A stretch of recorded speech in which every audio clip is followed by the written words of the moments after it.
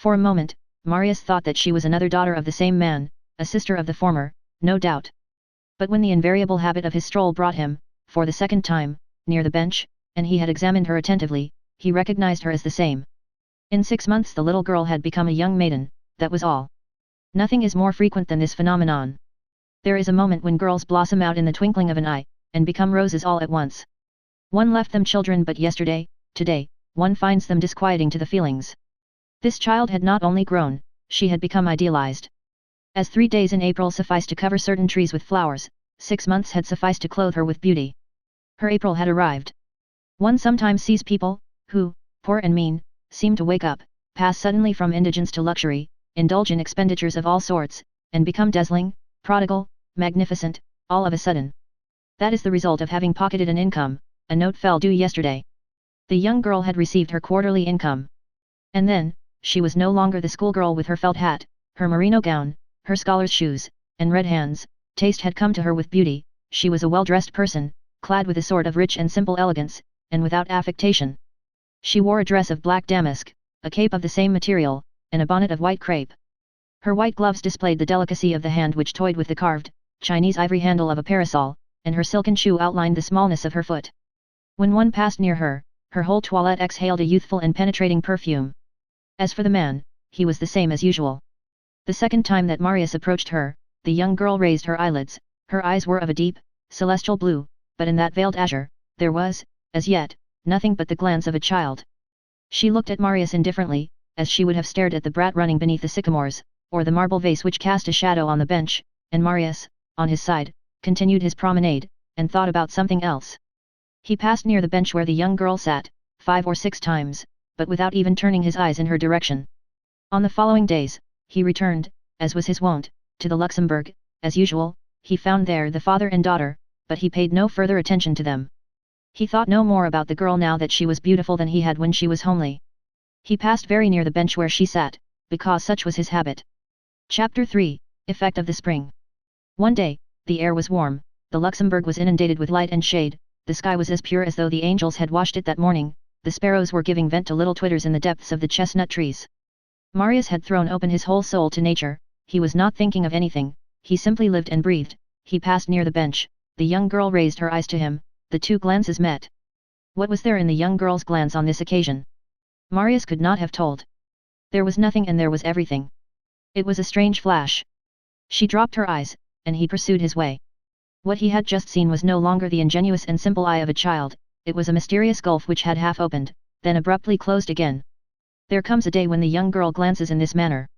Woe to him who chances to be there. That first gaze of a soul which does not, as yet, know itself, is like the dawn in the sky. It is the awakening of something radiant and strange. Nothing can give any idea of the dangerous charm of that unexpected gleam, which flashes suddenly and vaguely forth from adorable shadows, and which is composed of all the innocence of the present, and of all the passion of the future. It is a sort of undecided tenderness which reveals itself by chance, and which waits. It is a snare which the innocent maiden sets unknown to herself, and in which she captures hearts without either wishing or knowing it. It is a virgin looking like a woman. It is rare that a profound reverie does not spring from that glance, where it falls. All purities and all candors meet in that celestial and fatal gleam which, more than all the best planned tender glances of coquettes, possesses the magic power of causing the sudden blossoming, in the depths of the soul, of that somber flower, impregnated with perfume and with poison, which is called love. That evening, on his return to his garret, Marius cast his eyes over his garments, and perceived, for the first time, that he had been so slovenly, indecorous, and inconceivably stupid as to go for his walk in the Luxembourg with his everyday clothes, that is to say, with a hat battered near the band, coarse carter's boots, black trousers which showed white at the knees, and a black coat which was pale at the elbows. Chapter 4, Beginning of a Great Malady. On the following day, at the accustomed hour, Marius drew from his wardrobe his new coat, his new trousers, his new hat, and his new boots. He clothed himself in this complete panoply, put on his gloves, a tremendous luxury, and set off for the Luxembourg. On the way thither, he encountered Courfeyrac, and pretended not to see him. Courfeyrac, on his return home, said to his friends, "I have just met Marius' new hat and new coat." With Marius inside them he was going to pass an examination, no doubt he looked utterly stupid. On arriving at the Luxembourg, Marius made the tour of the fountain basin, and stared at the swans, then he remained for a long time in contemplation before a statue whose head was perfectly black with mold, and one of whose hips was missing. Near the basin there was a bourgeois 40 years of age, with a prominent stomach, who was holding by the hand a little urchin of 5, and saying to him, "Shun excess, my son, keep at an equal distance from despotism and from anarchy." Marius listened to this bourgeois. Then he made the circuit of the basin once more. At last he directed his course towards his alley, slowly, and as if with regret. One would have said that he was both forced to go there and withheld from doing so. He did not perceive it himself, and thought that he was doing as he always did. On turning into the walk, he saw M. Leblanc and the young girl at the other end. On their bench he buttoned his coat up to the very top, pulled it down on his body so that there might be no wrinkles, examined, with a certain complaisance, the lustrous gleams of his trousers, and marched on the bench. This march savoured of an attack, and certainly of a desire for conquest. So I say that he marched on the bench, as I should say, Hannibal marched on Rome. However, all his movements were purely mechanical, and he had interrupted none of the habitual preoccupations of his mind and labours. At that moment, he was thinking that the Manuel du Baccalaureat was a stupid book, and that it must have been drawn up by rare idiots, to allow of 3 tragedies of Racine and only 1 comedy of Molière being analysed therein as masterpieces of the human mind. There was a piercing whistling going on in his ears. As he approached the bench, he held fast to the folds in his coat, and fixed his eyes on the young girl. It seemed to him that she filled the entire extremity of the alley with a vague blue light. In proportion as he drew near, his pace slackened more and more. On arriving at some little distance from the bench, and long before he had reached the end of the walk, he halted, and could not explain to himself why he retraced his steps. He did not even say to himself that he would not go as far as the end. It was only with difficulty that the young girl could have perceived him in the distance and noted his fine appearance in his new clothes. Nevertheless, he held himself very erect, in case anyone should be looking at him from behind. He attained the opposite end, then came back, and this time he approached a little nearer to the bench. He even got to within 3 intervals of trees, but there he felt an indescribable impossibility of proceeding further, and he hesitated. He thought he saw the young girl's face bending towards him. But he exerted a manly and violent effort, subdued his hesitation, and walked straight ahead. A few seconds later, he rushed in front of the bench, erect and firm, reddening to the very ears, without daring to cast a glance either to the right or to the left, with his hand thrust into his coat like a statesman. At the moment when he passed, under the cannon of the place, he felt his heart beat wildly. As on the preceding day, she wore her damask gown and her crepe bonnet. He heard an ineffable voice, which must have been her voice. She was talking tranquilly. She was very pretty. He felt it, although he made no attempt to see her. She could not, however, he thought, help feeling esteem and consideration for me, if she only knew that I am the veritable author of the dissertation on Marcos Obregon de la Ronde, which M. François de Neufchâteau put, as though it were his own, at the head of his edition of Gil Blas. He went beyond the bench as far as the extremity of the walk, which was very near, then turned on his heel and passed once more in front of the lovely girl. This time, he was very pale. Moreover, all his emotions were disagreeable. As he went further from the bench and the young girl, and while his back was turned to her, he fancied that she was gazing after him, and that made him stumble. He did not attempt to approach the bench again. He halted near the middle of the walk, and there, a thing which he never did, he sat down, and reflecting in the most profoundly indistinct depths of his spirit, that after all, it was hard that persons whose white bonnet and black gown he admired should be absolutely insensible to his splendid trousers and his new coat. At the expiration of a quarter of an hour, he rose, as though he were on the point of again beginning his march towards that bench which was surrounded by an oriel. But he remained standing there, motionless. For the first time in 15 months, he said to himself that that gentleman who sat there every day with his daughter, had, on his side, noticed him, and probably considered his assiduity singular. For the first time, also, he was conscious of some irreverence in designating that stranger, even in his secret thoughts, by the sobriquet of M. Leblanc.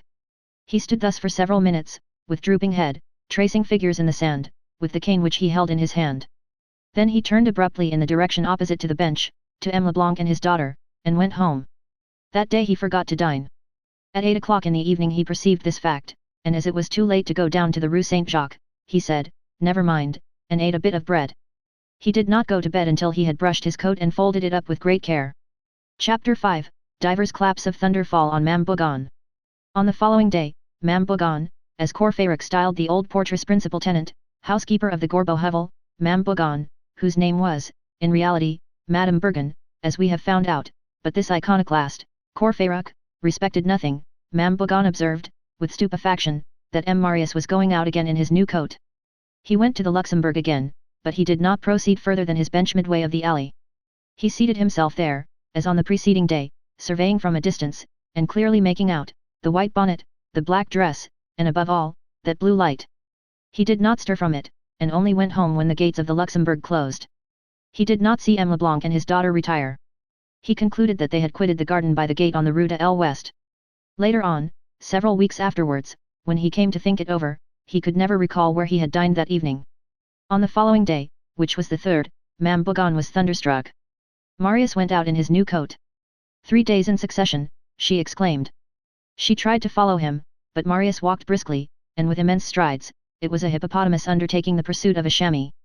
She lost sight of him in 2 minutes, and returned breathless, 3/4 choked with asthma, and furious.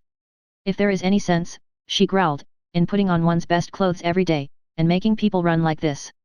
Marius betook himself to the Luxembourg. The young girl was there with M. Leblanc. Marius approached as near as he could, pretending to be busy reading a book, but he halted afar off, then returned and seated himself on his bench, where he spent 4 hours in watching the house sparrows who were skipping about the walk, and who produced on him the impression that they were making sport of him. A fortnight passed thus. Marius went to the Luxembourg no longer for the sake of strolling there, but to seat himself always in the same spot, and that without knowing why. Once arrived there, he did not stir. He put on his new coat every morning, for the purpose of not showing himself, and he began all over again on the morrow. She was decidedly a marvelous beauty. The only remark approaching a criticism, that could be made, was, that the contradiction between her gaze, which was melancholy, and her smile, which was merry, gave a rather wild effect to her face, which sometimes caused this sweet countenance to become strange without ceasing to be charming. Chapter 6, Taken Prisoner. On one of the last days of the 2nd week, Marius was seated on his bench, as usual, holding in his hand an open book, of which he had not turned a page for the last 2 hours. All at once he started. An event was taking place at the other extremity of the Walk. Leblanc and his daughter had just left their seat, and the daughter had taken her father's arm, and both were advancing slowly, towards the middle of the alley where Marius was. Marius closed his book, then opened it again, then forced himself to read. He trembled, the aureole was coming straight towards him. Ah, good heavens, thought he, I shall not have time to strike an attitude. Still the white-haired man and the girl advanced. It seemed to him that this lasted for a century, and that it was but a second. What are they coming in this direction for, he asked himself. What, she will pass here, her feet will tread this sand, this walk, 2 paces from me. He was utterly upset. He would have liked to be very handsome, he would have liked to own the cross. He heard the soft and measured sound of their approaching footsteps. He imagined that M. Leblanc was darting angry glances at him. Is that gentleman going to address me, he thought to himself. He dropped his head. When he raised it again, they were very near him. The young girl passed, and as she passed, she glanced at him. She gazed steadily at him, with a pensive sweetness which thrilled Marius from head to foot. It seemed to him that she was reproaching him for having allowed so long a time to elapse without coming as far as her, and that she was saying to him, I am coming myself. Marius was dazzled by those eyes fraught with rays and abysses. He felt his brain on fire. She had come to him, what joy! And then, how she had looked at him! She appeared to him more beautiful than he had ever seen her yet. Beautiful with a beauty which was wholly feminine and angelic, with a complete beauty which would have made Petrarch sing and Dante kneel. It seemed to him that he was floating free in the azure heavens. At the same time, he was horribly vexed because there was dust on his boots. He thought he felt sure that she had looked at his boots too. He followed her with his eyes until she disappeared. Then he started up and walked about the Luxembourg garden like a madman. It is possible that, at times, he laughed to himself and talked aloud. He was so dreamy when he came near the children's nurses, that each one of them thought him in love with her. He quitted the Luxembourg, hoping to find her again in the street. He encountered Courfeyrac under the arcades of the Odeon, and said to him, Come and dine with me. They went off to Rousseau's and spent 6 francs. Marius ate like an ogre. He gave the waiter 6 sous. At dessert, he said to Courfeyrac. Have you read the paper? What a fine discourse Audrey de Puyraveau delivered. He was desperately in love. After dinner, he said to Courfeyrac, I will treat you to the play. They went to the Porte Saint-Martin to see Frederick in L'Auberge des Adrettes. Marius was enormously amused. At the same time, he had a redoubled attack of shyness. On emerging from the theatre, he refused to look at the garter of a modiste who was stepping across a gutter, and Courfeyrac, who said, I should like to put that woman in my collection, almost horrified him. Courfeyrac invited him to breakfast at the Café Voltaire on the following morning. Marius went thither, and ate even more than on the preceding evening. He was very thoughtful and very merry. One would have said that he was taking advantage of every occasion to laugh uproariously. He tenderly embraced some man or other from the provinces, who was presented to him. A circle of students formed round the table, and they spoke of the nonsense paid for by the state which was uttered from the rostrum in the Sorbonne. Then the conversation fell upon the faults and omissions in Guy Charat's dictionaries and grammars. Marius interrupted the discussion to exclaim, but it is very agreeable, all the same to have the cross. That's queer, whispered Courfeyrac to Jean Prouvaire. No, responded Prouvaire, that's serious. It was serious, in fact, Marius had reached that first violent and charming hour with which grand passions begin. A glance had wrought all this. When the mind is charged, when the conflagration is ready, nothing is more simple. A glance is a spark. It was all over with him. Marius loved a woman. His fate was entering the unknown. The glance of women resembles certain combinations of wheels, which are tranquil in appearance yet formidable. You pass close to them every day, peaceably and with impunity, and without a suspicion of anything. A moment arrives when you forget that the thing is there. You go and come, dream, speak, laugh. All at once you feel yourself clutched, all is over. The wheels hold you fast, the glance has ensnared you. It has caught you, no matter where or how, by some portion of your thought which was fluttering loose, by some distraction which had attacked you. You are lost. The whole of you passes into it. A chain of mysterious forces takes possession of you. You struggle in vain, no more human succor is possible. You go on falling from gearing to gearing, from agony to agony, from torture to torture, you, your mind, your fortune, your future, your soul, and, according to whether you are in the power of a wicked creature, or of a noble heart. You will not escape from this terrifying machine otherwise than disfigured with shame, or transfigured by passion. Chapter 7, Adventures of the Letter You Delivered Over to Conjectures. Isolation, detachment, from everything, pride, independence, the taste of nature, the absence of daily and material activity, the life within himself, the secret conflicts of chastity, a benevolent ecstasy towards all creation, had prepared Marius for this possession which is called passion. His worship of his father had gradually become a religion, and, like all religions, it had retreated to the depths of his soul. Something was required in the foreground. Love came. A full month elapsed, during which Marius went every day to the Luxembourg. When the hour arrived, nothing could hold him back. He is on duty, said Courfeyrac. Marius lived in a state of delight. It is certain that the young girl did look at him. He had finally grown bold, and approached the bench. Still, he did not pass in front of it any more, in obedience to the instinct of timidity and to the instinct of prudence common to lovers. He considered it better not to attract the attention of the father. He combined his stations behind the trees and the pedestals of the statues with a profound diplomacy, so that he might be seen as much as possible by the young girl and as little as possible by the old gentleman. Sometimes, he remained motionless by the half-hour together in the shade of a Leonidas or a Spartacus, holding in his hand a book, above which his eyes, gently raised, sought the beautiful girl, and she, on her side, turned her charming profile towards him with a vague smile. While conversing in the most natural and tranquil manner in the world with the white-haired man, she bent upon Marius all the reveries of a virginal and passionate eye. Ancient and time-honored maneuver which Eve understood from the very first day of the world. And which every woman understands from the very first day of her life. Her mouth replied to one, and her glance replied to another.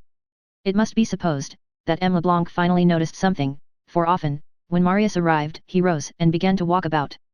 He had abandoned their accustomed place and had adopted the bench by the gladiator, near the other end of the walk, as though with the object of seeing whether Marius would pursue them thither. Marius did not understand, and committed this error. The father began to grow inexact, and no longer brought his daughter every day. Sometimes, he came alone. Then Marius did not stay. Another blunder. Marius paid no heed to these symptoms. From the phase of timidity, he had passed, by a natural and fatal progress, to the phase of blindness. His love increased. He dreamed of it every night. And then, an unexpected bliss had happened to him, oil on the fire, a redoubling of the shadows over his eyes. One evening, at dusk, he had found, on the bench which M. Leblanc and his daughter had just quitted, a handkerchief, a very simple handkerchief, without embroidery, but white, and fine, and which seemed to him to exhale ineffable perfume. He seized it with rapture. This handkerchief was marked with the letters UF. Marius knew nothing about this beautiful child, neither her family name, her Christian name nor her abode. These two letters were the first thing of her that he had gained possession of, adorable initials, upon which he immediately began to construct his scaffolding. U was evidently the Christian name.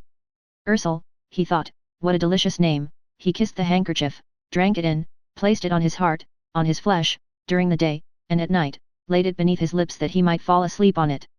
I feel that her whole soul lies within it, he exclaimed. This handkerchief belonged to the old gentleman, who had simply let it fall from his pocket.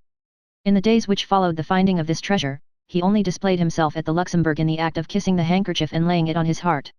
The beautiful child understood nothing of all this, and signified it to him by imperceptible signs. "Oh modesty," said Marius. Chapter 8, The veterans themselves can be happy. Since we have pronounced the word modesty, and since we conceal nothing, we ought to say that once, nevertheless, in spite of his ecstasies, his Ursule caused him very serious grief. It was on one of the days when she persuaded M. Leblanc to leave the bench and stroll along the walk. A brisk May breeze was blowing, which swayed the crests of the plantain trees. The father and daughter, arm in arm, had just passed Marius' bench. Marius had risen to his feet behind them, and was following them with his eyes, as was fitting in the desperate situation of his soul. All at once, a gust of wind, more merry than the rest, and probably charged with performing the affairs of springtime, swept down from the nursery, flung itself on the alley, enveloped the young girl in a delicious shiver, worthy of Virgil's nymphs, and the fauns of Theocritus, and lifted her dress, the robe more sacred than that of Isis, almost to the height of her garter. A leg of exquisite shape appeared. Marius saw it. He was exasperated and furious.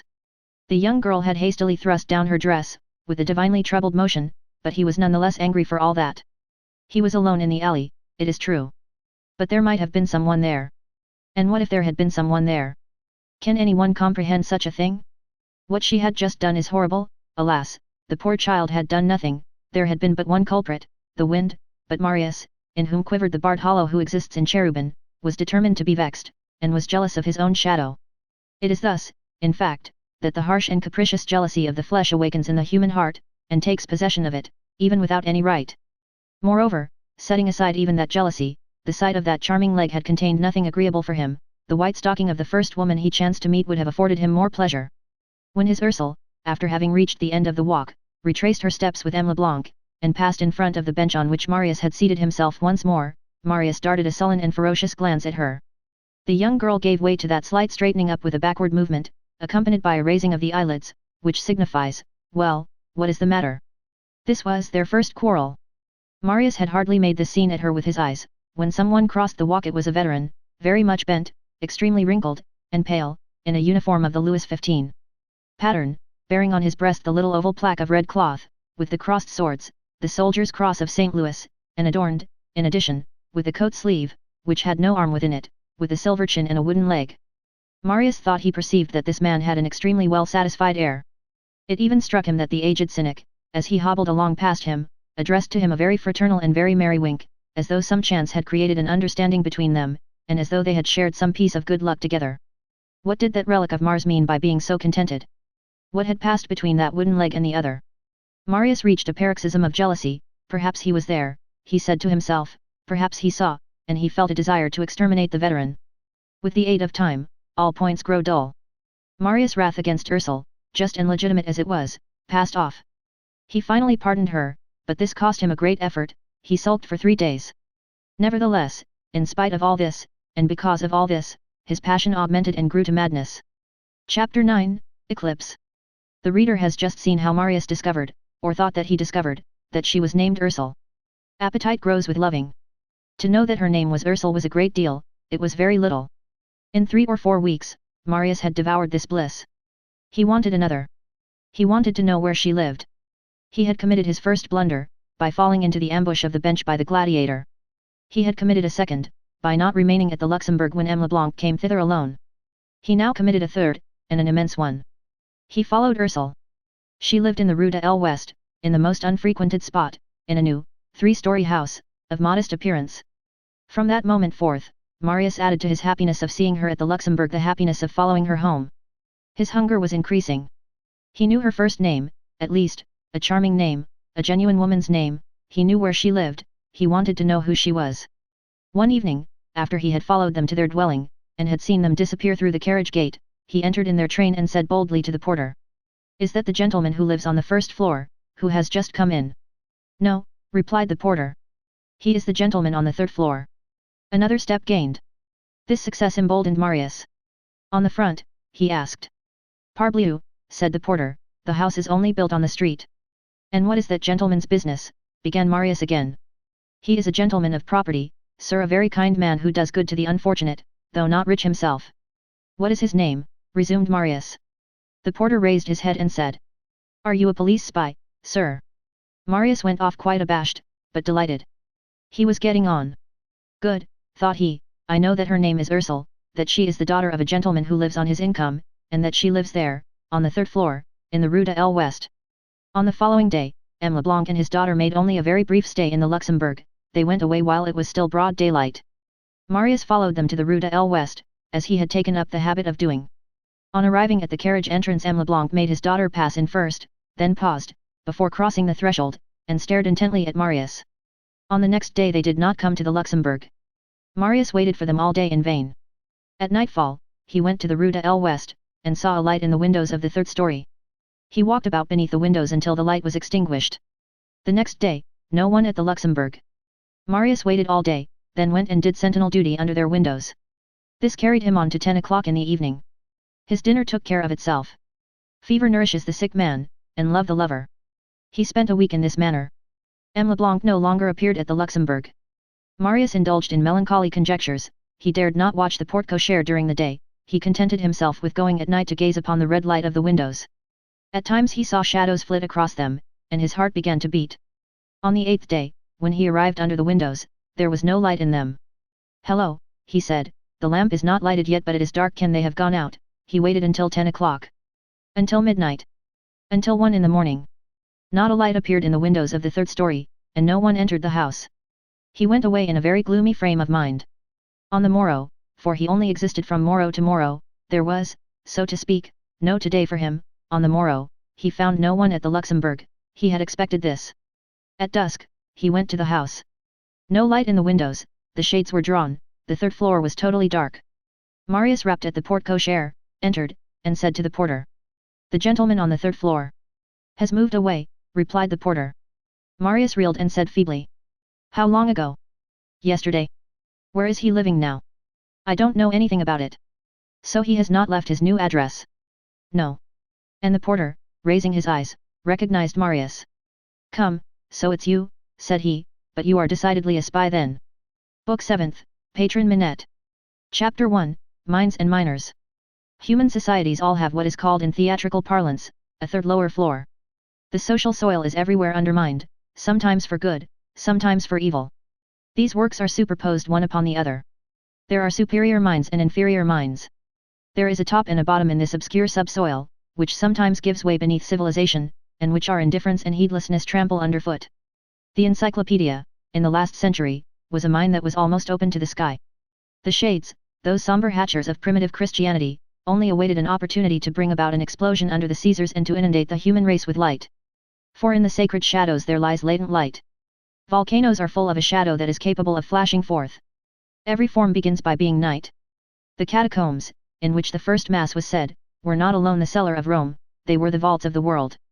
Beneath the social construction, that complicated marvel of a structure, there are excavations of all sorts. There is the religious mine, the philosophical mine, the economic mine, the revolutionary mine. Such and such a pickaxe with the idea, such a pick with ciphers. Such another with wrath. People hail and answer each other from one catacomb to another. Utopias travel about underground, in the pipes. There they branch out in every direction. They sometimes meet, and fraternize there. Jean-Jacques lends his pick to Diogenes, who lends him his lantern. Sometimes they enter into combat there. Calvin seizes Socinus by the hair. But nothing arrests nor interrupts the tension of all these energies toward the goal, and the vast, simultaneous activity, which goes and comes, mounts, descends, and mounts again in these obscurities, and which immense unknown swarming slowly transforms the top and the bottom and the inside and the outside. Society hardly even suspects this digging which leaves its surface intact and changes its bowels. There are as many different subterranean stages as there are varying works, as there are extractions. What emerges from these deep excavations? The future. The deeper one goes, the more mysterious are the toilers. The work is good, up to a degree which the social philosophies are able to recognize. Beyond that degree it is doubtful and mixed. Lower down, it becomes terrible. At a certain depth, the excavations are no longer penetrable by the spirit of civilization, the limit breathable by man has been passed, a beginning of monsters is possible. The descending scale is a strange one, and each one of the rungs of this ladder corresponds to a stage where philosophy can find foothold, and where one encounters one of these workmen, sometimes divine, sometimes misshapen. Below John Huss, there is Luther, below Luther, there is Descartes, below Descartes, there is Voltaire, below Voltaire, there is Condorcet, below Condorcet, there is Robespierre, below Robespierre, there is Marat, below Marat there is Babeuf. And so it goes on. Lower down, confusedly, at the limit which separates the indistinct from the invisible, one perceives other gloomy men, who perhaps do not exist as yet. The men of yesterday are spectres, those of tomorrow are forms. The eye of the spirit distinguishes them but obscurely. The embryonic work of the future is one of the visions of philosophy. A world in limbo, in the state of fetus, what an unheard of spectre! Saint Simon, Owen, Fourier, are there also, in lateral galleries. Surely, although a divine and invisible chain unknown to themselves, binds together all these subterranean pioneers who, almost always, think themselves isolated, and who are not so, their works vary greatly, and the light of some contrasts with the blaze of others. The first are paradisiacal, the last are tragic. Nevertheless, whatever may be the contrast, all these toilers, from the highest to the most nocturnal, from the wisest to the most foolish, possess one likeness, and this is it, disinterestedness. Marat forgets himself like Jesus. They throw themselves on one side, they omit themselves, they think not of themselves. They have a glance, and that glance seeks the absolute. The first has the whole heavens in his eyes, the last, enigmatical though he may be, has still, beneath his eyelids, the pale beam of the infinite. Venerate the man, whoever he may be, who has this sign, the starry eye. The shadowy eye is the other sign. With it, evil commences. Reflect and tremble in the presence of anyone who has no glance at all. The social order has its black minors. There is a point where depth is tantamount to burial, and where light becomes extinct. Below all these minds which we have just mentioned, below all these galleries, below this whole immense, subterranean, Venus system of progress and utopia, much further on in the earth, much lower than Marat, lower than Babeuf, lower, much lower, and without any connection with the upper levels, there lies the last mine. A formidable spot. This is what we have designated as the Le Troisième Decis. It is the grave of shadows. It is the cellar of the blind. Inferi. This communicates with the abyss. Chapter 2, the lowest depths. Their disinterestedness vanishes. The demon is vaguely outlined, each one is for himself. The eye in the eyes howls, seeks, fumbles, and gnaws. The social ugolino is in this gulf. The wild spectres who roam in this grave, almost beasts, almost phantoms, are not occupied with universal progress, they are ignorant both of the idea and of the word, they take no thought for anything but the satisfaction of their individual desires. They are almost unconscious, and there exists within them a sort of terrible obliteration. They have two mothers, both stepmothers, ignorance and misery. They have a guide, necessity, and for all forms of satisfaction, appetite. They are brutally voracious, that is to say, ferocious, not after the fashion of the tyrant, but after the fashion of the tiger.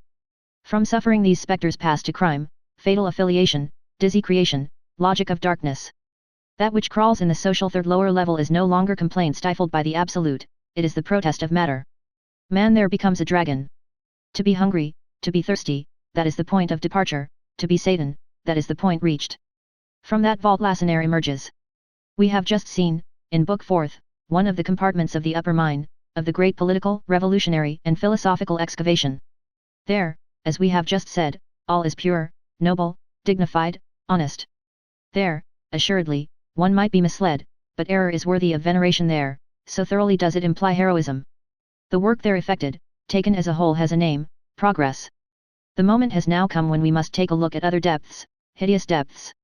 There exists beneath society, we insist upon this point, and there will exist, until that day when ignorance shall be dissipated, the great cavern of evil.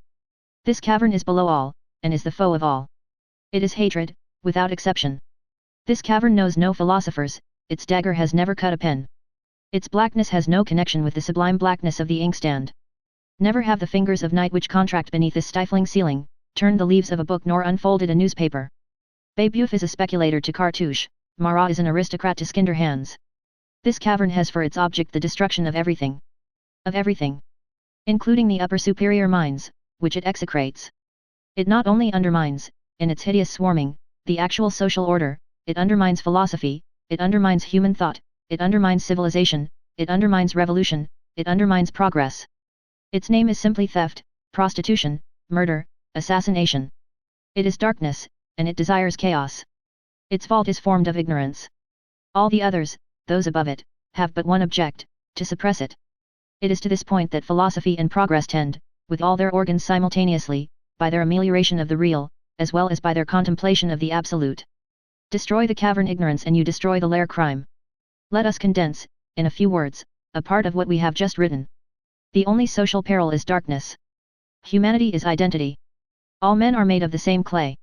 There is no difference, here below, at least, in predestination. The same shadow in front, the same flesh in the present, the same ashes afterwards. But ignorance, mingled with the human paste, blackens it. This incurable blackness takes possession of the interior of a man and is there converted into evil. Chapter 3, Babet, Guilmer, Claquesous, and Montparnasse. A quartet of ruffians, Claquesous, Gueulemer, Babet, and Montparnasse governed the third lower floor of Paris, from 1830 to 1835. Gueulemer was a Hercules of no defined position. For his lair he had the sewer of the Archimerion. He was 6 feet high, his pectoral muscles were of marble, his biceps of brass, his breath was that of a cavern, his torso that of a colossus, his head that of a bird. One thought one beheld the Farnese Hercules clad in duck trousers and a cotton velvet waistcoat. Gueulemer, built after this sculptural fashion, might have subdued monsters, he had found it more expeditious to be one. A low brow, large temples, less than 40 years of age, but with crow's feet, harsh, short hair, cheeks like a brush, a beard like that of a wild boar, the reader can see the man before him. His muscles called for work, his stupidity would have none of it. He was a great, idle force. He was an assassin through coolness. He was thought to be a Creole.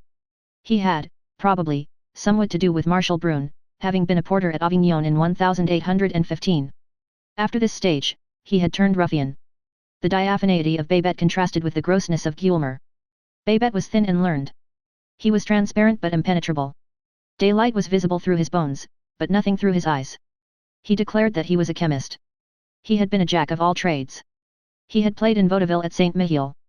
He was a man of purpose, a fine talker, who underlined his smiles and accentuated his gestures. His occupation consisted in selling, in the open air, plaster busts and portraits of the head of the state. In addition to this, he extracted teeth. He had exhibited phenomena at fairs, and he had owned a booth with a trumpet and this poster: Babet, dental artist, member of the academies, makes physical experiments on metals and metalloids, extracts teeth, undertakes stumps abandoned by his brother practitioners. Price: 1 tooth, 1 franc, 50 centimes, 2 teeth, 2 francs, 3 teeth, 2 francs, 50. Take advantage of this opportunity. This take advantage of this opportunity meant have as many teeth extracted as possible. He had been married and had had children. He did not know what had become of his wife and children. He had lost them as one loses his handkerchief. Babet read the papers, a striking exception in the world to which he belonged. One day, at the period when he had his family with him in his booth on wheels, he had read in the Messager, that a woman had just given birth to a child, who was doing well, and had a calf's muzzle, and he exclaimed, "There's a fortune, my wife has not the wit to present me with a child like that." Later on he had abandoned everything, in order to undertake Paris. This was his expression. Who was Claquesous? He was night.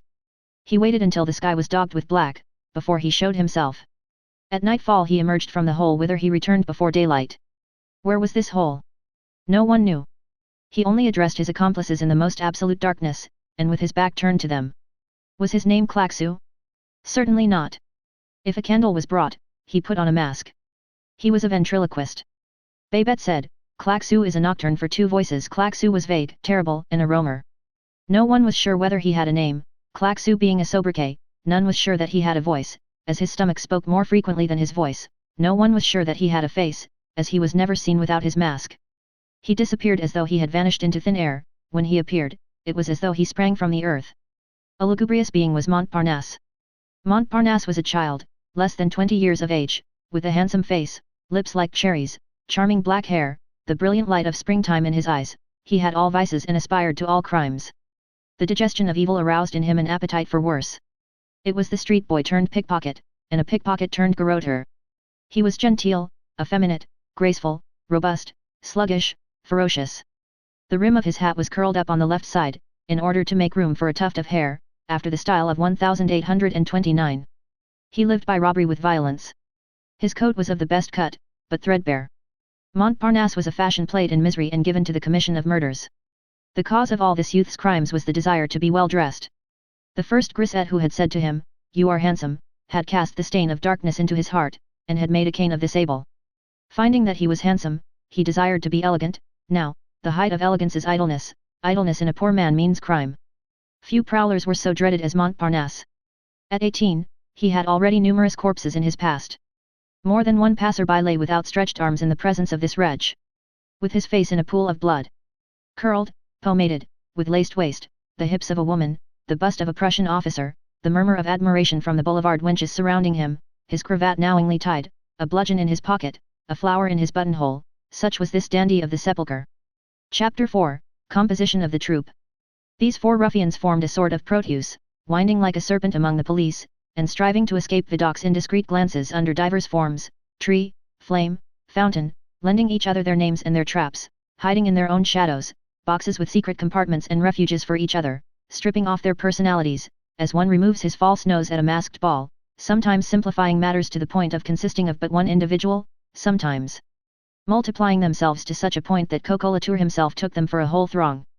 These 4 men were not 4 men, they were a sort of mysterious robber with 4 heads, operating on a grand scale on Paris. They were that monstrous polyp of evil, which inhabits the crypt of society. Thanks to their ramifications, and to the network underlying their relations, Babette, Guilmer, Claxou, and Montparnasse were charged with the general enterprise of the ambushes of the Department of the Seine. The inventors of ideas of that nature, men with nocturnal imaginations, applied to them to have their ideas executed. They furnished the canvas to the 4 rascals, and the latter undertook the preparation of the scenery. They labored at the stage setting. They were always in a condition to lend a force proportioned and suitable to all crimes which demanded a lift of the shoulder, and which were sufficiently lucrative. When a crime was in quest of arms, they underlet their accomplices. They kept a troupe of actors of the shadows at the disposition of all underground tragedies. They were in the habit of assembling at nightfall, the hour when they woke up, on the plains which adjoin the Salpêtrière. There they held their conferences. They had 12 black hours before them, they regulated their employment accordingly.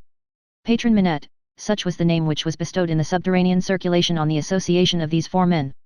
In the fantastic, ancient, popular parlance, which is vanishing day by day, Patron Minette signifies the morning, the same as entretien et loup, between dog and wolf, signifies the evening.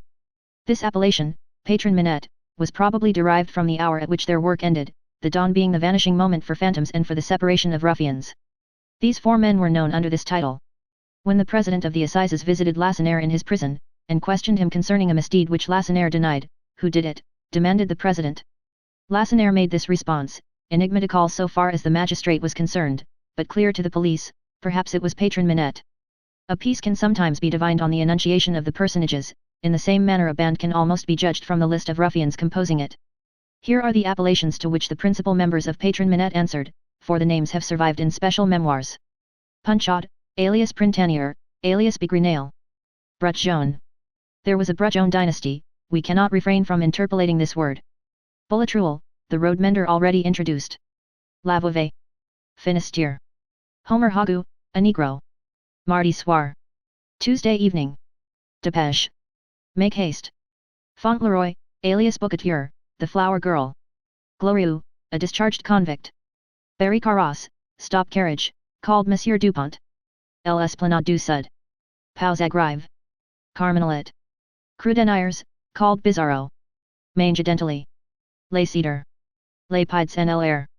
Feet in the air. Demiliard, called du Milliards. Etc., etc. We pass over some, and not the worst of them. These names have faces attached. They do not express merely beings, but species. Each one of these names corresponds to a variety of those misshapen fungi from the underside of civilization.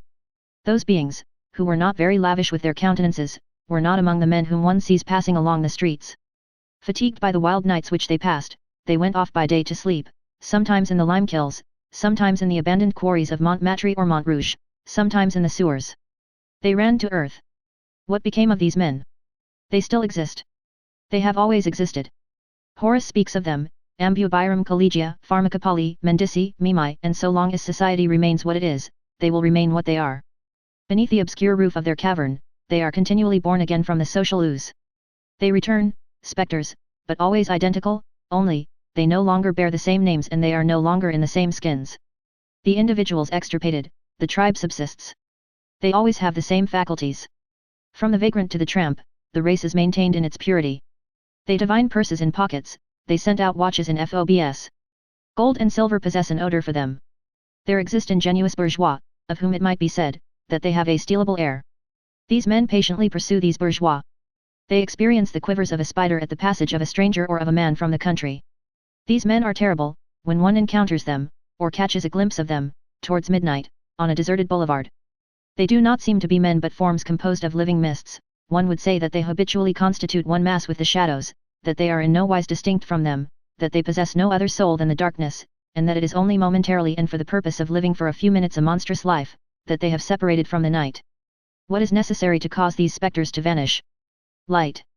Light in floods. Not a single bat can resist the dawn. Light up society from below. Book 8th, The Wicked Poor Man. Chapter 1, Marius, while seeking a girl in a bonnet, encounters a man in a cap. Summer passed, then the autumn, winter came. Neither M. Leblanc nor the young girl had again set foot in the Luxembourg garden. Thenceforth, Marius had but one thought, to gaze once more on that sweet and adorable face. He sought constantly, he sought everywhere, he found nothing. He was no longer Marius, the enthusiastic dreamer, the firm, resolute, ardent man, the bold defier of fate, the brain which erected future on future, the young spirit encumbered with plans, with projects, with pride, with ideas and wishes. He was a lost dog. He fell into a black melancholy. All was over. Work disgusted him, walking tired him. Vast nature, formerly so filled with forms, lights, voices, counsels, perspectives, horizons, teachings, now lay empty before him. It seemed to him that everything had disappeared. He thought incessantly, for he could not do otherwise, but he no longer took pleasure in his thoughts. To everything that they proposed to him in a whisper, he replied in his darkness, "What is the use?" He heaped 100 reproaches on himself. Why did I follow her? I was so happy at the mere sight of her. She looked at me, was not that immense, she had the air of loving me, was not that everything I wished to have? What? There was nothing after that. I have been absurd, it is my own fault, etc., etc. Courfeyrac, to whom he confided nothing, it was his nature, but who made some little guess at everything, that was his nature, had begun by congratulating him on being in love, though he was amazed at it. Then, seeing Marius fall into this melancholy state, he ended by saying to him, "I see that you have been simply an animal here, come to the Chaumiere." Once, having confidence in a fine September sun, Marius had allowed himself to be taken to the ball at Siaz by Courfeyrac, Bossuet and Grantaire, hoping, what a dream! That he might, perhaps, find her there. Of course he did not see the one he sought, but this is the place, all the same, where all lost women are found, grumbled Grantaire in an aside. Marius left his friends at the ball and returned home on foot, alone, through the night, weary, feverish, with sad and troubled eyes, stunned by the noise and dust of the merry wagons filled with singing creatures on their way home from the feast, which passed close to him, as he, in his discouragement, breathed in the acrid scent of the walnut trees, along the road, in order to refresh his head. He took to living more and more alone, utterly overwhelmed, wholly given up to his inward anguish, going and coming in his pain like the wolf in the trap, seeking the absent one everywhere, stupefied by love. On another occasion, he had an encounter which produced on him a singular effect. He met, in the narrow streets in the vicinity of the Boulevard des Invalides, a man dressed like a working man and wearing a cap with a long visor, which allowed a glimpse of locks of very white hair. Marius was struck with the beauty of this white hair, and scrutinized the man, who was walking slowly and as though absorbed in painful meditation. Strange to say, he thought that he recognized M. Leblanc. The hair was the same, also the profile, so far as the cap permitted a view of it, the mien identical, only more depressed. But why these working man's clothes? What was the meaning of this? What signified that disguise? Marius was greatly astonished. When he recovered himself, his first impulse was to follow the man, who knows whether he did not hold at last the clue which he was seeking. In any case, he must see the man near at hand, and clear up the mystery. But the idea occurred to him too late, the man was no longer there. He had turned into some little side street, and Marius could not find him. This encounter occupied his mind for 3 days and then was effaced. After all, he said to himself, it was probably only a resemblance. Chapter 2, Treasure Trove. Marius had not left the Gorbeau house. He paid no attention to anyone there. At that epoch, to tell the truth, there were no other inhabitants in the house, except himself and those Jondrets whose rent he had once paid, without, moreover, ever having spoken to either father, mother, or daughters. The other lodgers had moved away or had died, or had been turned out in default of payment. One day during that winter, the sun had shown itself a little in the afternoon, but it was the 2d of February, that ancient Candlemas day whose treacherous sun, the precursor of a 6 weeks' cold spell, inspired Matthew Lanesburg with these 2 lines, which have with justice remained classic. Chuil Louis ou Chuil Louis Cern. Lors renter dans NSA cavern. 26. Marius had just emerged from his, night was falling. It was the hour for his dinner, for he had been obliged to take to dining again, alas. Oh, infirmities of ideal passions. He had just crossed his threshold, where Ma'am Bougon was sweeping at the moment, as she uttered this memorable monologue. What is there that is cheap now? Everything is dear. There is nothing in the world that is cheap except trouble. You can get that for nothing, the trouble of the world. Marius slowly ascended the boulevard towards the barrier, in order to reach the Rue Saint-Jacques. He was walking along with drooping head. All at once, he felt someone elbow him in the dusk. He wheeled round, and saw 2 young girls clad in rags, the one tall and slim, the other a little shorter, who were passing rapidly, all out of breath, in terror and with the appearance of fleeing. They had been coming to meet him, had not seen him, and had jostled him as they passed. Through the twilight, Marius could distinguish their livid faces, their wild heads, their disheveled hair, their hideous bonnets, their ragged petticoats, and their bare feet. They were talking as they ran. The taller said in a very low voice. The bobbies have come. They came near nabbing me at the half-circle. The other answered, I saw them. I bolted, bolted, bolted. Through this repulsive slang, Marius understood that gendarmes or the police had come near apprehending these two children, and that the latter had escaped.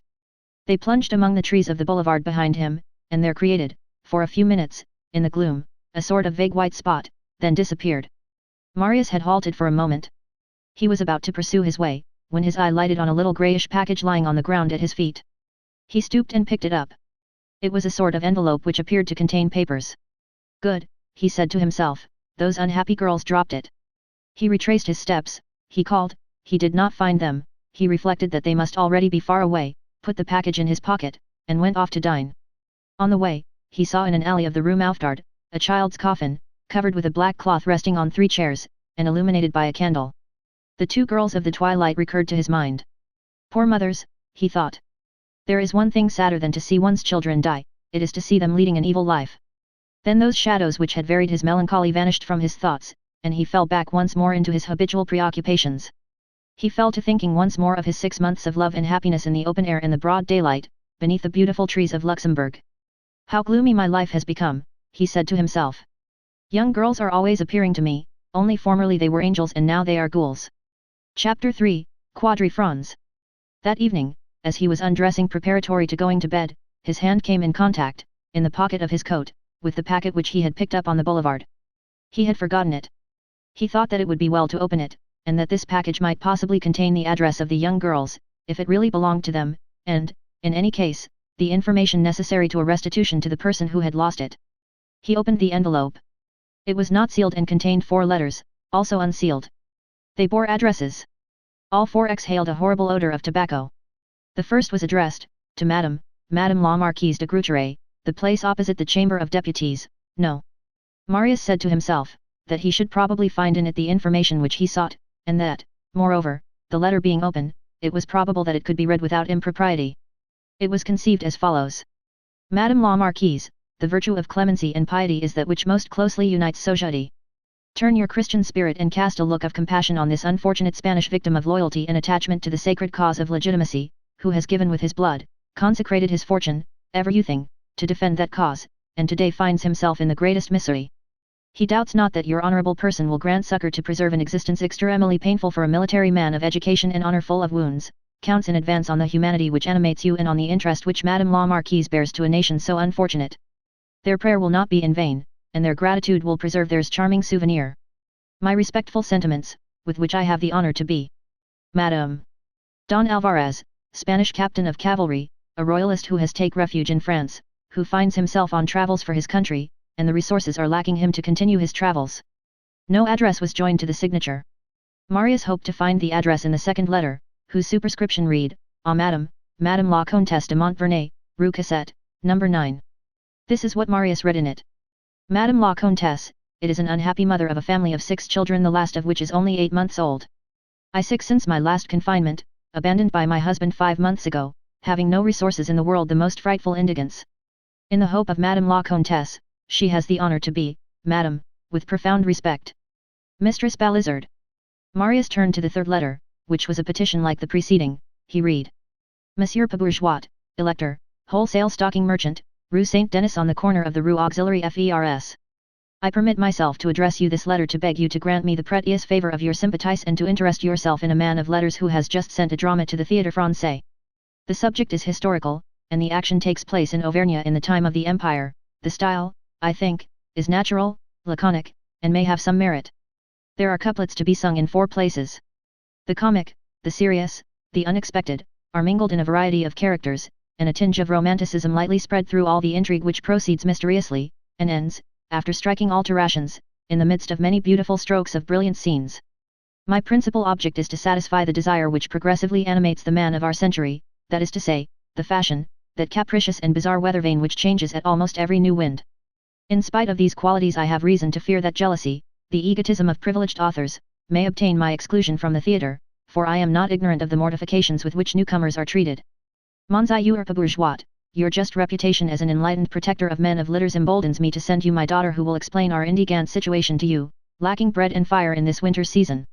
When I say to you that I beg you to accept the dedication of my drama which I desire to make to you and of all those that I shall make, is to prove to you how great is my ambition to have the honor of sheltering myself under your protection, and of adorning my writings with your name.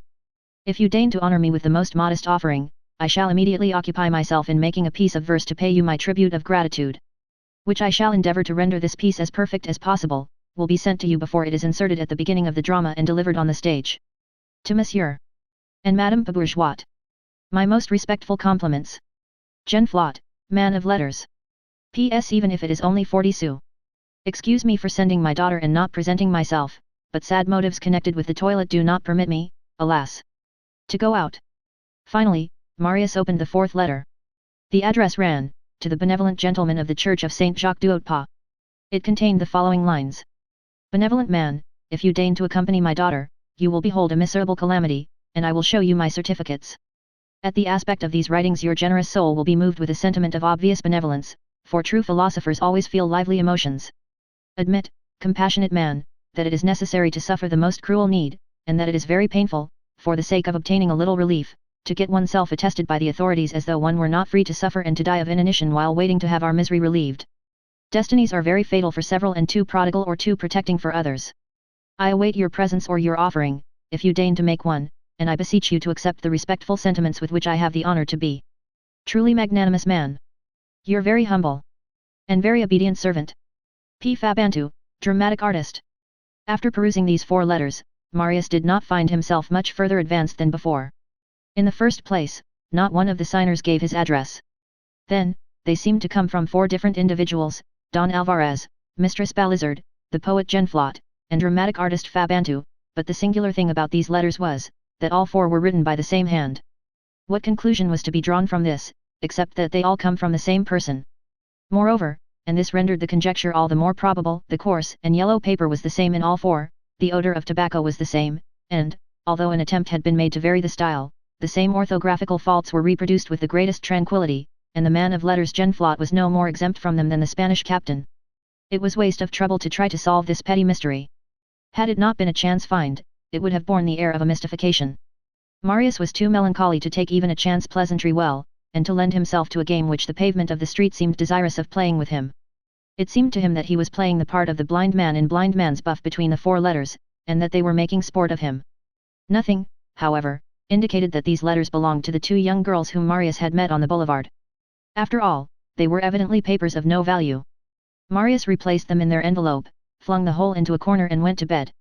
About 7 o'clock in the morning, he had just risen and breakfasted, and was trying to settle down to work, when there came a soft knock at his door. As he owned nothing, he never locked his door, unless occasionally, though very rarely, when he was engaged in some pressing work. Even when absent he left his key in the lock. You will be robbed, said Ma'am Bougon. Of what? Said Marius. The truth is, however, that he had, one day, been robbed of an old pair of boots, to the great triumph of Ma'am Bougon. There came a second knock, as gentle as the first. Come in, said Marius. The door opened. What do you want, Ma'am Bougon? Asked Marius, without raising his eyes from the books and manuscripts on his table. A voice which did not belong to Ma'am Bougon replied. Excuse me, sir. It was a dull, broken, hoarse, strangled voice, the voice of an old man, roughened with brandy and liquor. Marius turned round hastily, and beheld a young girl. Chapter 4, A Rose in Misery. A very young girl was standing in the half-open door. The dormer window of the garret, through which the light fell, was precisely opposite the door, and illuminated the figure with a wan light. She was a frail, emaciated, slender creature, there was nothing but a chemise and a petticoat upon that chilled and shivering nakedness. Her girdle was a string, her head ribbon a string, her pointed shoulders emerged from her chemise, a blonde and lymphatic pallor, earth-colored collarbones, red hands, a half-open and degraded mouth, missing teeth, dull, bold, base eyes. She had the form of a young girl who has missed her youth, and the look of a corrupt old woman, 50 years mingled with 15, one of those beings which are both feeble and horrible, and which cause those to shudder whom they do not cause to weep. Marius had risen, and was staring in a sort of stupor at this being, who was almost like the forms of the shadows which traverse dreams. The most heartbreaking thing of all was, that this young girl had not come into the world to be homely. In her early childhood she must even have been pretty. The grace of her age was still struggling against the hideous, premature decrepitude of debauchery and poverty. The remains of beauty were dying away in that face of 16, like the pale sunlight which is extinguished under hideous clouds at dawn on a winter's day. That face was not wholly unknown to Marius. He thought he remembered having seen it somewhere. "What do you wish, mademoiselle?" he asked. The young girl replied in her voice of a drunken convict. "Here is a letter for you, Monsieur Marius." She called Marius by his name. He could not doubt that he was the person whom she wanted, but who was this girl? How did she know his name? Without waiting for him to tell her to advance, she entered. She entered resolutely, staring, with a sort of assurance that made the heart bleed, at the whole room and the unmade bed. Her feet were bare. Large holes in her petticoat permitted glimpses of her long legs and her thin knees. She was shivering. She held a letter in her hand, which she presented to Marius. Marius, as he opened the letter, noticed that the enormous wafer which sealed it was still moist. The message could not have come from a distance. He read. "My amiable neighbor, young man, I have learned of your goodness to me, that you paid my rent 6 months ago. I bless you, young man. My eldest daughter will tell you that we have been without a morsel of bread for 2 days, 4 persons, and my spouse ill. If I am not deceived in my opinion, I think I may hope that your generous heart will melt at this statement and the desire will subjugate you to be propitious to me by deigning to lavish on me a slight favor. I am with the distinguished consideration which is due to the benefactors of humanity. Jondrette. P.S. My eldest daughter will await your orders, dear Monsieur Marius." This letter, coming in the very midst of the mysterious adventure which had occupied Marius' thoughts ever since the preceding evening, was like a candle in a cellar. All was suddenly illuminated. This letter came from the same place as the other 4. There was the same writing, the same style, the same orthography, the same paper, the same odor of tobacco. There were 5 missives, 5 histories, 5 signatures, and a single signer. The Spanish captain Don Alvarez, the unhappy mistress Balizard, the dramatic poet Genflot, the old comedian Fabantou, were all 4 named Jondrette, if, indeed, Jondrette himself were named Jondrette. Marius had lived in the house for a tolerably long time, and he had had, as we have said, but very rare occasion to see, to even catch a glimpse of, his extremely mean neighbors. His mind was elsewhere, and where the mind is, there the eyes are also. He had been obliged more than once to pass the Jondrettes in the corridor or on the stairs, but they were mere forms to him. He had paid so little heed to them, that, on the preceding evening, he had jostled the Jondrette girls on the boulevard, without recognizing them, for it had evidently been they, and it was with great difficulty that the one who had just entered his room had awakened in him, in spite of disgust and pity, a vague recollection of having met her elsewhere. Now he saw everything clearly. He understood that his neighbor Jondrette, in his distress, exercised the industry of speculating on the charity of benevolent persons, that he procured addresses, and that he wrote under feigned names to people whom he judged to be wealthy and compassionate, letters which his daughters delivered at their risk and peril, for this father had come to such a pass, that he risked his daughters. He was playing a game with fate, and he used them as the stake. Marius understood that probably, judging from their flight on the evening before, from their breathless condition, from their terror and from the words of slang which he had overheard, these unfortunate creatures were plying some inexplicably sad profession, and that the result of the whole was, in the midst of human society, as it is now constituted, 2 miserable beings who were neither girls nor women, a species of impure and innocent monsters produced by misery. Sad creatures, without name, or sex, or age, to whom neither good nor evil were any longer possible, and who, on emerging from childhood, have already nothing in this world, neither liberty, nor virtue, nor responsibility. Souls which blossomed out yesterday, and are faded today, like those flowers let fall in the streets, which are soiled with every sort of mire, while waiting for some will to crush them. Nevertheless, while Marius bent a pained and astonished gaze on her, the young girl was wandering back and forth in the garret with the audacity of a spectre. She kicked about, without troubling herself as to her nakedness. Occasionally her chemise, which was untied and torn, fell almost to her waist. She moved the chairs about, she disarranged the toilet articles which stood on the commode, she handled Marius' clothes, she rummaged about to see what there was in the corners. "Hello," said she, "you have a mirror." And she hummed scraps of vaudevilles, as though she had been alone, frolicsome refrains which her hoarse and guttural voice rendered lugubrious. An indescribable constraint, weariness, and humiliation were perceptible beneath this hardihood. Effrontery is a disgrace. Nothing could be more melancholy than to see her sport about the room, and, so to speak, flit with the movements of a bird which is frightened by the daylight, or which has broken its wing. One felt that under other conditions of education and destiny, the gay and overfree mien of this young girl might have turned out sweet and charming. Never, even among animals, does the creature born to be a dove change into an osprey. That is only to be seen among men. Marius reflected, and allowed her to have her way. She approached the table. "Ah," said she, "books." A flash pierced her glassy eye. She resumed, and her accent expressed the happiness which she felt in boasting of something, to which no human creature is insensible. I know how to read, I do. She eagerly seized a book which lay open on the table, and read with tolerable fluency. General Baudouin received orders to take the chateau of Hougoumont which stands in the middle of the plain of Waterloo, with 5 battalions of his brigade. She paused. Ah, Waterloo, I know about that. It was a battle long ago. My father was there. My father has served in the armies. We are fine Bonapartists in our house, that we are. Waterloo was against the English. She laid down the book, caught up a pen, and exclaimed.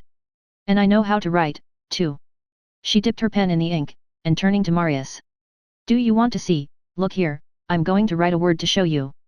And before he had time to answer, she wrote on a sheet of white paper, which lay in the middle of the table, the bobbies are here. Then throwing down the pen. There are no faults of orthography. You can look. We have received an education. My sister and I, we have not always been as we are now. We were not made. Here she paused, fixed her dull eyes on Marius, and burst out laughing, saying, with an intonation which contained every form of anguish, stifled by every form of cynicism. Bah! And she began to hum these words to a gay air. Jai fame, Monday père. Pas de fricot. Jai Freud, ma mère. Pas de trecot. Grelotte. Lalotte. Sanglote. Jiquot. I am hungry, father. I have no food. I am cold, mother. I have no clothes. Lalotte. Shiver. Sob. Jiquot. She had hardly finished this couplet, when she exclaimed. Do you ever go to the play, Monsieur Marius? I do. I have a little brother who is a friend of the artists, and who gives me tickets sometimes, but I don't like the benches in the galleries. One is cramped and uncomfortable there. There are rough people there sometimes, and people who smell bad. Then she scrutinized Marius, assumed a singular air and said. Do you know, Mr. Marius, that you are a very handsome fellow? And at the same moment the same idea occurred to them both, and made her smile and him blush. She stepped up to him, and laid her hand on his shoulder. You pay no heed to me, but I know you, Mr. Marius. I meet you here on the staircase, and then I often see you going to a person named Father Mabeuf who lives in the direction of Austerlitz. Sometimes when I have been strolling in that quarter it is very becoming to you to have your hair tumbled thus. She tried to render her voice soft, but only succeeded in making it very deep. A portion of her words was lost in the transit from her larynx to her lips, as though on a piano where some notes are missing. Marius had retreated gently. Mademoiselle, said he, with his cool gravity, I have here a package which belongs to you. I think permit me to return it to you. And he held out the envelope containing the 4 letters. She clapped her hands and exclaimed. We have been looking everywhere for that. Then she eagerly seized the package and opened the envelope, saying as she did so. Dieu de Dieu, how my sister and I have hunted, and it was you who found it, on the boulevard, was it not? It must have been on the boulevard. You see, we let it fall when we were running. It was that brat of a sister of mine who was so stupid when we got home. We could not find it anywhere as we did not wish to be beaten, as that is useless, as that is entirely useless, as that is absolutely useless. We said that we had carried the letters to the proper persons, and that they had said to us. Nix, so here they are, those poor letters. And how did you find out that they belonged to me? Ah. Yes, the writing. So it was you that we jostled as we passed last night. We couldn't see. I said to my sister, is it a gentleman? My sister said to me, I think it is a gentleman. In the meanwhile she had unfolded the petition addressed to the benevolent gentleman of the Church of Saint Jacques du Haut-Pas. Here, said she, this is for that old fellow who goes to mass by the way. This is his hour. I'll go and carry it to him. Perhaps he will give us something to breakfast on. Then she began to laugh again, and added. Do you know what it will mean if we get a breakfast today? It will mean that we shall have had our breakfast of the day before yesterday, our breakfast of yesterday, our dinner of today, and all that at once, and this morning come, parbleu, if you are not satisfied, dogs, burst. This reminded Marius of the wretched girl's errand to himself. He fumbled in his waistcoat pocket, and found nothing there. The young girl went on, and seemed to have no consciousness of Marius' presence. I often go off in the evening. Sometimes I don't come home again. Last winter, before we came here, we lived under the arches of the bridges. We huddled together to keep from freezing. My little sister cried how melancholy the water is. When I thought of drowning myself, I said to myself, no, it's too cold. I go out alone, whenever I choose. I sometimes sleep in the ditches. Do you know, at night, when I walk along the boulevard, I see the trees like forks, I see houses, all black and as big as Notre Dame. I fancy that the white walls are the river. I say to myself, why, there's water there. The stars are like the lamps in illuminations. One would say that they smoked and that the wind blew them out. I am bewildered, as though horses were breathing in my ears. Although it is night, I hear hand organs and spinning machines, and I don't know what all. I think people are flinging stones at me. I flee without knowing whither. Everything whirls and whirls. You feel very queer when you have had no food. And then she stared at him with a bewildered air. By dint of searching and ransacking his pockets, Marius had finally collected 5 francs 16 sous. This was all he owned in the world for the moment. At all events, he thought, there is my dinner for today, and tomorrow we will see. He kept the 16 sous, and handed the 5 francs to the young girl. She seized the coin. Good, said she, the sun is shining. And, as though the sun had possessed the property of melting the avalanches of slang in her brain, she went on. 5 francs, the shiner, a monarch, in this hole, ain't this fine? You're a jolly thief, I'm your humble servant, bravo for the good fellows, 2 days wine, and meat, and stew, we'll have a royal feast, and a good fill. She pulled her chemise up on her shoulders, made a low bow to Marius, then a familiar sign with her hand, and went towards the door, saying, Good morning, sir, it's all right, I'll go and find my old man. As she passed, she caught sight of a dry crust of bread on the commode, which was moulding there amid the dust. She flung herself upon it and bit into it, muttering, That's good, it's hard, it breaks my teeth. Then she departed. Chapter 5, A Providential Peephole. Marius had lived for 5 years in poverty, in destitution, even in distress, but he now perceived that he had not known real misery. True misery he had but just had a view of. It was its spectre which had just passed before his eyes. In fact, he who has only beheld the misery of man has seen nothing, the misery of woman is what he must see. He who has seen only the misery of woman has seen nothing, he must see the misery of the child. When a man has reached his last extremity, he has reached his last resources at the same time. Woe to the defenseless beings who surround him. Work, wages, bread, fire, courage, goodwill, all fail him simultaneously. The light of day seems extinguished without, the moral light within. In these shadows man encounters the feebleness of the woman and the child, and bends them violently to ignominy. Then all horrors become possible. Despair is surrounded with fragile partitions which all open on either vice or crime. Health, youth, honor, all the shy delicacies of the young body, the heart, virginity, modesty, that epidermis of the soul, are manipulated in sinister wise by that fumbling which seeks resources, which encounters opprobrium, and which accommodates itself to it. Fathers, mothers, children, brothers, sisters, men, women, daughters, adhere and become incorporated, almost like a mineral formation, in that dusky promiscuousness of sexes, relationships, ages, infamies, and innocences. They crouch, back to back, in a sort of hut of fate. They exchange woebegone glances. Oh, the unfortunate wretches! How pale they are! How cold they are! It seems as though they dwelt in a planet much further from the sun than ours. This young girl was to Marius a sort of messenger from the realm of sad shadows. She revealed to him a hideous side of the night. Marius almost reproached himself for the preoccupations of reverie and passion which had prevented his bestowing a glance on his neighbors up to that day. The payment of their rent had been a mechanical movement, which anyone would have yielded to, but he, Marius, should have done better than that. What? Only a wall separated him from those abandoned beings who lived gropingly in the dark outside the pale of the rest of the world. He was elbow to elbow with them, he was, in some sort, the last link of the human race which they touched. He heard them live, or rather, rattle in the death agony beside him, and he paid no heed to them. Every day, every instant, he heard them walking on the other side of the wall, he heard them go and come and speak, and he did not even lend an ear. And groans lay in those words, and he did not even listen to them. His thoughts were elsewhere, given up to dreams, to impossible radiances, to loves in the air, to follies, and all the while, human creatures. His brothers in Jesus Christ, his brothers in the people, were agonizing in vain beside him. He even formed a part of their misfortune, and he aggravated it.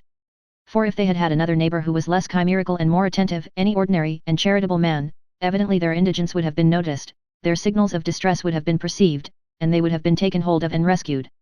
They appeared very corrupt and very depraved, no doubt, very vile, very odious even, but those who fall without becoming degraded are rare. Besides, there is a point where the unfortunate and the infamous unite and are confounded in a single word, a fatal word, the miserable, whose fault is this? And then should not the charity be all the more profound, in proportion as the fall is great? While reading himself this moral lesson, for there were occasions on which Marius, like all truly honest hearts, was his own pedagogue and scolded himself more than he deserved, he stared at the wall which separated him from the Jondrets, as though he were able to make his gaze, full of pity, penetrate that partition and warm these wretched people. The wall was a thin layer of plaster upheld by laths and beams, and, as the reader had just learned, it allowed the sound of voices and words to be clearly distinguished. Only a man as dreamy as Marius could have failed to perceive this long before. There was no paper pasted on the wall, either on the side of the Jondrets or on that of Marius. The coarse construction was visible in its nakedness. Marius examined the partition, almost unconsciously. Sometimes reverie examines, observes, and scrutinizes as thought would.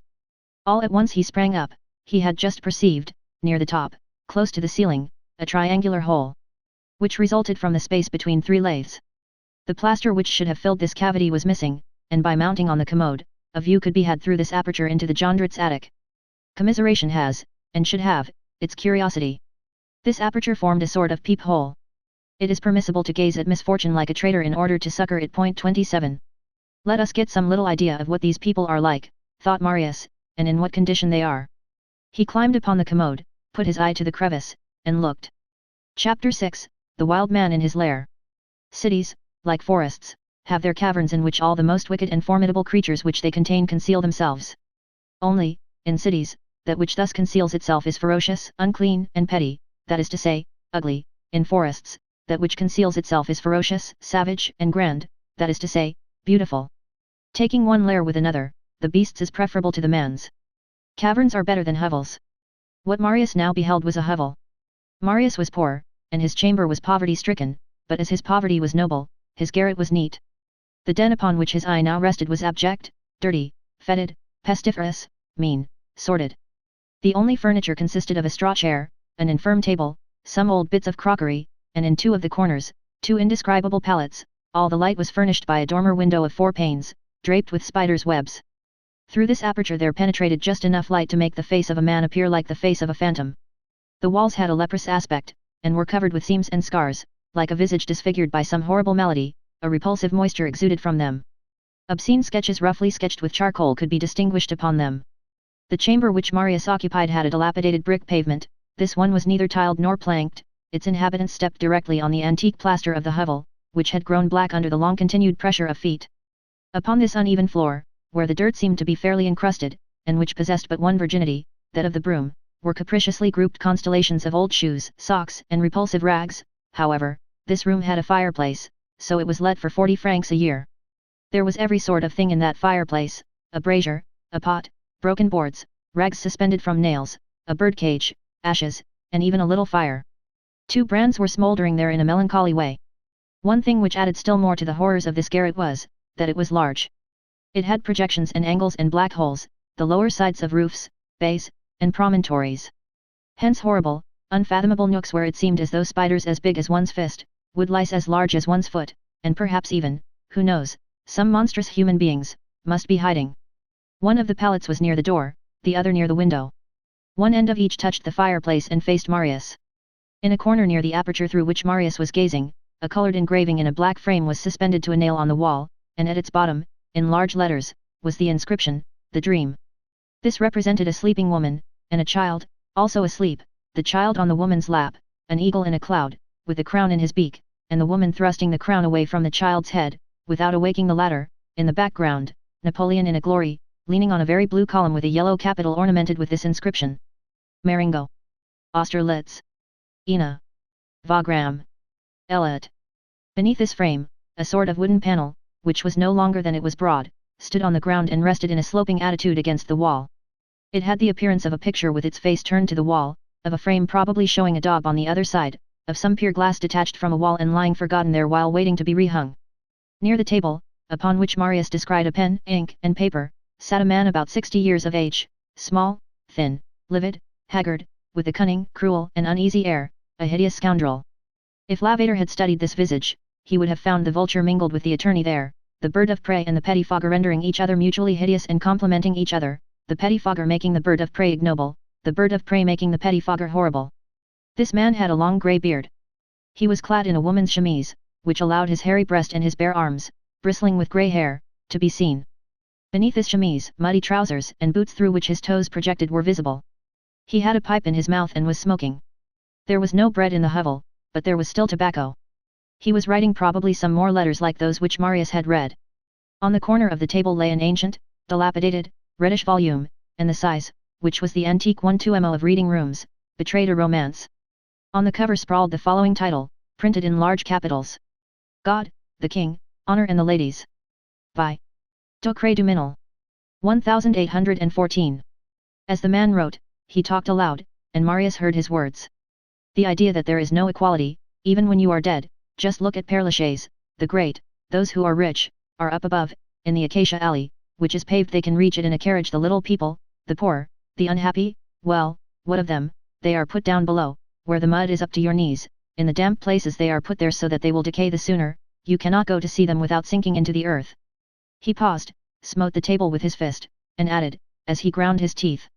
Oh, I could eat the whole world.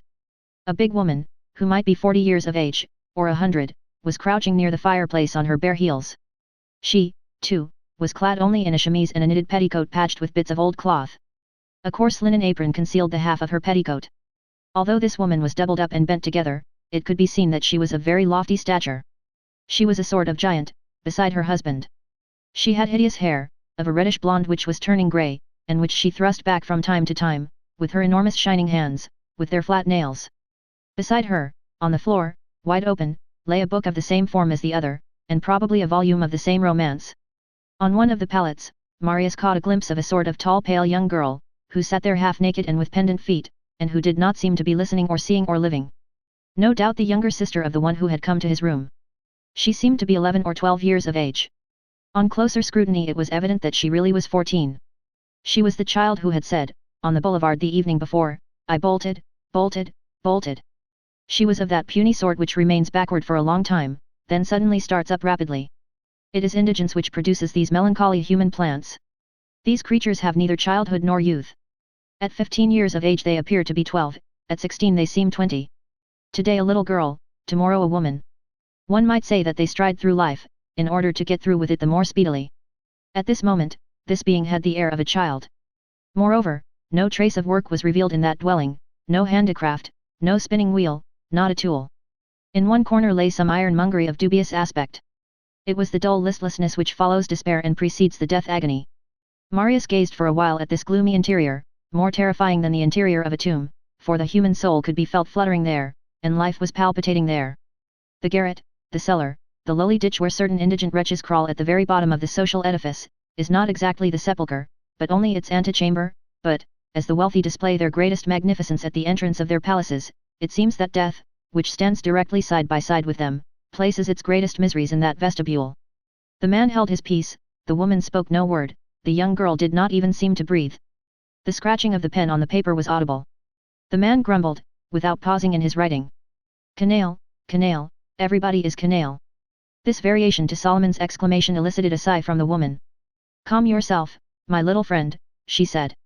Don't hurt yourself, my dear, you are too good to write to all those people, husband. Bodies press close to each other in misery, as in cold, but hearts draw apart. This woman must have loved this man, to all appearance, judging from the amount of love within her, but probably, in the daily and reciprocal reproaches of the horrible distress which weighed on the whole group, this had become extinct. There no longer existed in her anything more than the ashes of affection for her husband. Nevertheless, caressing appellations had survived, as is often the case. She called him, my dear, my little friend, my good man, etc., with her mouth while her heart was silent. The man resumed his writing. Chapter 7, Strategy and Tactics. Marius, with a load upon his breast, was on the point of descending from the species of observatory which he had improvised, when a sound attracted his attention and caused him to remain at his post. The door of the attic had just burst open abruptly. The eldest girl made her appearance on the threshold. On her feet, she had large, coarse, men's shoes, bespattered with mud, which had splashed even to her red ankles, and she was wrapped in an old mantle which hung in tatters. Marius had not seen it on her an hour previously, but she had probably deposited it at his door, in order that she might inspire the more pity, and had picked it up again on emerging. She entered, pushed the door to behind her, paused to take breath, for she was completely breathless, then exclaimed with an expression of triumph and joy. He is coming. The father turned his eyes towards her, the woman turned her head, the little sister did not stir. Who? Demanded her father. The gentleman. The philanthropist. Yes. From the Church of Saint Jacques. Yes. That old fellow. Yes. And he is coming. He is following me. You are sure? I am sure. There, truly, he is coming. He is coming in a fiacre. In a fiacre he is Rothschild. The father rose. How are you sure, if he is coming in a fiacre, how is it that you arrive before him? You gave him our address at least, did you tell him that it was the last door at the end of the corridor, on the right, if he only does not make a mistake, so you found him at the church, did he read my letter, what did he say to you? Ta, ta, ta, said the girl, how you do gallop on, my good man, see here, I entered the church, he was in his usual place, I made him a reverence, and I handed him the letter, he read it and said to me, where do you live, my child? I said, Monsieur, I will show you. He said to me, no, give me your address, my daughter has some purchases to make, I will take a carriage and reach your house at the same time that you do. I gave him the address when I mentioned the house. He seemed surprised and hesitated for an instant, then he said, never mind, I will come when the mass was finished. I watched him leave the church with his daughter, and I saw them enter a carriage. I certainly did tell him the last door in the corridor, on the right. And what makes you think that he will come? I have just seen the fiacre turn into the Rue Petit Boncoeur. That is what made me run so. How do you know that it was the same fiacre? Because I took notice of the number, so there. What was the number? 440. Good, you are a clever girl. The girl stared boldly at her father, and showing the shoes which she had on her feet. A clever girl, possibly, but I tell you I won't put these shoes on again, and that I won't, for the sake of my health, in the first place, and for the sake of cleanliness, in the next. I don't know anything more irritating than shoes that squelch, and go ghi, the whole time. I prefer to go barefoot.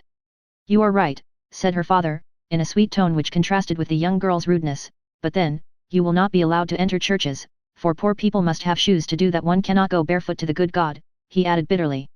Then, returning to the subject which absorbed him. So you are sure that he will come?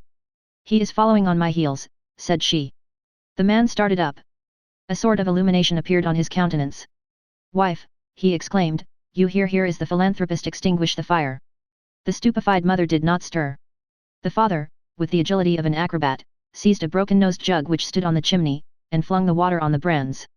Then, addressing his eldest daughter. Here you, pull the straw off that chair. His daughter did not understand. He seized the chair, and with one kick he rendered it seatless. His leg passed through it. As he withdrew his leg, he asked his daughter. Is it cold? Very cold, it is snowing. The father turned towards the younger girl who sat on the bed near the window, and shouted to her in a thundering voice. Quick, get off that bed, you lazy thing, will you never do anything, break a pane of glass. The little girl jumped off the bed with a shiver. Break a pane, he repeated. The child stood still in bewilderment. Do you hear me, repeated her father, I tell you to break a pane. The child, with a sort of terrified obedience, rose on tiptoe, and struck a pane with her fist. The glass broke and fell with a loud clatter. Good, said the father. He was grave and abrupt. His glance swept rapidly over all the crannies of the garret. One would have said that he was a general making the final preparation at the moment when the battle is on the point of beginning.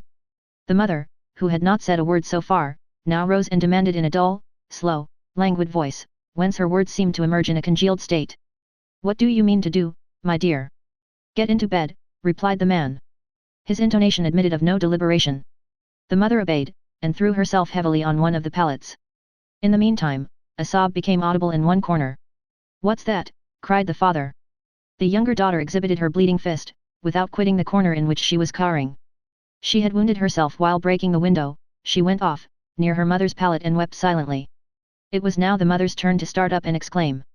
Just see there, what follies you commit, she has cut herself breaking that pane for you. So much the better, said the man. I foresaw that. What, so much the better, retorted his wife. Peace, replied the father, I suppress the liberty of the press. Then tearing the woman's chemise which he was wearing, he made a strip of cloth with which he hastily swathed the little girl's bleeding wrist. That done, his eye fell with a satisfied expression on his torn chemise. And the chemise too, said he, this has a good appearance. An icy breeze whistled through the window and entered the room. The outer mist penetrated thither and diffused itself like a whitish sheet of wadding vaguely spread by invisible fingers. Through the broken pane the snow could be seen falling. The snow promised by the Candlemas sun of the preceding day had actually come. The father cast a glance about him as though to make sure that he had forgotten nothing. He seized an old shovel and spread ashes over the wet brands in such a manner as to entirely conceal them. Then drawing himself up and leaning against the chimney-piece. Now, said he, we can receive the philanthropist. Chapter 8, The Ray of Light in the Hovel. The big girl approached and laid her hand in her father's. Feel how cold I am, said she. Bah, replied the father, I am much colder than that. The mother exclaimed impetuously. You always have something better than anyone else, so you do, even bad things. Down with you, said the man. The mother, being eyed after a certain fashion, held her tongue. Silence reigned for a moment in the hovel. The elder girl was removing the mud from the bottom of her mantle, with a careless air. Her younger sister continued to sob. The mother had taken the latter's head between her hands, and was covering it with kisses, whispering to her the while. My treasure, I entreat you, it is nothing of consequence, don't cry, you will anger your father. No, exclaimed the father, quite the contrary, sob, sob, that's right. Then turning to the elder. There now, he is not coming, what if he were not to come, I shall have extinguished my fire, wrecked my chair, torn my shirt, and broken my pane all for nothing. And wounded the child, murmured the mother.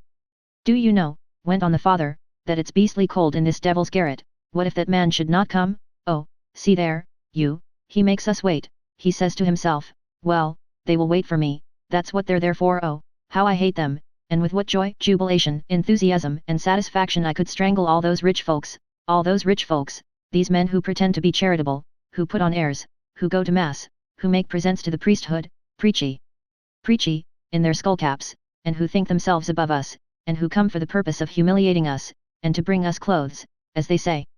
Old duds that are not worth 4 sous. And bread.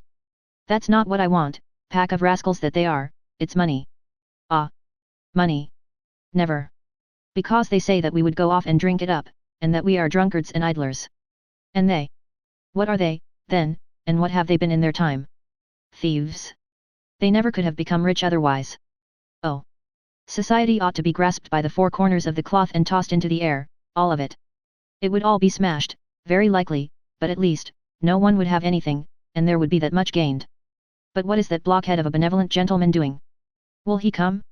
Perhaps the animal has forgotten the address. I'll bet that old beast.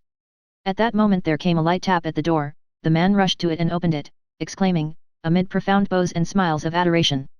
Enter, sir, deign to enter, most respected benefactor, and your charming young lady, also. A man of ripe age and a young girl made their appearance on the threshold of the attic. Marius had not quitted his post. His feelings for the moment surpassed the powers of the human tongue. It was she. Whoever has loved knows all the radiant meanings contained in those 3 letters of that word, she. It was certainly she. Marius could hardly distinguish her through the luminous vapor which had suddenly spread before his eyes. It was that sweet, absent being, that star which had beamed upon him for 6 months, it was those eyes, that brow, that mouth, that lovely vanished face which had created night by its departure. The vision had been eclipsed, now it reappeared. It reappeared in that gloom, in that garret, in that misshapen attic, in all that horror. Marius shuddered in dismay. What? It was she. The palpitations of his heart troubled his sight. He felt that he was on the brink of bursting into tears. What? He beheld her again at last, after having sought her so long. It seemed to him that he had lost his soul, and that he had just found it again. She was the same as ever, only a little pale, her delicate face was framed in a bonnet of violet velvet, her figure was concealed beneath a pelisse of black satin. Beneath her long dress, a glimpse could be caught of her tiny foot shod in a silken boot. She was still accompanied by M. Leblanc. She had taken a few steps into the room, and had deposited a tolerably bulky parcel on the table. The eldest Jondrette girl had retired behind the door, and was staring with somber eyes at that velvet bonnet, that silk mantle, and that charming, happy face. Chapter 9, Jondrette comes near weeping. The hovel was so dark, that people coming from without felt on entering it the effect produced on entering a cellar. The 2 newcomers advanced, therefore, with a certain hesitation, being hardly able to distinguish the vague forms surrounding them, while they could be clearly seen and scrutinized by the eyes of the inhabitants of the garret, who were accustomed to this twilight. M. Leblanc approached, with his sad but kindly look, and said to Jondrette the father. Monsieur, in this package you will find some new clothes and some woolen stockings and blankets. Our angelic benefactor overwhelms us, said Jondrette, bowing to the very earth. Then, bending down to the ear of his eldest daughter, while the 2 visitors were engaged in examining this lamentable interior, he added in a low and rapid voice. Hey, what did I say, duds, no money, they are all alike, by the way, how was the letter to that old blockhead signed? Fabantou, replied the girl. The dramatic artist, good. It was lucky for Jondrette, that this had occurred to him, for at the very moment, M. Leblanc turned to him, and said to him with the air of a person who is seeking to recall a name. I see that you are greatly to be pitied, monsieur. Fabantou, replied Jondrette quickly. Monsieur Fabantou, yes, that is it I remember. Dramatic artist, sir, and one who has had some success. Here Jondrette evidently judged the moment propitious for capturing the philanthropist. He exclaimed with an accent which smacked at the same time of the vainglory of the mountebank at fairs, and the humility of the mendicant on the highway. A pupil of Talma, sir, I am a pupil of Talma, fortune formerly smiled on me, alas, now it is misfortune's turn. You see, my benefactor, no bread, no fire, my poor babes have no fire, my only chair has no seat, a broken pane, and in such weather, my spouse in bed, ill. Poor woman, said M. Leblanc. My child wounded, added Jondrette. The child, diverted by the arrival of the strangers, had fallen to contemplating the young lady, and had ceased to sob. Cry, bawl, said Jondrette to her in a low voice. At the same time he pinched her sore hand. All this was done with the talent of a juggler. The little girl gave vent to loud shrieks. The adorable young girl, whom Marius, in his heart, called his Ursule, approached her hastily. Poor, dear child, said she. You see, my beautiful young lady, pursued Jondrette her bleeding wrist, it came through an accident while working at a machine to earn 6 sous a day. It may be necessary to cut off her arm. Really, said the old gentleman, in alarm. The little girl, taking this seriously, fell to sobbing more violently than ever. Alas, yes, my benefactor, replied the father. For several minutes, Jondrette had been scrutinizing the benefactor in a singular fashion. As he spoke, he seemed to be examining the other attentively, as though seeking to summon up his recollections. All at once, profiting by a moment when the newcomers were questioning the child with interest as to her injured hand, he passed near his wife, who lay in her bed with a stupid and dejected air, and said to her in a rapid but very low tone. Take a look at that man. Then, turning to M. Leblanc, and continuing his lamentations. You see, sir, all the clothing that I have is my wife's chemise, and all torn at that. In the depths of winter, I can't go out for lack of a coat. If I had a coat of any sort, I would go and see Mademoiselle Mars, who knows me and is very fond of me. Does she not still reside in the Rue de la Tour des Dames? Do you know, sir, we played together in the provinces. I shared her laurels. Celimene would come to my succor, sir, Elmire would bestow alms on Belizaire, but no, nothing, and not a sou in the house. My wife ill, and not a sou. My daughter dangerously injured, not a sou. My wife suffers from fits of suffocation. It comes from her age, and besides, her nervous system is affected. She ought to have assistance, and my daughter also. But the doctor? But the apothecary? How am I to pay them? I would kneel to a penny, sir. Such is the condition to which the arts are reduced. And do you know, my charming young lady, and you, my generous protector, do you know, you who breathe forth virtue and goodness, and who perfume that church where my daughter sees you every day when she says her prayers, for I have brought up my children religiously, sir. I did not want them to take to the theatre. Ah! The hussies! If I catch them tripping. I do not jest, that I don't. I read them lessons on honor, on morality, on virtue. Ask them. They have got to walk straight. They are none of your unhappy wretches who begin by having no family, and end by espousing the public. One is Mamselle Nobody, and one becomes Madame Everybody. Deuce take it. None of that in the Fabantou family. I mean to bring them up virtuously, and they shall be honest and nice and believe in God, by the sacred name. Well, sir, my worthy sir, do you know what is going to happen tomorrow? Tomorrow is the 4th day of February, the fatal day, the last day of grace allowed me by my landlord. If by this evening I have not paid my rent, tomorrow my oldest daughter, my spouse with her fever, my child with her wound.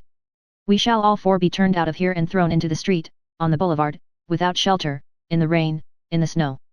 There, sir. I owe for 4 quarters, a whole year. That is to say, 60 francs. Jondrette lied. 4 quarters would have amounted to only 40 francs, and he could not owe 4, because 6 months had not elapsed since Marius had paid for 2. M. Leblanc drew 5 francs from his pocket and threw them on the table. Jondrette found time to mutter in the ear of his eldest daughter. The scoundrel, what does he think I can do with his 5 francs, that won't pay me for my chair and pane of glass? That's what comes of incurring expenses. In the meanwhile, M. Leblanc had removed the large brown greatcoat which he wore over his blue coat, and had thrown it over the back of the chair. Monsieur Fabantou, he said, these 5 francs are all that I have about me, but I shall now take my daughter home, and I will return this evening. It is this evening that you must pay, is it not? Jondrette's face lighted up with a strange expression. He replied vivaciously. Yes, respected sir, at 8 o'clock, I must be at my landlord's. I will be here at 6, and I will fetch you the 60 francs. My benefactor, exclaimed Jondrette, overwhelmed. And he added, in a low tone, take a good look at him, wife. M. Leblanc had taken the arm of the young girl, once more, and had turned towards the door. Farewell until this evening, my friends, said he. 6 o'clock, said Jondrette. 6 o'clock precisely. At that moment, the overcoat lying on the chair caught the eye of the elder Jondrette girl. You are forgetting your coat, sir, said she. Jondrette darted an annihilating look at his daughter, accompanied by a formidable shrug of the shoulders. M. Leblanc turned back and said, with a smile. I have not forgotten it, I am leaving it. Oh my protector, said Jondrette, my august benefactor, I melt into tears, permit me to accompany you to your carriage. If you come out, answered M. Leblanc, put on this coat, it really is very cold. Jondrette did not need to be told twice. He hastily donned the brown greatcoat. And all three went out, Jondrette preceding the two strangers. Chapter 10, Tariff of Licensed Cabs, 2 francs an hour. Marius had lost nothing of this entire scene, and yet, in reality, had seen nothing. His eyes had remained fixed on the young girl, his heart had, so to speak, seized her and wholly enveloped her from the moment of her very first step in that garret. During her entire stay there, he had lived that life of ecstasy which suspends material perceptions and precipitates the whole soul on a single point. He contemplated, not that girl, but that light which wore a satin pelisse and a velvet bonnet. The star Sirius might have entered the room, and he would not have been any more dazzled. While the young girl was engaged in opening the package, unfolding the clothing and the blankets, questioning the sick mother kindly, and the little injured girl tenderly, he watched her every movement, he sought to catch her words. He knew her eyes, her brow, her beauty, her form, her walk, he did not know the sound of her voice. He had once fancied that he had caught a few words at the Luxembourg, but he was not absolutely sure of the fact. He would have given 10 years of his life to hear it, in order that he might bear away in his soul a little of that music. But everything was drowned in the lamentable exclamations and trumpet bursts of Jondrette. This added a touch of genuine wrath to Marius' ecstasy. He devoured her with his eyes. He could not believe that it really was that divine creature whom he saw in the midst of those vile creatures in that monstrous lair. It seemed to him that he beheld a hummingbird in the midst of toads. When she took her departure, he had but one thought, to follow her, to cling to her trace, not to quit her until he learned where she lived, not to lose her again, at least, after having so miraculously rediscovered her. He leaped down from the commode and seized his hat. As he laid his hand on the lock of the door, and was on the point of opening it, a sudden reflection caused him to pause. The corridor was long, the staircase steep, Jondrette was talkative, M. Leblanc had, no doubt, not yet regained his carriage. If, on turning round in the corridor, or on the staircase, he were to catch sight of him, Marius, in that house, he would, evidently, take the alarm, and find means to escape from him again, and this time it would be final. What was he to do? Should he wait a little? But while he was waiting, the carriage might drive off. Marius was perplexed. At last he accepted the risk and quitted his room. There was no one in the corridor. He hastened to the stairs. There was no one on the staircase. He descended in all haste, and reached the boulevard in time to see a fiacre turning the corner of the Rue du Petit Banquier, on its way back to Paris. Marius rushed headlong in that direction. On arriving at the angle of the boulevard, he caught sight of the fiacre again, rapidly descending the Rue Mouffetard. The carriage was already a long way off, and there was no means of overtaking it. What? Run after it? Impossible, and besides, the people in the carriage would assuredly notice an individual running at full speed in pursuit of a fiacre, and the father would recognize him. At that moment, wonderful and unprecedented good luck, Marius perceived an empty cab passing along the boulevard. There was but one thing to be done, to jump into this cab and follow the fiacre. That was sure, efficacious, and free from danger. Marius made the driver a sign to halt, and called to him. By the hour. Marius wore no cravat, he had on his working coat, which was destitute of buttons, his shirt was torn along one of the plates on the bosom. The driver halted, winked, and held out his left hand to Marius, rubbing his forefinger gently with his thumb. What is it? Said Marius. Pay in advance, said the coachman. Marius recollected that he had but 16 sous about him. How much? He demanded. 40 sous. I will pay on my return. The driver's only reply was to whistle the air of La Palisse and to whip up his horse. Marius stared at the retreating cabriolet with a bewildered air. For the lack of 24 sous, he was losing his joy, his happiness, his love. He had seen, and he was becoming blind again.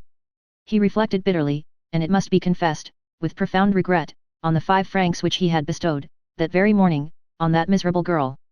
If he had had those 5 francs, he would have been saved, he would have been born again, he would have emerged from the limbo and darkness, he would have made his escape from isolation and spleen, from his widowed state, he might have reknotted the black thread of his destiny to that beautiful golden thread, which had just floated before his eyes and had broken at the same instant, once more.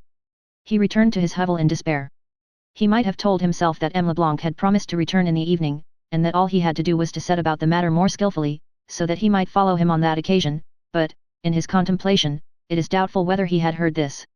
As he was on the point of mounting the staircase, he perceived, on the other side of the boulevard, near the deserted wall skirting the Rue de la Barrière des Gobelins, Jondrette, wrapped in the philanthropist's great coat, engaged in conversation with one of those men of disquieting aspect who have been dubbed by common consent, prowlers of the barriers, people of equivocal face, of suspicious monologues, who present the air of having evil minds, and who generally sleep in the daytime, which suggests the supposition that they work by night. These 2 men, standing there motionless and in conversation, in the snow which was falling in whirlwinds, formed a group that a policeman would surely have observed, but which Marius hardly noticed. Still, in spite of his mournful preoccupation, he could not refrain from saying to himself that this prowler of the barriers with whom Jondrette was talking resembled a certain Punchot, alias Printanier, alias Bigrenail, whom Courfeyrac had once pointed out to him as a very dangerous nocturnal roamer. This man's name the reader has learned in the preceding book. This Punchot, alias Printanier, alias Bigrenail, figured later on in many criminal trials, and became a notorious rascal. He was at that time only a famous rascal. Today he exists in the state of tradition among ruffians and assassins. He was at the head of a school towards the end of the last reign. And in the evening, at nightfall, at the hour when groups form and talk in whispers, he was discussed at law force in the Fosse Auxiliary Lions. One might even, in that prison, precisely at the spot where the sewer which served the unprecedented escape, in broad daylight, of 30 prisoners, in 1843, passes under the culvert, read his name, Punchot. Audaciously carved by his own hand on the wall of the sewer, during one of his attempts at flight.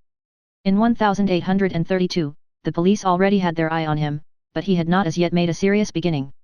Chapter 11, Offers of Service from Misery to Wretchedness. Marius ascended the stairs of the hovel with slow steps. At the moment when he was about to re-enter his cell, he caught sight of the elder Jondrette girl following him through the corridor. The very sight of this girl was odious to him. It was she who had his 5 francs, it was too late to demand them back, the cab was no longer there, the fiacre was far away. Moreover, she would not have given them back. As for questioning her about the residence of the persons who had just been there, that was useless. It was evident that she did not know, since the letter signed Fabantou had been addressed to the benevolent gentleman of the Church of Saint Jacques du Haut-Pas. Marius entered his room and pushed the door to after him. It did not close. He turned round and beheld a hand which held the door half open. "What is it?" he asked. "Who is there?" It was the Jondrette girl. "Is it you?" resumed Marius almost harshly. "Still you, what do you want with me?" She appeared to be thoughtful and did not look at him. She no longer had the air of assurance which had characterized her that morning. She did not enter, but held back in the darkness of the corridor, where Marius could see her through the half-open door. "Come now, will you answer?" cried Marius. "What do you want with me?" She raised her dull eyes, in which a sort of gleam seemed to flicker vaguely, and said, "Monsieur Marius, you look sad. What is the matter with you?" "With me?" said Marius. "Yes, you." "There is nothing the matter with me." "Yes, there is." "No. I tell you there is. Let me alone." Marius gave the door another push, but she retained her hold on it. "Stop," said she, "you are in the wrong. Although you are not rich, you were kind this morning. Be so again. Now you gave me something to eat. Now tell me what ails you. You are grieved. That is plain. I do not want you to be grieved. What can be done for it? Can I be of any service? Employ me. I do not ask for your secrets. You need not tell them to me, but I may be of use. Nevertheless I may be able to help you, since I help my father when it is necessary to carry letters, to go to houses, to inquire from door to door, to find out an address, to follow anyone. I am of service. Well, you may assuredly tell me what is the matter with you, and I will go and speak to the persons. Sometimes it is enough if someone speaks to the persons, that suffices to let them understand matters, and everything comes right. Make use of me." An idea flashed across Marius' mind. What branch does one disdain when one feels that one is falling? He drew near to the Jondrette girl. "Listen," he said to her. She interrupted him with a gleam of joy in her eyes. "Oh yes, do call me thou, I like that better." "Well," he resumed, "thou hast brought hither that old gentleman and his daughter." "Yes." "Dost thou know their address?" "No." "Find it for me." The Jondrette's dull eyes had grown joyous, and they now became gloomy. "Is that what you want?" she demanded. "Yes." "Do you know them?" "No." "That is to say," she resumed quickly, "you do not know her, but you wish to know her." This them which had turned into her had something indescribably significant and bitter about it. "Well, can you do it?" said Marius. "You shall have the beautiful lady's address." There was still a shade in the words "the beautiful lady" which troubled Marius. He resumed. "Never mind, after all, the address of the father and daughter. Their address, indeed." She gazed fixedly at him. "What will you give me?" "Anything you like." "Anything I like?" "Yes. You shall have the address." She dropped her head, then, with a brusque movement, she pulled to the door, which closed behind her. Marius found himself alone. He dropped into a chair, with his head and both elbows on his bed, absorbed in thoughts which he could not grasp, and as though a prey to vertigo. All that had taken place since the morning, the appearance of the angel, her disappearance, what that creature had just said to him, a gleam of hope floating in an immense despair, this was what filled his brain confusedly. All at once he was violently aroused from his reverie. He heard the shrill, hard voice of Jondrette utter these words, which were fraught with a strange interest for him. I tell you that I am sure of it, and that I recognized him. Of whom was Jondrette speaking? Whom had he recognized? M. Leblanc? The father of his Ursule? What? Did Jondrette know him? Was Marius about to obtain in this abrupt and unexpected fashion all the information without which his life was so dark to him? Was he about to learn at last who it was that he loved, who that young girl was? Who her father was? Was the dense shadow which enwrapped them on the point of being dispelled? Was the veil about to be rent? Ah! Heavens! He bounded rather than climbed upon his commode, and resumed his post near the little peephole in the partition wall. Again he beheld the interior of Jondrette's hovel. Chapter 12, the use made of M. Leblanc's 5-franc piece. Nothing in the aspect of the family was altered, except that the wife and daughters had levied on the package and put on woolen stockings and jackets. 2 new blankets were thrown across the 2 beds. Jondrette had evidently just returned. He still had the breathlessness of out of doors. His daughters were seated on the floor near the fireplace, the elder engaged in dressing the younger's wounded hand. His wife had sunk back on the bed near the fireplace, with a face indicative of astonishment. Jondrette was pacing up and down the garret with long strides. His eyes were extraordinary. The woman, who seemed timid and overwhelmed with stupor in the presence of her husband, turned to say, "What, really, you are sure?" "Sure, 8 years have passed, but I recognize him. Ah, I recognize him. I knew him at once." "What, didn't it force itself on you?" "No. But I told you, pay attention. Why, it is his figure, it is his face, only older. There are people who do not grow old, I don't know how they manage it. It is the very sound of his voice. He is better dressed, that is all. Ah, you mysterious old devil, I've got you, that I have." He paused, and said to his daughters, "Get out of here, you, it's queer that it didn't strike you." They arose to obey. The mother stammered, with her injured hand. "The air will do it good," said Jondrette. "Be off." It was plain that this man was of the sort to whom no one offers to reply. The 2 girls departed. At the moment when they were about to pass through the door, the father detained the elder by the arm, and said to her with a peculiar accent, "You will be here at 5 o'clock precisely, both of you. I shall need you." Marius redoubled his attention. On being left alone with his wife, Jondrette began to pace the room again, and made the tour of it 2 or 3 times in silence. Then he spent several minutes in tucking the lower part of the woman's chemise which he wore into his trousers. All at once, he turned to the female Jondrette, folded his arms and exclaimed, "And would you like to have me tell you something, the young lady?" "Well, what?" retorted his wife, "the young lady?" Marius could not doubt that it was really she of whom they were speaking. He listened with ardent anxiety. His whole life was in his ears.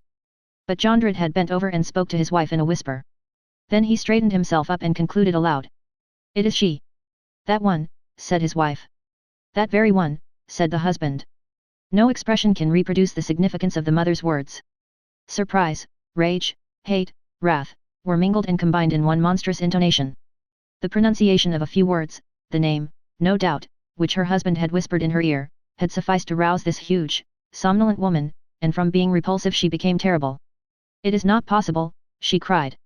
"When I think that my daughters are going barefoot, and have not a gown to their backs, what, a satin pelisse, a velvet bonnet, boots and everything, more than 200 francs worth of clothes, so that one would think she was a lady? No, you are mistaken. Why, in the first place, the other was hideous, and this one is not so bad looking. She really is not bad looking, it can't be she. I tell you that it is she, you will see." At this absolute assertion, the Jondrette woman raised her large, red, blonde face and stared at the ceiling with a horrible expression. At that moment, she seemed to Marius even more to be feared than her husband. She was a sow with the look of a tigress. "What?" she resumed, "that horrible, beautiful young lady, who gazed at my daughters with an air of pity, she is that beggar brat. Oh, I should like to kick her stomach in for her." She sprang off of the bed, and remained standing for a moment, her hair in disorder, her nostrils dilating, her mouth half open, her fists clenched and drawn back. Then she fell back on the bed once more. The man paced to and fro and paid no attention to his female. After a silence lasting several minutes, he approached the female Jondrette, and halted in front of her, with folded arms, as he had done a moment before. "And shall I tell you another thing?" "What is it?" she asked. He answered in a low, curt voice. "My fortune is made." The woman stared at him with the look that signifies, "Is the person who is addressing me on the point of going mad?" He went on. "Thunder, it was not so very long ago that I was a parishioner of the parish of die of hunger if you have a fire, die of cold if you have bread. I have had enough of misery, my share and other people's share. I am not joking any longer, I don't find it comic any more. I've had enough of puns, good God, no more farces. Eternal Father, I want to eat till I am full, I want to drink my fill, to gormandize, To sleep, to do nothing, I want to have my turn, so I do, come now, before I die, I want to be a bit of a millionaire. He took a turn round the hovel, and added. Like other people. What do you mean by that? Asked the woman. He shook his head, winked, screwed up one eye, and raised his voice like a medical professor who is about to make a demonstration. What do I mean by that? Listen. Hush, muttered the woman, not so loud, these are matters which must not be overheard. Bah, who's here? Our neighbor, I saw him go out a little while ago. Besides, he doesn't listen, the big booby, and I tell you that I saw him go out. Nevertheless, by a sort of instinct, Jondrette lowered his voice, although not sufficiently to prevent Marius hearing his words. One favorable circumstance, which enabled Marius not to lose a word of this conversation, was the falling snow which deadened the sound of vehicles on the boulevard. This is what Marius heard. Listen carefully. The Croesus is caught, or as good as caught, that's all settled already, everything is arranged. I have seen some people. He will come here this evening at 6 o'clock to bring 60 francs, the rascal. Did you notice how I played that game on him? My 60 francs, my landlord, my 4th of February, I don't even owe for 1/4, isn't he a fool? So he will come at 6 o'clock, that's the hour when our neighbor goes to his dinner. Mother Bougon is off washing dishes in the city. There's not a soul in the house. The neighbor never comes home until 11 o'clock. The children shall stand on watch. You shall help us. He will give in. And what if he does not give in? Demanded his wife. Jondrette made a sinister gesture, and said. We'll fix him. And he burst out laughing. This was the first time Marius had seen him laugh. The laugh was cold and sweet, and provoked a shudder. Jondrette opened a cupboard near the fireplace, and drew from it an old cap, which he placed on his head, after brushing it with his sleeve. Now, said he, I'm going out. I have some more people that I must see, good ones. You'll see how well the whole thing will work. I shall be away as short a time as possible. It's a fine stroke of business. Do you look after the house? And with both fists thrust into the pockets of his trousers, he stood for a moment in thought, then exclaimed.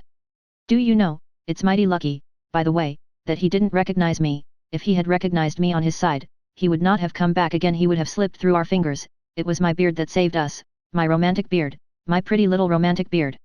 And again he broke into a laugh. He stepped to the window. The snow was still falling, and streaking the grey of the sky.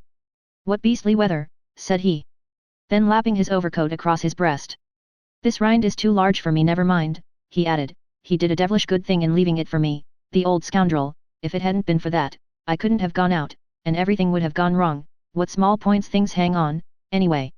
And pulling his cap down over his eyes, he quitted the room.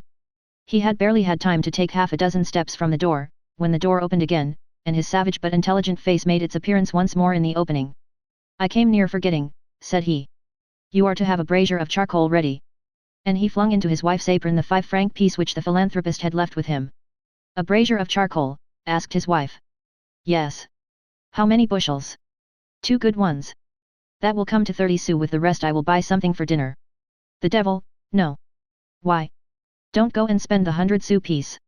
Why? Because I shall have to buy something, too. What? Something. How much shall you need? Whereabouts in the neighborhood is there an ironmonger's shop? Rue Mouffetard. Ah, yes, at the corner of a street, I can see the shop. But tell me how much you will need for what you have to purchase. 50 sous, 3 francs. There won't be much left for dinner. Eating is not the point today, there's something better to be done. That's enough, my jewel. At this word from his wife, Jondrette closed the door again, and this time, Marius heard his step die away in the corridor of the hovel, and descend the staircase rapidly. At that moment, 1 o'clock struck from the church of Saint Méthode. Chapter 13, Solus cum solo, in loco remoto, non cogitabantur orare pater noster. Marius, dreamer as he was, as we have said, firm and energetic by nature. His habits of solitary meditation, while they had developed in him sympathy and compassion, had, perhaps, diminished the faculty for irritation, but had left intact the power of waxing indignant. He had the kindliness of a Brahmin, and the severity of a judge. He took pity upon a toad, but he crushed a viper. Now, it was into a hole of vipers that his glance had just been directed, it was a nest of monsters that he had beneath his eyes. These wretches must be stamped upon, said he. Not one of the enigmas which he had hoped to see solved had been elucidated, on the contrary, all of them had been rendered more dense. If anything, he knew nothing more about the beautiful maiden of the Luxembourg and the man whom he called M. Leblanc, except that Jondrette was acquainted with them. Athwart the mysterious words which had been uttered, the only thing of which he caught a distinct glimpse was the fact that an ambush was in course of preparation, a dark but terrible trap, that both of them were incurring great danger, she probably, her father certainly, that they must be saved, that the hideous plots of the Jondrets must be thwarted, and the web of these spiders broken. He scanned the female Jondret for a moment. She had pulled an old sheet iron stove from a corner, and she was rummaging among the old heap of iron. He descended from the commode as softly as possible, taking care not to make the least noise. Amid his terror as to what was in preparation, and in the horror with which the Jondrets had inspired him, he experienced a sort of joy at the idea that it might be granted to him perhaps to render a service to the one whom he loved. But how was it to be done? How warn the persons threatened? He did not know their address. They had reappeared for an instant before his eyes, and had then plunged back again into the immense depths of Paris. Should he wait for M. Leblanc at the door that evening at 6 o'clock, at the moment of his arrival, and warn him of the trap? But Jondret and his men would see him on the watch. The spot was lonely, they were stronger than he, they would devise means to seize him or to get him away, and the man whom Marius was anxious to save would be lost. 1 o'clock had just struck, the trap was to be sprung at 6. Marius had 5 hours before him. There was but one thing to be done. He put on his decent coat, knotted a silk handkerchief round his neck, took his hat, and went out, without making any more noise than if he had been treading on moss with bare feet. Moreover, the Jondret woman continued to rummage among her old iron. Once outside of the house, he made for the Rue du Petit Banquier. He had almost reached the middle of this street, near a very low wall which a man can easily step over at certain points, and which abuts on a waste space, and was walking slowly, in consequence of his preoccupied condition, and the snow deadened the sound of his steps. All at once he heard voices talking very close by. He turned his head, the street was deserted, there was not a soul in it, it was broad daylight, and yet he distinctly heard voices. It occurred to him to glance over the wall which he was skirting. There, in fact, sat 2 men, flat on the snow, with their backs against the wall, talking together in subdued tones. These 2 persons were strangers to him, one was a bearded man in a blouse, and the other a long-haired individual in rags. The bearded man had on a fez, the other's head was bare, and the snow had lodged in his hair. By thrusting his head over the wall, Marius could hear their remarks. The hairy one jogged the other man's elbow and said, "With the assistance of Patron Minette, it can't fail." "Do you think so?" said the bearded man. And the long-haired one began again. "It's as good as a warrant for each one, of 500 balls, and the worst that can happen is 5 years, 6 years, 10 years at the most." The other replied with some hesitation, and shivering beneath his fez. "That's a real thing, you can't go against such things." "I tell you that the affair can't go wrong," resumed the long-haired man. "Father Watts his name's team will be already harnessed." Then they began to discuss a melodrama that they had seen on the preceding evening at the Gate Theatre. Marius went his way. It seemed to him that the mysterious words of these men, so strangely hidden behind that wall, and crouching in the snow, could not but bear some relation to Jondret's abominable projects. That must be the affair. He directed his course towards the Faubourg Saint-Marceau and asked at the first shop he came to where he could find a commissary of police. He was directed to Rue de Pontoise, number 14. Thither Marius betook himself. As he passed a baker's shop, he bought a 2-penny roll, and ate it, foreseeing that he should not dine. On the way, he rendered justice to Providence. He reflected that had he not given his 5 francs to the Jondret girl in the morning, he would have followed M. Leblanc's fiacre, and consequently have remained ignorant of everything, and that there would have been no obstacle to the trap of the Jondrets, and that M. Leblanc would have been lost, and his daughter with him, no doubt. Chapter 14, in which a police agent bestows 2 fistfuls on a lawyer. On arriving at number 14, Rue de Pontoise, he ascended to the first floor and inquired for the commissary of police. "The commissary of police is not here," said a clerk, "but there is an inspector who takes his place. Would you like to speak to him? Are you in haste?" "Yes," said Marius. The clerk introduced him into the commissary's office. There stood a tall man behind a grating, leaning against a stove, and holding up with both hands the tails of a vast topcoat, with 3 collars. His face was square, with a thin, firm mouth, thick, grey, and very ferocious whiskers, and a look that was enough to turn your pockets inside out. Of that glance it might have been well said, not that it penetrated, but that it searched. This man's air was not much less ferocious nor less terrible than Jondret's. The dog is, at times, no less terrible to meet than the wolf. "What do you want?" he said to Marius, without adding monsieur. "Is this Monsieur le Commissaire de Police?" "He is absent. I am here in his stead." "The matter is very private." "Then speak." "And great haste is required." "Then speak quick." This calm, abrupt man was both terrifying and reassuring at one and the same time. He inspired fear and confidence. Marius related the adventure to him, that a person with whom he was not acquainted otherwise than by sight, was to be inveigled into a trap that very evening, that, as he occupied the room adjoining the den, he, Marius Pontmercy, a lawyer, had heard the whole plot through the partition, that the wretch who had planned the trap was a certain Jondret, that there would be accomplices, probably some prowlers of the barriers, among others a certain Punchot, alias Printanier, alias Begrenale. That Jondret's daughters were to lie in wait, that there was no way of warning the threatened man, since he did not even know his name, and that, finally, all this was to be carried out at 6 o'clock that evening, at the most deserted point of the Boulevard de El Hospital, in house no 50-52. At the sound of this number, the inspector raised his head, and said coldly. So it is in the room at the end of the corridor. Precisely, answered Marius, and he added, are you acquainted with that house? The inspector remained silent for a moment, then replied, as he warmed the heel of his boot at the door of the stove. Apparently. He went on, muttering between his teeth, and not addressing Marius so much as his cravat. Patron Minette must have had a hand in this. This word struck Marius. Patron Minette, said he, I did hear that word pronounced, in fact. And he repeated to the inspector the dialogue between the long-haired man and the bearded man in the snow behind the wall of the Rue du Petit Boncoeur. The inspector muttered. The long-haired man must be Brajon, and the bearded one Demiliard, alias du Milliards. He had dropped his eyelids again, and became absorbed in thought. As for Father What's his name, I think I recognize him here. I've burned my coat. They always have too much fire in these cursed stoves. Number 50-52, former property of Gorbeau. Then he glanced at Marius. You saw only that bearded and that long-haired man. And Punchot. You didn't see a little imp of a dandy prowling about the premises. No. Nor a big lump of matter, resembling an elephant in the Jardin des Plantes. No. Nor a scamp with the air of an old red tail. No. As for the fourth, no one sees him, not even his adjutants, clerks, and employees. It is not surprising that you did not see him. No, who are all those persons? Asked Marius. The inspector answered. Besides, this is not the time for them. He relapsed into silence, then resumed. 50-52 I know that barrack. Impossible to conceal ourselves inside it without the artists seeing us, and then they will get off simply by countermanding the vaudeville. They are so modest, an audience embarrasses them. None of that, I want to hear them sing and make them dance. This monologue concluded, he turned to Marius, and demanded, gazing at him intently the while. Are you afraid? Of what? Said Marius. Of these men. No more than yourself, retorted Marius rudely, who had begun to notice that this police agent had not yet said monsieur to him. The inspector stared still more intently at Marius, and continued with sententious solemnity. There, you speak like a brave man, and like an honest man. Courage does not fear crime, and honesty does not fear authority. Marius interrupted him. That is well, but what do you intend to do? The inspector contented himself with the remark. The lodgers have pass keys with which to get in at night. You must have one. Yes, said Marius. Have you it about you? Yes. Give it to me, said the inspector. Marius took his key from his waistcoat pocket, handed it to the inspector and added. If you will take my advice, you will come in force.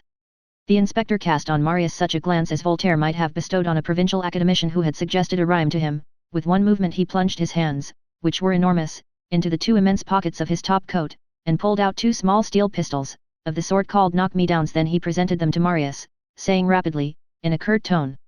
Take these, go home, hide in your chamber, so that you may be supposed to have gone out. They are loaded, each one carries 2 balls. You will keep watch. There is a hole in the wall. As you have informed me, these men will come. Leave them to their own devices for a time. When you think matters have reached a crisis, and that it is time to put a stop to them, fire a shot, not too soon. The rest concerns me. A shot into the ceiling, the air, no matter where. Above all things, not too soon.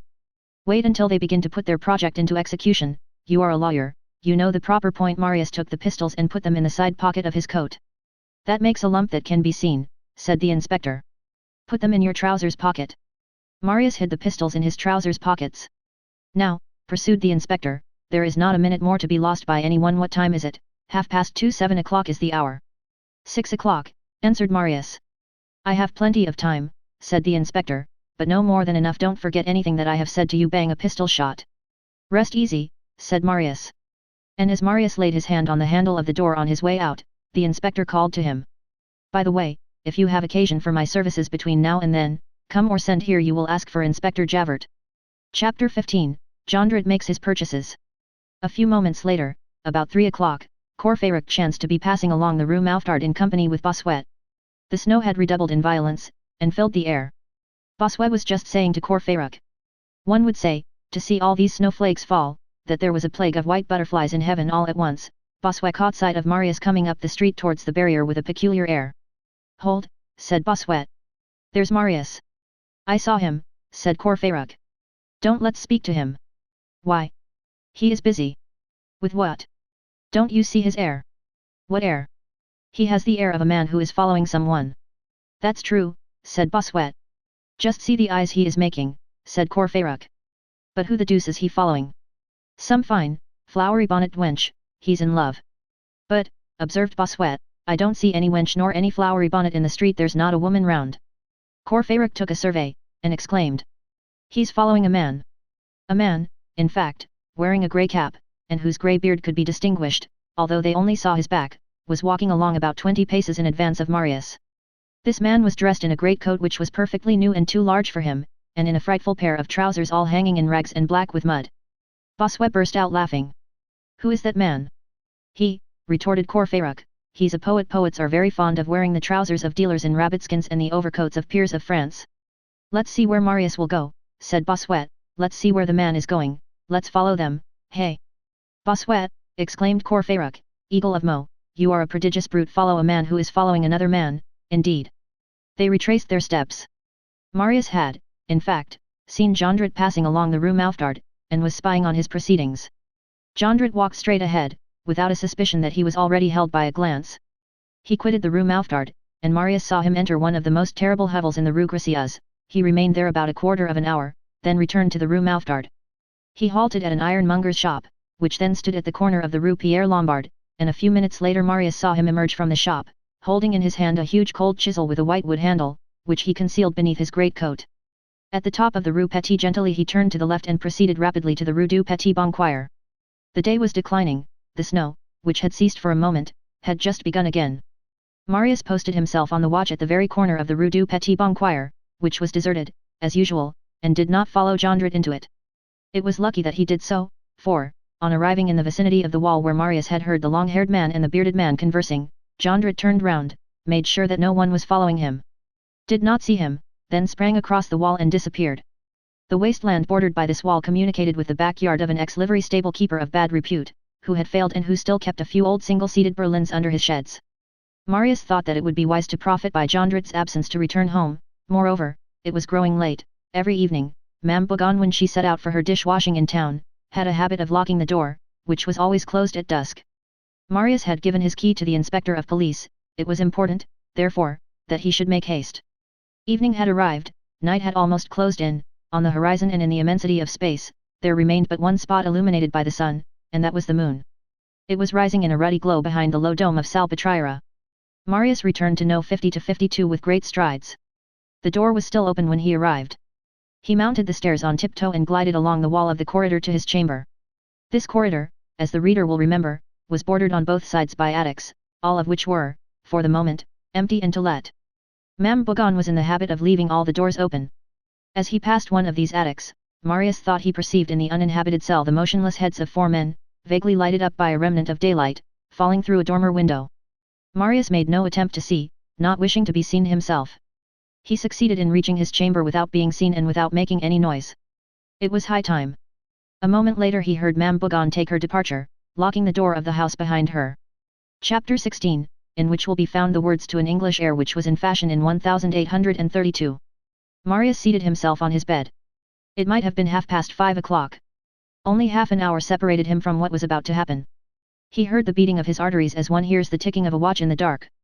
He thought of the double march which was going on at that moment in the dark, crime advancing on one side, justice coming up on the other. He was not afraid, but he could not think without a shudder of what was about to take place. As is the case with all those who are suddenly assailed by an unforeseen adventure, the entire day produced upon him the effect of a dream, and in order to persuade himself that he was not the prey of a nightmare, he had to feel the cold barrels of the steel pistols in his trousers pockets. It was no longer snowing, the moon disengaged itself more and more clearly from the mist, and its light, mingled with the white reflection of the snow which had fallen, communicated to the chamber a sort of twilight aspect. There was a light in the Jondrette den. Marius saw the hole in the wall shining with a reddish glow which seemed bloody to him.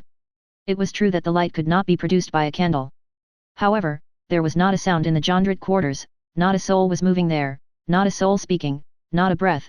The silence was glacial and profound, and had it not been for that light, he might have thought himself next door to a sepulchre. Marius softly removed his boots and pushed them under his bed. Several minutes elapsed.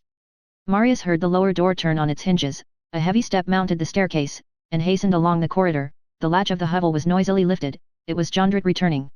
Instantly, several voices arose. The whole family was in the garret.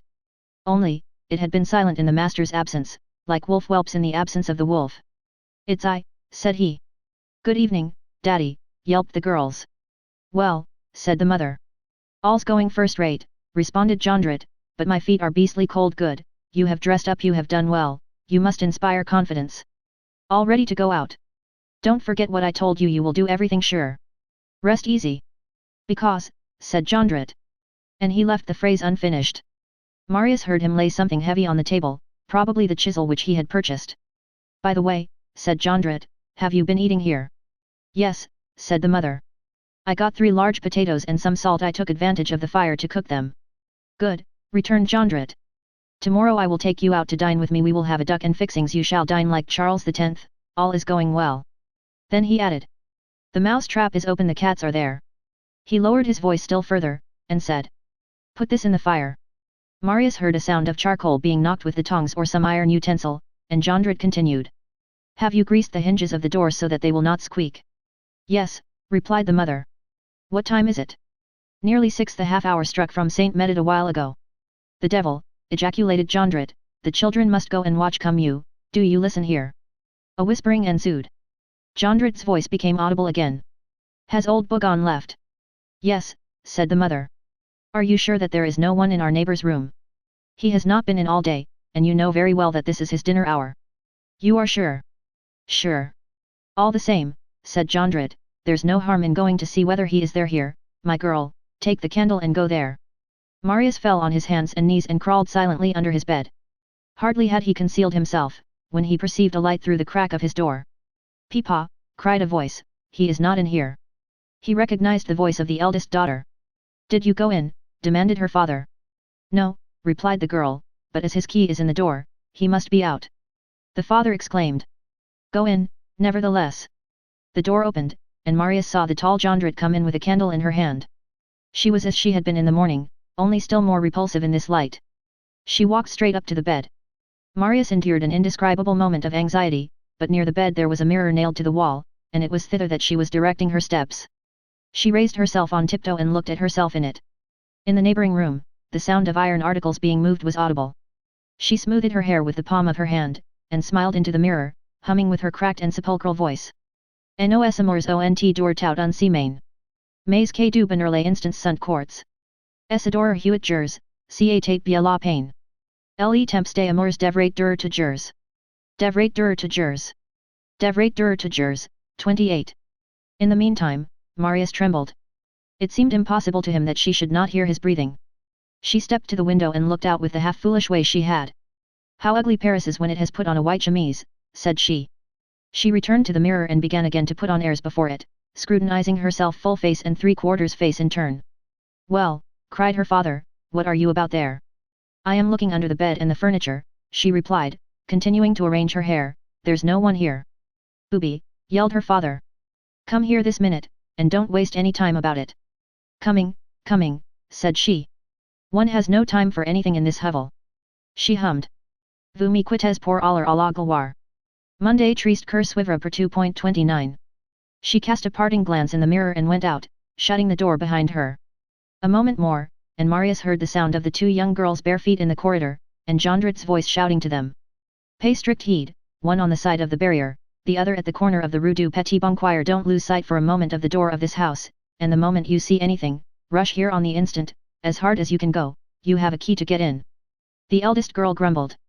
"The idea of standing watch in the snow barefoot. Tomorrow you shall have some dainty little green silk boots," said the father. They ran downstairs, and a few seconds later the shock of the outer door as it banged to announce that they were outside. There now remained in the house only Marius, the Jondrits, and probably, also, the mysterious persons of whom Marius had caught a glimpse in the twilight, behind the door of the unused attic. Chapter 17, The Use Made of Marius' 5-franc piece. Marius decided that the moment had now arrived when he must resume his post at his observatory. In a twinkling, and with the agility of his age, he had reached the hole in the partition. He looked. The interior of the Jondrit apartment presented a curious aspect, and Marius found an explanation of the singular light which he had noticed. A candle was burning in a candlestick covered with verdigris, but that was not what really lighted the chamber. The hovel was completely illuminated, as it were, by the reflection from a rather large sheet iron brazier standing in the fireplace, and filled with burning charcoal, the brazier prepared by the Jondrit woman that morning. The charcoal was glowing hot and the brazier was red, a blue flame flickered over it, and helped him to make out the form of the chisel purchased by Jondrette in the Rue Pierre Lombard, where it had been thrust into the brazier to heat. In one corner, near the door, and as though prepared for some definite use, 2 heaps were visible, which appeared to be, the one a heap of old iron, the other a heap of ropes. All this would have caused the mind of a person who knew nothing of what was in preparation to waver between a very sinister and a very simple idea. The lair thus lighted up more resembled a forge than a mouth of hell, but Jondrette, in this light, had rather the air of a demon than of a smith. The heat of the brazier was so great, that the candle on the table was melting on the side next the chafing dish, and was drooping over. An old dark lantern of copper, worthy of Diogenes turned cartouche, stood on the chimney piece. The brazier, placed in the fireplace itself, beside the nearly extinct brands, sent its vapours up the chimney, and gave out no odour. The moon, entering through the 4 panes of the window, cast its whiteness into the crimson and flaming garret, and to the poetic spirit of Marius, who was dreamy even in the moment of action, it was like a thought of heaven mingled with the misshapen reveries of earth. A breath of air which made its way in through the open pane, helped to dissipate the smell of the charcoal and to conceal the presence of the brazier. The Jondrette lair was, if the reader recalls what we have said of the Gorbeau building, admirably chosen to serve as the theatre of a violent and sombre deed, and as the envelope for a crime. It was the most retired chamber in the most isolated house on the most deserted boulevard in Paris. If the system of ambush and traps had not already existed, they would have been invented there. The whole thickness of a house and a multitude of uninhabited rooms separated this den from the boulevard, and the only window that existed opened on wastelands enclosed with walls and palisades. Jondrette had lighted his pipe, seated himself on the seatless chair, and was engaged in smoking. His wife was talking to him in a low tone. If Marius had been Courfeyrac, that is to say, one of those men who laugh on every occasion in life, he would have burst with laughter when his gaze fell on the Jondrette woman. She had on a black bonnet with plumes not unlike the hats of the heralds at arms at the coronation of Charles X, an immense tartan shawl over her knitted petticoat, and the man's shoes which her daughter had scorned in the morning. It was this toilette which had extracted from Jondrette the exclamation, "Good, you have dressed up, you have done well, you must inspire confidence." As for Jondrette, he had not taken off the new surtout, which was too large for him, and which M. Leblanc had given him, and his costume continued to present that contrast of coat and trousers which constituted the ideal of a poet in Courfeyrac's eyes. All at once, Jondrette lifted up his voice. "By the way, now that I think of it, in this weather, he will come in a carriage, light the lantern, take it and go downstairs. You will stand behind the lower door the very moment that you hear the carriage stop, you will open the door, instantly, he will come up, you will light the staircase and the corridor, and when he enters here, you will go downstairs again as speedily as possible, you will pay the coachman, and dismiss the fiacre." "And the money?" inquired the woman. Jondrette fumbled in his trousers pocket and handed her 5 francs. "What's this?" she exclaimed. Jondrette replied with dignity. "That is the monarch which our neighbor gave us this morning." And he added, "Do you know what, 2 chairs will be needed here." "What for?" "To sit on." Marius felt a cold chill pass through his limbs at hearing this mild answer from Jondrette. "Pardieu, I'll go and get one of our neighbors." And with a rapid movement, she opened the door of the den, and went out into the corridor. Marius absolutely had not the time to descend from the commode, reach his bed, and conceal himself beneath it. "Take the candle," cried Jondrette. "No," said she, "it would embarrass me, I have the 2 chairs to carry, there is moonlight." Marius heard Mother Jondrette's heavy hand fumbling at his lock in the dark. The door opened. He remained nailed to the spot with the shock and with horror. The Jondrette entered. The dormer window permitted the entrance of a ray of moonlight between 2 blocks of shadow. One of these blocks of shadow entirely covered the wall against which Marius was leaning, so that he disappeared within it. Mother Jondrette raised her eyes, did not see Marius, took the 2 chairs, the only ones which Marius possessed, and went away, letting the door fall heavily to behind her. She re-entered the lair. "Here are the 2 chairs. And here is the lantern, go down as quick as you can." She hastily obeyed, and Jondrette was left alone. He placed the 2 chairs on opposite sides of the table, turned the chisel in the brazier, set in front of the fireplace an old screen which masked the chafing dish, then went to the corner where lay the pile of rope, and bent down as though to examine something. Marius then recognized the fact, that what he had taken for a shapeless mass was a very well-made rope ladder, with wooden rungs and 2 hooks with which to attach it. This ladder, and some large tools, veritable masses of iron, which were mingled with the old iron piled up behind the door, had not been in the Jondrette hovel in the morning, and had evidently been brought thither in the afternoon, during Marius' absence. "Those are the utensils of an edge tool maker," thought Marius. Had Marius been a little more learned in this line, he would have recognized in what he took for the engines of an edge tool maker, certain instruments which will force a lock or pick a lock, and others which will cut or slice, the 2 families of tools which burglars call cadets and fauchants. The fireplace and the 2 chairs were exactly opposite Marius. The brazier being concealed, the only light in the room was now furnished by the candle, the smallest bit of crockery on the table or on the chimney-piece cast a large shadow. There was something indescribably calm, threatening, and hideous about this chamber. One felt that there existed in it the anticipation of something terrible.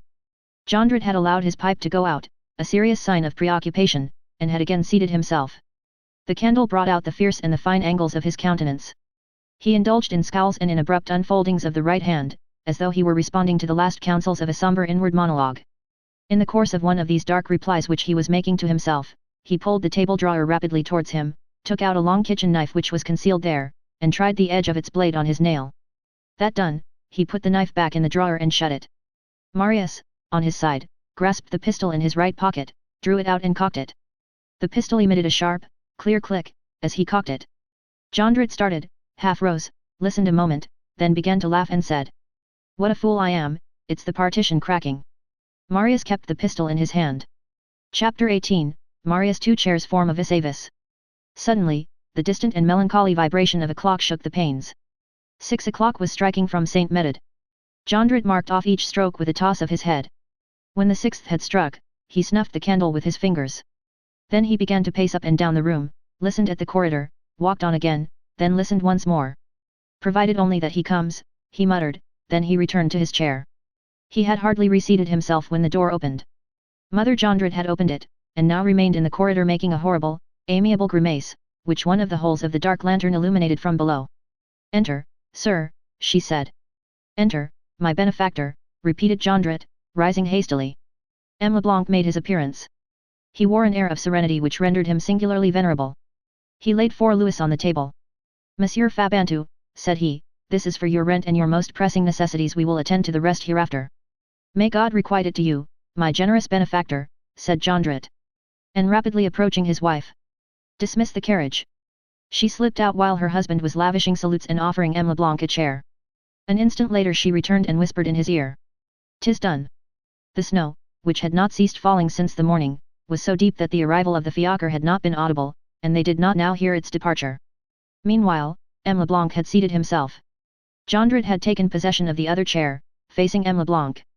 Now, in order to form an idea of the scene which is to follow, let the reader picture to himself in his own mind, a cold night, the solitudes of the Salpêtrière covered with snow and white as winding sheets in the moonlight, the taper-like lights of the street lanterns which shone redly here and there along those tragic boulevards, and the long rows of black elms, not a passer-by for perhaps a quarter of a league around, the Gorbeau hovel, at its highest pitch of silence, of horror and of darkness, in that building, in the midst of those solitudes, in the midst of that darkness, the vast Jondrette garret lighted by a single candle, and in that den 2 men seated at a table, M. Leblanc tranquil, Jondrette smiling and alarming, the Jondrette woman, the female wolf, in one corner, and, behind the partition, Marius, invisible, erect, not losing a word, not missing a single movement, his eye on the watch, and pistol in hand. However, Marius experienced only an emotion of horror, but no fear. He clasped the stock of the pistol firmly and felt reassured. "I shall be able to stop that wretch whenever I please," he thought. He felt that the police were there somewhere in ambuscade, waiting for the signal agreed upon and ready to stretch out their arm. Moreover, he was in hopes that this violent encounter between Jondrette and M. Leblanc would cast some light on all the things which he was interested in learning. Chapter 19, Occupying oneself with obscure depths. Hardly was M. Leblanc seated, when he turned his eyes towards the pallets, which were empty. "How is the poor little wounded girl?" he inquired. "Bad," replied Jondrette with a heartbroken and grateful smile, "very bad, my worthy sir. Her elder sister has taken her to the Bourbie to have her hurt dressed. You will see them presently, they will be back immediately." "Madame Fabantou seems to me to be better," went on M. Leblanc, casting his eyes on the eccentric costume of the Jondrette woman, as she stood between him and the door, as though already guarding the exit, and gazed at him in an attitude of menace and almost of combat. "She is dying," said Jondrette. "But what do you expect, sir? She has so much courage, that woman has. She's not a woman, she's an ox." The Jondrette, touched by his compliment, deprecated it with the affected airs of a flattered monster.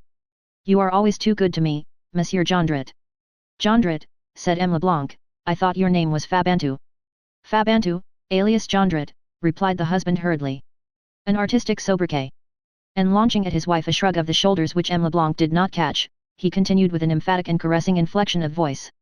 "Ah, we have had a happy life together, this poor darling and I. What would there be left for us if we had not that?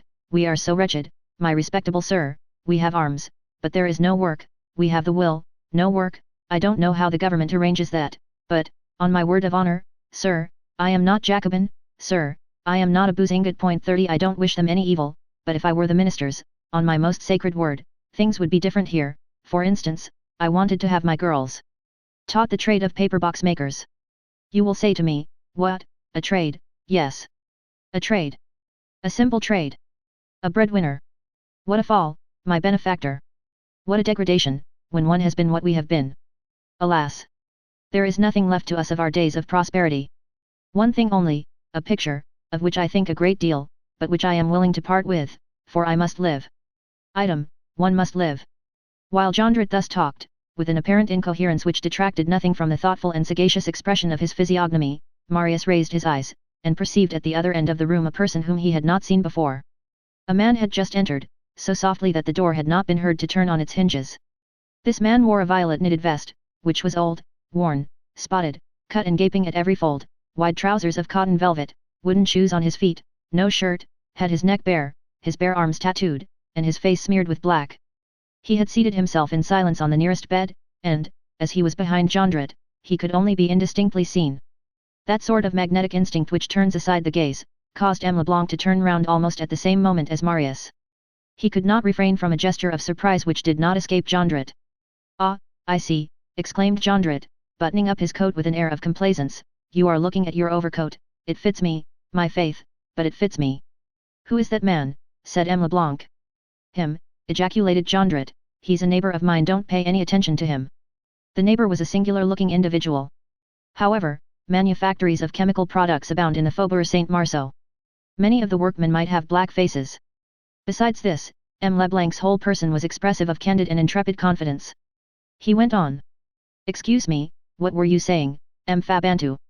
I was telling you, sir, and dear protector, replied Jondrette, placing his elbows on the table and contemplating M. Leblanc with steady and tender eyes, not unlike the eyes of the boa constrictor, I was telling you, that I have a picture to sell. A slight sound came from the door. A second man had just entered and seated himself on the bed, behind Jondrette.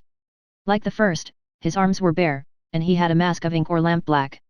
Although this man had, literally, glided into the room, he had not been able to prevent M. Leblanc catching sight of him. Don't mind them, said Jondrette, they are people who belong in the house, so I was saying, that there remains in my possession a valuable picture, but stop, sir, take a look at it. He rose, went to the wall at the foot of which stood the panel which we have already mentioned, and turned it round, still leaving it supported against the wall. It really was something which resembled a picture, and which the candle illuminated, somewhat. Marius could make nothing out of it, as Jondrette stood between the picture and him, he only saw a coarse daub, and a sort of principal personage colored with the harsh crudity of foreign canvases and screen paintings. What is that? Asked M. Leblanc. Jondrette exclaimed. A painting by a master, a picture of great value, my benefactor, I am as much attached to it as I am to my two daughters, it recalls souvenirs to me, but I have told you, and I will not take it back, that I am so wretched that I will part with it. Either by chance, or because he had begun to feel a dawning uneasiness, M. Leblanc's glance returned to the bottom of the room as he examined the picture. There were now 4 men, 3 seated on the bed, 1 standing near the doorpost, all 4 with bare arms and motionless, with faces smeared with black. One of those on the bed was leaning against the wall, with closed eyes, and it might have been supposed that he was asleep. He was old, his white hair contrasting with his blackened face produced a horrible effect. The other 2 seemed to be young, one wore a beard, the other wore his hair long. None of them had on shoes, those who did not wear socks were barefooted. Jondrette noticed that M. Leblanc's eye was fixed on these men.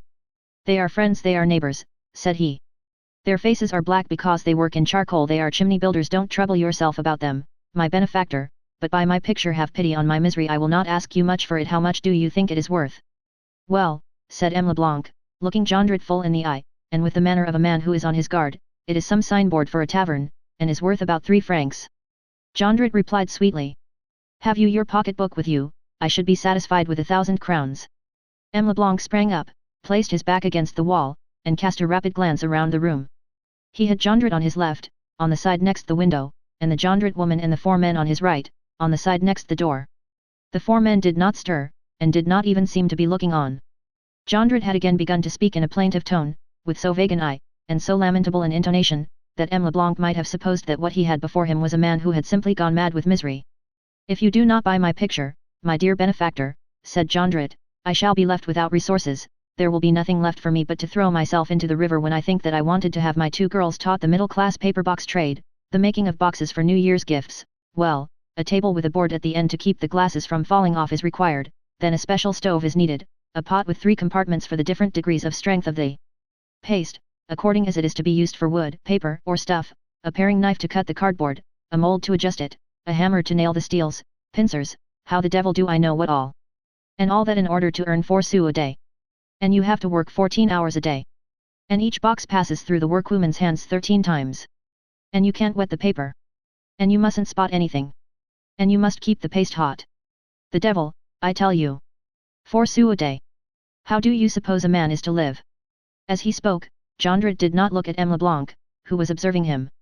M. Leblanc's eye was fixed on Jondrette, and Jondrette's eye was fixed on the door. Marius' eager attention was transferred from one to the other. M. Leblanc seemed to be asking himself, is this man an idiot? Jondrette repeated 2 or 3 distinct times, with all manner of varying inflections of the whining and supplicating order, there is nothing left for me but to throw myself into the river. I went down 3 steps at the side of the bridge of Austerlitz the other day for that purpose. All at once his dull eyes lighted up with a hideous flash, the little man drew himself up and became terrible, took a step toward M. Leblanc and cried in a voice of thunder, that has nothing to do with the question, do you know me? Chapter 20, The Trap. The door of the garret had just opened abruptly, and allowed a view of 3 men clad in blue linen blouses, and masked with masks of black paper. The first was thin, and had a long, iron-tipped cudgel, the second, who was a sort of colossus, carried, by the middle of the handle, with the blade downward, a butcher's poleaxe for slaughtering cattle. The third, a man with thick-set shoulders, not so slender as the first, held in his hand an enormous key stolen from the door of some prison.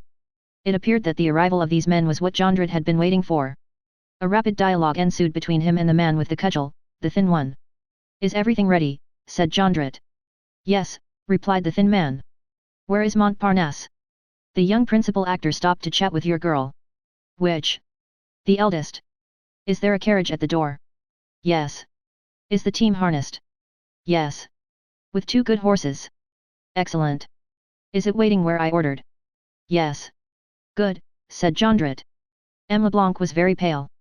He was scrutinizing everything around him in the den, like a man who understands what he has fallen into, and his head, directed in turn toward all the heads which surrounded him, moved on his neck with an astonished and attentive slowness, but there was nothing in his air which resembled fear. He had improvised an entrenchment out of the table, and the man, who but an instant previously, had borne merely the appearance of a kindly old man, had suddenly become a sort of athlete, and placed his robust fist on the back of his chair, with a formidable and surprising gesture. This old man, who was so firm and so brave in the presence of such a danger, seemed to possess one of those natures which are as courageous as they are kind, both easily and simply. The father of a woman whom we love is never a stranger to us. Marius felt proud of that unknown man. 3 of the men, of whom Jondrette had said, they are chimney builders, had armed themselves from the pile of old iron, one with a heavy pair of shears, the second with weighing tongs, the third with a hammer, and had placed themselves across the entrance without uttering a syllable. The old man had remained on the bed, and had merely opened his eyes. The Jondrette woman had seated herself beside him. Marius decided that in a few seconds more the moment for intervention would arrive, and he raised his right hand towards the ceiling, in the direction of the corridor, in readiness to discharge his pistol. Jondrette, having terminated his colloquy with the man with the cudgel, turned once more to M. Leblanc, and repeated his question, accompanying it with that low, repressed, and terrible laugh which was peculiar to him. So you do not recognize me? M. Leblanc looked him full in the face, and replied. No. Then Jondrette advanced to the table. He leaned across the candle, crossing his arms, putting his angular and ferocious jaw close to M. Leblanc's calm face, and advancing as far as possible without forcing M. Leblanc to retreat, and, in this posture of a wild beast who is about to bite, he exclaimed. My name is not Fabantou, my name is not Jondrette, my name is Thénardier, I am the innkeeper of Montfermeil, do you understand, Thénardier, now do you know me? An almost imperceptible flush crossed M. Leblanc's brow, and he replied with a voice which neither trembled nor rose above its ordinary level, with his accustomed placidity. No more than before. Marius did not hear this reply. Anyone who had seen him at that moment through the darkness would have perceived that he was haggard, stupid, thunderstruck. At the moment when Jondrette said, my name is Thénardier, Marius had trembled in every limb, and had leaned against the wall, as though he felt the cold of a steel blade through his heart. Then his right arm, all ready to discharge the signal shot, dropped slowly, and at the moment when Jondrette repeated, Thénardier, do you understand, Marius's faltering fingers had come near letting the pistol fall. Jondrette, by revealing his identity, had not moved M. Leblanc, but he had quite upset Marius. That name of Thénardier, with which M. Leblanc did not seem to be acquainted, Marius knew well. Let the reader recall what that name meant to him. That name he had worn on his heart, inscribed in his father's testament. He bore it at the bottom of his mind, in the depths of his memory, in that sacred injunction, a certain Thénardier saved my life. If my son encounters him, he will do him all the good that lies in his power. That name, it will be remembered, was one of the pieties of his soul. He mingled it with the name of his father in his worship. What? This man was that Thénardier, that innkeeper of Montfermeil whom he had so long and so vainly sought. He had found him at last, and how? His father's savior was a ruffian. That man, to whose service Marius was burning to devote himself, was a monster.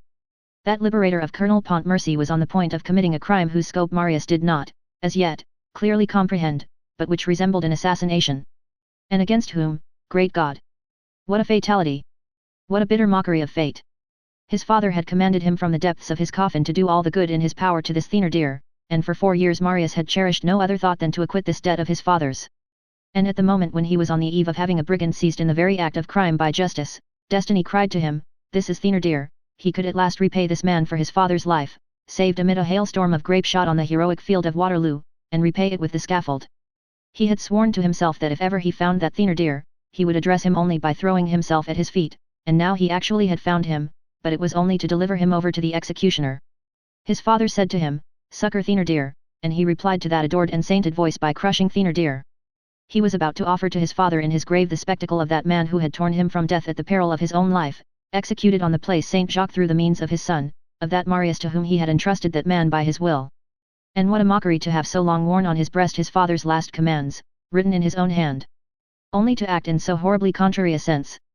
But, on the other hand, now look on that trap and not prevent it. Condemn the victim and to spare the assassin. Could one be held to any gratitude towards so miserable a wretch? All the ideas which Marius had cherished for the last 4 years were pierced through and through, as it were, by this unforeseen blow. He shuddered. Everything depended on him. Unknown to themselves, he held in his hand all those beings who were moving about there before his eyes.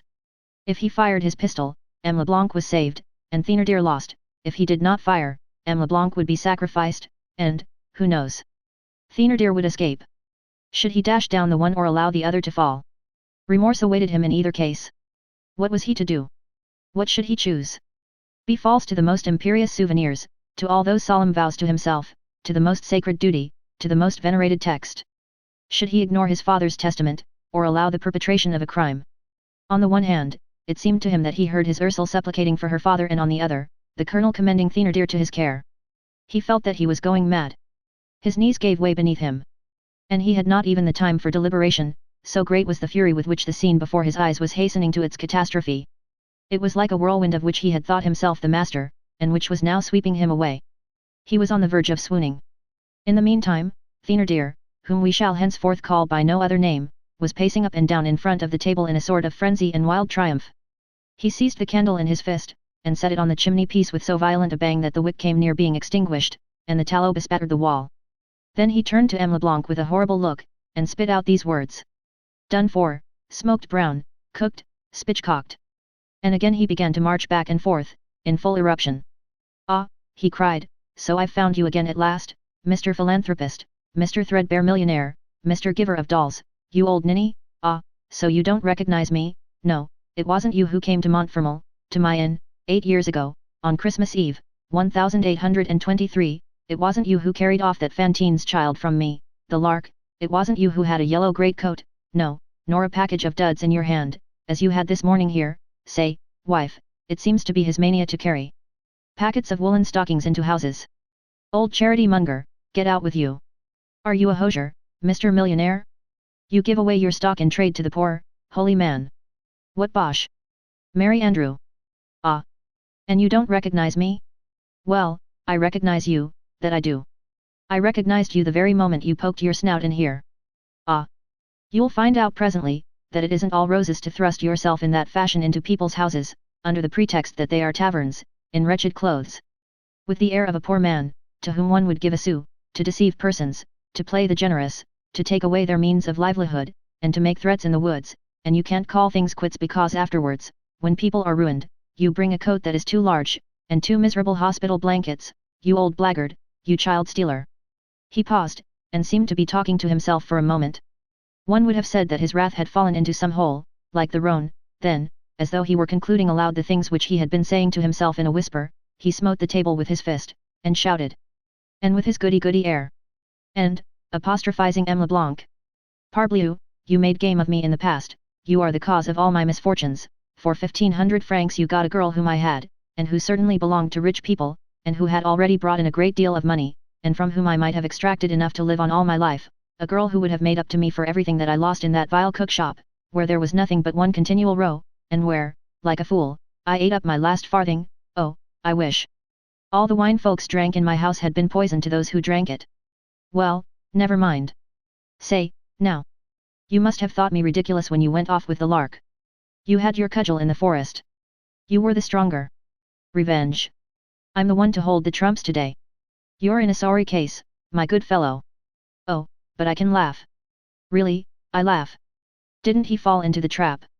I told him that I was an actor, that my name was Fabantou, that I had played comedy with Mamselle Mars, with Mamselle Much. That my landlord insisted on being paid tomorrow, the 4th of February, and he didn't even notice that the 8th of January, and not the 4th of February is the time when the quarter runs out. Absurd idiot. And the 4 miserable Philippes which he has brought me. Scoundrel. He hadn't the heart even to go as high as 100 francs. And how he swallowed my platitudes. That did amuse me. I said to myself, blockhead, come, I've got you, I licked your paws this morning, but I'll gnaw your heart this evening. Thénardier paused. He was out of breath. His little, narrow chest panted like a forge bellows. His eyes were full of the ignoble happiness of a feeble, cruel, and cowardly creature, which finds that it can, at last, harass what it has feared, and insult what it has flattered, the joy of a dwarf who should be able to set his heel on the head of Goliath, the joy of a jackal which is beginning to rend a sick bull, so nearly dead that he can no longer defend himself, but sufficiently alive to suffer still. M. LeBlanc did not interrupt him, but said to him when he paused. I do not know what you mean to say you are mistaken in me. I am a very poor man, and anything but a millionaire. I do not know you. You are mistaking me for some other person. Ah, roared Thénardier hoarsely, a pretty lie, you stick to that pleasantry, do you? You're floundering, my old buck. Ah, you don't remember, you don't see who I am. Excuse me, sir, said M. LeBlanc with a politeness of accent, which at that moment seemed peculiarly strange and powerful, I see that you are a villain. Who has not remarked the fact that odious creatures possess a susceptibility of their own, that monsters are ticklish? At this word villain, the female Thénardier sprang from the bed. Thénardier grasped his chair as though he were about to crush it in his hands. Don't you stir, he shouted to his wife, and, turning to M. LeBlanc. Villain, yes, I know that you call us that, you rich gentleman. Stop, it's true that I became bankrupt, that I am in hiding, that I have no bread, that I have not a single sou, that I am a villain. It's 3 days since I have had anything to eat, so I'm a villain. Ah, you folks warm your feet, you have Sakoski boots, you have wadded greatcoats, like archbishops, you lodge on the first floor in houses that have porters, you eat truffles, you eat asparagus at 40 francs the bunch in the month of January, and green peas, you gorge yourselves, and when you want to know whether it is cold, you look in the papers to see what the engineer Chevalier's thermometer says about it. It is we who are thermometers. We don't need to go out and look on the quay at the corner of the Tour de l'Horloge, to find out the number of degrees of cold. We feel our blood congealing in our veins, and the ice forming round our hearts, and we say, there is no God, and you come to our caverns, yes our caverns. For the purpose of calling us villains. But we'll devour you. But we'll devour you, poor little things. Just see here, Mr. Millionaire, I have been a solid man, I have held a license, I have been an elector, I am a bourgeois, that I am. And it's quite possible that you are not.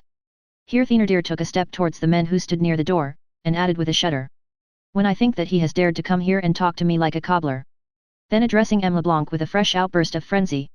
And listen to this also, Mr. Philanthropist, I'm not a suspicious character, not a bit of it, I'm not a man whose name nobody knows, and who comes and abducts children from houses, I'm an old French soldier, I ought to have been decorated, I was at Waterloo, so I was, and in the battle I saved a general called the Count of I don't know what. He told me his name, but his beastly voice was so weak that I didn't hear. All I caught was merci thanks. I'd rather have had his name than his thanks.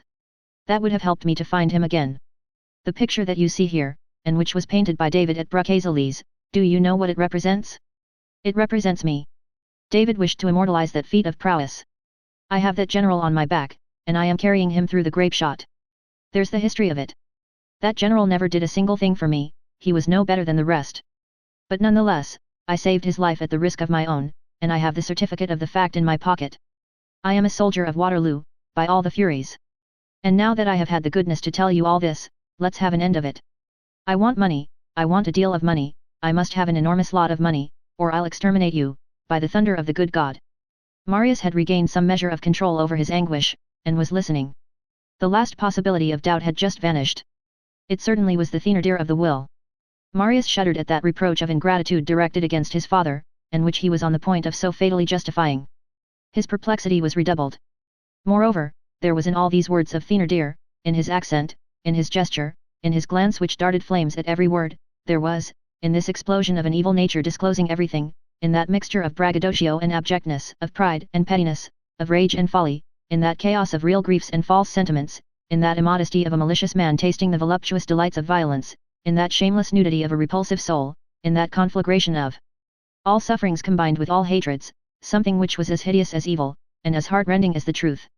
The picture of the master, the painting by David which he had proposed that M. Leblanc should purchase, was nothing else, as the reader has divined, than the sign of his tavern painted, as it will be remembered, by himself, the only relic which he had preserved from his shipwreck at Montfermeil. As he had ceased to intercept Marius' visual ray, Marius could examine this thing, and in the daub, he actually did recognize a battle, a background of smoke, and a man carrying another man. It was the group composed of Pontmercy and Thénardier, the sergeant the rescuer, the colonel rescued. Marius was like a drunken man. This picture restored his father to life in some sort. It was no longer the signboard of the wine shop at Montfermeil, it was a resurrection, a tomb had yawned, a phantom had risen there. Marius heard his heart beating in his temples, he had the cannon of Waterloo in his ears, his bleeding father, vaguely depicted on that sinister panel terrified him, and it seemed to him that the misshapen spectre was gazing intently at him. When Thénardier had recovered his breath, he turned his bloodshot eyes on M. Leblanc, and said to him in a low, curt voice, "What have you to say before we put the handcuffs on you?" M. Leblanc held his peace. In the midst of this silence, a cracked voice launched this lugubrious sarcasm from the corridor. "If there's any wood to be split, I'm there." It was the man with the axe, who was growing merry. At the same moment, an enormous, bristling, and clayey face made its appearance at the door, with a hideous laugh which exhibited not teeth, but fangs. It was the face of the man with the butcher's axe. "Why have you taken off your mask?" cried Thénardier in a rage.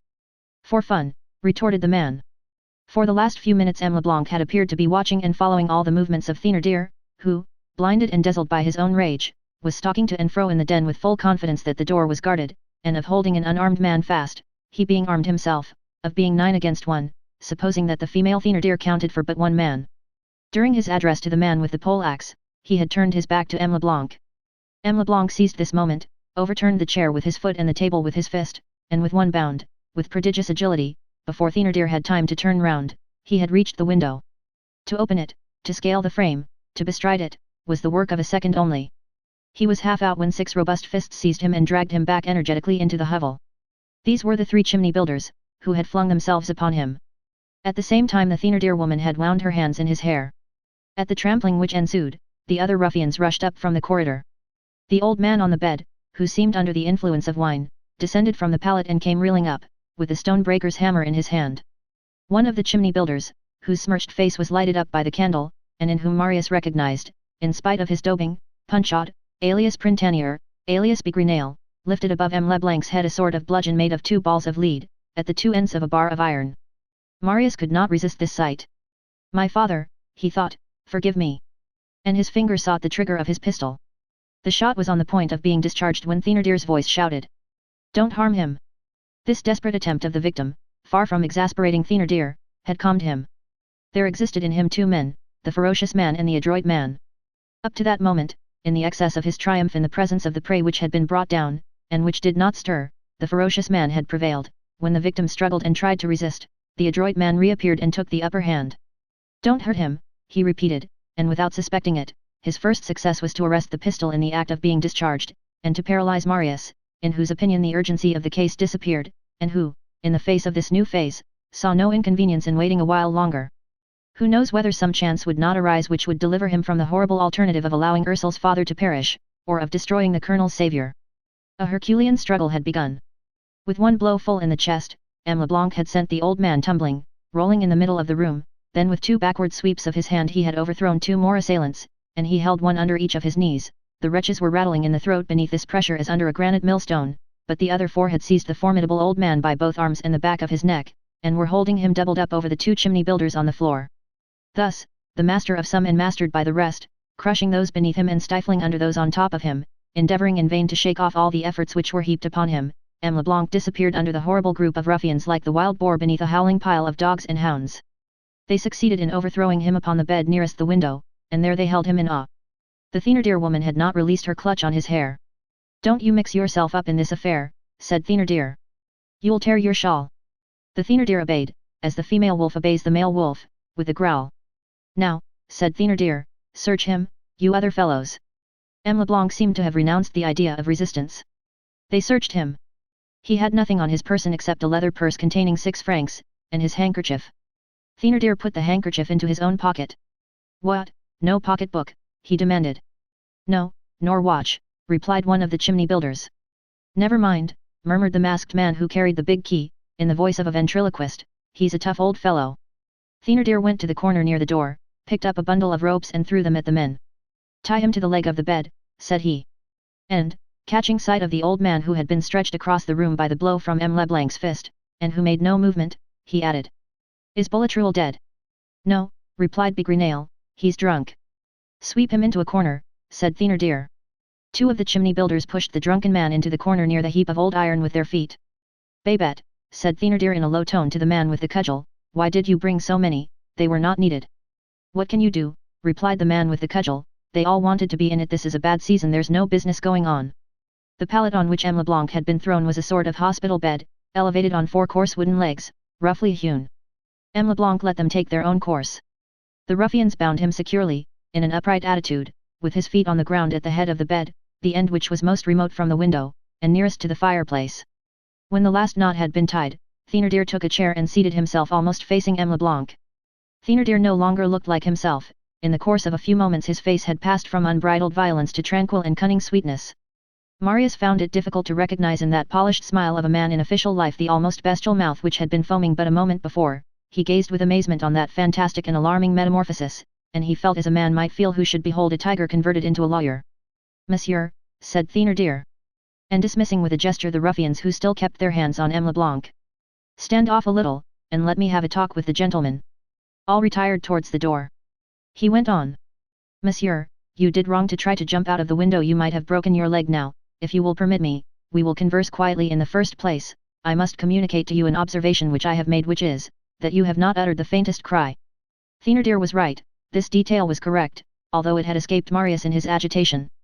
M. Leblanc had barely pronounced a few words, without raising his voice, and even during his struggle with the 6 ruffians near the window he had preserved the most profound and singular silence. Thénardier continued. "Monday Dieu, you might have shouted 'Stop thief' a bit, and I should not have thought it improper. Murder, that, too, is said occasionally, and, so far as I am concerned, I should not have taken it in bad part. It is very natural that you should make a little row when you find yourself with persons who don't inspire you with sufficient confidence. You might have done that, and no one would have troubled you on that account. You would not even have been gagged. And I will tell you why. This room is very private. That's its only recommendation, but it has that in its favor.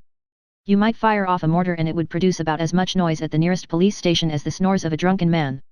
Here a cannon would make a boom, and the thunder would make a poof. It's a handy lodging. But, in short, you did not shout, and it is better so. I present you my compliments, and I will tell you the conclusion that I draw from that fact, my dear sir. When a man shouts, who comes? The police. And after the police? Justice. Well, you have not made an outcry. That is because you don't care to have the police and the courts come in any more than we do. It is because, I have long suspected it, you have some interest in hiding something. On our side we have the same interest. So we can come to an understanding." As he spoke thus, it seemed as though Thénardier, who kept his eyes fixed on M. Leblanc, were trying to plunge the sharp points which darted from the pupils into the very conscience of his prisoner. Moreover, his language, which was stamped with a sort of moderated, subdued insolence and crafty insolence, was reserved and almost choice, and in that rascal, who had been nothing but a robber a short time previously, one now felt the man who had studied for the priesthood. The silence preserved by the prisoner, that precaution which had been carried to the point of forgetting all anxiety for his own life, that resistance opposed to the first impulse of nature, which is to utter a cry, all this, it must be confessed, now that his attention had been called to it, troubled Marius, and affected him with painful astonishment. Thénardier's well-grounded observation still further obscured for Marius the dense mystery which enveloped that grave and singular person on whom Courfeyrac had bestowed the sobriquet of Monsieur Leblanc. But whoever he was, bound with ropes, surrounded with executioners, half plunged, so to speak, in a grave which was closing in upon him to the extent of a degree with every moment that passed, in the presence of Thénardier's wrath, as in the presence of his sweetness, this man remained impassive, and Marius could not refrain from admiring at such a moment the superbly melancholy visage. Here, evidently, was a soul which was inaccessible to terror, and which did not know the meaning of despair. Here was one of those men who command amazement in desperate circumstances. Extreme as was the crisis, inevitable as was the catastrophe, there was nothing here of the agony of the drowning man, who opens his horror-filled eyes under the water. Thénardier rose in an unpretending manner, went to the fireplace, shoved aside the screen, which he leaned against the neighbouring pallet, and thus unmasked the brazier full of glowing coals, in which the prisoner could plainly see the chisel white-hot and spotted here and there with tiny scarlet stars. Then Thénardier returned to his seat beside M. Leblanc. "I continue," said he. "We can come to an understanding. Let us arrange this matter in an amicable way. I was wrong to lose my temper just now. I don't know what I was thinking of. I went a great deal too far. I said extravagant things. For example, because you are a millionaire, I told you that I exacted money, a lot of money, a deal of money that would not be reasonable Monday to you. In spite of your riches, you have expenses of your own. Who has not? I don't want to ruin you. I am not a greedy fellow. After all, I am not one of those people who, because they have the advantage of the position, profit by the fact to make themselves ridiculous. Why, I'm taking things into consideration and making a sacrifice on my side. I only want 200,000 francs. M. Leblanc uttered not a word. Thénardier went on. You see that I put not a little water in my wine. I'm very moderate. I don't know the state of your fortune, but I do know that you don't stick at money, and a benevolent man like yourself can certainly give 200,000 francs to the father of a family who is out of luck. Certainly, you are reasonable, too. You haven't imagined that I should take all the trouble I have today and organized this affair this evening, which has been labor well bestowed, in the opinion of these gentlemen, merely to wind up by asking you for enough to go and drink red wine at 15 sous and eat veal at Desnoyers. 200,000 francs, it's surely worth all that. This trifle once out of your pocket, I guarantee you that that's the end of the matter, and that you have no further demands to fear.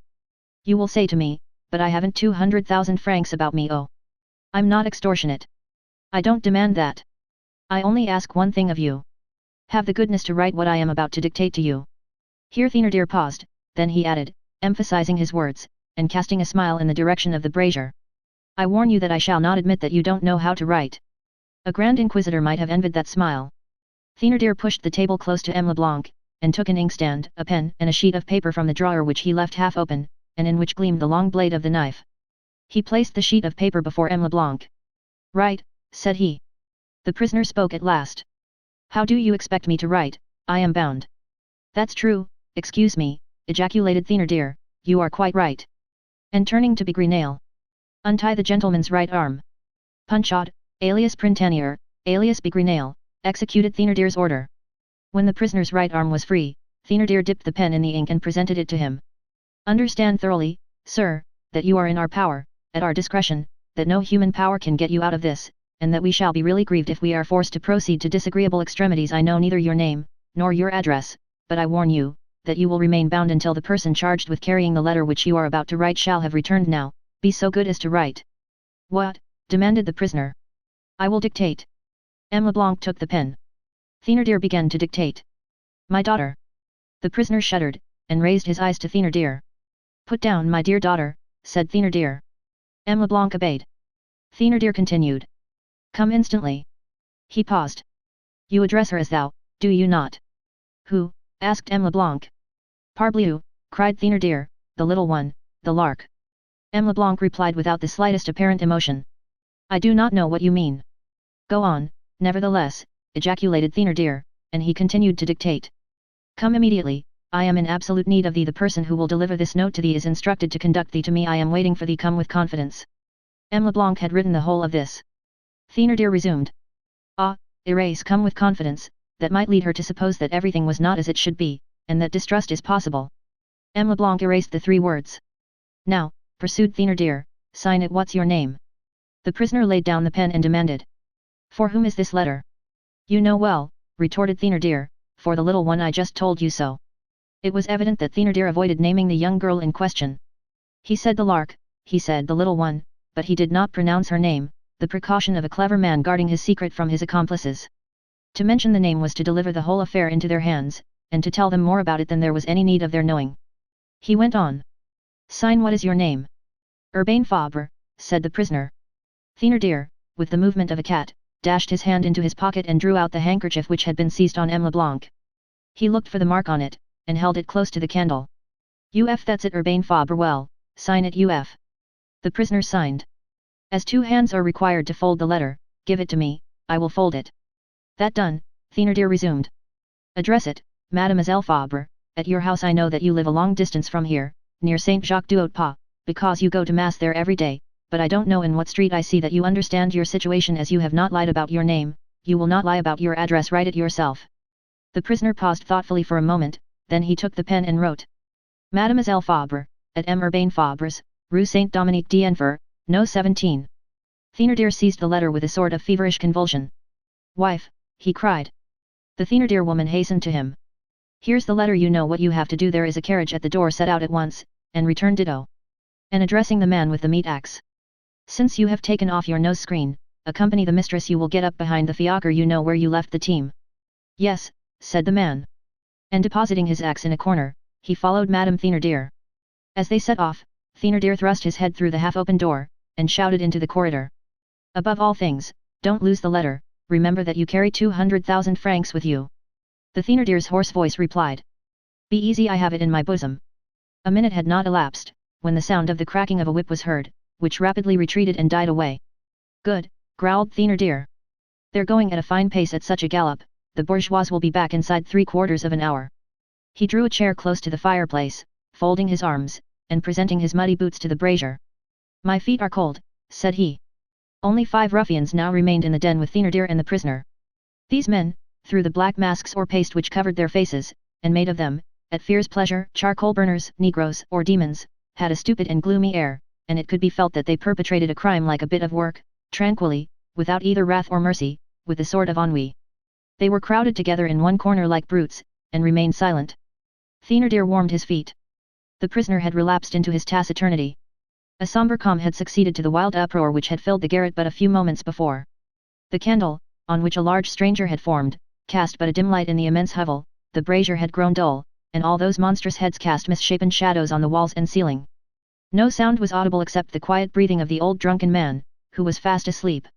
Marius waited in a state of anxiety that was augmented by every trifle. The enigma was more impenetrable than ever. Who was this little one whom Thénardier had called the Lark? Was she his Ursule? The prisoner had not seemed to be affected by that word, the Lark, and had replied in the most natural manner in the world, "I do not know what you mean." On the other hand, the 2 letters UF were explained. They meant Urbain Fabre, and Ursule was no longer named Ursule. This was what Marius perceived most clearly of all. A sort of horrible fascination held him nailed to his post, from which he was observing and commanding this whole scene. There he stood, almost incapable of movement or reflection, as though annihilated by the abominable things viewed at such close quarters.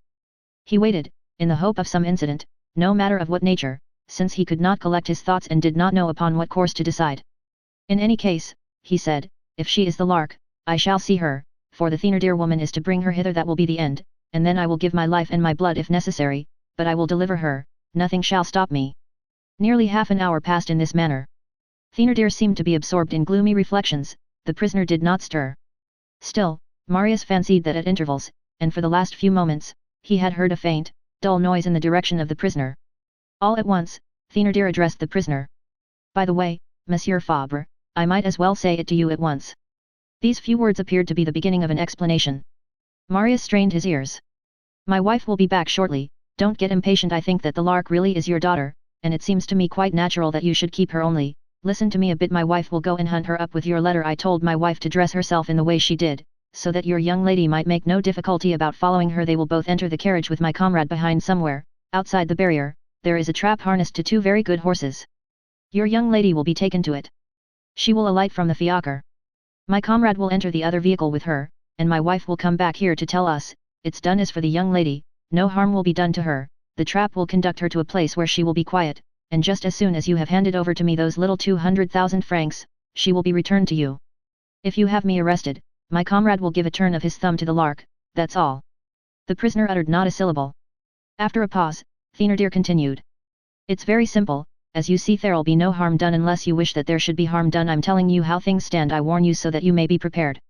He paused. The prisoner did not break the silence, and Thénardier resumed.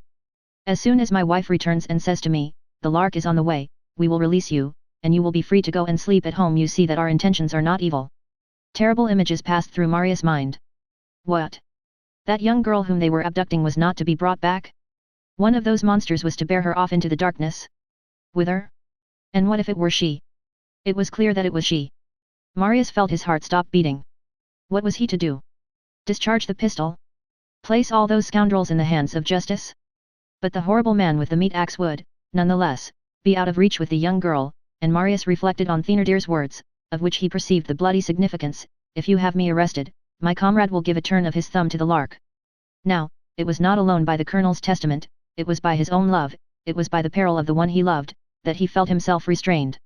This frightful situation, which had already lasted above half an hour, was changing its aspect every moment.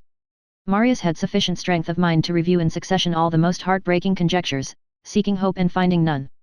The tumult of his thoughts contrasted with the funereal silence of the den. In the midst of this silence, the door at the bottom of the staircase was heard to open and shut again. The prisoner made a movement in his bonds. "Here's the bourgeoise," said Thénardier. He had hardly uttered the words, when the Thénardier woman did in fact rush hastily into the room, red, panting, breathless, with flaming eyes, and cried, as she smote her huge hands on her thighs simultaneously: "False address!" The ruffian who had gone with her made his appearance behind her and picked up his axe again. She resumed: "Nobody there, Rue Saint-Dominique, number 17, no Monsieur Urbain Fabre, they know not what it means." She paused, choking, then went on: "Monsieur Thénardier, that old fellow has duped you, you are too good, you see, if it had been me, I'd have chopped the beast in 4 quarters to begin with, and if he had acted ugly, I'd have boiled him alive, he would have been obliged to speak, and say where the girl is, and where he keeps his shiners, that's the way I should have managed matters. People are perfectly right when they say that men are a deal stupider than women. Nobody at number 17, it's nothing but a big carriage gate, no. Monsieur Fabre in the Rue Saint-Dominique. And after all that racing and fee to the coachman and all. I spoke to both the porter and the portress, a fine, stout woman, and they know nothing about him." Marius breathed freely once more. She, Ursule or the lark, he no longer knew what to call her, was safe. While his exasperated wife vociferated, Thénardier had seated himself on the table. For several minutes he uttered not a word, but swung his right foot, which hung down, and stared at the brazier with an air of savage reverie. Finally, he said to the prisoner, with a slow and singularly ferocious tone: "A false address, what did you expect to gain by that?" "To gain time," cried the prisoner in a thundering voice, and at the same instant he shook off his bonds. They were cut. The prisoner was only attached to the bed now by one leg. Before the 7 men had time to collect their senses and dash forward, he had bent down into the fireplace, had stretched out his hand to the brazier, and had then straightened himself up again, and now Thénardier, the female Thénardier, and the ruffians, huddled in amazement at the extremity of the hovel, stared at him in stupefaction, as almost free and in a formidable attitude, he brandished above his head the red-hot chisel, which emitted a threatening glow. The judicial examination to which the ambush in the Gorbeau house eventually gave rise, established the fact that a large sou piece, cut and worked in a peculiar fashion, was found in the garret, when the police made their descent on it. This sou piece was one of those marvels of industry, which are engendered by the patience of the galleys in the shadows and for the shadows, marvels which are nothing else than instruments of escape. These hideous and delicate products of wonderful art are to jewelers' work what the metaphors of slang are to poetry. There are Benvenuto Cellinis in the galleys, just as there are Villons in language.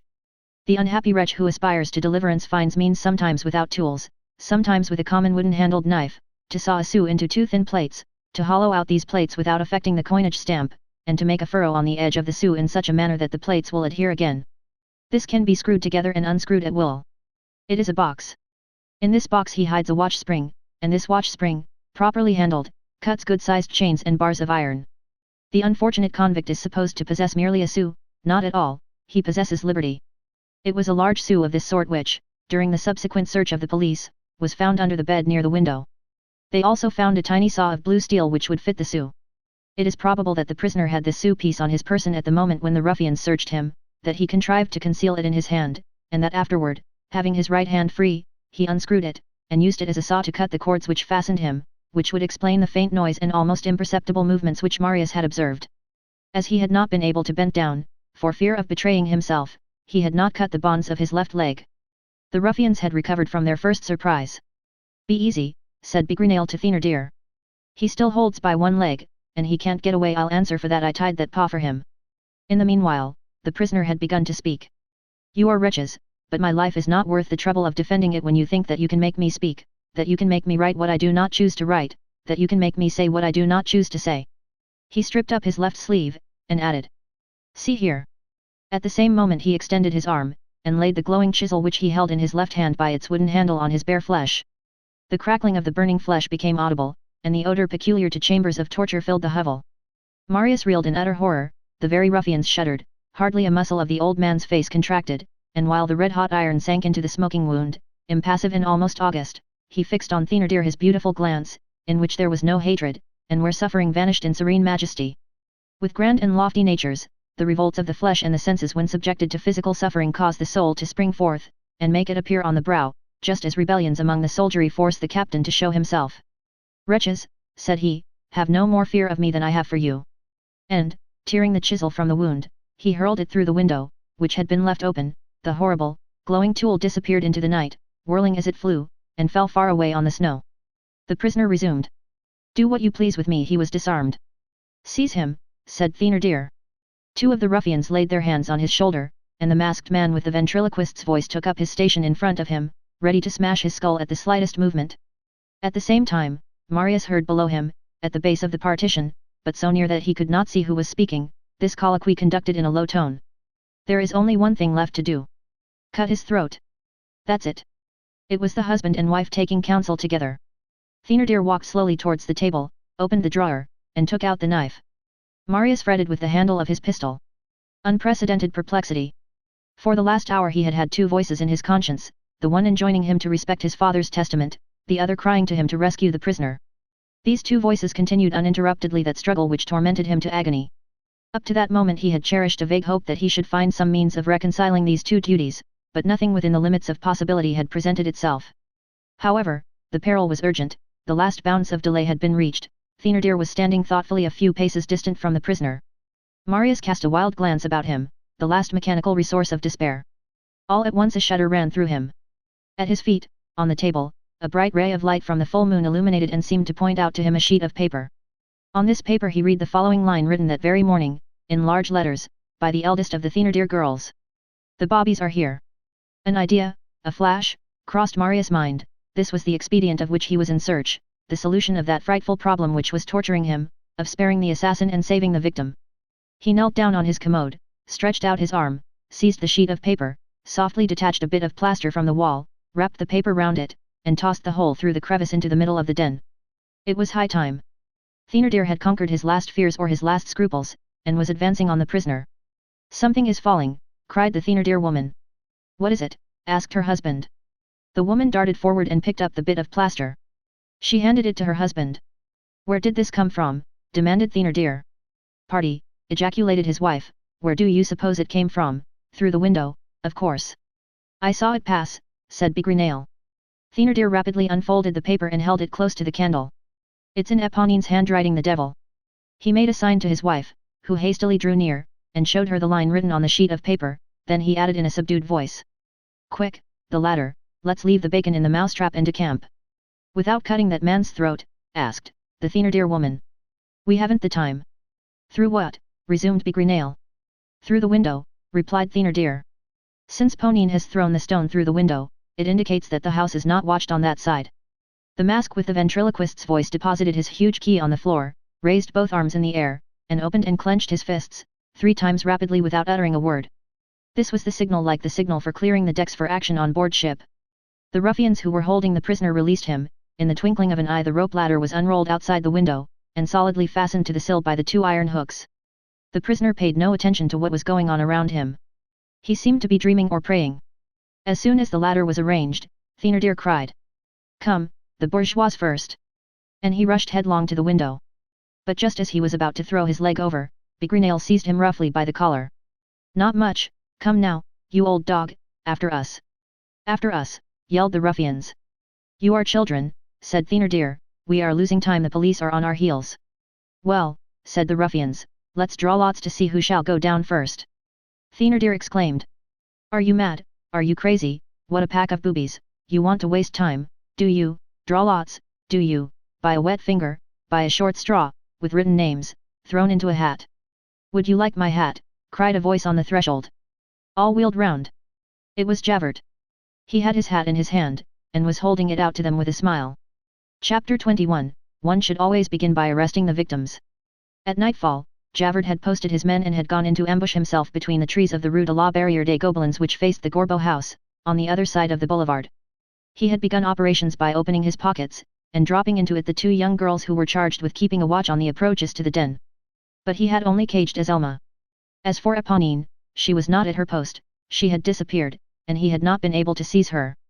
Then Javert had made a point and had bent his ear to waiting for the signal agreed upon. The comings and goings of the fiacres had greatly agitated him.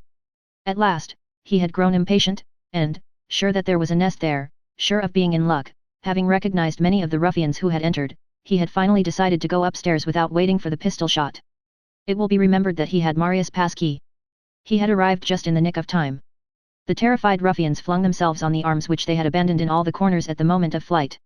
In less than a second, these 7 men, horrible to behold, had grouped themselves in an attitude of defense, one with his meat axe, another with his key, another with his bludgeon, the rest with shears, pincers, and hammers. Thénardier had his knife in his fist.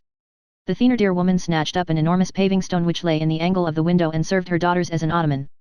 Javert put on his hat again, and advanced a couple of paces into the room, with arms folded, his cane under one arm, his sword in its sheath. "Halt there," said he.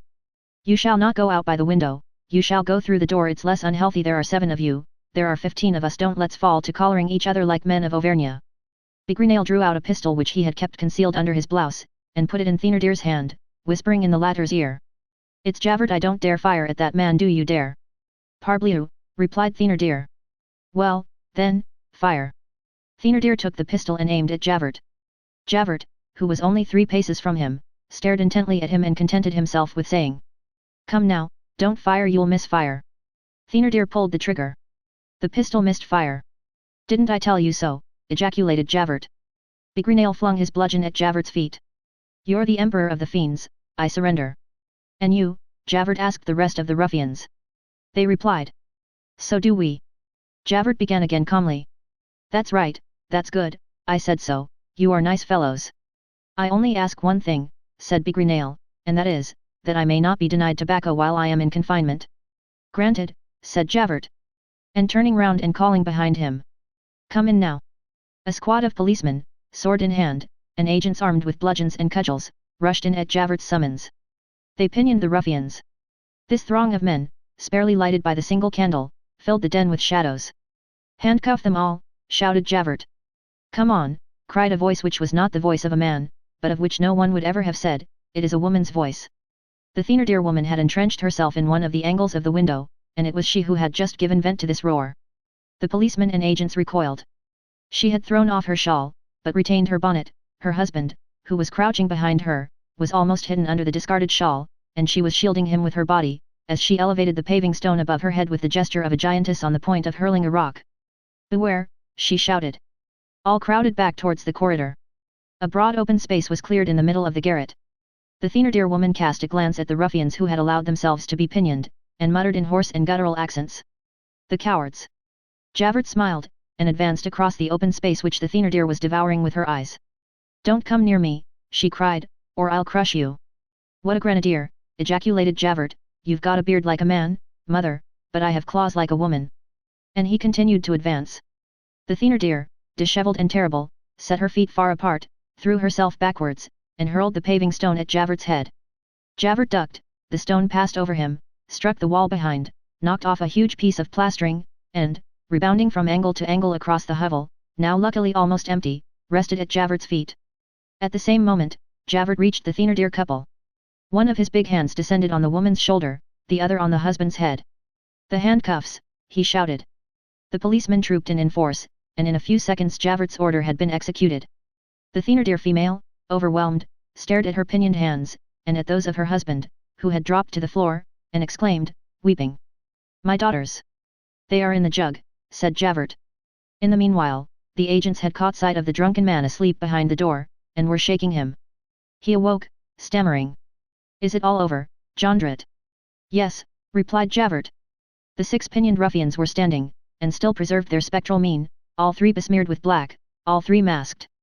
"Keep on your masks," said Javert. And passing them in review with a glance of a Frederick II. "At a Potsdam parade," he said to the 3 chimney builders: "Good day, Bigrenaille, good day, Brujon, good day, Dumilliards."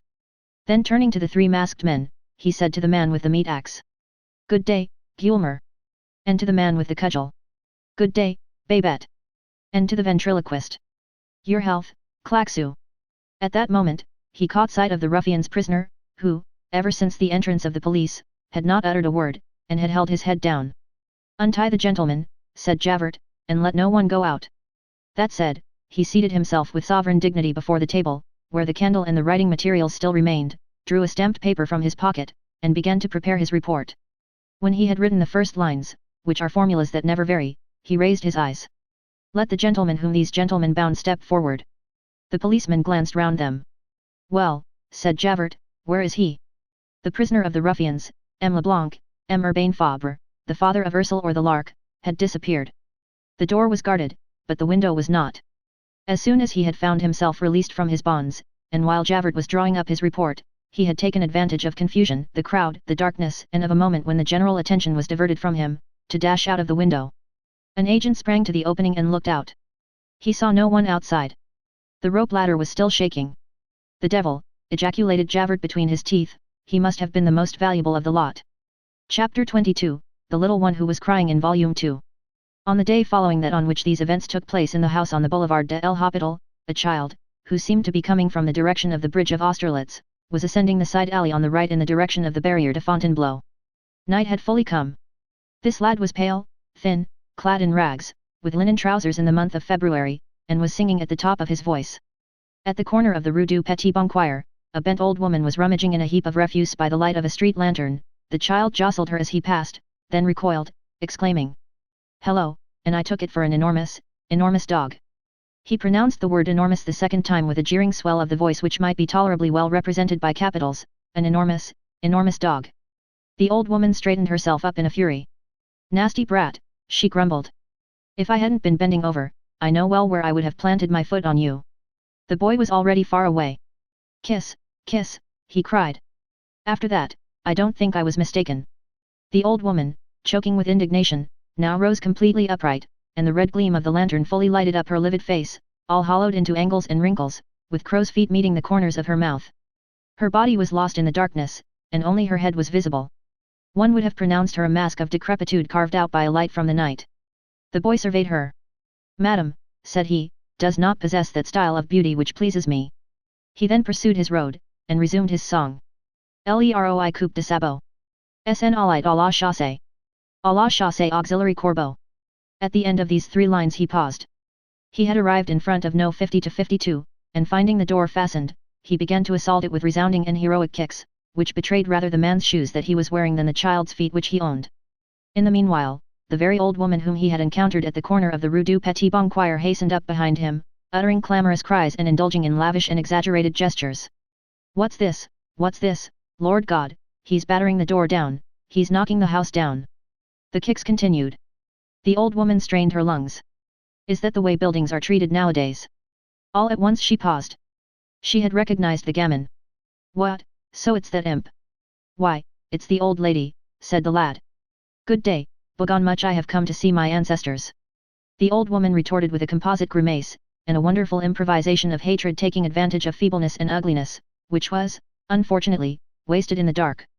"There's no one here." "Bah," retorted the boy, "where's my father?"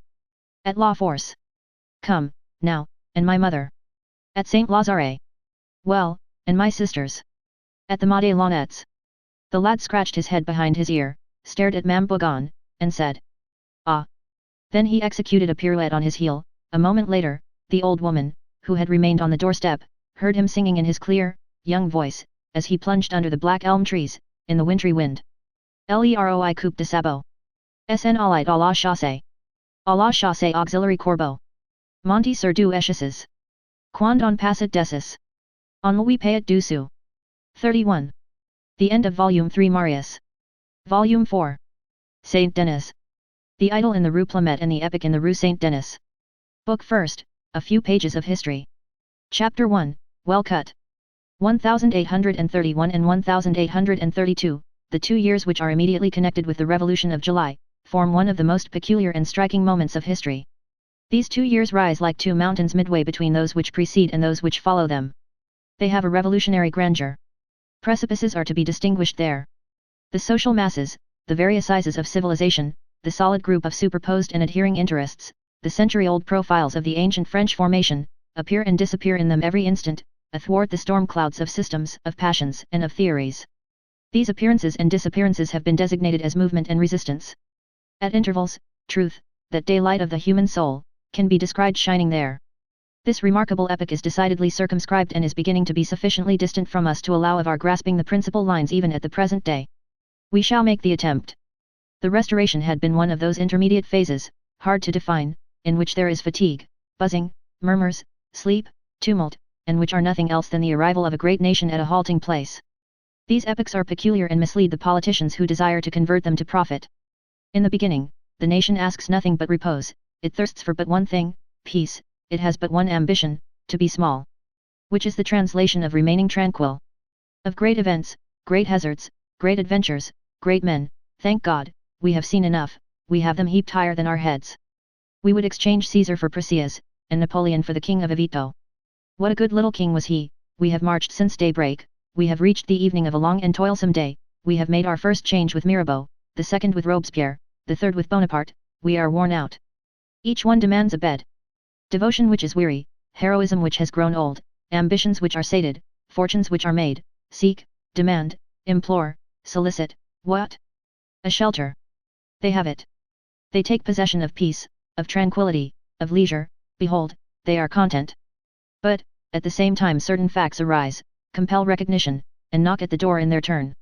These facts are the products of revolutions and wars, they exist, they have the right to install themselves in society, and they do install themselves therein, and most of the time, facts are the stewards of the household and Fourier's 32 who do nothing but prepare lodgings for principles. This, then, is what appears to philosophical politicians. At the same time that weary men demand repose, accomplished facts demand guarantees. Guarantees are the same to facts that repose is to men. This is what England demanded of the Stuarts after the Protector, this is what France demanded of the Bourbons after the Empire. These guarantees are a necessity of the times. They must be accorded. Princes grant them, but in reality, it is the force of things which gives them. A profound truth, and one useful to know, which the Stuarts did not suspect in 1662 and which the Bourbons did not even obtain a glimpse of in 1814.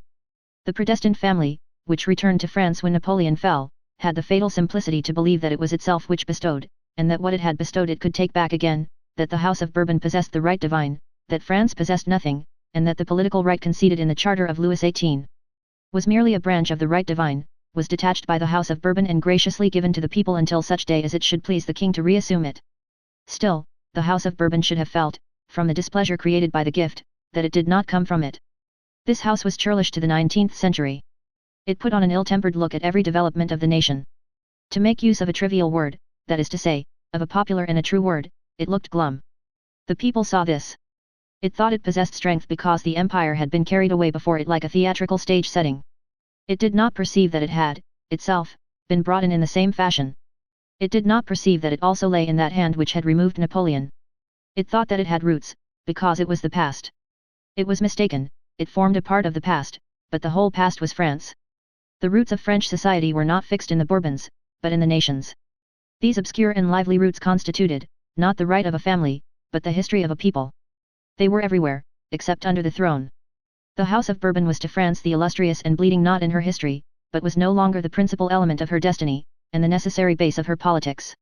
She could get along without the Bourbons, she had done without them for 22 years, there had been a break of continuity, they did not suspect the fact. And how should they have suspected it, they who fancied that Louis XVII reigned on the 9th of Thermidor, and that Louis XVIII was reigning at the Battle of Marengo? Never, since the origin of history, had princes been so blind in the presence of facts and the portion of divine authority which facts contain and promulgate. Never had that pretension here below which is called the right of kings denied to such a point the right from on high. A capital error which led this family to lay its hand once more on the guarantees granted in 1814, on the concessions, as it termed them. Sad. A sad thing. What it termed its concessions were our conquests, what it termed our encroachments were our rights. When the hour seemed to it to have come, the Restoration, supposing itself victorious over Bonaparte and well-rooted in the country, that is to say, believing itself to be strong and deep, abruptly decided on its plan of action, and risked its stroke. One morning it drew itself up before the face of France, and, elevating its voice, it contested the collective title and the individual right of the nation to sovereignty, of the citizen to liberty. In other words, it denied to the nation that which made it a nation, and to the citizen that which made him a citizen. This is the foundation of those famous acts which are called the Ordinances of July. The Restoration fell. It fell justly. But, we admit, it had not been absolutely hostile to all forms of progress. Great things had been accomplished, with it alongside. Under the Restoration, the nation had grown accustomed to calm discussion, which had been lacking under the Republic, and to grandeur in peace, which had been wanting under the Empire. France free and strong had offered an encouraging spectacle to the other peoples of Europe. The Revolution had had the word under Robespierre, the cannon had had the word under Bonaparte, it was under Louis XVIII. And Charles X that it was the turn of intelligence to have the word. The wind ceased, the torch was lighted once more. On the lofty heights, the pure light of mind could be seen flickering. A magnificent, useful, and charming spectacle. For a space of 15 years, those great principles which are so old for the thinker, so new for the statesman, could be seen at work in perfect peace, on the public square: equality before the law, liberty of conscience, liberty of speech, liberty of the press, the accessibility of all aptitudes to all functions. Thus it proceeded until 1830. The Bourbons were an instrument of civilization which broke in the hands of Providence. The fall of the Bourbons was full of grandeur, not on their side, but on the side of the nation. They quitted the throne with gravity, but without authority. Their descent into the night was not one of those solemn disappearances which leave a somber emotion in history, it was neither the spectral calm of Charles I, nor the eagle scream of Napoleon. They departed, that is all. They laid down the crown, and retained no aureole. They were worthy, but they were not august. They lacked, in a certain measure, the majesty of their misfortune. Charles X during the voyage from Cherbourg, causing a round table to be cut over into a square table, appeared to be more anxious about imperiled etiquette than about the crumbling monarchy. This diminution saddened devoted men who loved their persons, and serious men who honored their race. The populace was admirable. The nation, attacked one morning with weapons, by a sort of royal insurrection, felt itself in the possession of so much force that it did not go into a rage. It defended itself, restrained itself, restored things to their places, the government to law, the Bourbons to exile, alas! And then halted. It took the old King Charles X from beneath that dais which had sheltered Louis XIV, and set him gently on the ground. It touched the royal personages only with sadness and precaution. It was not one man, it was not a few men, it was France, France entire, France victorious and intoxicated with her victory, who seemed to be coming to herself, and who put into practice, before the eyes of the whole world, these grave words of Guillaume du Vair after the day of the barricades. It is easy for those who are accustomed to skim the favours of the great, and to spring, like a bird from bough to bough, from an afflicted fortune to a flourishing one, to show themselves harsh towards their prince in his adversity, but as for me, the fortune of my kings and especially of my afflicted kings, will always be venerable to me. The Bourbons carried away with them respect, but not regret. As we have just stated, their misfortune was greater than they were. They faded out in the horizon. The Revolution of July instantly had friends and enemies throughout the entire world. The first rushed toward her with joy and enthusiasm, the others turned away, each according to his nature. At the first blush, the princes of Europe, the owls of this dawn, shut their eyes, wounded and stupefied, and only opened them to threaten. A fright which can be comprehended, a wrath which can be pardoned. This strange revolution had hardly produced a shock, it had not even paid to vanquished royalty the honor of treating it as an enemy, and of shedding its blood. In the eyes of despotic governments, who are always interested in having liberty calumniate itself, the Revolution of July committed the fault of being formidable and of remaining gentle. Nothing, however, was attempted or plotted against it. The most discontented, the most irritated, the most trembling, saluted it, whatever our egotism and our rancor may be. A mysterious respect springs from events in which we are sensible of the collaboration of someone who is working above man. The Revolution of July is the triumph of right overthrowing the fact. A thing which is full of splendor. Right overthrowing the fact. Hence the brilliancy of the Revolution of 1830, hence, also, its mildness. Right triumphant has no need of being violent. Right is the just and the true. The property of right is to remain eternally beautiful and pure. The fact, even when most necessary to all appearances, even when most thoroughly accepted by contemporaries, if it exist only as a fact, and if it contain only too little of right, or none at all, is infallibly destined to become, in the course of time, deformed, impure, perhaps, even monstrous. If one desires to learn at one blow, to what degree of hideousness the fact can attain, viewed at the distance of centuries, let him look at Machiavelli. Machiavelli is not an evil genius, nor a demon, nor a miserable and cowardly writer, he is nothing but the fact. And he is not only the Italian fact, he is the European fact, the fact of the 16th century. He seems hideous, and so he is, in the presence of the moral idea of the 19th. This conflict of right and fact has been going on ever since the origin of society. To terminate this duel, to amalgamate the pure idea with the humane reality, to cause right to penetrate pacifically into the fact and the fact into right, that is the task of sages. Chapter 2, Badly Sewed. But the task of sages is one thing, the task of clever men is another. The revolution of 1830 came to a sudden halt. As soon as a revolution has made the coast, the skillful make haste to prepare the shipwreck. The skillful in our century have conferred on themselves the title of statesman, so that this word, statesman, has ended by becoming somewhat of a slang word. It must be borne in mind, in fact, that wherever there is nothing but skill, there is necessarily pettiness.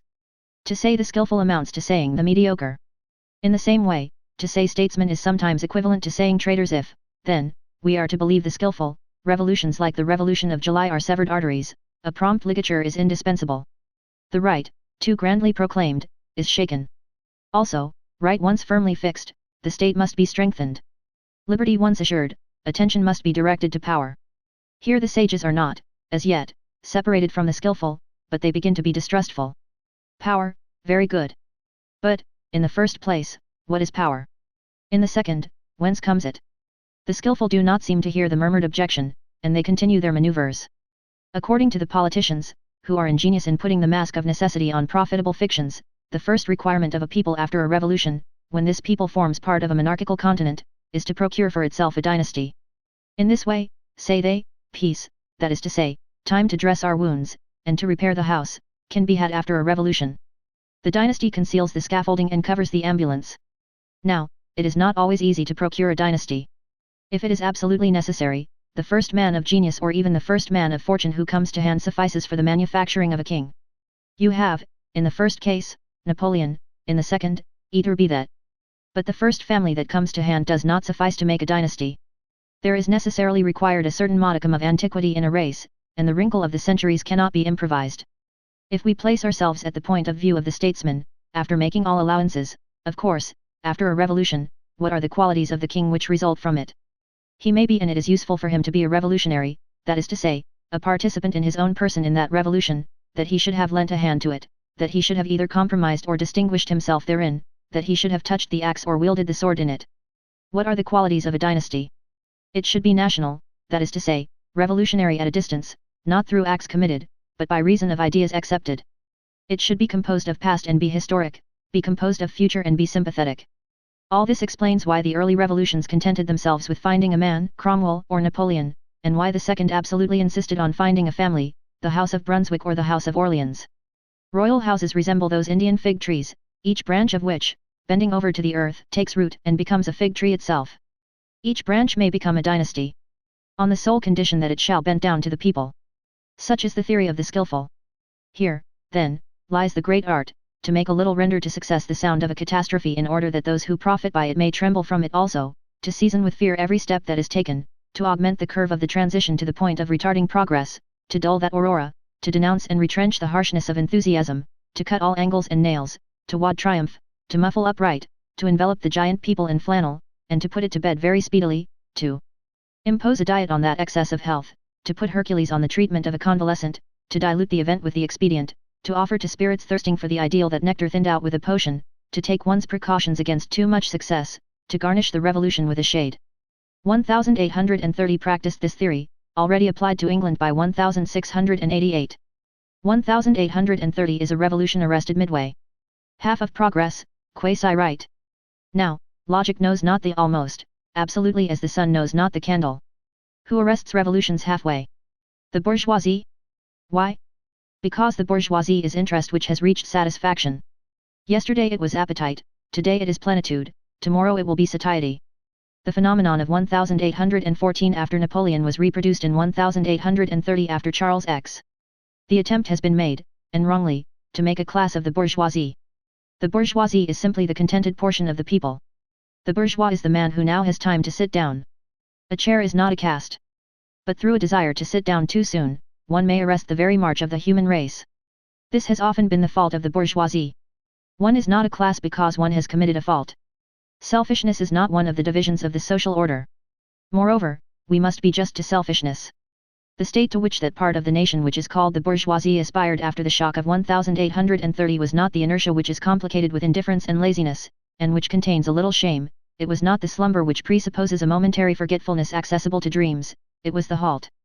The halt is a word formed of a singular double and almost contradictory sense, a troop on the march, that is to say, movement, a stand, that is to say, repose.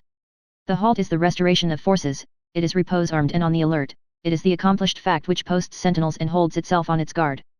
The halt presupposes the combat of yesterday and the combat of tomorrow. It is the partition between 1830 and 1848. What we here call combat may also be designated as progress. The bourgeoisie then, as well as the statesman, required a man who should express this word halt. And although because a composite individuality, signifying revolution and signifying stability, in other terms, strengthening the present by the evident compatibility of the past with the future. This man was already found. His name was Louis Philippe d'Orléans. The 221 made Louis Philippe king. Lafayette undertook the coronation. He called it the best of republics. The town hall of Paris took the place of the cathedral of Reims. This substitution of a half throne for a whole throne was the work of 1830. When the skillful had finished, the immense vice of their solution became apparent. All this had been accomplished outside the bounds of absolute right. Absolute right cried, I protest, then, terrible to say, it retired into the darkness. Chapter 3, Louis Philippe. Revolutions have a terrible arm and a happy hand, they strike firmly and choose well.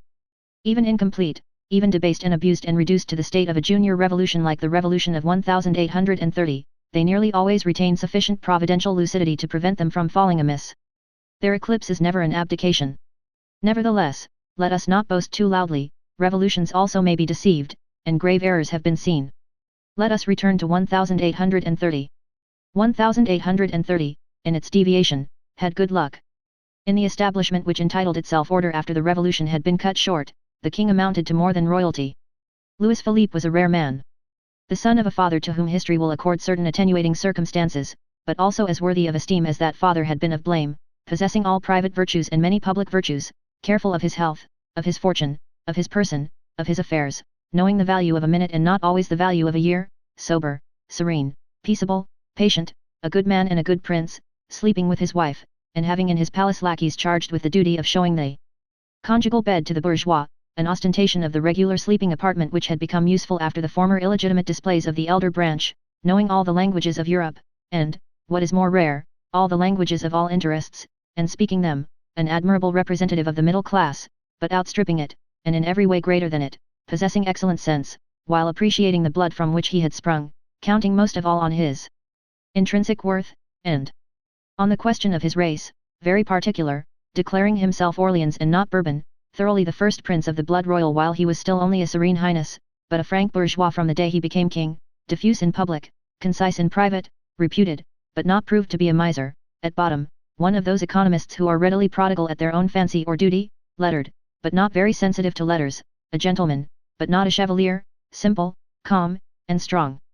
Adored by his family and his household, a fascinating talker, an undeceived statesman, inwardly cold, dominated by immediate interest, always governing at the shortest range, incapable of rancor and of gratitude, making use without mercy of superiority on mediocrity, clever in getting parliamentary majorities to put in the wrong those mysterious unanimities which mutter dully under thrones, unreserved, sometimes imprudent in his lack of reserve, but with marvellous address in that imprudence. Fertile in expedients, in countenances, in masks, making France fear Europe and Europe France.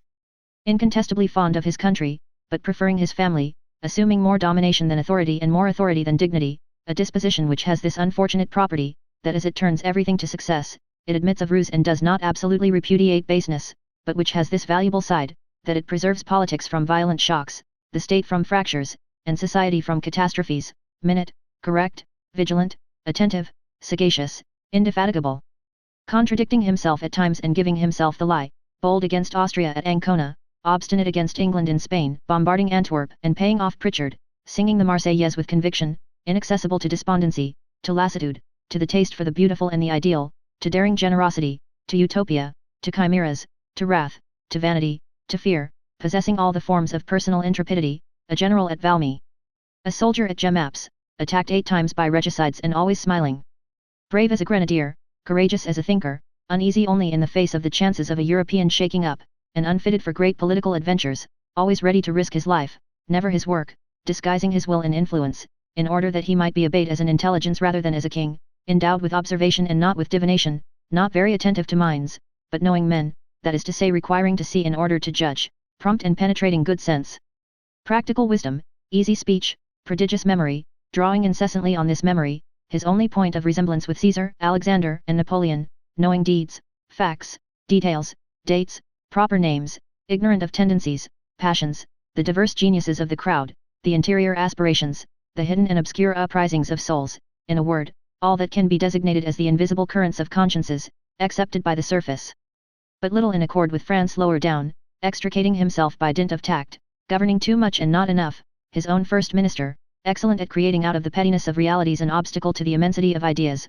mingling a genuine creative faculty of civilization, of order and organization, an indescribable spirit of proceedings and chicanery, the founder and lawyer of a dynasty, having something of Charlemagne and something of an attorney, in short, a lofty and original figure, a prince who understood how to create authority in spite of the uneasiness of France, and power in spite of the jealousy of Europe. Louis Philippe will be classed among the eminent men of his century, and would be ranked among the most illustrious governors of history had he loved glory but a little, and if he had had the sentiment of what is great to the same degree as the feeling for what is useful. Louis Philippe had been handsome, and in his old age he remained graceful, not always approved by the nation, he always was so by the masses, he pleased.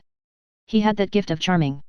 He lacked majesty, he wore no crown, although a king, and no white hair, although an old man, his manners belonged to the old regime and his habits to the new, a mixture of the noble and the bourgeois which suited 1830, Louis Philippe was transition reigning, he had preserved the ancient pronunciation and the ancient orthography which he placed at the service of opinions modern, he loved Poland and Hungary, but he wrote les Polonais, and he pronounced les Hongrois.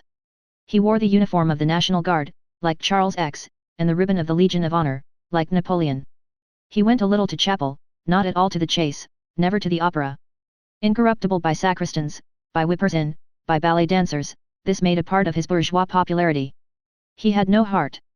He went out with his umbrella under his arm, and this umbrella long formed a part of his aureole. He was a bit of a mason, a bit of a gardener, something of a doctor, he bled a postilion who had tumbled from his horse. Louis Philippe no more went about without his lancet, than did Henri IV. Without his poniard. The royalists jeered at this ridiculous king, the first who had ever shed blood with the object of healing. For the grievances against Louis Philippe, there is one deduction to be made, there is that which accuses royalty, that which accuses the reign, that which accuses the king, 3 columns which all give different totals. Democratic right confiscated, progress becomes a matter of secondary interest, the protests of the street violently repressed, military execution of insurrections, the rising passed over by arms, the rue transnonaine, the councils of war, the absorption of the real country by the legal country, on half shares with 300,000 privileged persons, these are the deeds of royalty. Belgium refused, Algeria too harshly conquered, and, as in the case of India by the English, with more barbarism than civilization, the breach of faith, to Abdel Kader, Blay, Deutschbot, Pritchard paid, these are the doings of the reign, the policy which was more domestic than national was the doing of the king. As will be seen, the proper deduction having been made, the king's charges decreased. This is his great fault, he was modest in the name of France. Whence arises this fault? We will state it. Louis Philippe was rather too much of a paternal king, that incubation of a family with the object of founding a dynasty is afraid of everything and does not like to be disturbed, hence excessive timidity, which is displeasing to the people, who have the 14th of July in their civil and Austerlitz in their military tradition. Moreover, if we deduct the public duties which require to be fulfilled first of all, that deep tenderness of Louis Philippe towards his family was deserved by the family. That domestic group was worthy of admiration. Virtues there dwelt side by side with talents.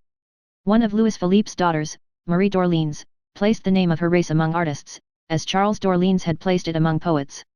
She made of her soul a marble which she named Jeanne d'Arc. 2 of Louis Philippe's daughters elicited from Metternich this eulogium, they are young people such as are rarely seen, and princes such as are never seen. This, without any dissimulation, and also without any exaggeration, is the truth about Louis Philippe. To be Prince Equality, to bear in his own person the contradiction of the Restoration and the Revolution, to have that disquieting side of the revolutionary which becomes reassuring in governing power, therein lay the fortune of Louis Philippe in 1830, never was there a more complete adaptation of a man to an event, the one entered into the other, and the incarnation took place. Louis Philippe is 1830 made man. Moreover, he had in his favor that great recommendation to the throne, exile. He had been proscribed, a wanderer, poor. He had lived by his own labor. In Switzerland, this heir to the richest princely domains in France had sold an old horse in order to obtain bread. At Reichenau, he gave lessons in mathematics, while his sister Adelaide did wool work and sewed. These souvenirs connected with a king rendered the bourgeoisie enthusiastic. He had, with his own hands, demolished the iron cage of Mont Saint-Michel, built by Louis XI, and used by Louis XV. He was the companion of Dumouriez. He was the friend of Lafayette. He had belonged to the Jacobins' club. Mirabeau had slapped him on the shoulder. Danton had said to him, "Young man," at the age of 24, in 93, being then M. de Chartres, he had witnessed, from the depth of a box, the trial of Louis XVI, so well named that poor tyrant. The blind clairvoyance of the Revolution, breaking royalty in the king and the king with royalty, did so almost without noticing the man in the fierce crushing of the idea, the vast storm of the Assembly tribunal, the public wrath interrogating, Capet not knowing what to reply, the alarming, stupefied vacillation by that royal head beneath that sombre breath, the relative innocence of all in that catastrophe, of those who condemned as well as of the man condemned. He had looked on those things. He had contemplated that giddiness, he had seen the centuries appear before the bar of the Assembly Convention, he had beheld, behind Louis XVI, that unfortunate passer-by who was made responsible. The terrible culprit, the monarchy, rise through the shadows, and there had lingered in his soul the respectful fear of these immense justices of the populace, which are almost as impersonal as the justice of God. The trace left in him by the Revolution was prodigious. Its memory was like a living imprint of those great years, minute by minute. One day, in the presence of a witness whom we are not permitted to doubt, he rectified from memory the whole of the letter A in the alphabetical list of the Constituent Assembly. Louis Philippe was a king of the broad daylight. While he reigned, the press was free, the tribune was free, conscience and speech were free. The laws of September are open to sight. Although fully aware of the gnawing power of light on privileges, he left his throne exposed to the light. History will do justice to him for this loyalty.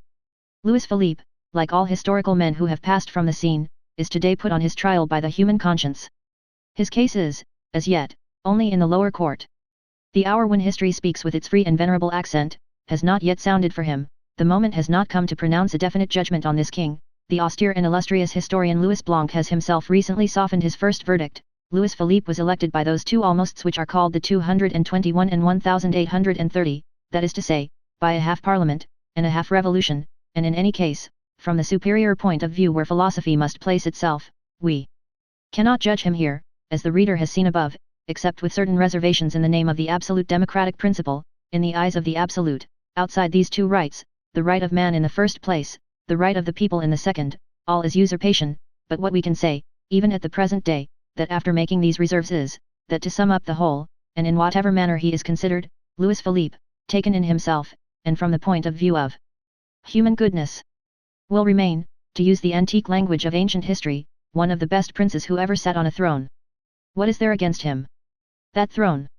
Take away Louis Philippe the king, there remains the man. And the man is good. He is good at times even to the point of being admirable. Often, in the midst of his gravest souvenirs, after a day of conflict with the whole diplomacy of the continent, he returned at night to his apartments, and there, exhausted with fatigue, overwhelmed with sleep, what did he do? He took a death sentence and passed the night in revising a criminal suit, considering it something to hold his own against Europe, but that it was a still greater matter to rescue a man from the executioner. He obstinately maintained his opinion against his keeper of the seals. He disputed the ground with the guillotine foot by foot against the crown attorneys, those chatterers of the law, as he called them. Sometimes the pile of sentences covered his table, he examined them all. It was anguish to him to abandon these miserable, condemned heads. One day, he said to the same witness to whom we have recently referred, I won 7 last night. During the early years of his reign, the death penalty was as good as abolished, and the erection of a scaffold was a violence committed against the king.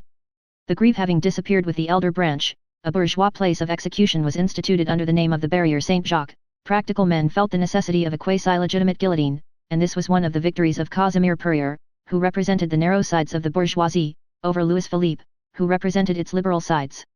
Louis Philippe annotated Beccaria with his own hand. After the fiesque machine, he exclaimed, what a pity that I was not wounded, then I might have pardoned. On another occasion, alluding to the resistance offered by his ministry, he wrote in connection with a political criminal, who is one of the most generous figures of our day, his pardon is granted. It only remains for me to obtain it. Louis Philippe was as gentle as Louis IX. And as kindly as Henri IV. Now, to our mind, in history, where kindness is the rarest of pearls, the man who is kindly almost takes precedence of the man who is great. Louis Philippe having been severely judged by some, harshly, perhaps, by others, it is quite natural that a man, himself a phantom at the present day, who knew that king, should come and testify in his favor before history. This deposition, whatever else it may be, is evidently and above all things, entirely disinterested. An epitaph penned by a dead man is sincere, one shade may console another shade, the sharing of the same shadows confers the right to praise it, it is not greatly to be feared that it will ever be said of two tombs in exile, this one flattered the other. Chapter 4, Cracks Beneath the Foundation. At the moment when the drama which we are narrating is on the point of penetrating into the depths of one of the tragic clouds which enveloped the beginning of Louis Philippe's reign, it was necessary that there should be no equivoque, and it became requisite that this book should offer some explanation with regard to this king. Louis Philippe had entered into possession of his royal authority without violence, without any direct action on his part, by virtue of a revolutionary change, evidently quite distinct from the real aim of the revolution, but in which he, the Duc d'Orléans, exercised no personal initiative. He had been born a prince, and he believed himself to have been elected king. He had not served this mandate on himself, he had not taken it, it had been offered to him, and he had accepted it, convinced, wrongly, to be sure, but convinced nevertheless, that the offer was in accordance with right and that the acceptance of it was in accordance with duty. Hence his possession was in good faith. Now, we say it in good conscience, Louis Philippe being in possession in perfect good faith, and the democracy being in good faith in its attack, the amount of terror discharged by the social conflicts weighs neither on the king nor on the democracy. A clash of principles resembles a clash of elements. The ocean defends the water. The hurricane defends the air, the king defends royalty, the democracy defends the people, the relative, which is the monarchy, resists the absolute, which is the republic. Society bleeds in this conflict, but that which constitutes its suffering today will constitute its safety later on, and, in any case, those who combat are not to be blamed. One of the two parties is evidently mistaken, the right is not, like the Colossus of Rhodes, on two shores at once, with one foot on the republic, and one in royalty. It is indivisible, and all on one side, but those who are in error are so sincerely. A blind man is no more a criminal than a Vendean is a ruffian. Let us, then, impute to the fatality of things alone these formidable collisions. Whatever the nature of these tempests may be, human irresponsibility is mingled with them. Let us complete this exposition. The government of 1840 led a hard life immediately. Born yesterday, it was obliged to fight today. Hardly installed, it was already everywhere conscious of vague movements of traction on the apparatus of July so recently laid, and so lacking in solidity. Resistance was born on the morrow, perhaps even, it was born on the preceding evening. From month to month the hostility increased, and from being concealed it became patent. The Revolution of July, which gained but little acceptance outside of France by kings, had been diversely interpreted in France, as we have said. God delivers over to men his visible will in events, an obscure text written in a mysterious tongue. Men immediately make translations of it, translations hasty, incorrect, full of errors, of gaps, and of nonsense.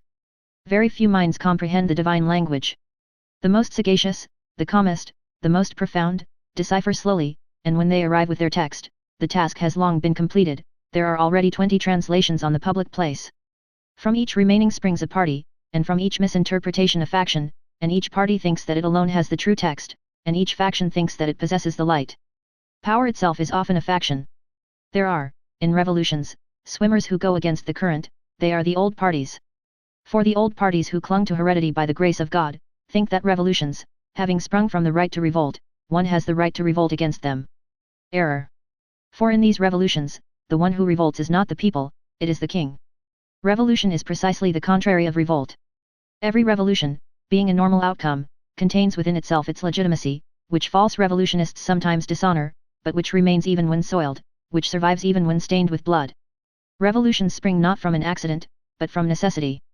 A revolution is a return from the fictitious to the real. It is because it must be that it is. Nonetheless did the old legitimist parties assail the revolution of 1830 with all the vehemence which arises from false reasoning. Errors make excellent projectiles. They strike it cleverly in its vulnerable spot, in default of a cuirass, in its lack of logic. They attacked this revolution in its royalty. They shouted to it, "Revolution, why this king? Factions are blind men who aim correctly." This cry was uttered equally by the Republicans. But coming from them, this cry was logical. What was blindness in the Legitimists was clearness of vision in the Democrats. 1830 had bankrupted the people. The enraged democracy reproached it with this. Between the attack of the past and the attack of the future, the establishment of July struggled. It represented the minute at loggerheads on the one hand with the monarchical centuries, on the other hand with eternal right. In addition, and beside all this, as it was no longer revolution and had become a monarchy, 1830 was obliged to take precedence of all Europe. To keep the peace, was an increase of complication. A harmony established contrary to sense is often more onerous than a war. From this secret conflict, always muzzled, but always growling, was born armed peace, that ruinous expedient of civilization which in the harness of the European cabinets is suspicious in itself. The royalty of July reared up, in spite of the fact that it caught it in the harness of European cabinets. Metternich would gladly have put it in kicking straps.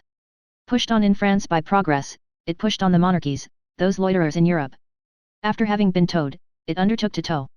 Meanwhile, within her, pauperism, the proletariat, salary, education, penal servitude, prostitution, the fate of the woman, wealth, misery, production, consumption, division, exchange, coin, credit, the rights of capital, the rights of labor, all these questions were multiplied above society, a terrible slope. Outside of political parties properly so-called, another movement became manifest. Philosophical fermentation replied to democratic fermentation. The elect felt troubled as well as the masses, in another manner, but quite as much. Thinkers meditated, while the soil, that is to say, the people, traversed by revolutionary currents, trembled under them with indescribably vague epileptic shocks. These dreamers, some isolated, others united in families and almost in communion, turned over social questions in a pacific but profound manner, impassive miners, who tranquilly pushed their galleries into the depths of a volcano, hardly disturbed by the dull commotion in the furnaces of which they caught glimpses. This tranquility was not the least beautiful spectacle of this agitated epoch. These men left to political parties the question of rights, they occupied themselves with the question of happiness. The well-being of man, that was what they wanted to extract from society. They raised material questions, questions of agriculture, of industry, of commerce, almost to the dignity of a religion. In civilization, such as it has formed itself, a little by the command of God, a great deal by the agency of man, interests combine, unite, and amalgamate in a manner to form a veritable hard rock, in accordance with a dynamic law, patiently studied by economists, those geologists of politics. These men who group themselves under different appellations, but who may all be designated by the generic title of socialists, endeavored to pierce that rock and to cause it to spout forth the living waters of human felicity. From the question of the scaffold to the question of war, their works embraced everything. To the rights of man, as proclaimed by the French Revolution, they added the rights of woman and the rights of the child. The reader will not be surprised if, for various reasons, we do not here treat in a thorough manner, from the theoretical point of view, the questions raised by socialism. We confine ourselves to indicating them. All the problems that the socialists proposed to themselves, cosmogonic visions, reverie and mysticism being cast aside, can be reduced to two principal problems. First problem, to produce wealth. Second problem, to share it. The first problem contains the question of work. The second contains the question of salary. In the first problem the employment of forces is in question. In the second, the distribution of enjoyment. From the proper employment of forces results public power. From a good distribution of enjoyments results individual happiness. By a good distribution, not an equal but an equitable distribution must be understood. From these two things combined, the public power without, individual happiness within, results social prosperity. Social prosperity means the man happy, the citizen free, the nation great. England solves the first of these two problems. She creates wealth admirably, she divides it badly.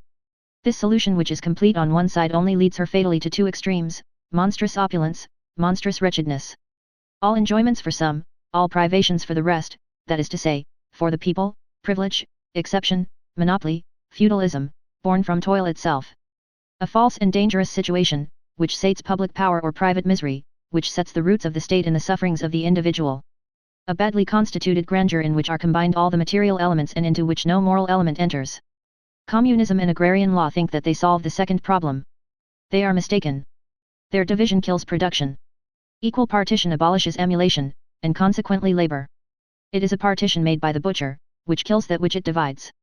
It is therefore impossible to pause over these pretended solutions. Slaying wealth is not the same thing as dividing it. The two problems require to be solved together, to be well solved. The two problems must be combined and made but one.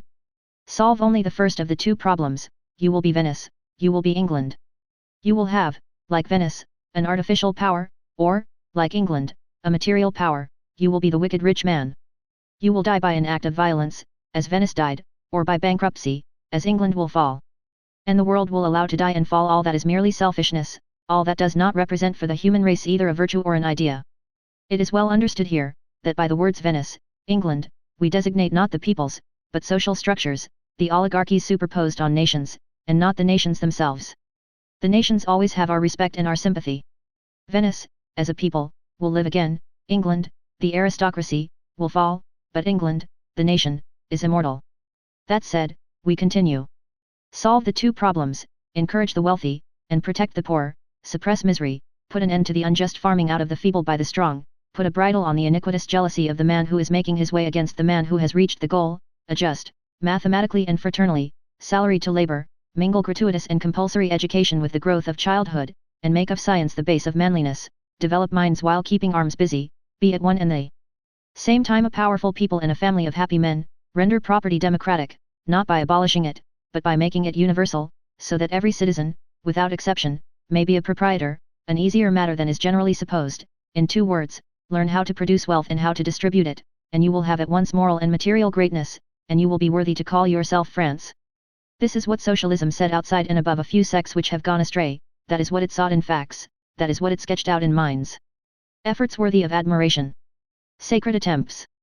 These doctrines, these theories, these resistances, the unforeseen necessity for the statesman to take philosophers into account, confused evidences of which we catch a glimpse, a new system of politics to be created, which shall be in accord with the old world without too much disaccord with the new revolutionary ideal, a situation in which it became necessary to use Lafayette to defend Polignac, the intuition of progress transparent beneath the revolt, the chambers and streets, the competitions to be brought into equilibrium around him, his faith in the revolution, perhaps an eventual indefinable resignation born of the vague acceptance of a superior definitive right, his desire to remain of his race, his domestic spirit, his sincere respect for the people, his own honesty, preoccupied Louis Philippe almost painfully, and there were moments when, strong and courageous as he was overwhelmed by the difficulties of being a king. He felt under his feet a formidable disaggregation, which was not, nevertheless, a reduction to dust, France being more France than ever. Piles of shadows covered the horizon. A strange shade, gradually drawing nearer, extended little by little over men, over things, over ideas, a shade which came from wraths and systems. Everything which had been hastily stifled was moving and fermenting. At times the conscience of the honest man resumed its breathing, so great was the discomfort of that air in which sophisms were intermingled with truths. Spirits trembled in the social anxiety like leaves at the approach of a storm. The electric tension was such that at certain instants, the first comer, a stranger, brought light. Then the twilight obscurity closed in again. At intervals, deep and dull mutterings allowed a judgment to be formed as to the quantity of thunder contained by the cloud. 20 months had barely elapsed since the Revolution of July. The year 1832 had opened with an aspect of something impending and threatening. The distress of the people, the labourers without bread, the last Prince de Condé engulfed in the shadows, Brussels expelling the Nassaus as Paris did the Bourbons, Belgium offering herself to a French prince and giving herself to an English prince, the Russian hatred of Nicholas, behind us the demons of the south, Ferdinand in Spain, Miguel in Portugal, the earth quaking in Italy, Metternich extending his hand over Bologna, France treating Austria sharply at Ancona, at the north no one knew what. Sinister sound of the hammer nailing up Poland in her coffin, irritated glances watching France narrowly all over Europe, England, a suspected ally, ready to give a push to that which was tottering and to hurl herself on that which should fall, the peerage sheltering itself behind Beccaria to refuse 4 heads to the law, the fleurs de lis erased from the king's carriage, the cross torn from Notre Dame, Lafayette lessened, Lafitte ruined, Benjamin Constant dead in indigence. Casimir Purier dead in the exhaustion of his power, political and social malady breaking out simultaneously in the 2 capitals of the kingdom, the one in the city of thought, the other in the city of toil, at Paris civil war, at Lyons servile war, in the 2 cities, the same glare of the furnace, a crater like crimson on the brow of the people, the south rendered fanatic, the west troubled, the Duchesse de Berry in La Vendée, plots, conspiracies, risings, cholera, added the sombre roar of tumult of events to the sombre roar of ideas. Chapter 5, Facts whence history springs and which history ignores. Towards the end of April, everything had become aggravated. The fermentation entered the boiling state. Ever since 1830, petty partial revolts had been going on here and there, which were quickly suppressed, but ever bursting forth afresh, the sign of a vast underlying conflagration. Something terrible was in preparation. Glimpses could be caught of the features still indistinct and imperfectly lighted, of a possible revolution. France kept an eye on Paris, Paris kept an eye on the Faubourg Saint-Antoine. The Faubourg Saint-Antoine, which was in a dull glow, was beginning its ebullition. The wine shops of the Rue de Caron were, although the union of the 2 epithets seems singular when applied to wine shops, grave and stormy. The government was there purely and simply called in question. Their people publicly discussed the question of fighting or of keeping quiet. There were back shops where workingmen were made to swear that they would hasten into the street at the first cry of alarm, and that they would fight without counting the number of the enemy this engagement once entered into. A man seated in the corner of the wine shop assumed a sonorous tone, and said, "You understand, you have sworn." Sometimes they went upstairs, to a private room on the first floor, and there scenes that were almost Masonic were enacted. They made the initiated take oaths to render service to himself as well as to the fathers of families. That was the formula. In the tap rooms, subversive pamphlets were read. They treated the government with contempt, says a secret report of that time, Words like the following could be heard there. I don't know the names of the leaders, we folks shall not know the day until 2 hours beforehand. One workman said, there are 300 of us, let each contribute 10 sous, that will make 150 francs with which to procure powder and shot. Another said, I don't ask for 6 months, I don't ask for even 2, in less than a fortnight we shall be parallel with the government, with 25,000 men we can face them. Another said, I don't sleep at night, because I make cartridges all night. From time to time, men of bourgeois appearance, and in good coats came and caused embarrassment, and with the air of command, shook hands with the most important, and then went away. They never stayed more than 10 minutes. Significant remarks were exchanged in a low tone, the plot is ripe, the matter is arranged. It was murmured by all who were there, to borrow the very expression of one of those who were present. The exaltation was such that one day, a working man exclaimed, before the whole wine shop, we have no arms. One of his comrades replied, the soldiers have, thus parodying without being aware of the fact, Bonaparte's proclamation to the army in Italy, when they had anything of a more secret nature on hand, adds one report.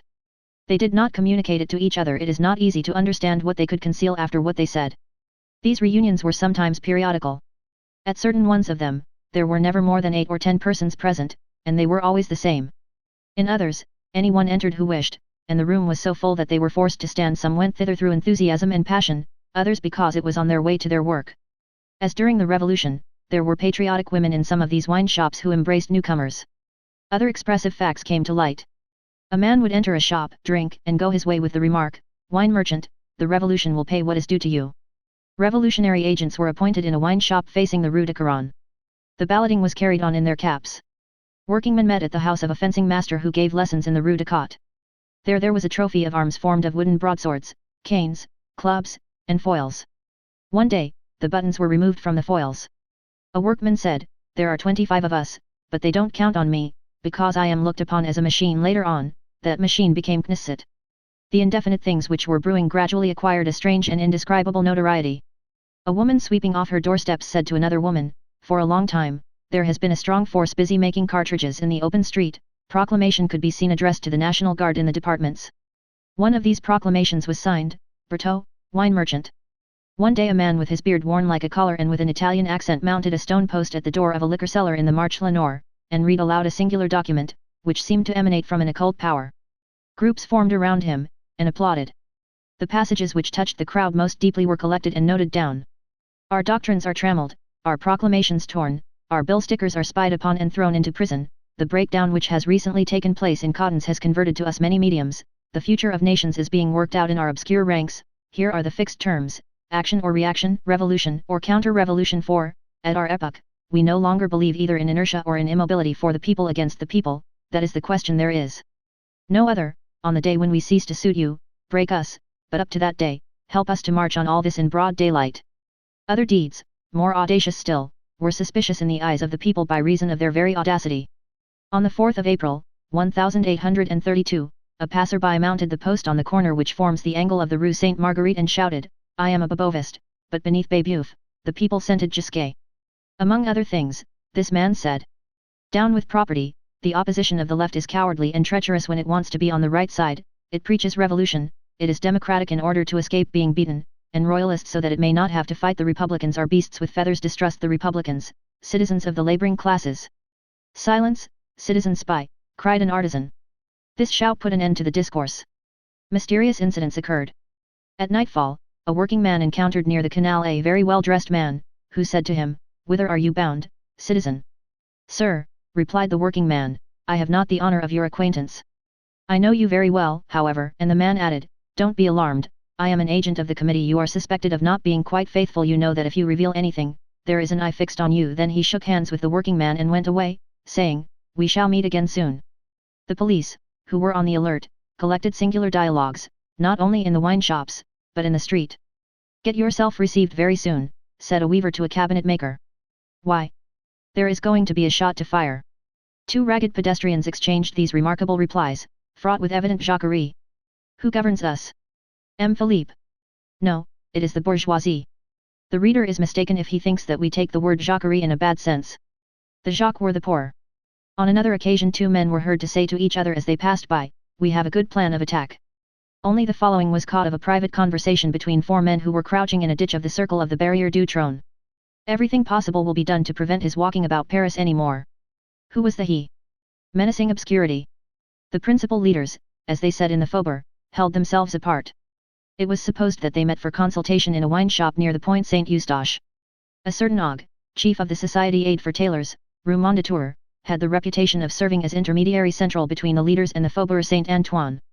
Nevertheless, there was always a great deal of mystery about these leaders, and no certain fact can invalidate the singular arrogance of this reply made later on by a man accused before the Court of Peers. Who was your leader? I knew of none and I recognized none. There was nothing but words, transparent but vague, sometimes idle reports, rumors, hearsay. Other indications cropped up. A carpenter, occupied in nailing boards to a fence around the ground on which a house was in process of construction, in the Rue de Reuilly found on that plot the torn fragment of a letter on which were still legible the following lines. The committee must take measures to prevent recruiting in the sections for the different societies. And, as a postscript, we have learned that there are guns in the Rue du Faubourg Poissonnière, number 5 bis, to the number of 5 or 6,000, in the house of a gunsmith in that court. The section owns no arms. What excited the carpenter and caused him to show this thing to his neighbors was the fact, that a few paces further on he picked up another paper, torn like the first, and still more significant, of which we reproduce a facsimile, because of the historical interest attaching to these strange documents. QCDE. Learn this list by heart. After so doing you will tear it up. The men admitted will do the same when you have transmitted their orders to them. Health and fraternity. UOG L. It was only later on that the persons who were in the secret of this find at the time, learned the significance of those 4 capital letters, quinturions, centurions, decurions, éclaireurs scouts, and the sense of the letters, UOG which was a date, and meant April 15, 1832. Under each capital letter were inscribed names followed by very characteristic notes. Thus, Q. Bannerol. 8 guns, 83 cartridges. A safe man, C. Babira. 1 pistol, 40 cartridges, D. Rollet. 1 foil, 1 pistol, 1 pound of powder, E. Tessie. 1 sword, 1 cartridge box. Exact, terror. 8 guns. Brave, etc. Finally, this carpenter found, still in the same enclosure, a third paper on which was written in pencil, but very legibly, this sort of enigmatical list. Unite, Blanchard, Arbra Sec 6. Barra. Sois. Solocont. Kosciuszko. Aubry the Butcher. JJR. Caius Gracchus. Right of revision. Dufon. 4. Fall of the Girondists. Durbug. Maubuy. Washington. Pinson. 1 pistol, 86 cartridges. Marseillaise. Sovereignty of the people. Michel. Quincampoix. Sword. Hockey. Marceau. Plato. Arbra Sec. Warsaw. Tilly, crier of the populaire. The honest bourgeois into whose hands this list fell knew its significance. It appears that this list was the complete nomenclature of the sections of the 4th arrondissement of the Society of the Rights of Man, with the names and dwellings of the chiefs of sections. Today, when all these facts which were obscure are nothing more than history, we may publish them. It should be added, that the foundation of the Society of the Rights of Man seems to have been posterior to the date when this paper was found. Perhaps this was only a rough draft. Still, according to all the remarks and the words, according to written notes, material facts begin to make their appearance. In the Rue Popincourt, in the house of a dealer in bric-a-brac, there were seized 7 sheets of grey paper, all folded alike lengthwise and in 4. These sheets enclosed 26 squares of this same grey paper folded in the form of a cartridge, and a card, on which was written the following. Saltpetre. 12 ounces. Sulphur. 2 ounces. Charcoal. 2 ounces and a half. Water. 2 ounces. The report of the seizure stated that the drawer exhaled a strong smell of powder. A mason returning from his day's work, left behind him a little package on a bench near the bridge of Austerlitz. This package was taken to the police station. It was opened, and in it were found 2 printed dialogues, signed La Hauteur, a song entitled, Workmen, Band Together, and a tin box full of cartridges. One artisan drinking with a comrade made the latter feel him to see how warm he was, the other man felt a pistol under his waistcoat. In a ditch on the boulevard, between Père Lachaise and the Barrière du Trône, at the most deserted spot, some children, while playing, discovered beneath a mass of shavings and refuse bits of wood, a bag containing a bullet mold, a wooden punch for the preparation of cartridges, a wooden bowl, in which there were grains of hunting powder, and a little cast iron pot whose interior presented evident traces of melted lead. Police agents, making their way suddenly and unexpectedly at 5 o'clock in the morning, into the dwelling of a certain Pardon, who was afterwards a member of the Barricade Mary section and got himself killed in the insurrection of April, 1834, found him standing near his bed, and holding in his hand some cartridges which he was in the act of preparing. Towards the hour when workingmen repose, two men were seen to meet between the barrier Picpus and the barrier Charenton in a little lane between two walls, near a wine shop, in front of which there was a jeu de Siam 33. One drew a pistol from beneath his blouse and handed it to the other. As he was handing it to him, he noticed that the perspiration of his chest had made the powder damp. He primed the pistol and added more powder to what was already in the pan. Then the two men parted. A certain Gala, afterwards killed in the Rue Beaubourg in the affair of April, boasted of having in his house 700 cartridges and 24 flints. The government one day received a warning that arms and 200,000 cartridges had just been distributed in the Faubourg. On the following week 30,000 cartridges were distributed. The remarkable point about it was, that the police were not able to seize a single one. An intercepted letter read, "The day is not far distant when, within 4 hours by the clock, 80,000 patriots will be under arms." All this fermentation was public, one might almost say tranquil. The approaching insurrection was preparing its storm calmly in the face of the government. No singularity was lacking to this still subterranean crisis, which was already perceptible. The bourgeois talked peaceably to the working classes of what was in preparation. They said, "How is the rising coming along?" in the same tone in which they would have said, "How is your wife?" A furniture dealer, of the Rue Moreau, inquired, "Well, when are you going to make the attack?" Another shopkeeper said, "The attack will be made soon. I know it. A month ago, there were 15,000 of you, now there are 25,000. He offered his gun, and a neighbor offered a small pistol which he was willing to sell for 7 francs. Moreover, the revolutionary fever was growing. Not a point in Paris nor in France was exempt from it. The artery was beating everywhere. Like those membranes which arise from certain inflammations and form in the human body, the network of secret societies began to spread all over the country. From the associations of the Friends of the People, which was at the same time public and secret, sprang the Society of the Rights of Man, which also dated from one of the orders of the day, Pluviose, year 40 of the Republican era, which was destined to survive even the mandate of the Court of Assizes which pronounced its dissolution, and which did not hesitate to bestow on its sections significant names like the following: Pikes, Tocsin, Signal Cannon, Phrygian Cap, January 21st, The Beggars, The Vagabonds, Forward March, Robespierre, Level, Caira. The Society of the Rights of Man engendered the Society of Action. These were impatient individuals who broke away and hastened ahead. Other associations sought to recruit themselves from the great mother societies. The members of sections complained that they were torn asunder. Thus, the Gallic Society, and the Committee of Organization of the Municipalities. Thus the associations for the liberty of the press, for individual liberty, for the instruction of the people against indirect taxes. Then the Society of Equal Workingmen, which was divided into 3 fractions, the Levellers, the Communists, the Reformers. Then the Army of the Bastilles, a sort of cohort organized on a military footing, 4 men commanded by a corporal, 10 by a sergeant, 20 by a sub-lieutenant, 40 by a lieutenant. There were never more than 5 men who knew each other. Creation where precaution is combined with audacity and which seemed stamped with the genius of Venice. The Central Committee, which was at the head, had 2 arms, the Society of Action, and the Army of the Bastilles. A legitimist association, the Chevaliers of Fidelity, stirred about among these the Republican affiliations. It was denounced and repudiated there. The Parisian societies had ramifications in the principal cities, Lyons, Nantes, Lille, Marseilles, and each had its Society of the Rights of Man, the Charbonniers, and the Free Men. All had a revolutionary society which was called the Caugourde. We have already mentioned this word. In Paris, the Faubourg Saint-Marceau kept up an equal buzzing with the Faubourg Saint-Antoine, and the schools were no less moved than the faubourgs. A café in the Rue Saint-Hyacinthe and the wine shop of the 7 Billiards, Rue des Mathurins Saint-Jacques, served as rallying points for the students. The Society of the Friends of the ABC, affiliated to the Mutualists of Angers, and to the Caugourde of Aix, met, as we have seen, in the Café Musain. These same young men assembled also, as we have stated already, in a restaurant wine shop of the Rue Mondétour which was called Corinth. These meetings were secret. Others were as public as possible, and the reader can judge of their boldness from these fragments of an interrogatory undergone in one of the ulterior prosecutions. Where was this meeting held? In the Rue de la Paix. At whose house? In the street. What sections were there? Only one. Which? The Manuel section. Who was its leader? You are too young to have decided alone upon the bold course of attacking the government. Where did your instructions come from? From the Central Committee. The army was mined at the same time as the population, as was proved subsequently by the operations of Beaufort, Luneville, and Epinard. They counted on the 52nd Regiment, on the 5th, on the 8th, on the 37th, and on the 20th Light Cavalry. In Burgundy and in the southern towns they planted the Liberty Tree, that is to say, a pole surmounted by a red cap. Such was the situation. The Faubourg Saint-Antoine, more than any other group of the population, as we stated in the beginning, accentuated this situation and made it felt. That was the sore point. This old faubourg, peopled like an anthill, laborious, courageous, and angry as a hive of bees, was quivering with expectation and with the desire for a tumult.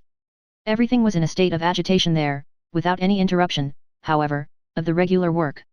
It is impossible to convey an idea of this lively yet sombre physiognomy. In this faubourg exists poignant distress hidden under attic roofs, there also exist rare and ardent minds.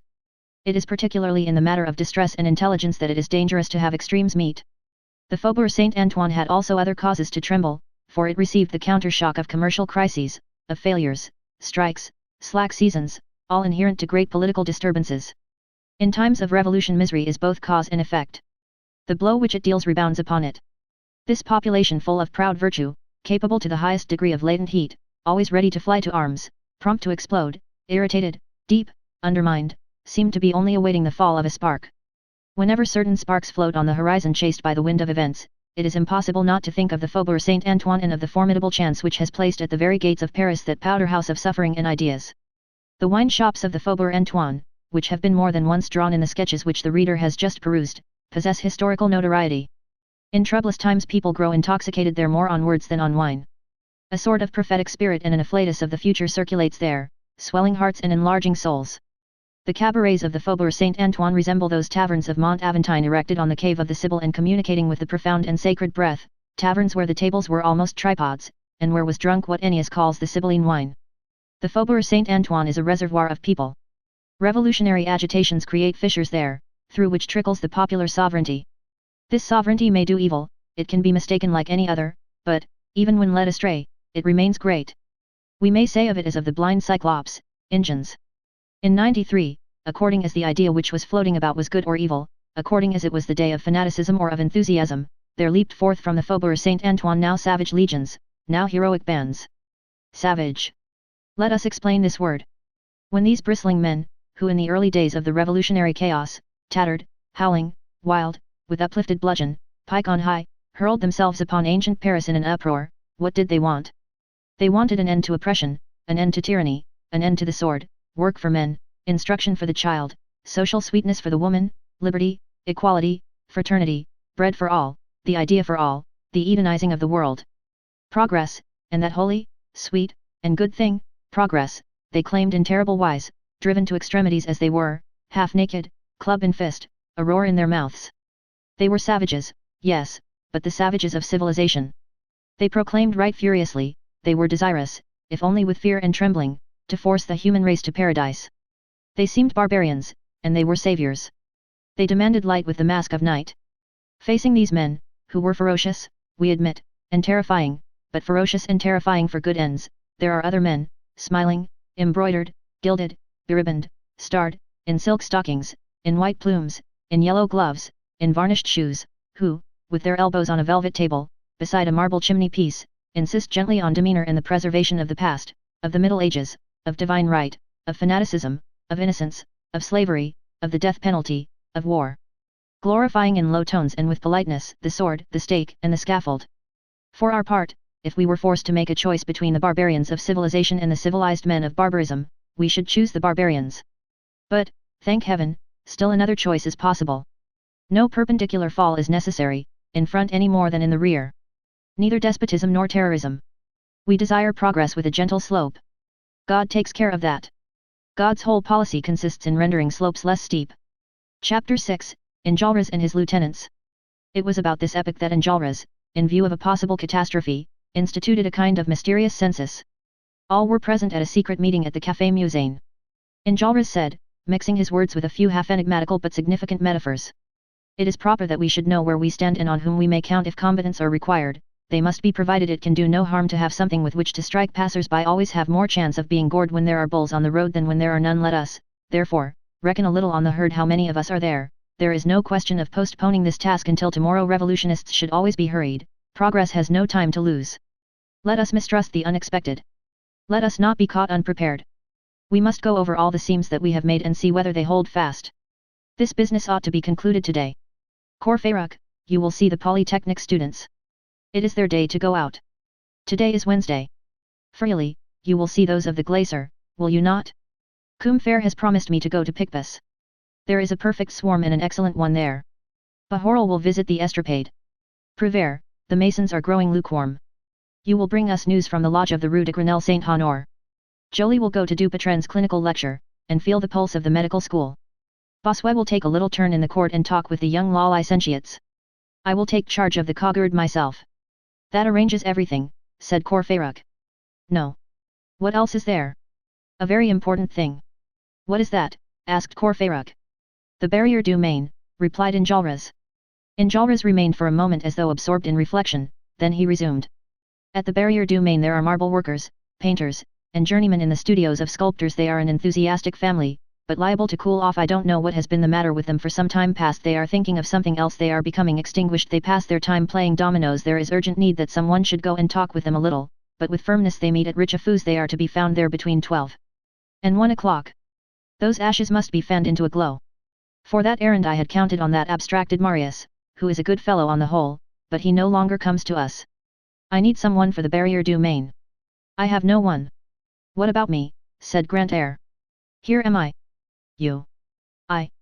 You indoctrinate republicans, you warm up hearts that have grown cold in the name of principle. Why not? Are you good for anything? I have a vague ambition in that direction, said Grantaire. You do not believe in everything. I believe in you. Grantaire, will you do me a service? Anything, I'll black your boots. Well, don't meddle with our affairs. Sleep yourself sober from your absinthe. You are an ingrate, Enjolras. You the man to go to the Barrière du Maine, you capable of it. I am capable of descending the Rue de Grèce, of crossing the Place Saint-Michel, of sloping through the Rue Monsieur le Prince, of taking the Rue de Vaugirard, of passing the Carmelites, of turning into the Rue d'Asses, of reaching the Rue du Church-Midi, of leaving behind me the Conseil de Guerre, of pacing the Rue des Vieilles Tuileries, of striding across the boulevard, of following the Chaussée du Maine, of passing the barrier, and entering Richefou's. I am capable of that. My shoes are capable of that. Do you know anything of those comrades who meet at Richefou's? Not much. We only address each other as thou. What will you say to them? I will speak to them of Robespierre, Perdie, of Danton, of principles. You. But I don't receive justice when I set about it. I am terrible. I have read Prudhomme, I know the social contract, I know my constitution of the year 2 by heart. The liberty of one citizen ends where the liberty of another citizen begins. Do you take me for a brute? I have an old bank bill of the Republic in my drawer. The rights of man, the sovereignty of the people, sapristi. I am even a bit of a Heberdist. I can talk the most superb twaddle for 6 hours by the clock, watch in hand. Be serious, said Enjolras. I am wild, replied Grantaire. Enjolras meditated for a few moments, and made the gesture of a man who has taken a resolution. Grantaire, he said gravely, I consent to try you. You shall go to the Barrière du Maine. Grantaire lived in furnished lodgings very near the Café Musain. He went out, and 5 minutes later he returned. He had gone home to put on a Robespierre waistcoat. Red, said he as he entered, and he looked intently at Enjolras. Then, with the palm of his energetic hand, he laid the 2 scarlet points of the waistcoat across his breast. And stepping up to Enjolras, he whispered in his ear. Be easy. He jammed his hat on resolutely and departed. A quarter of an hour later, the back room of the Café Musain was deserted. All the friends of the ABC were gone, each in his own direction, each to his own task. Enjolras, who had reserved the Cogurd of Aix for himself, was the last to leave. Those members of the Cogurd of Aix who were in Paris then met on the plain of Issy, in one of the abandoned quarries which are so numerous in that side of Paris. As Enjolras walked towards this place, he passed the whole situation in review in his own mind. The gravity of events was self-evident. When facts, the premonitory symptoms of latent social malady, move heavily, the slightest complication stops and entangles them. A phenomenon whence arises ruin and new births. Enjolras descried a luminous uplifting beneath the gloomy skirts of the future. Who knows? Perhaps the moment was at hand. The people were again taking possession of right, and what a fine spectacle! The revolution was again majestically taking possession of France and saying to the world, the sequel tomorrow. Enjolras was content. The furnace was being heated. He had at that moment a powder train of friends scattered all over Paris. He composed, in his own mind, with Combeferre's philosophical and penetrating eloquence, Feuilly's cosmopolitan enthusiasm, Courfeyrac's dash, Bahorel's smile, Jean Prouvair's melancholy, Joly's science, Bossuet's sarcasms. A sort of electric spark which took fire nearly everywhere at once. All hands to work. Surely, the result would answer to the effort. This was well. This made him think of Grantaire. Hold, said he to himself, the Barrière du Maine will not take me far out of my way. What if I were to go on as far as Richefou's, let us have a look at what Grantaire is about, and see how he is getting on. 1 o'clock was striking from the Vaugirard steeple when Enjolras reached the Richefeu smoking room. He pushed open the door, entered, folded his arms, letting the door fall to and strike his shoulders, and gazed at that room filled with tables, men, and smoke. A voice broke forth from the mist of smoke, interrupted by another voice. It was Grantaire holding a dialogue with an adversary. Grantaire was sitting opposite another figure, at a marble Saint Anne table, strewn with grains of bran and dotted with dominoes. He was hammering the table with his fist, and this is what Enjolras heard. 6 4s. The pig, I have no more. You are dead a 2. 6 3 1. It's my move. 4 points. Not much. It's your turn. I have made an enormous mistake. You are doing well. 15. 7 more. That makes me 22. Thoughtfully, 22. You weren't expecting that 6 if I had placed it at the beginning, the whole play would have been changed. A 2 again. 1. 1, well, 5. I haven't any. It was your play, I believe. Yes. Blank. What luck he has, ah, you are lucky. Long reverie 2. 1. Neither 5 nor 1, that's bad for you. Domino. Plague take it. Book 2nd, Eponine. Chapter 1, The Lark's Meadow. Marius had witnessed the unexpected termination of the ambush upon whose track he had set Javert, but Javert had no sooner quitted the building, bearing off his prisoners in 3 hackney coaches, than Marius also glided out of the house.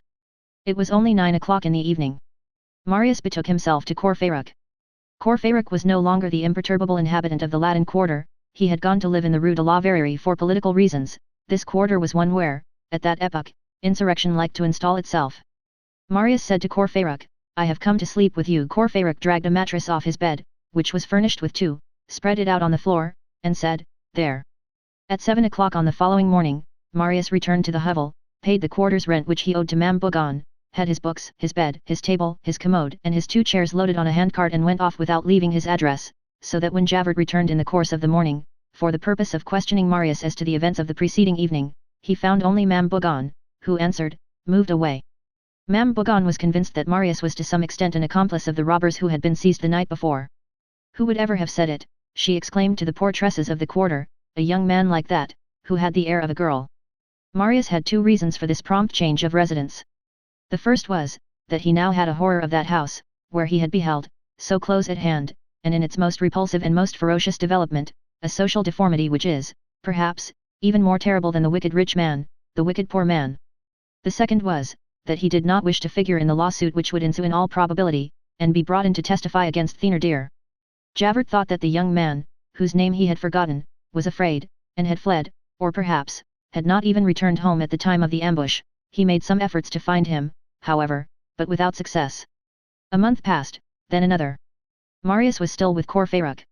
He had learned from a young licentiate in law, an habitual frequenter of the courts, that Thénardier was in close confinement. Every Monday, Marius had 5 francs handed into the clerk's office of law force for Thénardier. As Marius had no longer any money, he borrowed the 5 francs from Courfeyrac.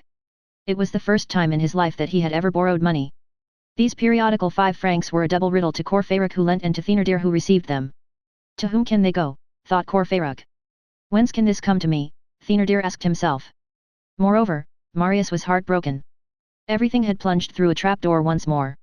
He no longer saw anything before him, his life was again buried in mystery where he wandered fumblingly. He had for a moment beheld very close at hand, in that obscurity, the young girl whom he loved, the old man who seemed to be her father, those unknown beings, who were his only interest and his only hope in this world, and, at the very moment when he thought himself on the point of grasping them, a gust had swept all these shadows away. Not a spark of certainty and truth had been emitted even in the most terrible of collisions. No conjecture was possible. He no longer knew even the name that he thought he knew. It certainly was not Ursel. And the Lark was a nickname. And what was he to think of the old man? Was he actually in hiding from the police? The white-haired workman whom Marius had encountered in the vicinity of the Invalides recurred to his mind. It now seemed probable that that working man and M. Leblanc were one and the same person. So he disguised himself? That man had his heroic and his equivocal sides. Why had he not called for help? Why had he fled?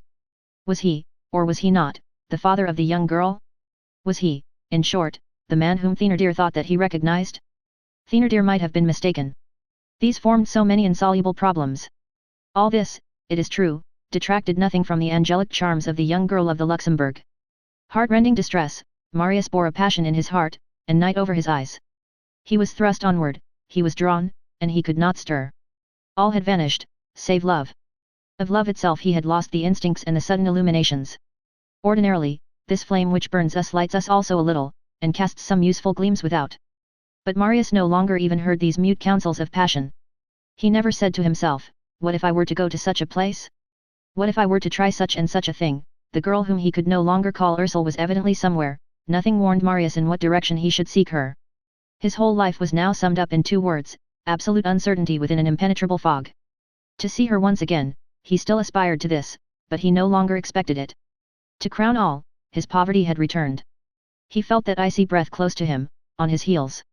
In the midst of his torments, and long before this, he had discontinued his work, and nothing is more dangerous than discontinued work. It is a habit which vanishes.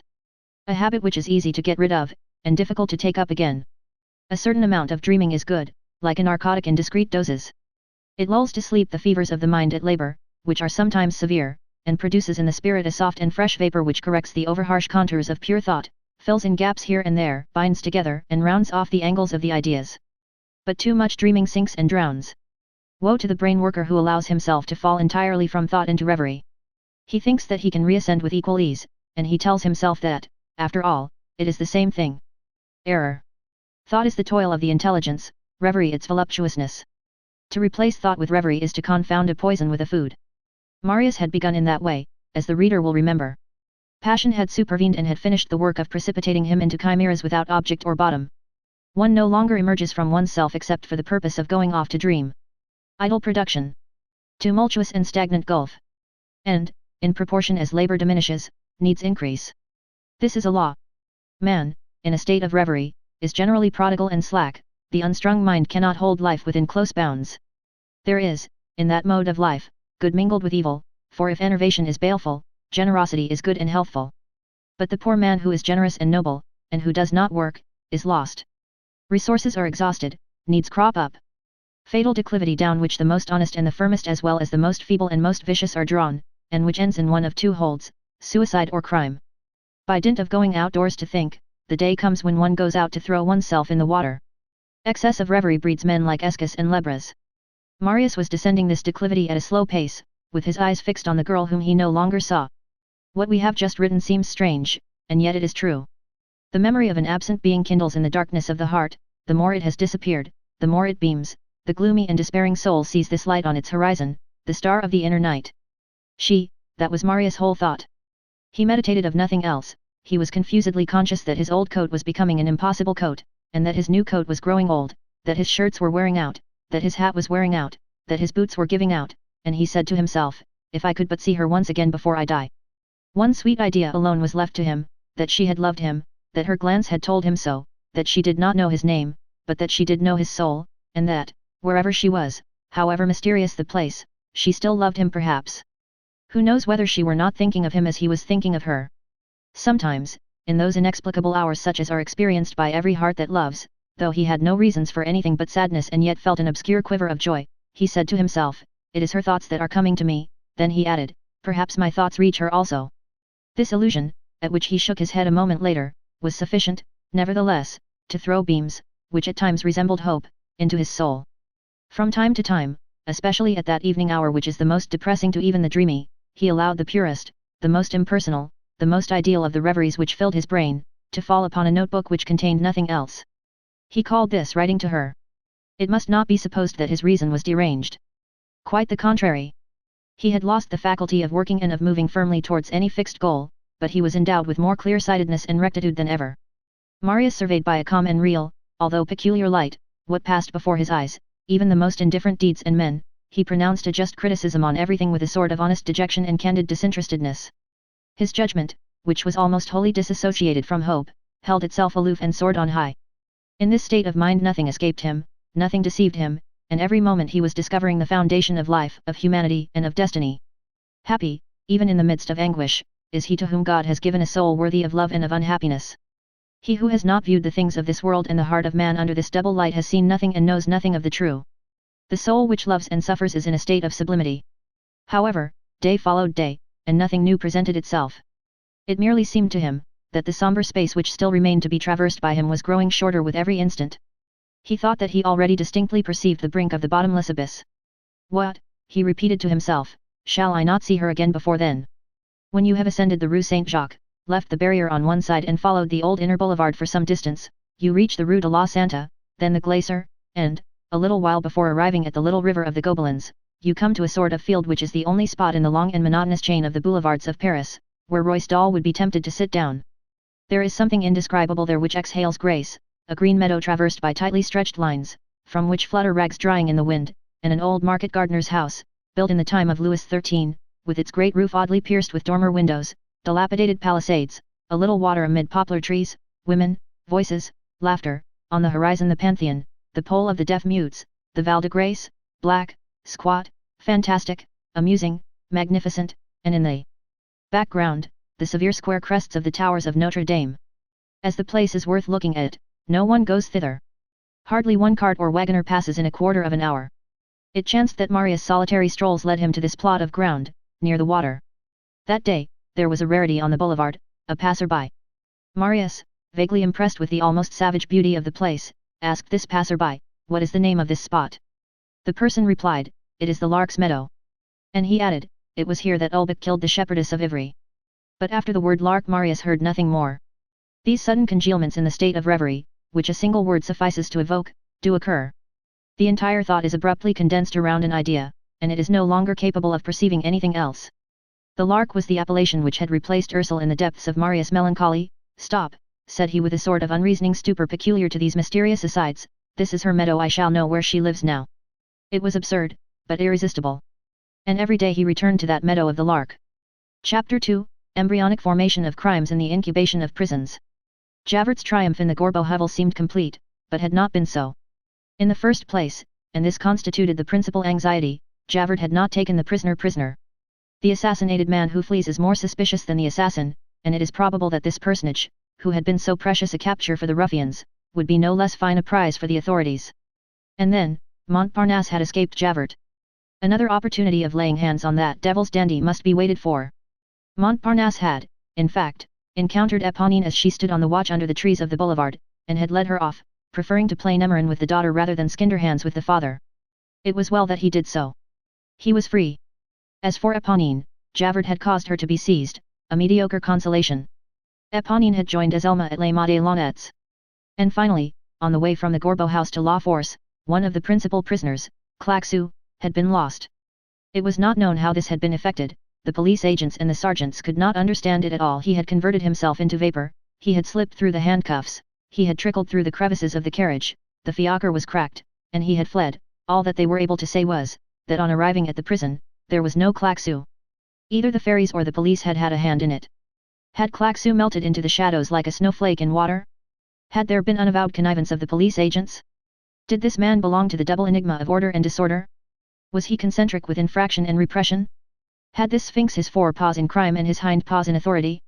Javert did not accept such combinations, and would have bristled up against such compromises, but his squad included other inspectors besides himself, who were more initiated than he, perhaps, although they were his subordinates in the secrets of the prefecture, and Claquesous had been such a villain that he might make a very good agent.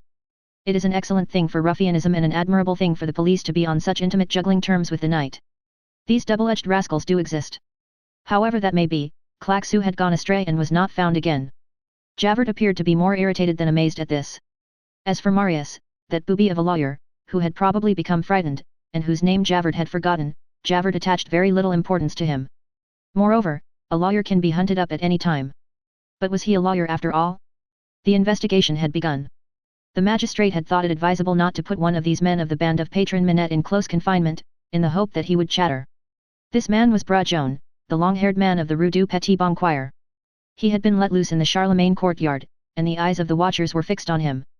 This name of Brajon is one of the souvenirs of La Force. In that hideous courtyard, called the Court of the Bâtiment Neuf, new building, which the administration called the Court Saint Bernard, and which the robbers called the Fosse Auxiliary Lions, the Lions' Ditch, on that wall covered with scales and leprosy, which rose on the left to a level with the roofs, near an old door of rusty iron which led to the ancient chapel of the ducal residence of La Force, then turned in a dormitory for ruffians, there could still be seen, 12 years ago, a sort of fortress roughly carved in the stone with a nail, and beneath it this signature. Brujon, 1811. The Brujon of 1811 was the father of the Brujon of 1832.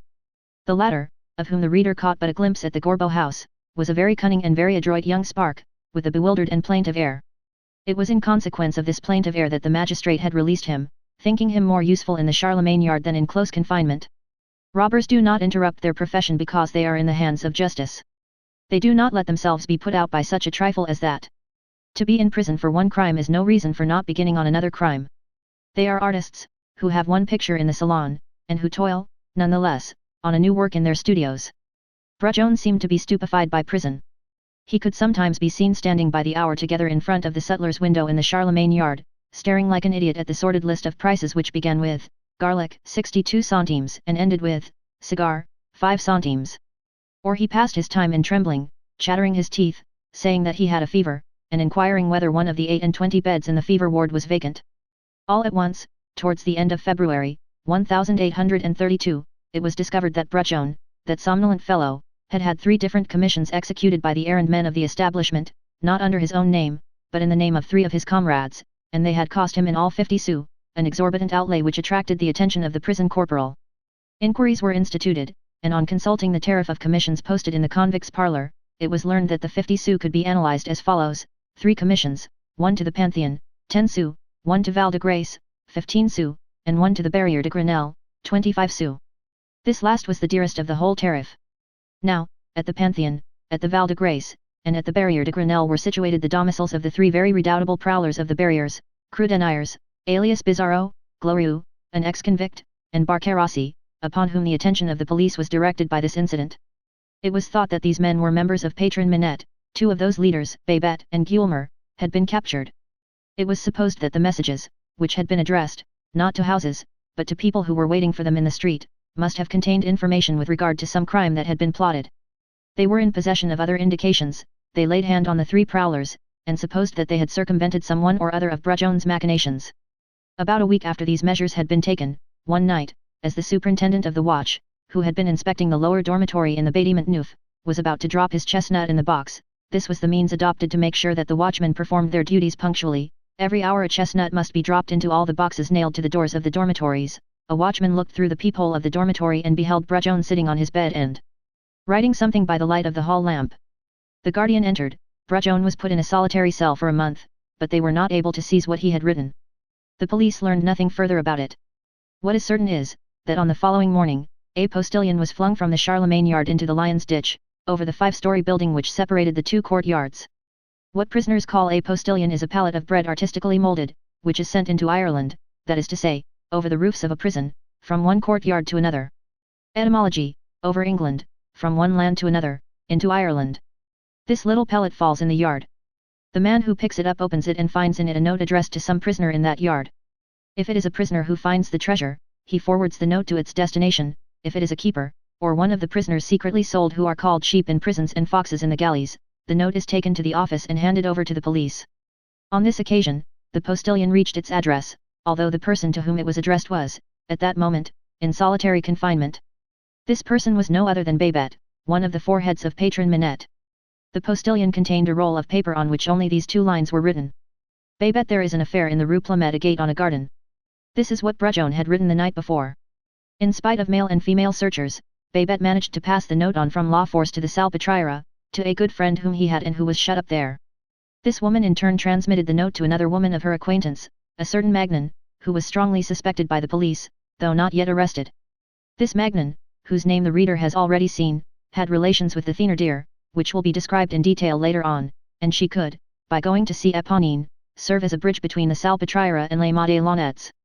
It happened, that at precisely that moment, as proofs were wanting in the investigation directed against Thénardier in the matter of his daughters, Éponine and Azelma were released. When Éponine came out, Magnan, who was watching the gate of the Madelonnettes, handed her Brujon's note to Babet, charging her to look into the matter.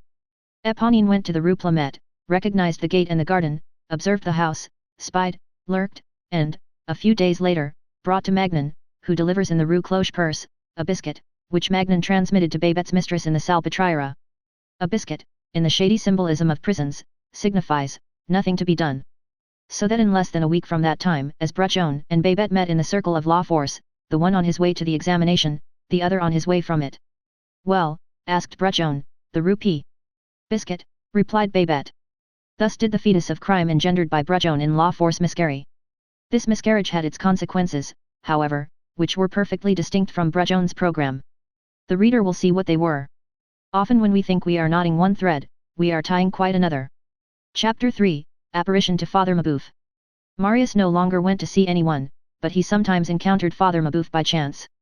While Marius was slowly descending those melancholy steps which may be called the cellar stairs, and which lead to places without light, where the happy can be heard walking overhead, Mabeuf was descending on his side.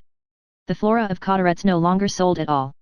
The experiments on indigo had not been successful in the little garden of Austerlitz, which had a bad exposure. Mabeuf could cultivate there only a few plants which love shade and dampness. Nevertheless, he did not become discouraged. He had obtained a corner in the Jardin des Plantes, with a good exposure, to make his trials with indigo at his own expense. For this purpose he had pawned his copper plates of the flora. He had reduced his breakfast to 2 eggs, and he left one of these for his old servant, to whom he had paid no wages for the last 15 months. And often his breakfast was his only meal. He no longer smiled with his infantile smile, he had grown morose and no longer received visitors. Marius did well not to dream of going thither. Sometimes, at the hour when Mabeuf was on his way to the Jardin des Plantes, the old man and the young man passed each other on the Boulevard de l'Hôpital. They did not speak, and only exchanged a melancholy sign of the head. A heartbreaking thing it is that there comes a moment when misery looses bonds. 2 men who have been friends become 2 chance passers-by. Royal the bookseller was dead. Mabeuf no longer knew his books, his garden, or his indigo. These were the 3 forms which happiness, pleasure, and hope had assumed for him. This sufficed him for his living.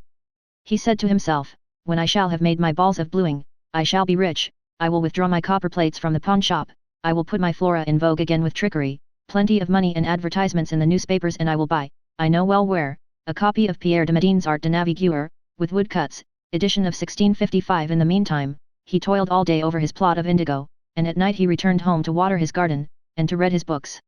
At that epoch, Mabeuf was nearly 80 years of age. One evening he had a singular apparition. He had returned home while it was still broad daylight. Mother Plutarch, whose health was declining, was ill and in bed.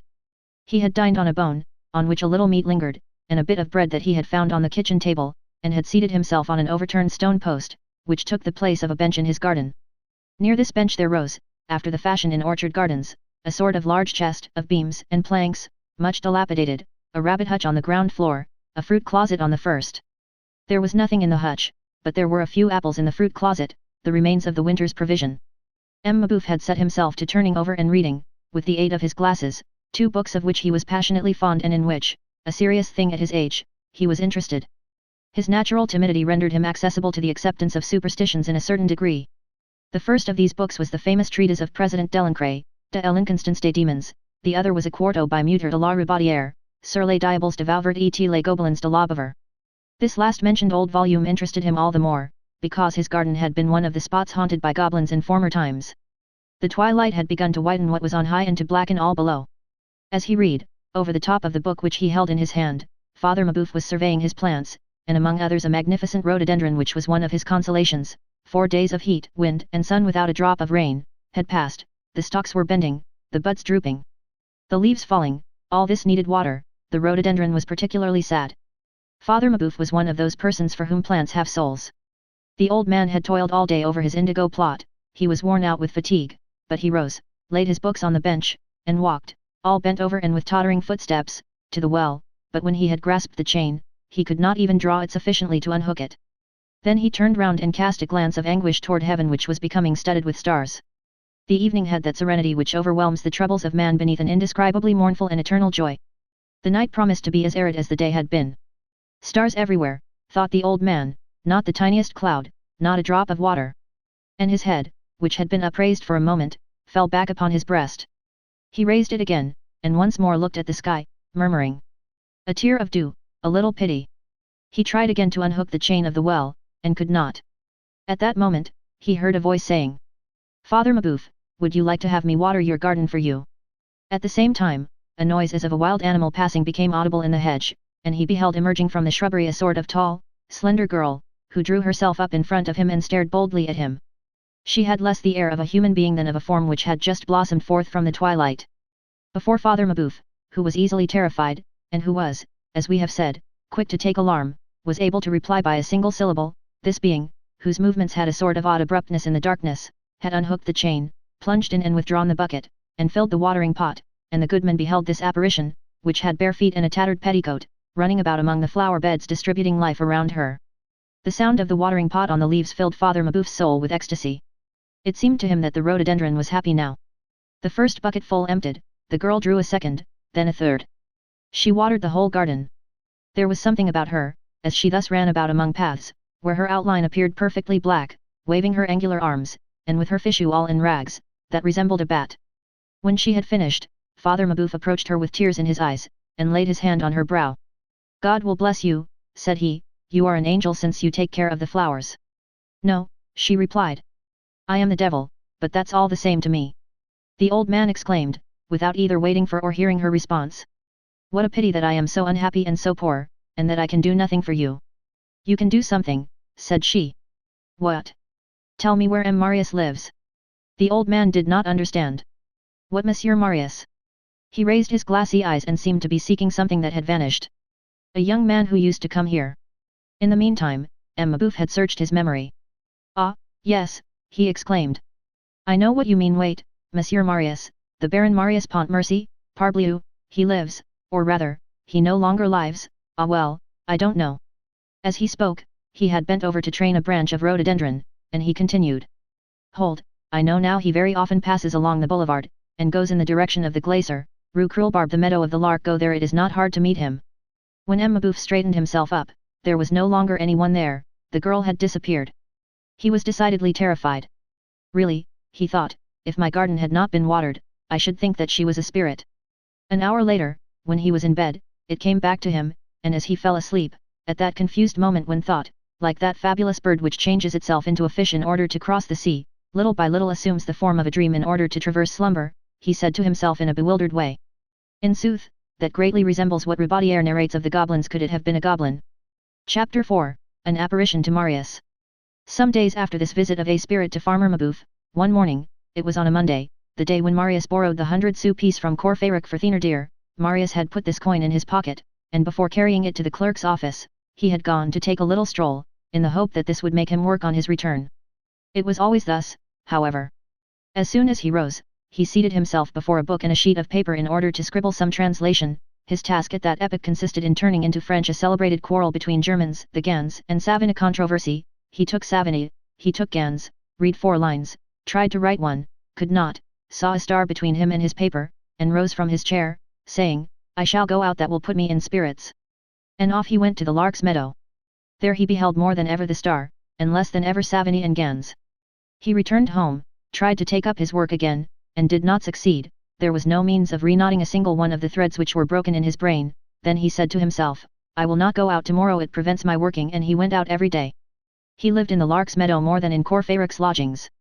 That was his real address, Boulevard de la Santa, at the 7th tree from the Rue Krulbarbe. That morning he had quitted the 7th tree and had seated himself on the parapet of the River des Gobelins. A cheerful sunlight penetrated the freshly unfolded and luminous leaves. He was dreaming of her, and his meditation, turning to a reproach, fell back upon himself. He reflected dolefully on his idleness, his paralysis of soul, which was gaining on him, and of that night which was growing more dense every moment before him, to such a point that he no longer even saw the sun. Nevertheless, athwart this painful extrication of indistinct ideas, which was not even a monologue, so feeble had action become in him, and he had no longer the force to care to despair, athwart this melancholy absorption, sensations from without did reach him. He heard behind him, beneath him, on both banks of the river, the laundresses of the Gobelins beating their linen, and above his head, the birds chattering and singing in the elm trees. On the one hand, the sound of liberty, the careless happiness of the leisure which has wings, on the other, the sound of toil.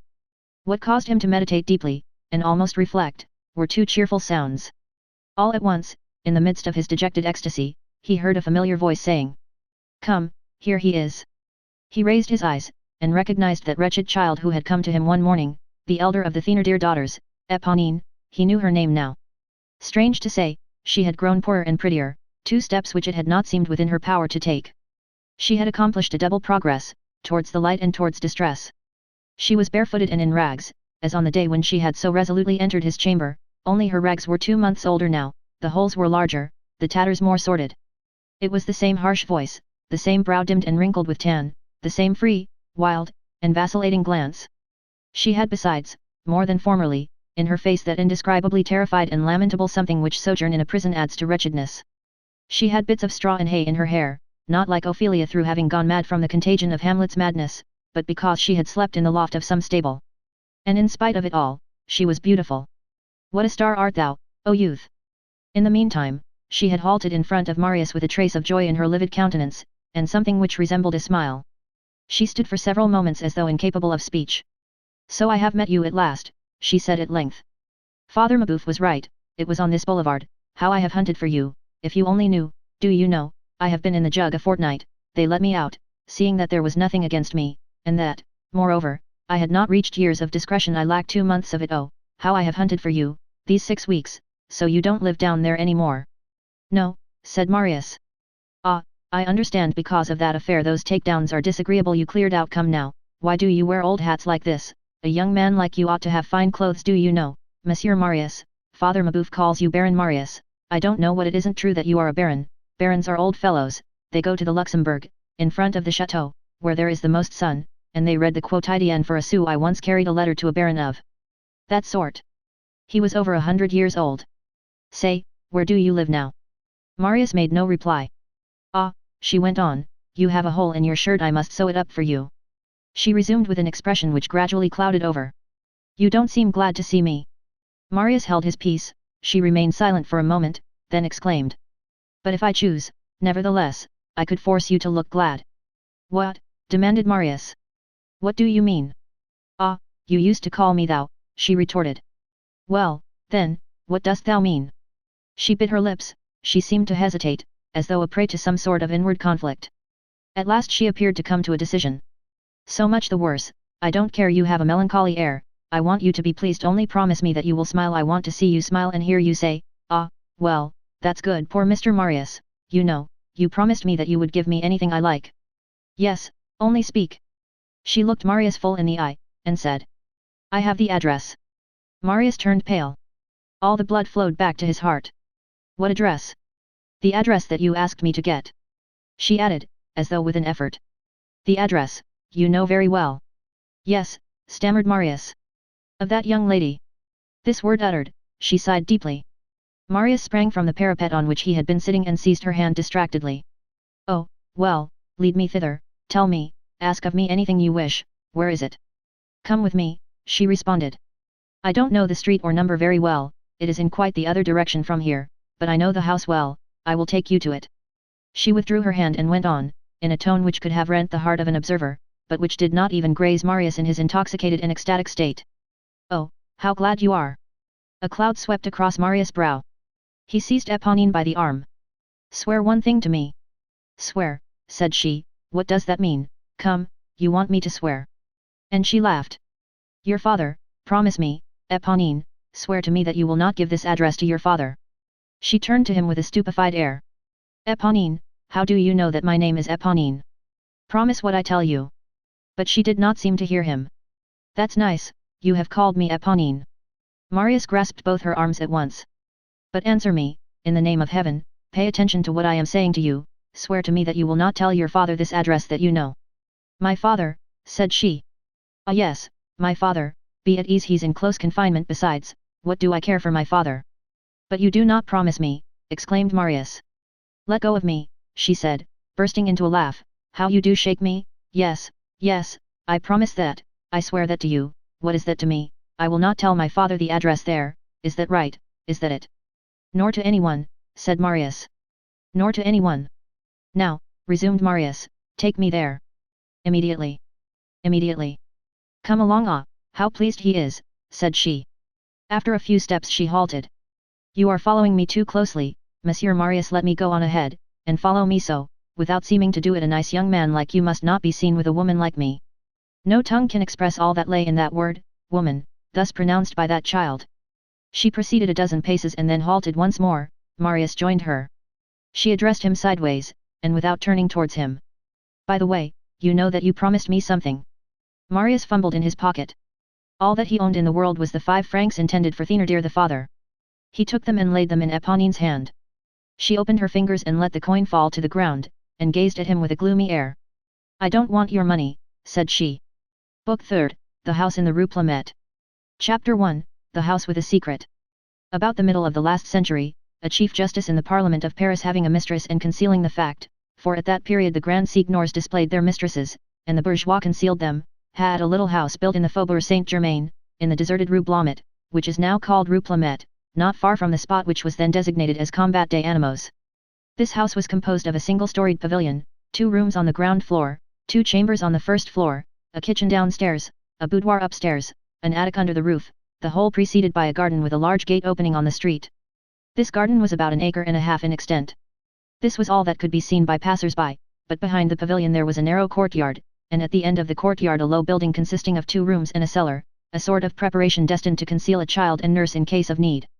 This building communicated in the rear by a masked door which opened by a secret spring, with a long, narrow, paved winding corridor, open to the sky, hemmed in with 2 lofty walls, which, hidden with wonderful art, and lost as it were between garden enclosures and cultivated land, all of whose angles and detours it followed, ended in another door, also with a secret lock which opened a quarter of a league away, almost in another quarter, at the solitary extremity of the Rue du Babylone. Through this the Chief Justice entered, so that even those who were spying on him and following him would merely have observed that the Justice betook himself every day in a mysterious way somewhere, and would never have suspected that to go to the Rue de Babylone was to go to the Rue Blomet. Thanks to clever purchasers of land, the magistrate had been able to make a secret, sewer-like passage on his own property, and consequently, without interference. Later on, he had sold in little parcels, for gardens and market gardens, the lots of ground adjoining the corridor, and the proprietors of these lots on both sides thought they had a party wall before their eyes, and did not even suspect the long, paved ribbon winding between 2 walls amid their flower beds and their orchards. Only the birds beheld this curiosity. It is probable that the linnets and tomtits of the last century gossiped a great deal about the Chief Justice. The pavilion, built of stone in the taste of mansard, wainscoted and furnished in the Watteau style, rocaille on the inside, old-fashioned on the outside, walled in with a triple hedge of flowers, had something discreet, coquettish and solemn about it, as befits a caprice of love and magistracy. This house and corridor, which have now disappeared, were in existence 15 years ago. In '93 a coppersmith had purchased the house with the idea of demolishing it, but had not been able to pay the price. The nation made him bankrupt. So that it was the house which demolished the coppersmith. After that, the house remained uninhabited, and fell slowly to ruin, as does every dwelling to which the presence of man does not communicate life. It had remained fitted with its old furniture, was always for sale or to let, and the 10 or a dozen people who passed through the Rue Plumet were warned of the fact by a yellow and illegible bit of writing which had hung on the garden wall since 1819. Towards the end of the Restoration, these same passers-by might have noticed that the bill had disappeared, and even that the shutters on the first floor were open. The house was occupied, in fact. The windows had short curtains, a sign that there was a woman about. In the month of October, 1829, a man of a certain age had presented himself and had hired the house just as it stood, including, of course, the back building and the lane which ended in the Rue de Babylone. He had had the secret openings of the 2 doors to this passage repaired. The house, as we have just mentioned, was still very nearly furnished with the Justice's old fitting. The new tenant had ordered some repairs, had added what was lacking here and there, had replaced the paving stones in the yard, bricks in the floors, steps in the stairs, missing bits in the inlaid floors and the glass in the lattice windows, and had finally installed himself there with a young girl and an elderly maidservant, without commotion, rather like a person who is slipping in than like a man who is entering his own house. The neighbors did not gossip about him, for the reason that there were no neighbors. This unobtrusive tenant was Jean Valjean, the young girl was Cosette. The servant was a woman named Toussaint, whom Jean Valjean had saved from the hospital and from wretchedness, and who was elderly, a stammerer, and from the provinces, 3 qualities which had decided Jean Valjean to take her with him. He had hired the house under the name of M. Fauchelevent, independent gentleman. In all that has been related heretofore, the reader has, doubtless, been no less prompt than Thénardier to recognize Jean Valjean. Why had Jean Valjean quitted the convent of the Petit Picpus? What had happened? Nothing had happened. It will be remembered that Jean Valjean was happy in the convent, so happy that his conscience finally took the alarm. He saw Cosette every day, he felt paternity spring up and develop within him more and more, he brooded over the soul of that child, he said to himself that she was his, that nothing could take her from him, that this would last indefinitely, that she would certainly become a nun, being there too gently incited every day, that thus the convent was henceforth the universe for her as it was for him, that he should grow old there, and that she would grow up there, that she would grow old there, and that he should die there, that, in short, delightful hope, no separation was possible. On reflecting upon this, he fell into perplexity. He interrogated himself. He asked himself if all that happiness were really his, if it were not composed of the happiness of another, of the happiness of that child which he, an old man, was confiscating and stealing, if that were not theft? He said to himself that this child had a right to know life before renouncing it, that to deprive her in advance, and in some sort without consulting her, of all joys, under the pretext of saving her from all trials, to take advantage of her ignorance of her isolation, in order to make an artificial vocation germinate in her, was to rob a human creature of its nature and to lie to God. And who knows if, when she came to be aware of all this some day, and found herself a nun to her sorrow, Cosette would not come to hate him. A last, almost selfish thought, and less heroic than the rest, but which was intolerable to him. He resolved to quit the convent. He resolved on this, he recognized with anguish, the fact that it was necessary. As for objections, there were none. 5 years' sojourn between these four walls and of disappearance had necessarily destroyed or dispersed the elements of fear. He could return tranquilly among men. He had grown old, and all had undergone a change. Who would recognize him now? And then, to face the worst, there was danger only for himself, and he had no right to condemn Cosette to the cloister for the reason that he had been condemned to the galleys. Besides, what is danger in comparison with the right? Finally, nothing prevented his being prudent and taking his precautions. As for Cosette's education, it was almost finished and complete. His determination once taken, he awaited an opportunity. It was not long in presenting itself. Old Fauchelevent died. Jean Valjean demanded an audience with the revered prioress and told her that, having come into a little inheritance at the death of his brother, which permitted him henceforth to live without working, he should leave the service of the convent and take his daughter with him, but that, as it was not just that Cosette, since she had not taken the vows, should have received her education gratuitously, he humbly begged the reverend prioress to see fit that he should offer to the community, as indemnity, for the 5 years which Cosette had spent there, the sum of 5,000 francs. It was thus that Jean Valjean quitted the convent of the Perpetual Adoration. On leaving the convent, he took in his own arms the little valise, the key to which he still wore on his person, and would permit no porter to touch it. This puzzled Cosette, because of the odor of embalming which proceeded from it. Let us state at once, that this trunk never quitted him more. He always had it in his chamber. It was the first and only thing sometimes, that he carried off in his moving when he moved about. Cosette laughed at it, and called this valise his inseparable, saying, I am jealous of it. Nevertheless, Jean Valjean did not reappear in the open air without profound anxiety. He discovered the house in the Rue Plumet, and hid himself from sight there. Henceforth he was in the possession of the name, old-time Fauchelevent. At the same time he hired 2 other apartments in Paris, in order that he might attract less attention than if he were to remain always in the same quarter, and so that he could, at need, take himself off at the slightest disquietude which should assail him, and in short, so that he might not again be caught unprovided as on the night when he had so miraculously escaped from Javert. These 2 apartments were very pitiable, poor in appearance, and in 2 quarters which were far remote from each other, the one in the Rue de l'Ouest, the other in the Rue de l'Homme Arme. He went from time to time, now to the Rue de l'Homme Arme, now to the Rue de l'Ouest, to pass a month or 6 weeks, without taking Toussaint. He had himself served by the porters, and gave himself out as a gentleman from the suburbs, living on his funds, and having a little temporary resting place in town. This lofty virtue had 3 domiciles in Paris for the sake of escaping from the police. Chapter 2, Jean Valjean as a National Guard. However, properly speaking, he lived in the Rue Plumet, and he had arranged his existence there in the following fashion. Cosette and the servant occupied the pavilion, she had the big sleeping room with the painted pier glasses, the boudoir with the gilded fillets, the justice's drawing room furnished with tapestries and vast armchairs, she had the garden. Jean Valjean had a canopied bed of antique damask in 3 colors and a beautiful Persian rug purchased in the Rue du Figure Saint Paul at Mother Gaucher's, put into Cosette's chamber, and, in order to redeem the severity of these magnificent old things, he had amalgamated with this bric-a-brac all the gay and graceful little pieces of furniture suitable to young girls, an étagère, a bookcase filled with gilt-edged books, an inkstand, a blotting book, paper, a work table encrusted with mother of pearl, a silver gilt dressing case, a toilet service in Japanese porcelain. Long damask curtains with a red foundation and 3 colors, like those on the bed, hung at the windows of the first floor. On the ground floor, the curtains were of tapestry. All winter long, Cosette's little house was heated from top to bottom.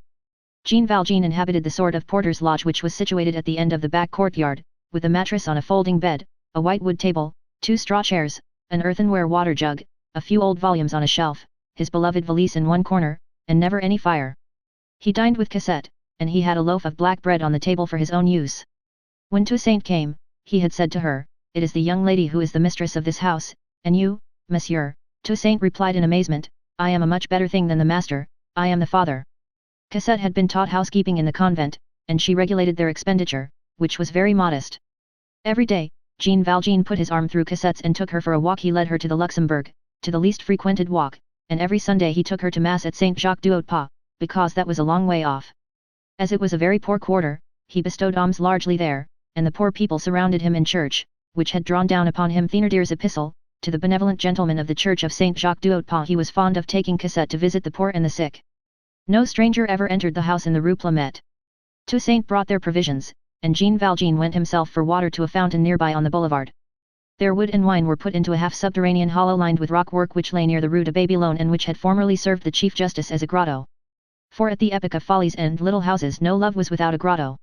In the door opening on the Rue de Babylone, there was a box destined for the reception of letters and papers, only, as the 3 inhabitants of the pavilion in the Rue Plumet received neither papers nor letters, the entire usefulness of that box, formerly the go-between of a love affair, and the confidant of a lovelorn lawyer, was now limited to the tax collector's notices, and the summons of the guard. For M. Fauchelevent, independent gentleman, belonged to the National Guard. He had not been able to escape through the fine meshes of the census of 1831. The municipal information collected at that time had even reached the convent of the Petit Picpus, a sort of impenetrable and holy cloud, whence Jean Valjean had emerged in venerable guise, and, consequently, worthy of mounting guard in the eyes of the town hall. 3 or 4 times a year, Jean Valjean donned his uniform and mounted guard. He did this willingly, however. It was a correct disguise which mixed him with everyone, and yet left him solitary. Jean Valjean had just attained his 60th birthday, the age of legal exemption, but he did not appear to be over 50, moreover, he had no desire to escape his sergeant major nor to quibble with Comte de Lobau. He possessed no civil status, he was concealing his name, he was concealing his identity, so he concealed his age, he concealed everything, and, as we have just said, he willingly did his duty as a National Guard. The sum of his ambition lay in resembling any other man who paid his taxes. This man had for his ideal, within, the angel, without, the bourgeois. Let us note one detail, however. When Jean Valjean went out with Cosette, he dressed as the reader has already seen, and had the air of a retired officer. When he went out alone, which was generally at night, he was always dressed in a working man's trousers and blouse, and wore a cap which concealed his face. Was this precaution or humility? Both. Cosette was accustomed to the enigmatical side of her destiny, and hardly noticed her father's peculiarities. As for Toussaint, she venerated Jean Valjean, and thought everything he did right. One day, her butcher, who had caught a glimpse of Jean Valjean, said to her, "That's a queer fish." She replied, "He's a saint." Neither Jean Valjean nor Cosette nor Toussaint ever entered or emerged except by the door on the Rue de Babylone. Unless seen through the garden gate it would have been difficult to guess that they lived in the Rue Plumet. That gate was always closed. Jean Valjean had left the garden uncultivated, in order not to attract attention. In this, possibly, he made a mistake. Chapter 3, Folius AC Frondibus. The garden thus left to itself for more than half a century had become extraordinary and charming. The passers-by of 40 years ago halted to gaze at it, without a suspicion of the secrets which it hid in its fresh and verdant depths. More than one dreamer of that epoch often allowed his thoughts and his eyes to penetrate indiscreetly between the bars of that ancient, padlocked gate, twisted, tottering, fastened to 2 green and moss-covered pillars, and oddly crowned with a pediment of undecipherable arabesque. There was a stone bench in one corner, 1 or 2 mouldy statues, several lattices which had lost their nails with time, were rotting on the wall, and there were no walks nor turf, but there was enough grass everywhere. Gardening had taken its departure, and nature had returned. Weeds abounded, which was a great piece of luck for a poor corner of land. The festival of gilly flowers was something splendid. Nothing in this garden obstructed the sacred effort of things towards life. Venerable growth reigned there among them. The trees had bent over towards the nettles, the plant had sprung upward, the branch had inclined, that which crawls on the earth had gone in search of that which expands in the air, that which floats on the wind had bent over towards that which trails in the moss, trunks, boughs, leaves, fibers, clusters, tendrils, shoots, spines, thorns, had mingled, crossed, married, confounded themselves in each other. Vegetation in a deep and close embrace had celebrated and accomplished there. Under the well-pleased eye of the Creator, in that enclosure 300 feet square, the holy mystery of fraternity, symbol of the human fraternity. This garden was no longer a garden, it was a colossal thicket, that is to say, something as impenetrable as a forest, as peopled as a city, quivering like a nest, sombre like a cathedral, fragrant like a bouquet, solitary as a tomb, living as a throng. In Floreal 3-4 this enormous thicket, free behind its gate and within its 4 walls, entered upon the secret labor of germination, quivered in the rising sun, almost like an animal which drinks in the breaths of cosmic love, and which feels the sap of April rising and boiling in its veins, and shakes to the wind its enormous wonderful green locks, sprinkled on the damp earth, on the defaced statues, on the crumbling steps of the pavilion, and even on the pavement of the deserted street, flowers. Like stars, dew like pearls, fecundity, beauty, life, joy, perfumes. At midday, 1,000 white butterflies took refuge there, and it was a divine spectacle to see that living summer snow whirling about there in flakes amid the shade.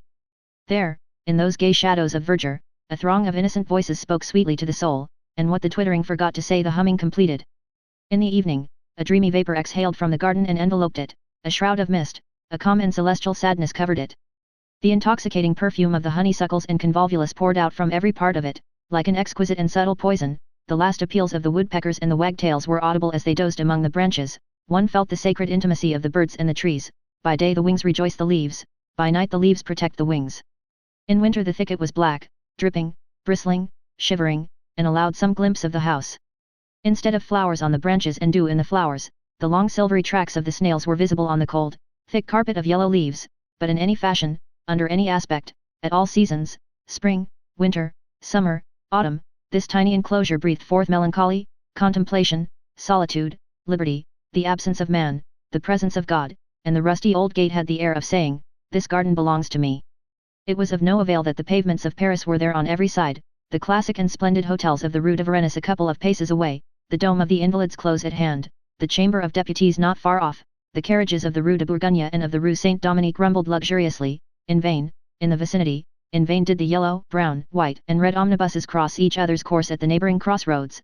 The Rue Plumet was the desert, and the death of the former proprietors, the revolution which had passed over it, the crumbling away of ancient fortunes, absence, forgetfulness, 40 years of abandonment and widowhood, had sufficed to restore to this privileged spot ferns, mulleins, hemlock, yarrow, tall weeds, great crimped plants, with large leaves of pale green cloth, lizards, beetles, uneasy and rapid insects, to cause to spring forth from the depths of the earth and to reappear between those four walls a certain indescribable and savage grandeur. And for nature, which disconcerts the petty arrangements of man, and which sheds herself always thoroughly where she diffuses herself at all, in the ant as well as in the eagle, to blossom out in a petty little Parisian garden with as much rude force and majesty as in a virgin forest of the New World. Nothing is small, in fact, anyone who is subject to the profound and penetrating influence of nature knows this. Although no absolute satisfaction is given to philosophy, either to circumscribe the cause or to limit the effect, the contemplator falls into those unfathomable ecstasies caused by these decompositions of force terminating in unity. Everything toils at everything. Algebra is applied to the clouds, the radiation of the star profits the rose. No thinker would venture to affirm that the perfume of the hawthorn is useless to the constellations. Who, then, can calculate the course of a molecule? How do we know that the creation of worlds is not determined by the fall of grains of sand? Who knows the reciprocal ebb and flow of the infinitely great and the infinitely little, the reverberations of causes in the precipices of being, and the avalanches of creation? The tiniest worm is of importance, the great is little, the little is great, everything is balanced in necessity, alarming vision for the mind. There are marvelous relations between beings and things, in that inexhaustible whole, from the sun to the grub, nothing despises the other, all have need of each other. The light does not bear away terrestrial perfumes into the azure depths, without knowing what it is doing. The night distributes stellar essences to the sleeping flowers. All birds that fly have round their leg the thread of the infinite. Germination is complicated with the bursting forth of a meteor and with the peck of a swallow cracking its egg, and it places on one level the birth of an earthworm and the advent of Socrates. Where the telescope ends, the microscope begins. Which of the two possesses the larger field of vision? Choose. A bit of mold is a pleiad of flowers, a nebula is an anthill of stars. The same promiscuousness, and yet more unprecedented, exists between the things of the intelligence and the facts of substance. Elements and principles mingle, combine, wed, multiply with each other, to such a point that the material and the moral world are brought eventually to the same clearness. The phenomenon is perpetually returning upon itself. In the vast cosmic exchanges the universal life goes and comes in unknown quantities, rolling entirely in the invisible mystery of effluvia, employing everything, not losing a single dream, not a single slumber. Sowing an animalcule here, crumbling to bits a planet there, oscillating and winding, making of light a force and of thought an element, disseminated and invisible, dissolving all, except that geometrical point, the I, bringing everything back to the sole atom, expanding everything in God, entangling all activity, from summit to base, in the obscurity of a dizzy mechanism, attaching the flight of an insect to the movement of the earth, subordinating, who knows? Were it only by the identity of the law, the evolution of the comet in the firmament to the whirling of the infusoria in the drop of water. A machine made of mind. Enormous gearing, the prime motor of which is the gnat, and whose final wheel is the zodiac. Chapter 4, Change of Gate. It seemed that this garden, created in olden days to conceal wanton mysteries, had been transformed and become fitted to shelter chaste mysteries. There were no longer either arbors, or bowling greens, or tunnels, or grottos, there was a magnificent, disheveled obscurity falling like a veil over all. Paphos had been made over into Eden. It is impossible to say what element of repentance had rendered this retreat wholesome. This flower girl now offered her blossom to the soul. This coquettish garden, formerly decidedly compromised, had returned to virginity and modesty. A justice assisted by a gardener, a goodman who thought that he was a continuation of Lamoignon, and another goodman who thought that he was a continuation of Lenitra, had turned it about, cut, ruffled, decked, molded it to gallantry. Nature had taken possession of it once more, had filled it with shade, and had arranged it for love. There was, also, in this solitude, a heart which was quite ready. Love had only to show himself. He had here a temple composed of verdure, grass, moss, the sight of birds, tender shadows, agitated branches, and a soul made of sweetness, of faith, of candor, of hope, of aspiration, and of illusion. Cosette had left the convent when she was still almost a child. She was a little more than 14, and she was at the ungrateful age. We have already said, that with the exception of her eyes, she was homely rather than pretty. She had no ungraceful feature, but she was awkward, thin, timid, and bold at once, a grown-up little girl, in short. Her education was finished, that is to say, she has been taught religion, and even and above all, devotion, then history, that is to say the thing that bears that name in convents, geography, grammar, the participles, the kings of France, a little music, a little drawing, etc., but in all other respects she was utterly ignorant, which is a great charm and a great peril. The soul of a young girl should not be left in the dark. Later on, mirages that are too abrupt and too lively are formed there, as in a dark chamber. She should be gently and discreetly enlightened, rather with the reflection of realities than with their harsh and direct light. A useful and graciously austere half-light which dissipates puerile fears and obviates falls. There is nothing but the maternal instinct, that admirable intuition composed of the memories of the Virgin and the experience of the woman, which knows how this half-light is to be created and of what it should consist. Nothing supplies the place of this instinct. All the nuns in the world are not worth as much as one mother in the formation of a young girl's soul. Cosette had had no mother. She had only had many mothers, in the plural. As for Jean Valjean, he was, indeed, all tenderness, all solicitude, but he was only an old man and he knew nothing at all. Now, in this work of education, in this grave matter of preparing a woman for life, what science is required to combat that vast ignorance which is called innocence? Nothing prepares a young girl for passions like the convent. The convent turns the thoughts in the direction of the unknown. The heart, thus thrown back upon itself, works downward within itself, since it cannot overflow, and grows deep, since it cannot expand. Hence visions, suppositions, conjectures, outlines of romances, a desire for adventures, fantastic constructions, edifices built wholly in the inner obscurity of the mind, sombre and secret abodes where the passions immediately find a lodgment as soon as the open gate permits them to enter. The convent is a compression which, in order to triumph over the human heart, should last during the whole life. On quitting the convent, Cosette could have found nothing more sweet and more dangerous than the house in the Rue Plumet. It was the continuation of solitude with the beginning of liberty, a garden that was closed, but a nature that was acrid, rich, voluptuous, and fragrant, the same dreams as in the convent, but with glimpses of young men, a grating, but one that opened on the street. Still, when she arrived there, we repeat, she was only a child. Jean Valjean gave this neglected garden over to her. Do what you like with it, he said to her. This amused Cosette. She turned over all the clumps and all the stones, she hunted for beasts, she played in it, while awaiting the time when she would dream in it. She loved this garden for the insects that she found beneath her feet amid the grass, while awaiting the day when she would love it for the stars that she would see through the boughs above her head. And then, she loved her father, that is to say, Jean Valjean, with all her soul, with an innocent filial passion which made the goodman a beloved and charming companion to her. It will be remembered that M. Madeleine had been in the habit of reading a great deal. Jean Valjean had continued this practice. He had come to converse well, he possessed the secret riches and the eloquence of a true and humble mind which has spontaneously cultivated itself. He retained just enough sharpness to season his kindness, his mind was rough and his heart was soft. During their conversations in the Luxembourg, he gave her explanations of everything, drawing on what he had read, and also on what he had suffered. As she listened to him, Cosette's eyes wandered vaguely about. This simple man sufficed for Cosette's thought, the same as the wild garden sufficed for her eyes. When she had had a good chase after the butterflies, she came panting up to him and said, "Ah, how I have run!" He kissed her brow. Cosette adored the goodman. She was always at his heels. Where Jean Valjean was, their happiness was. Jean Valjean lived neither in the pavilion nor the garden, she took greater pleasure in the paved back courtyard, than in the enclosure filled with flowers, and in his little lodge furnished with straw-seated chairs than in the great drawing-room hung with tapestry, against which stood tufted easy chairs. Jean Valjean sometimes said to her, smiling at his happiness in being importuned, "Do go to your own quarters, leave me alone a little." She gave him those charming and tender scoldings which are so graceful when they come from a daughter to her father. "Father, I am very cold in your rooms, why don't you have a carpet here and a stove?" "Dear child, there are so many people who are better than I and who have not even a roof over their heads." "Then why is there a fire in my rooms, and everything that is needed?" "Because you are a woman and a child." "Bah, must men be cold and feel uncomfortable?" "Certain men." "That is good, I shall come here so often that you will be obliged to have a fire." And again she said to him, "Father, why do you eat horrible bread like that?" "Because, my daughter."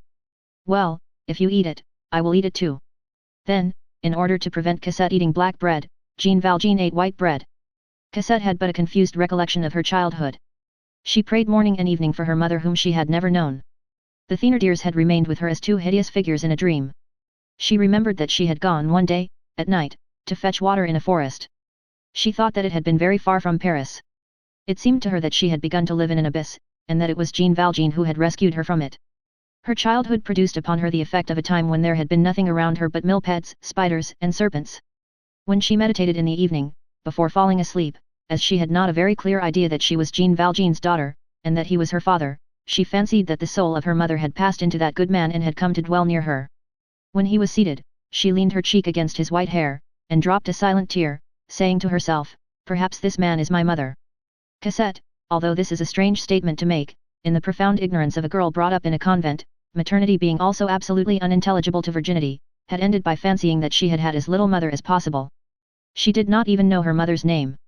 Whenever she asked Jean Valjean remained silent. If she repeated her question, he responded with a smile. Once she insisted, the smile ended in a tear. This silence on the part of Jean Valjean covered Fantine with darkness. Was it prudence? Was it respect? Was it a fear that he should deliver this name to the hazards of another memory than his own? So long as Cosette had been small, Jean Valjean had been willing to talk to her of her mother. When she became a young girl, it was impossible for him to do so. It seemed to him that he no longer dared. Was it because of Cosette? Was it because of Fantine? He felt a certain religious horror at letting that shadow enter Cosette's thought, and of placing a third in their destiny. The more sacred this shade was to him, the more did it seem that it was to be feared. He thought of Fantine, and felt himself overwhelmed with silence. Through the darkness, he vaguely perceived something which appeared to have its finger on its lips. Had all the modesty which had been in Fantine, and which had violently quitted her during her lifetime, returned to rest upon her after her death, to watch in indignation over the peace of that dead woman, and in its shyness, to keep her in her grave? Was Jean Valjean unconsciously submitting to the pressure? We who believe in death, are not among the number who will reject this mysterious explanation. Hence the impossibility of uttering, even for Cosette, that name of Fantine. One day Cosette said to him, "Father, I saw my mother in a dream last night. She had two big wings. My mother must have been almost a saint during her life." "Through martyrdom," replied Jean Valjean. However, Jean Valjean was happy. When Cosette went out with him, she leaned on his arm, proud and happy, in the plenitude of her heart. Jean Valjean felt his heart melt within him with delight, at all these sparks of a tenderness so exclusive, so wholly satisfied with himself alone. The poor man trembled, inundated with angelic joy. He declared to himself ecstatically that this would last all their lives. He told himself that he really had not suffered sufficiently to merit so radiant a bliss, and he thanked God, in the depths of his soul, for having permitted him to be loved thus, he, a wretch, by that innocent being. Chapter 5. The Rose perceives that it is an engine of war. One day, Cosette chanced to look at herself in her mirror, and she said to herself, really, it seemed to her almost that she was pretty. This threw her in a singularly troubled state of mind. Up to that moment she had never thought of her face. She saw herself in her mirror, but she did not look at herself. And then, she had so often been told that she was homely. Jean Valjean alone said gently, "No indeed, no indeed." At all events, Cosette had always thought herself homely, and had grown up in that belief with the easy resignation of childhood. And here, all at once, was her mirror saying to her, as Jean Valjean had said, "No indeed." That night, she did not sleep. "What if I were pretty?" she thought. "How odd it would be if I were pretty," and she recalled those of her companions whose beauty had produced a sensation in the convent, and she said to herself, "What, am I to be like Mademoiselle so-and-so?" The next morning she looked at herself again, not by accident this time, and she was assailed with doubts. "Where did I get such an idea?" said she. "No, I am ugly." She had not slept well, that was all. Her eyes were sunken and she was pale. She had not felt very joyous on the preceding evening in the belief that she was beautiful, but it made her very sad not to be able to believe in it any longer. She did not look at herself again, and for more than a fortnight she tried to dress her hair with her back turned to the mirror. In the evening, after dinner, she generally embroidered in wool or did some convent needlework in the drawing room, and Jean Valjean read beside her. Once she raised her eyes from her work, and was rendered quite uneasy by the manner in which her father was gazing at her. On another occasion, she was passing along the street, and it seemed to her that someone behind her, whom she did not see, said, "A pretty woman, but badly dressed." "Bah," she thought, "he does not mean me. I am well dressed and ugly." She was then wearing a plush hat and her merino gown. At last, one day when she was in the garden, she heard poor old Toussaint saying, "Do you notice how pretty Cosette is growing, sir?" Cosette did not hear her father's reply, but Toussaint's words caused a sort of commotion within her. She fled from the garden, ran up to her room, flew to the looking-glass. It was 3 months since she had looked at herself, and gave vent to a cry. She had just dazzled herself. She was beautiful and lovely, she could not help agreeing with Toussaint in her mirror. Her figure was formed, her skin had grown white, her hair was lustrous, an unaccustomed splendor had been lighted in her blue eyes.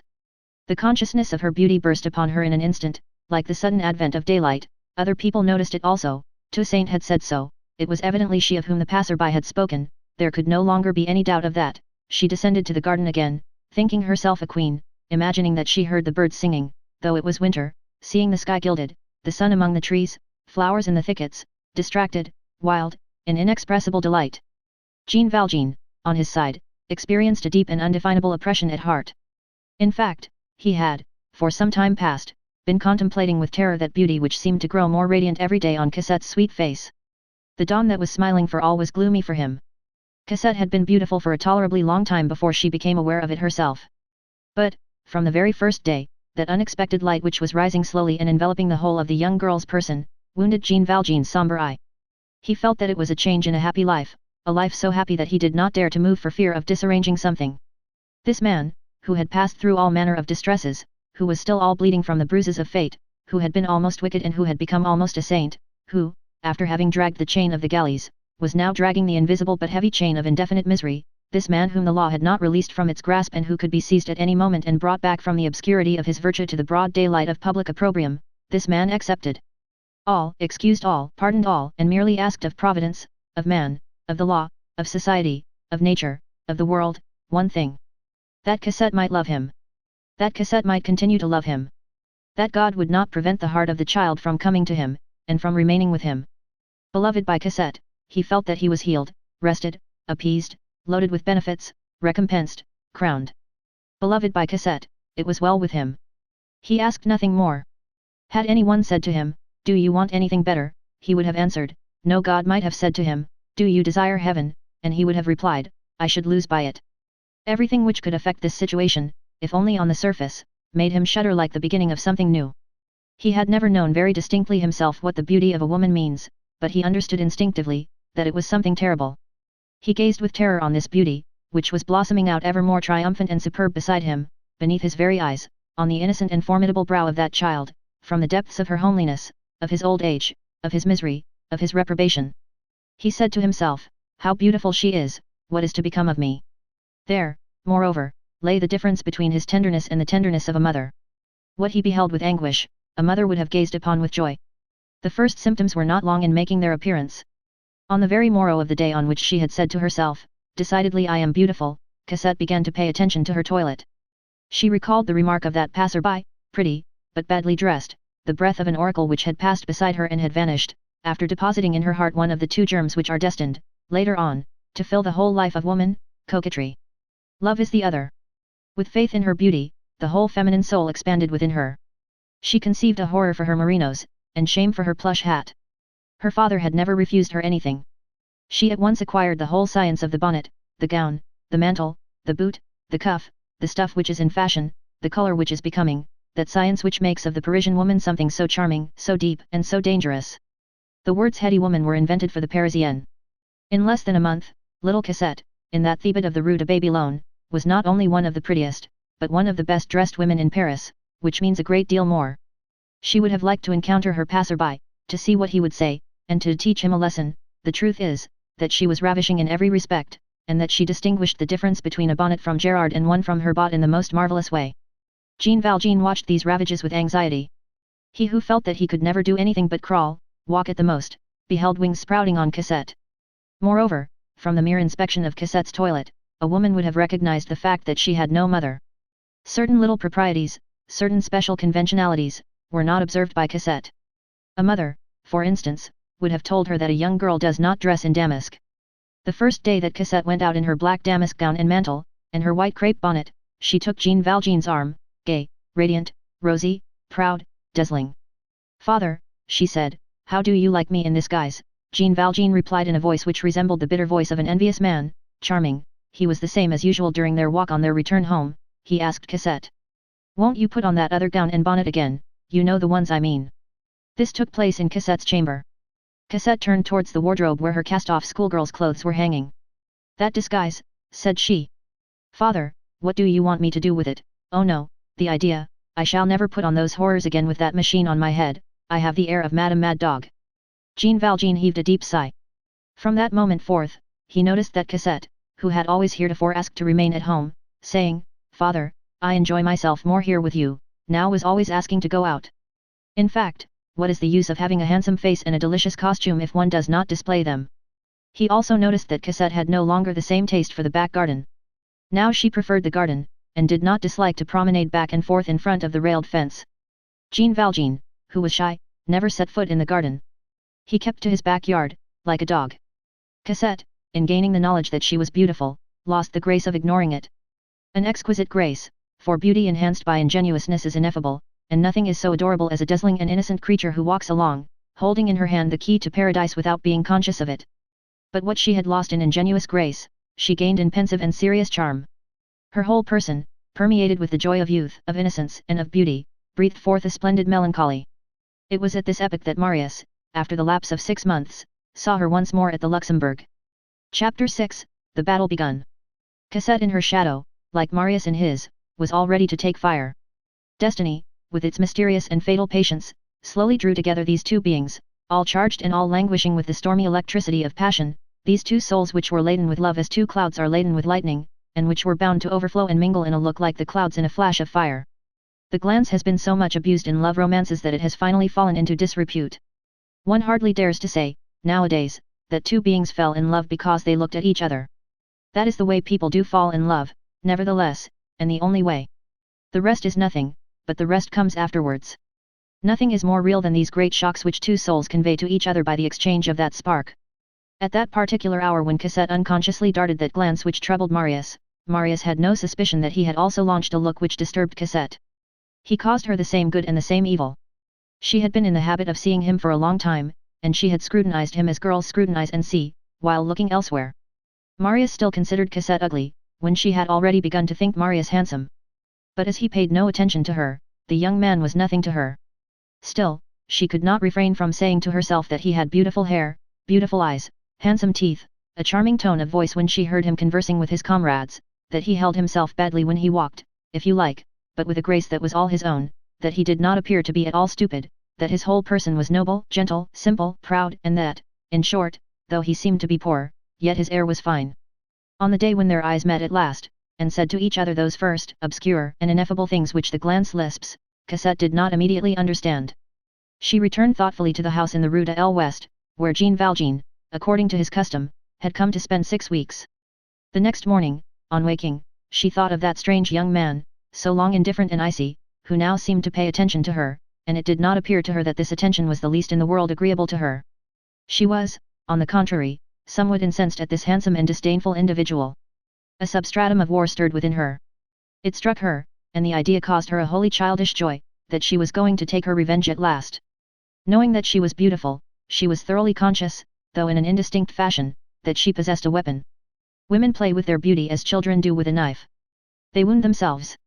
The reader will recall Marius' hesitations, his palpitations, his terrors. He remained on his bench and did not approach. This vexed Cassette.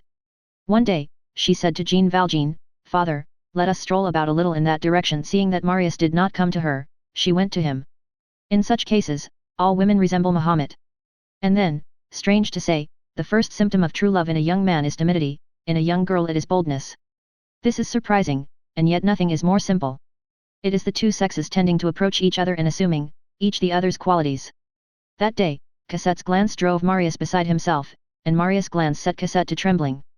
Marius went away confident, and Cosette uneasy. From that day forth, they adored each other. The first thing that Cosette felt was a confused and profound melancholy. It seemed to her that her soul had become black since the day before. She no longer recognized it. The whiteness of soul in young girls, which is composed of coldness and gaiety, resembles snow. It melts in love, which is its sun. Cosette did not know what love was. She had never heard the word uttered in its terrestrial sense. On the books of profane music which entered the convent, amour, love, was replaced by tambour, drum, or pandour. This created enigmas which exercised the imaginations of the big girls, such as, "Ah, how delightful is the drum!" or, "Pity is not a pandour." But Cosette had left the convent too early to have occupied herself much with the drum, therefore, she did not know what name to give to what she now felt. Is anyone the less ill because one does not know the name of one's malady? She loved with all the more passion because she loved ignorantly. She did not know whether it was a good thing or a bad thing, useful or dangerous, eternal or temporary, allowable or prohibited, she loved. She would have been greatly astonished, had anyone said to her, "You do not sleep, but that is forbidden, you do not eat, why, that is very bad, you have oppressions and palpitations of the heart, that must not be, you blush and turn pale, when a certain being clad in black appears at the end of a certain green walk, but that is abominable," she would not have understood, and she would have replied, "What fault is there of mine in a matter in which I have no power and of which I know nothing?" It turned out that the love which presented itself was exactly suited to the state of her soul. It was a sort of admiration at a distance, a mute contemplation, the deification of a stranger. It was the apparition of youth to youth, the dream of nights become a reality yet remaining a dream, the longed-for phantom realized and made flesh at last, but having as yet, neither name, nor fault, nor spot, nor exigence, nor defect, in a word, the distant lover who lingered in the ideal, a chimera with a form. Any nearer and more palpable meeting would have alarmed Cosette at this first stage, when she was still half immersed in the exaggerated mists of the cloister. She had all the fears of children and all the fears of nuns combined. The spirit of the convent, with which she had been permeated for the space of 5 years, was still in the process of slow evaporation from her person, and made everything tremble around her. In this situation he was not a lover, he was not even an admirer, he was a vision. She set herself to adoring Marius as something charming, luminous, and impossible. As extreme innocence borders on extreme coquetry, she smiled at him with all frankness.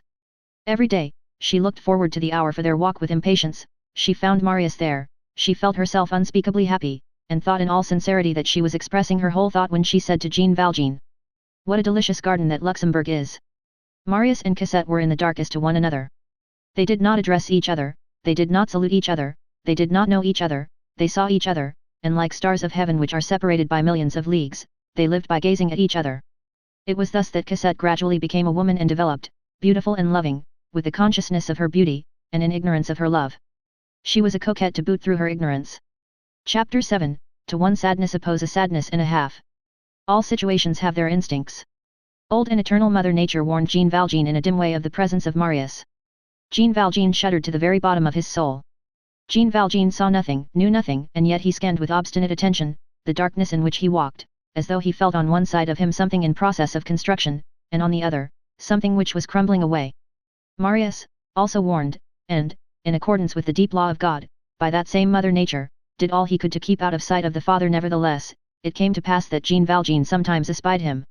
Marius' manners were no longer in the least natural. He exhibited ambiguous prudence and awkward daring. He no longer came quite close to them as formerly. He seated himself at a distance and pretended to be reading. Why did he pretend that? Formerly he had come in his old coat, now he wore his new one every day. Jean Valjean was not sure that he did not have his hair curled, his eyes were very queer, he wore gloves, in short, Jean Valjean cordially detested this young man. Cosette allowed nothing to be divined. Without knowing just what was the matter with her, she was convinced that there was something in it, and that it must be concealed. There was a coincidence between the taste for the toilet which had recently come to Cosette, and the habit of new clothes developed by that stranger which was very repugnant to Jean Valjean. It might be accidental, no doubt, certainly, but it was a menacing accident. He never opened his mouth to Cosette about this stranger. One day, however, he could not refrain from so doing, and, with that vague despair which suddenly casts the lead into the depths of its despair, he said to her, "What a very pedantic air that young man has."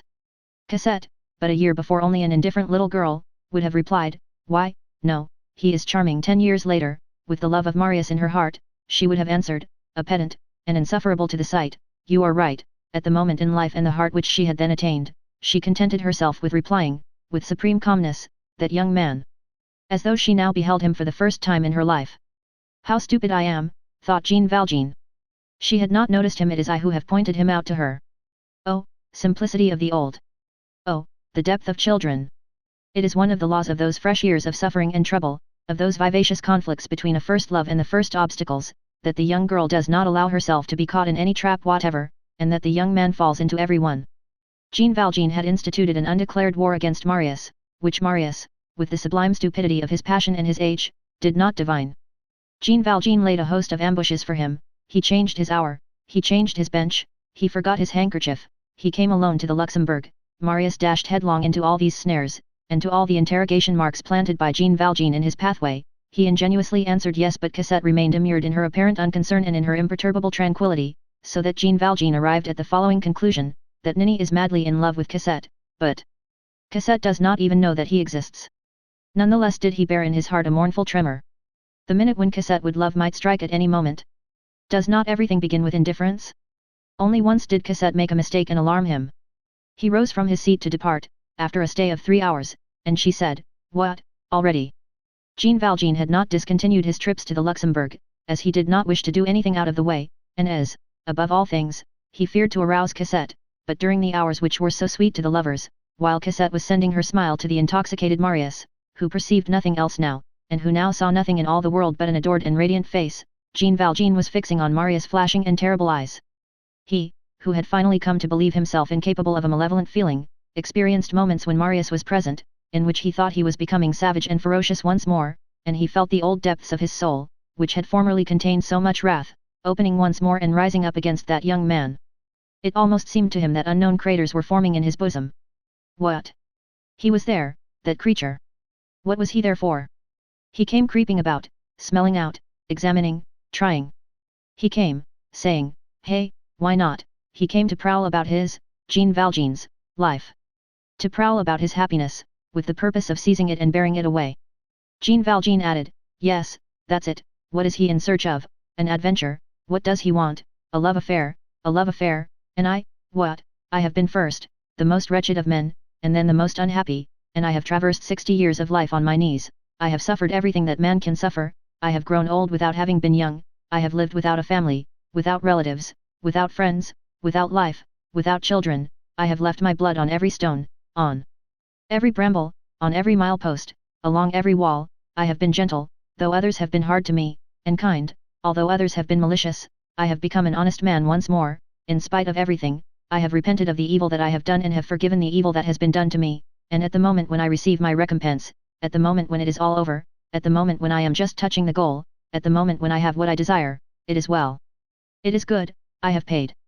I have earned it, all this is to take flight, all this will vanish, and I shall lose Cosette, and I shall lose my life, my joy, my soul, because it has pleased a great booby to come and lounge at the Luxembourg."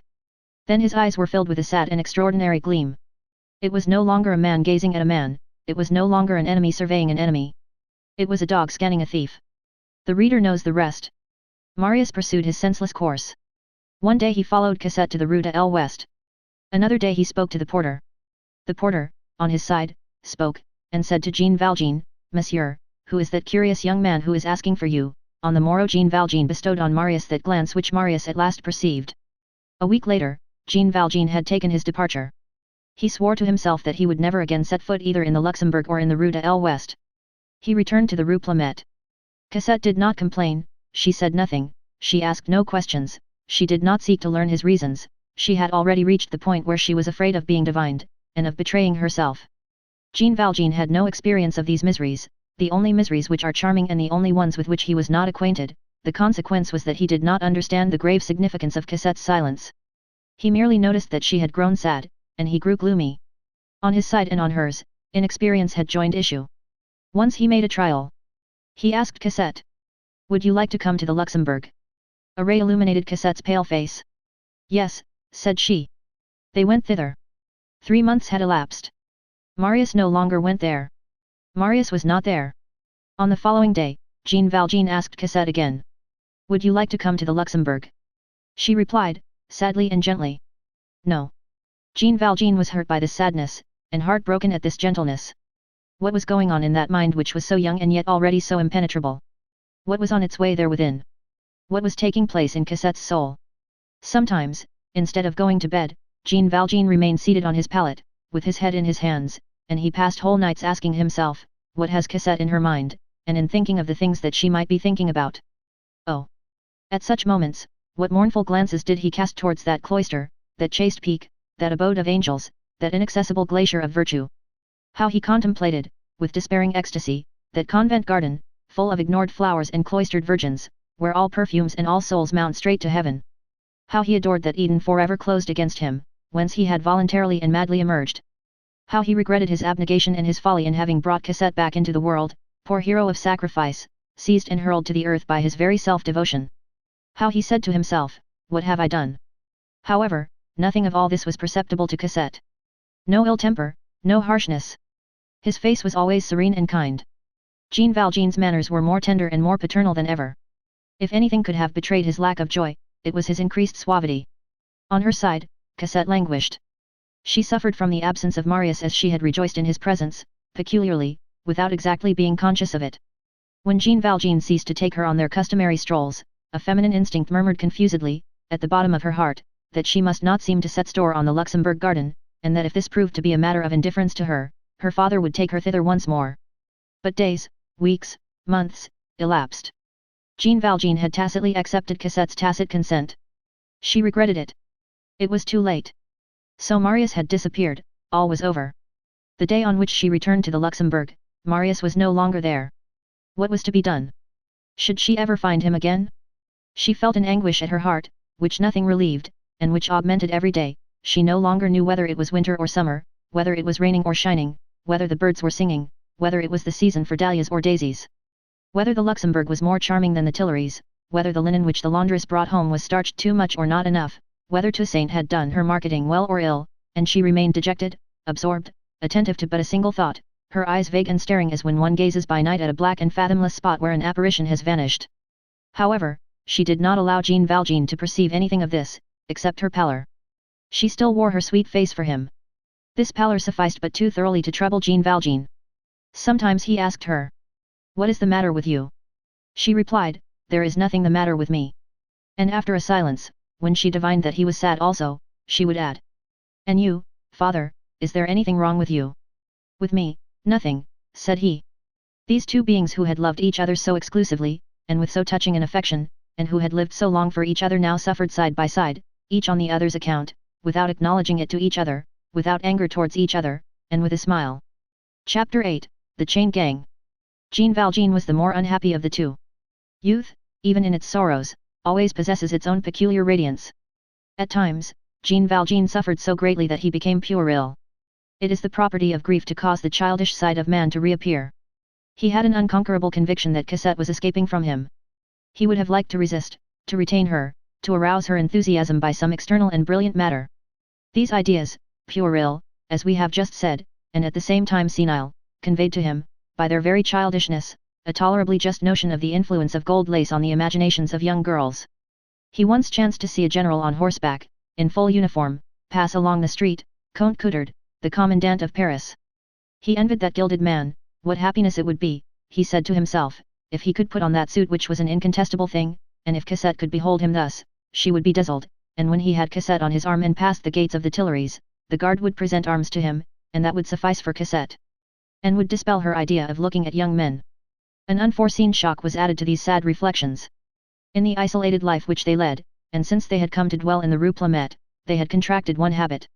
They sometimes took a pleasure trip to see the sun rise, a mild species of enjoyment which befits those who are entering life and those who are quitting it. For those who love solitude, a walk in the early morning is equivalent to a stroll by night, with the cheerfulness of nature added. The streets are deserted and the birds are singing. Cassette, a bird herself, liked to rise early. These matutinal excursions were planned on the preceding evening. He proposed, and she agreed. It was arranged like a plot. They set out before daybreak, and these trips were so many small delights for Cassette. These innocent eccentricities please young people. Jean Valjean's inclination led him, as we have seen, to the least frequented spots, to solitary nooks, to forgotten places. There then existed, in the vicinity of the barriers of Paris, a sort of poor meadows, which were almost confounded with the city, where grew in summer sickly grain, and which, in autumn, after the harvest had been gathered, presented the appearance, not of having been reaped, but peeled. Jean Valjean loved to haunt these fields. Cosette was not bored there. It meant solitude to him and liberty to her. There, she became a little girl once more, she could run and almost play. She took off her hat, laid it on Jean Valjean's knees, and gathered bunches of flowers. She gazed at the butterflies on the flowers, but did not catch them. Gentleness and tenderness are born with love, and the young girl who cherishes within her breast a trembling and fragile ideal has mercy on the wing of a butterfly. She wove garlands of poppies, which she placed on her head, and which crossed and penetrated with sunlight, glowing until they flamed, formed for her rosy face a crown of burning embers. Even after their life had grown sad, they kept up their custom of early strolls. One morning in October, therefore, tempted by the serene perfection of the autumn of 1831, they set out, and found themselves at break of day near the Barrière du Maine. It was not dawn, it was daybreak, a delightful and stern moment. A few constellations here and there in the deep, pale azure, the earth all black, the heavens all white, a quiver amid the blades of grass, everywhere the mysterious chill of twilight. A lark, which seemed mingled with the stars, was caroling at a prodigious height, and one would have declared that hymn of pettiness calmed immensity. In the east, the Val de Grace projected its dark mass on the clear horizon with the sharpness of steel. Venus dazzlingly brilliant was rising behind that dome and had the air of a soul making its escape from a gloomy edifice. All was peace and silence, there was no one on the road, a few stray laborers, of whom they caught barely a glimpse, were on their way to their work along the side paths. Jean Valjean was sitting in a crosswalk on some planks deposited at the gate of a timber yard. His face was turned towards the highway, his back towards the light. He had forgotten the sun which was on the point of rising. He had sunk into one of those profound absorptions in which the mind becomes concentrated, which imprison even the eye, and which are equivalent to four walls. There are meditations which may be called vertical. When one is at the bottom of them, time is required to return to earth. Jean Valjean had plunged into one of these reveries. He was thinking of Cosette, of the happiness that was possible if nothing came between him and her, of the light with which she filled his life, a light which was but the emanation of her soul. He was almost happy in his reverie. Cosette, who was standing beside him, was gazing at the clouds as they turned rosy. All at once Cosette exclaimed, "Father, I should think someone was coming yonder." Jean Valjean raised his eyes. Cosette was right. The causeway which leads to the ancient Barrière du Maine is a prolongation, as the reader knows, of the Rue de Sèvres, and is cut at right angles by the inner boulevard. At the elbow of the causeway and the boulevard, at the spot where it branches, they heard a noise which it was difficult to account for at that hour, and a sort of confused pile made its appearance. Some shapeless thing which was coming from the boulevard was turning into the road. It grew larger, it seemed to move in an orderly manner, though it was bristling and quivering. It seemed to be a vehicle, but its load could not be distinctly made out. There were horses, wheels, shouts, whips were cracking. By degrees the outlines became fixed, although bathed in shadows. It was a vehicle, in fact, which had just turned from the boulevard into the highway, and which was directing its course towards the barrier near which sat Jean Valjean. A second, of the same aspect, followed, then a third, then a fourth. 7 chariots made their appearance in succession, the heads of the horses touching the rear of the wagon in front.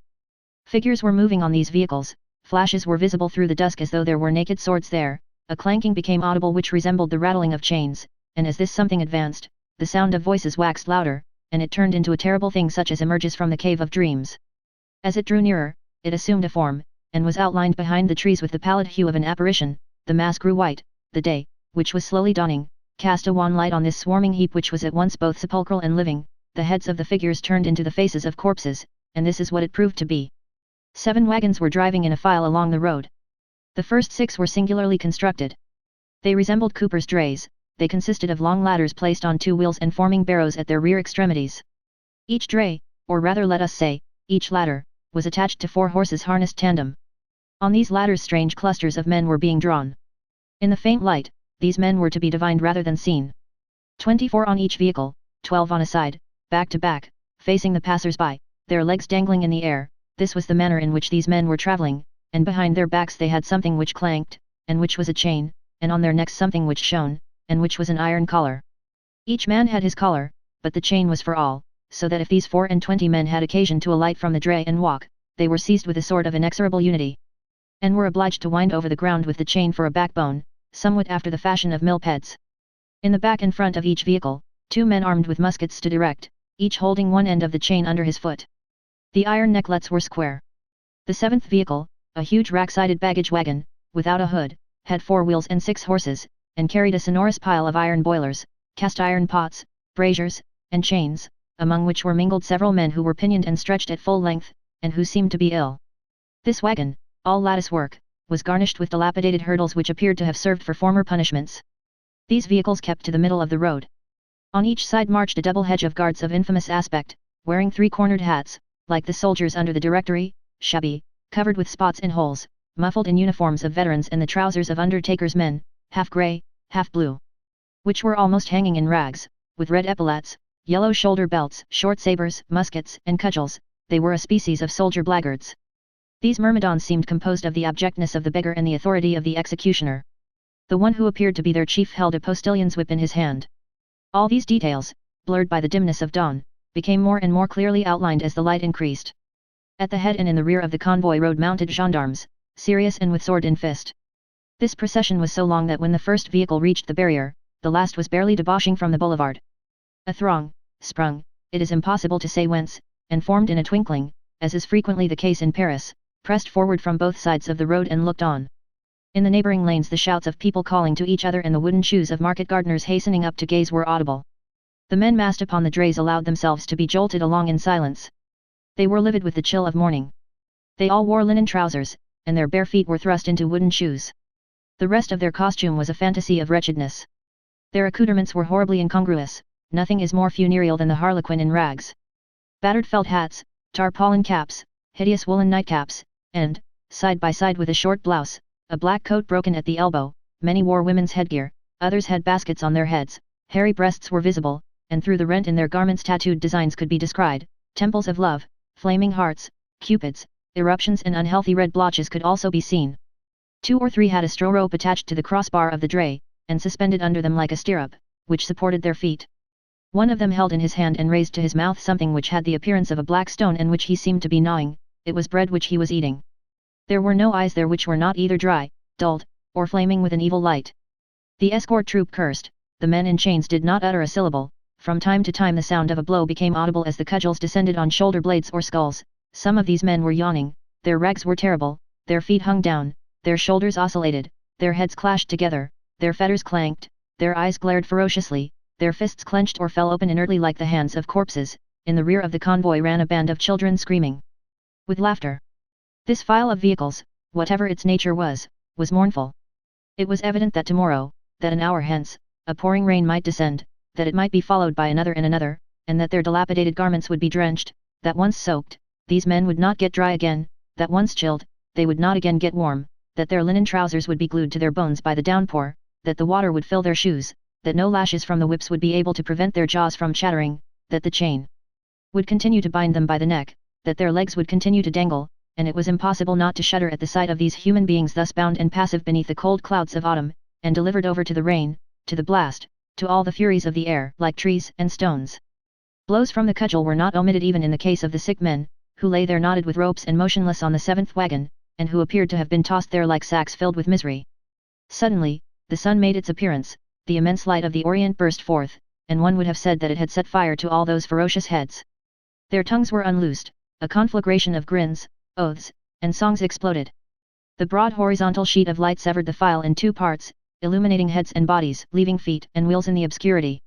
Thoughts made their appearance on these faces. It was a terrible moment, visible demons with their masks removed, fierce souls laid bare.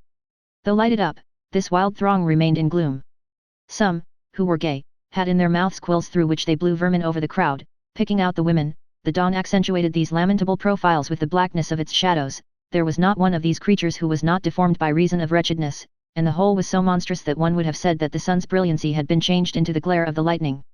The wagon load which headed the line had struck up a song, and were shouting at the top of their voices with a haggard joviality, a potpourri by Dessagiers, then famous, called the Vestal. The trees shivered mournfully, in the cross lanes, countenances of bourgeois listened in an idiotic delight to these coarse strains droned by spectres. All sorts of distress met in this procession as in chaos. Here were to be found the facial angles of every sort of beast, old men, youths, bald heads, grey beards, cynical monstrosities, sour resignation, savage grins, senseless attitudes, snouts surmounted by caps, heads like those of young girls with corkscrew curls on the temples, infantile visages, and by reason of that, horrible thin skeleton faces, to which death alone was lacking. On the first cart was a Negro, who had been a slave, in all probability, and who could make a comparison of his chains. The frightful leveller from below, shame, had passed over these brows. At that degree of abasement, the last transformations were suffered by all in their extremest depths, and ignorance, converted into dullness, was the equal of intelligence converted into despair. There was no choice possible between these men who appeared to the eye as the flower of the mud. It was evident that the person who had had the ordering of that unclean procession had not classified them. These beings had been fettered and coupled pell-mell, in alphabetical disorder, probably, and loaded haphazard on those carts. Nevertheless, horrors, when grouped together, always end by evolving a result. All additions of wretched men give a sum total, each chain exhaled a common soul, and each dray load had its own physiognomy. By the side of the one where they were singing, there was one where they were howling, a third where they were begging, one could be seen in which they were gnashing their teeth, another load menaced the spectators, another blasphemed God, the last was as silent as the tomb. Dante would have thought that he beheld his 7 circles of hell on the march. The march of the damned to their tortures, performed in sinister wise, not on the formidable and flaming chariot of the apocalypse, but, what was more mournful than that, on the gibbet cart. One of the guards, who had a hook on the end of his cudgel, made a pretense from time to time, of stirring up this mass of human filth. An old woman in the crowd pointed them out to her little boy 5 years old, and said to him, "Rascal, let that be a warning to you." As the songs and blasphemies increased, the man who appeared to be the captain of the escort cracked his whip, and at that signal a fearful dull and blind flogging, which produced the sound of hail, fell upon the 7 dray loads. Many roared and foamed at the mouth, which redoubled the delight of the street urchins who had hastened up, a swarm of flies on these wounds. Jean Valjean's eyes had assumed a frightful expression. They were no longer eyes, they were those deep and glassy objects which replace the glance in the case of certain wretched men, which seem unconscious of reality, and in which flames the reflection of terrors and of catastrophes. He was not looking at a spectacle, he was seeing a vision. He tried to rise, to flee, to make his escape, he could not move his feet. Sometimes, the things that you see seize upon you and hold you fast. He remained nailed to the spot, petrified, stupid, asking himself, athwart confused and inexpressible anguish, what this sepulchral persecution signified, and whence had come that pandemonium which was pursuing him. All at once, he raised his hand to his brow, a gesture habitual to those whose memory suddenly returns. He remembered that this was, in fact, the usual itinerary, that it was customary to make this detour in order to avoid all possibility of encountering royalty on the road to Fontainebleau, and that 35 years before, he had himself passed through that barrier. Cosette was no less terrified, but in a different way. She did not understand, what she beheld did not seem to her to be possible. At length she cried, "Father, what are those men in those carts?" Jean Valjean replied, "Convicts." "Whither are they going?" "To the galleys." At that moment, the cudgelling, multiplied by 100 hands, became zealous, blows with the flat of the sword were mingled with it, it was a perfect storm of whips and clubs, the convicts bent before it, a hideous obedience was evoked by the torture, and all held their peace, darting glances like chained wolves. Cosette trembled in every limb, she resumed, "Father, are they still men?" "Sometimes," answered the unhappy man. It was the chain gang, in fact, which had set out before daybreak from Bicêtre, and had taken the road to Mans in order to avoid Fontainebleau, where the king then was. This caused the horrible journey to last 3 or 4 days longer, but torture may surely be prolonged with the object of sparing the royal personage a sight of it. Jean Valjean returned home utterly overwhelmed. Such encounters are shocks, and the memory that they leave behind them resembles a thorough shaking up. Nevertheless, Jean Valjean did not observe that, on his way back to the Rue de Babylone with Cosette, the latter was plying him with other questions on the subject of what they had just seen. Perhaps he was too much absorbed in his own dejection to notice her words and reply to them.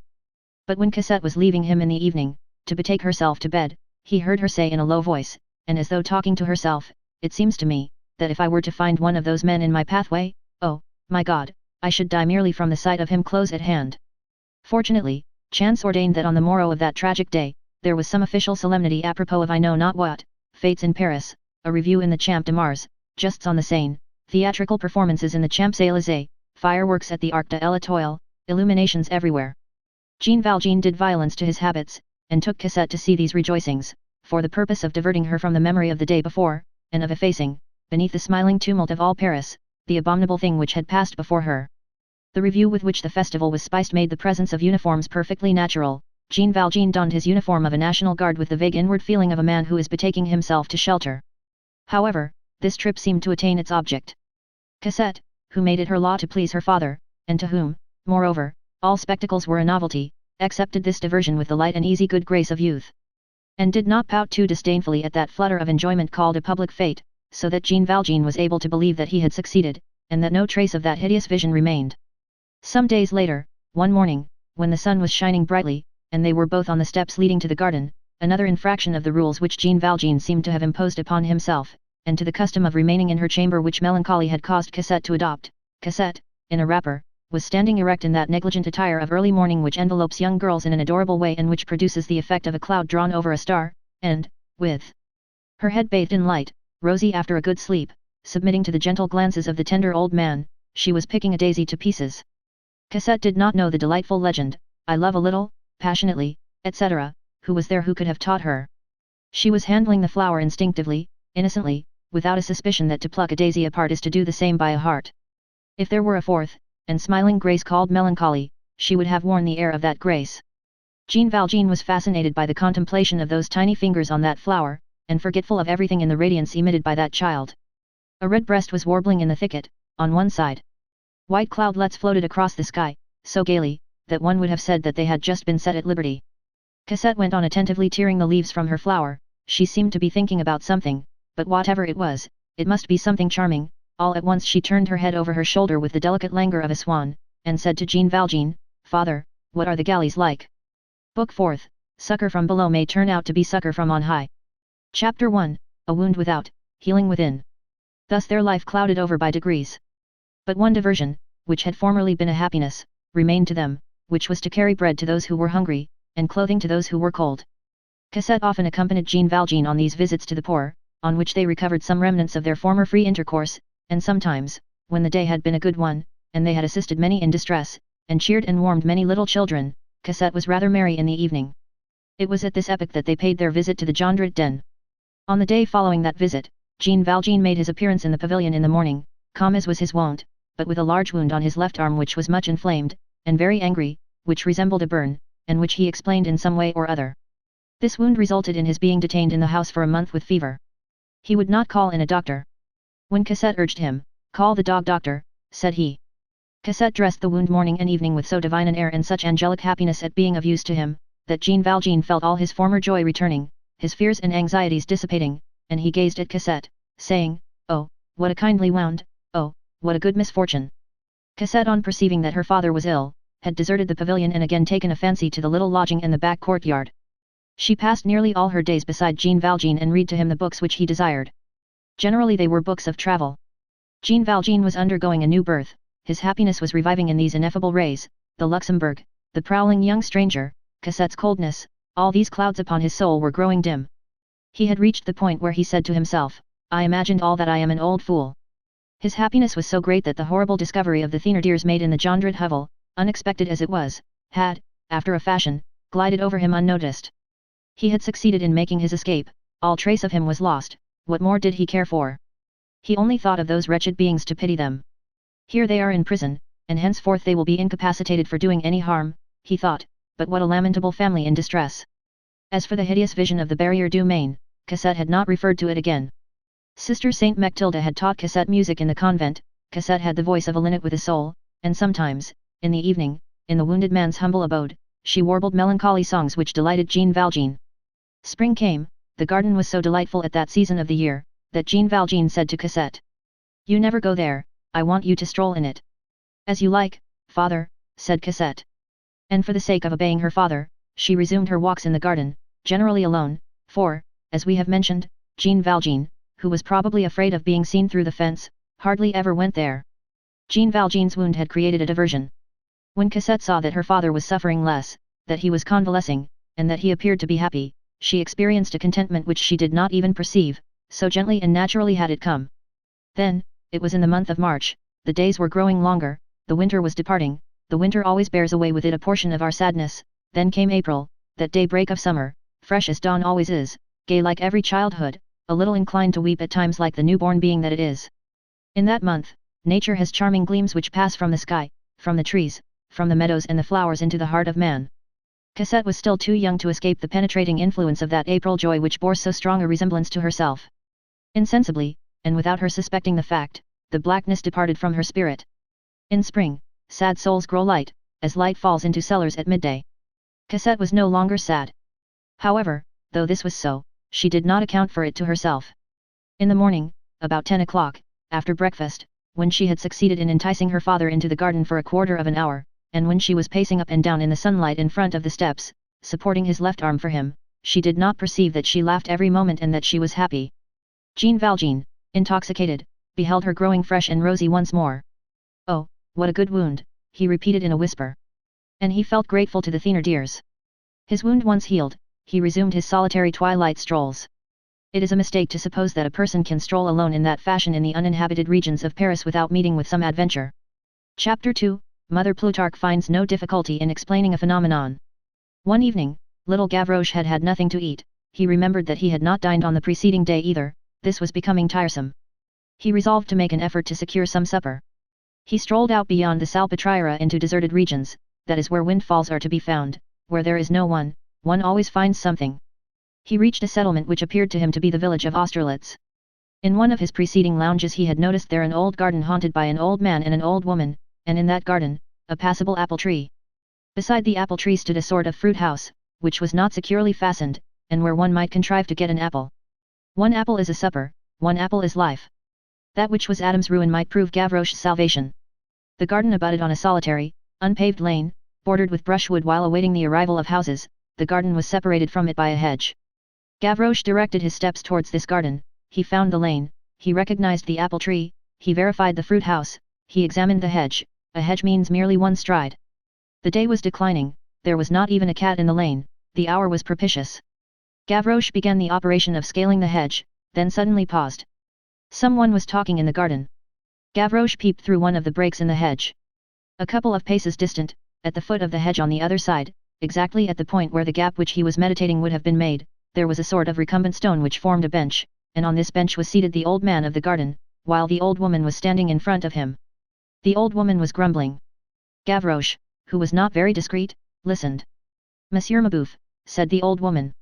"Mabeuf," thought Gavroche, that name is a perfect farce. The old man who was thus addressed, did not stir. The old woman repeated. "Monsieur Mabeuf." The old man, without raising his eyes from the ground, made up his mind to answer. "What is it, Mother Plutarch?" Mother Plutarch, thought Gavroche, another farcical name. Mother Plutarch began again, and the old man was forced to accept the conversation. "The landlord is not pleased." "Why?" "We owe 3 quarters rent. In 3 months, we shall owe him for 4 quarters. He says that he will turn you out to sleep." "I will go." "The greengrocer insists on being paid. She will no longer leave her faggots. What will you warm yourself with this winter? We shall have no wood." "There is the Sunday." "The butcher refuses to give credit, he will not let us have any more meat." "That is quite right. I do not digest meat well, it is too heavy." "What shall we have for dinner?" "Bread." "The baker demands a settlement, and says, no money, no bread." "That is well. What will you eat?" "We have apples in the apple room."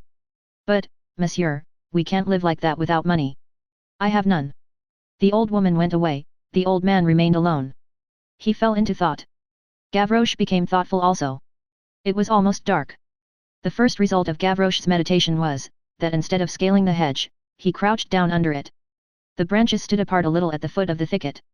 "Come," exclaimed Gavroche mentally, "here's a nook," and he curled up in it. His back was almost in contact with Father Mabeuf's bench. He could hear the octogenarian breathe. Then, by way of dinner, he tried to sleep. It was a cat nap, with one eye open. While he dozed, Gavroche kept on the watch. The twilight pallor of the sky blanched the earth, and the lane formed a livid line between 2 rows of dark bushes. All at once, in this whitish band, 2 figures made their appearance.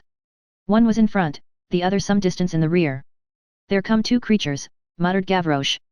The first form seemed to be some elderly bourgeois, who was bent and thoughtful, dressed more than plainly, and who was walking slowly because of his age, and strolling about in the open evening air. The second was straight, firm, slender. It regulated its pace by that of the first, but in the voluntary slowness of its gait, suppleness and agility were discernible. This figure had also something fierce and disquieting about it. The whole shape was that of what was then called an elegant, the hat was of good shape, the coat black, well cut, probably of fine cloth, and well fitted in at the waist. The head was held erect with a sort of robust grace, and beneath the hat the pale profile of a young man could be made out in the dim light. The profile had a rose in its mouth. This second form was well known to Gavroche, it was Montparnasse. He could have told nothing about the other, except that he was a respectable old man. Gavroche immediately began to take observations.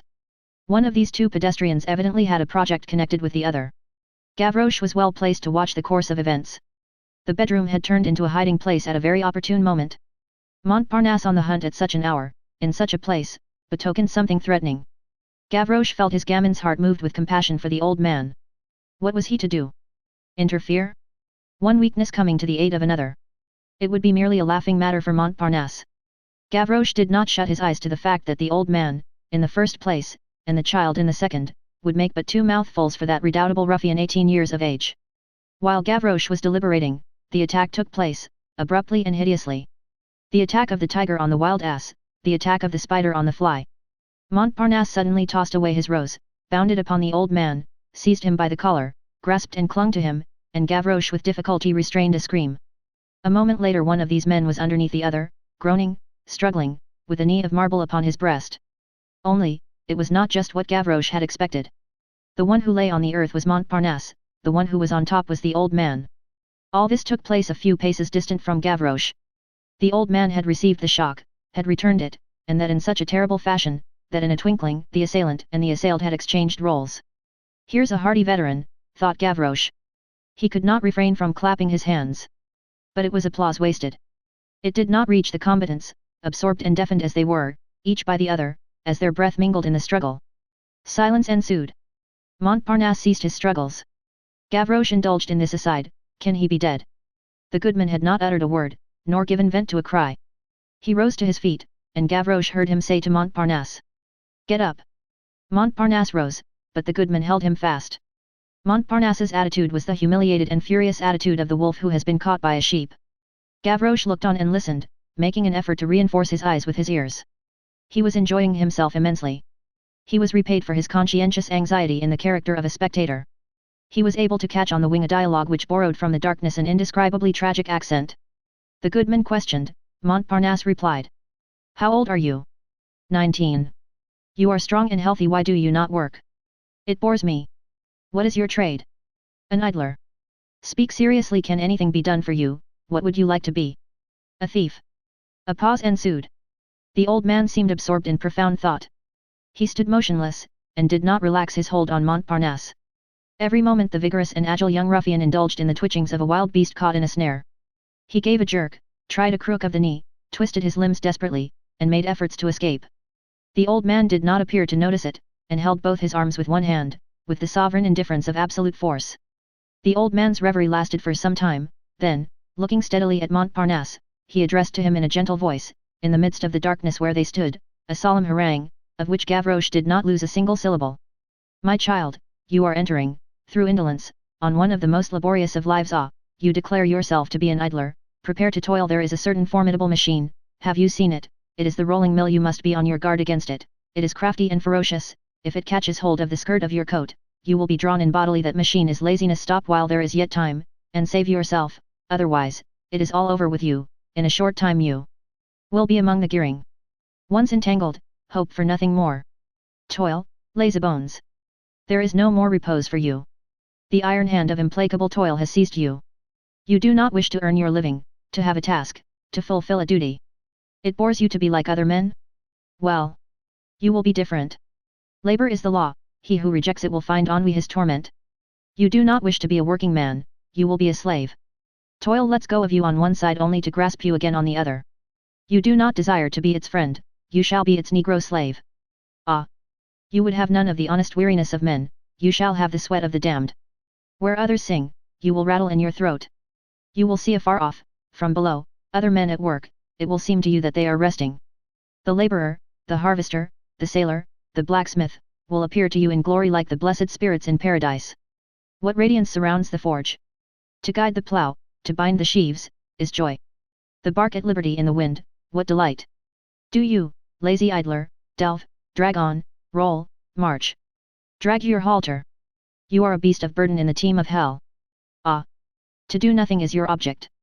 Well, not a week, not a day, not an hour shall you have free from oppression. You will be able to lift nothing without anguish. Every minute that passes will make your muscles crack. What is a feather to others will be a rock to you. The simplest things will become steep acclivities. Life will become monstrous all about you. To go, to come, to breathe, will be just so many terrible labors. Your lungs will produce on you the effect of weighing 100 pounds. Whether you shall walk here rather than there, will become a problem that must be solved. Anyone who wants to go out simply gives his door a push, and there he is in the open air. If you wish to go out, you will be obliged to pierce your wall. What does everyone who wants to step into the street do? He goes downstairs, you will tear up your sheets, little by little you will make of them a rope, then you will climb out of your window, and you will suspend yourself by that thread over an abyss, and it will be night amid storm, rain, and the hurricane, and if the rope is too short, but one way of descending will remain to you, to fall. To drop haphazard into the gulf, from an unknown height, on what? On what is beneath, on the unknown. Or you will crawl up a chimney flue, at the risk of burning. Or you will creep through a sewer pipe, at the risk of drowning. I do not speak of the holes that you will be obliged to mask, of the stones which you will have to take up and replace 20 times a day, of the plaster that you will have to hide in your straw pallet. A lock presents itself, the bourgeois has in his pocket a key made by a locksmith.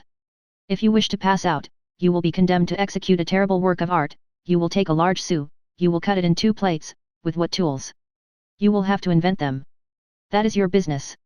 Then you will hollow out the interior of these plates, taking great care of the outside, and you will make on the edges a thread, so that they can be adjusted one upon the other like a box and its cover. The top and bottom thus screwed together, nothing will be suspected. To the overseers it will be only a sou, to you it will be a box. What will you put in this box? A small bit of steel. A watch spring, in which you will have cut teeth. And which will form a saw. With this saw, as long as a pin, and concealed in a sou, you will cut the bolt of the lock, you will sever bolts, the padlock of your chain, and the bar at your window, and the fetter on your leg. This masterpiece finished, this prodigy accomplished, all these miracles of art, address, skill, and patience executed, what will be your recompense if it becomes known that you are the author? The dungeon. There is your future. What precipices are idleness and pleasure? Do you know that to do nothing is a melancholy resolution? To live in idleness on the property of society. To be useless, that is to say, pernicious. This leads straight to the depth of wretchedness. Woe to the man who desires to be a parasite. He will become vermin. Ah! So it does not please you to work? Ah! You have but one thought, to drink well, to eat well, to sleep well. You will drink water, you will eat black bread, you will sleep on a plank with a fetter whose cold touch you will feel on your flesh all night long. Riveted to your limbs. You will break those fetters, you will flee. That is well. You will crawl on your belly through the brushwood, and you will eat grass like the beasts of the forest. And you will be recaptured. And then you will pass years in a dungeon, riveted to a wall, groping for your jug that you may drink, gnawing at a horrible loaf of darkness which dogs would not touch, eating beans that the worms have eaten before you. You will be a woodlouse in a cellar. Ah! Have pity on yourself, you miserable young child, who were sucking at nurse less than 20 years ago, and who have, no doubt, a mother still alive. I conjure you, listen to me, I entreat you. You desire fine black cloth, varnished shoes, to have your hair curled and sweet-smelling oils on your locks, to please low women, to be handsome. You will be shaven clean, and you will wear a red blouse and wooden shoes. You want rings on your fingers, you will have an iron necklet on your neck. If you glance at a woman, you will receive a blow. And you will enter there at the age of 20. And you will come out at 50. You will enter young, rosy, fresh, with brilliant eyes, and all your white teeth, and your handsome, youthful hair, you will come out broken, bent, wrinkled, toothless, horrible, with white locks. Ah!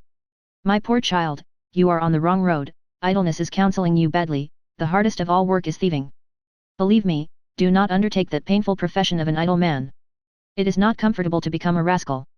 It is less disagreeable to be an honest man. Now go, and ponder on what I have said to you. By the way, what did you want of me? My purse? Here it is. And the old man, releasing Montparnasse, put his purse in the latter's hand. Montparnasse waited for a moment, after which he allowed it to slide gently into the back pocket of his coat, with the same mechanical precaution as though he had stolen it.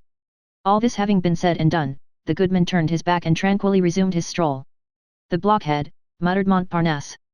Who was this goodman? The reader has, no doubt, already divined. Montparnasse watched him with amazement, as he disappeared in the dusk. This contemplation was fatal to him. While the old man was walking away, Gavroche drew near. Gavroche had assured himself, with a sidelong glance, that Father Mabeuf was still sitting on his bench, probably sound asleep. Then the gamin emerged from his thicket, and began to crawl after Montparnasse in the dark, as the latter stood there motionless.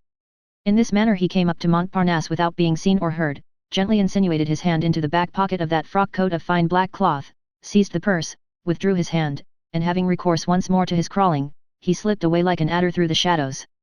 Montparnasse, who had no reason to be on his guard, and who was engaged in thought for the first time in his life, perceived nothing. When Gavroche had once more attained the point where Father Mabeuf was, he flung the purse over the hedge, and fled as fast as his legs would carry him. The purse fell on Father Mabeuf's foot. This commotion roused him. He bent over and picked up the purse. He did not understand in the least, and opened it. The purse had 2 compartments, in one of them there was some small change, in the other lay 6 napoleons. M. Mabouf, in great alarm, referred the matter to his housekeeper. That has fallen from heaven, said Mother Plutarch. Book 5th, the end of which does not resemble the beginning. Chapter 1, Solitude and the Barracks Combined. Cosette's grief, which had been so poignant and lively 4 or 5 months previously, had, without her being conscious of the fact, entered upon its convalescence. Nature, spring, youth, love for her father, the gaiety of the birds and flowers, caused something almost resembling forgetfulness to filter gradually, drop by drop, into that soul, which was so virgin and so young. Was the fire wholly extinct there? Or was it merely that layers of ashes had formed? The truth is, that she hardly felt the painful and burning spot any longer. One day she suddenly thought of Marius. Why, said she, I no longer think of him. That same week, she noticed a very handsome officer of lancers, with a wasp-like waist, a delicious uniform, the cheeks of a young girl, a sword under his arm, waxed moustaches and a glazed shapka, passing the gate. Moreover, he had light hair, prominent blue eyes, a round face, was vain, insolent and good-looking, quite the reverse of Marius. He had a cigar in his mouth. Cosette thought that this officer doubtless belonged to the regiment in barracks in the Rue de Babylone. On the following day, she saw him pass again. She took note of the hour. From that time forth, was it chance? She saw him pass nearly every day. The officer's comrades perceived that there was, in that badly kept garden, behind that malicious rococo fence, a very pretty creature, who was almost always there when the handsome lieutenant, who is not unknown to the reader, and whose name was Theodule Gillenormand, passed by. See here, they said to him, there's a little creature there who is making eyes at you, look. Have I the time, replied the lancer, to look at all the girls who look at me? This was at the precise moment when Marius was descending heavily towards agony, and was saying, if I could but see her before I die. Had his wish been realized, had he beheld Cosette at that moment gazing at the lancer, he would not have been able to utter a word, and he would have expired with grief. Whose fault was it? No one's. Marius possessed one of those temperaments which bury themselves in sorrow and there abide. Cosette was one of those persons who plunge into sorrow and emerge from it again. Cosette was, moreover, passing through that dangerous period, the fatal phase of feminine reverie abandoned to itself, in which the isolated heart of a young girl resembles the tendrils of the vine which cling, as chance directs, to the capital of a marble column or to the post of a wine shop, a rapid and decisive moment, critical for every orphan, be she rich or poor, for wealth does not prevent a bad choice. Misalliances are made in very high circles, real misalliances that of souls, and as many an unknown young man, without name, without birth, without fortune, is a marble column which bears up a temple of grand sentiments and grand ideas, so such and such a man of the world satisfied and opulent, who has polished boots and varnished words, if looked at not outside, but inside, a thing which is reserved for his wife, is nothing more than a block obscurely haunted by violent, unclean, and vinous passions, the post of a drinking shop. What did Cosette's soul contain? Passion calmed or lulled to sleep, something limpid, brilliant, troubled to a certain depth, and gloomy lower down. The image of the handsome officer was reflected in the surface. Did a souvenir linger in the depths, quite at the bottom, possibly? Cosette did not know. A singular incident supervened. Chapter 2, Cosette's Apprehensions. During the first fortnight in April, Jean Valjean took a journey.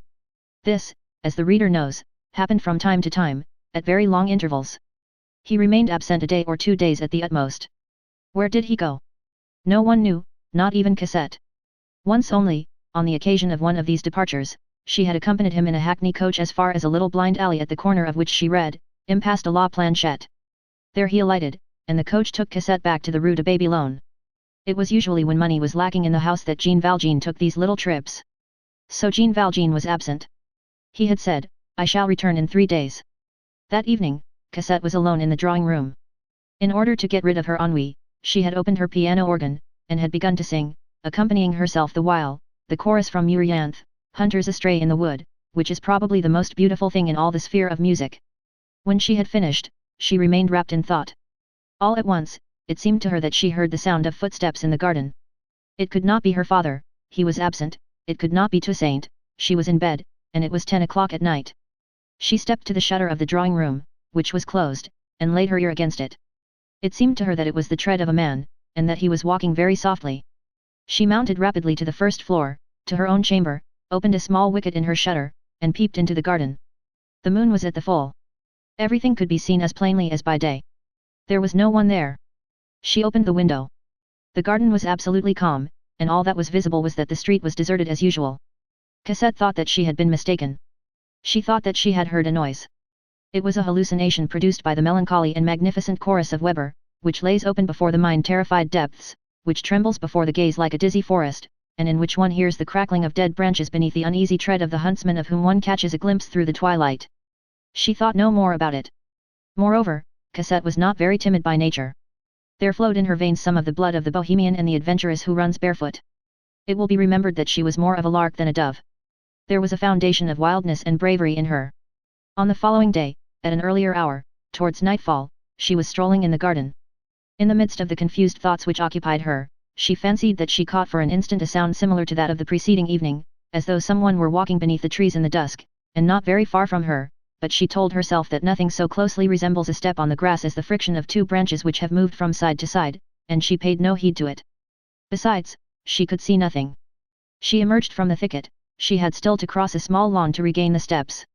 The moon, which had just risen behind her, cast Cassette's shadow in front of her upon this lawn, as she came out from the shrubbery. Cassette halted in alarm. Beside her shadow, the moon outlined distinctly upon the turf another shadow, which was particularly startling and terrible, a shadow which had a round hat. It was the shadow of a man, who must have been standing on the border of the clump of shrubbery, a few paces in the rear of Cassette. She stood for a moment without the power to speak, or cry, or call, or stir, or turn her head. Then she summoned up all her courage, and turned round resolutely. There was no one there. She glanced on the ground. The figure had disappeared. She re-entered the thicket, searched the corners boldly, went as far as the gate, and found nothing. She felt herself absolutely chilled with terror. Was this another hallucination? What? 2 days in succession. One hallucination might pass, but 2 hallucinations? The disquieting point about it was, that the shadow had assuredly not been a phantom. Phantoms do not wear round hats. On the following day Jean Valjean returned. Cassette told him what she thought she had heard and seen. She wanted to be reassured and to see her father shrug his shoulders and say to her, "You are a little goose." Jean Valjean grew anxious. "It cannot be anything," said he. He left her under some pretext, and went into the garden, and she saw him examining the gate with great attention.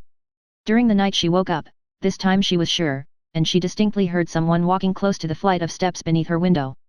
She ran to her little wicket and opened it. In point of fact, there was a man in the garden, with a large club in his hand. Just as she was about to scream, the moon lighted up the man's profile. It was her father.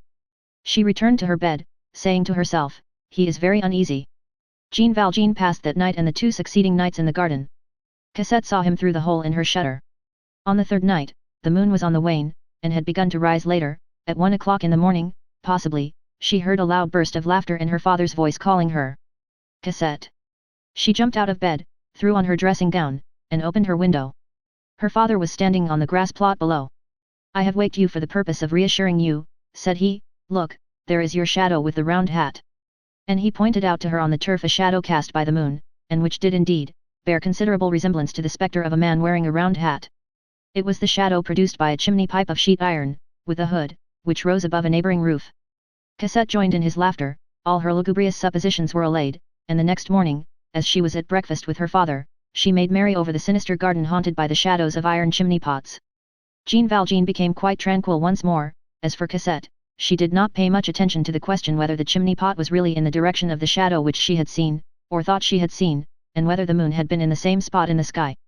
She did not question herself as to the peculiarity of a chimney pot which is afraid of being caught in the act, and which retires when someone looks at its shadow, for the shadow had taken the alarm when Cassette had turned round, and Cassette had thought herself very sure of this.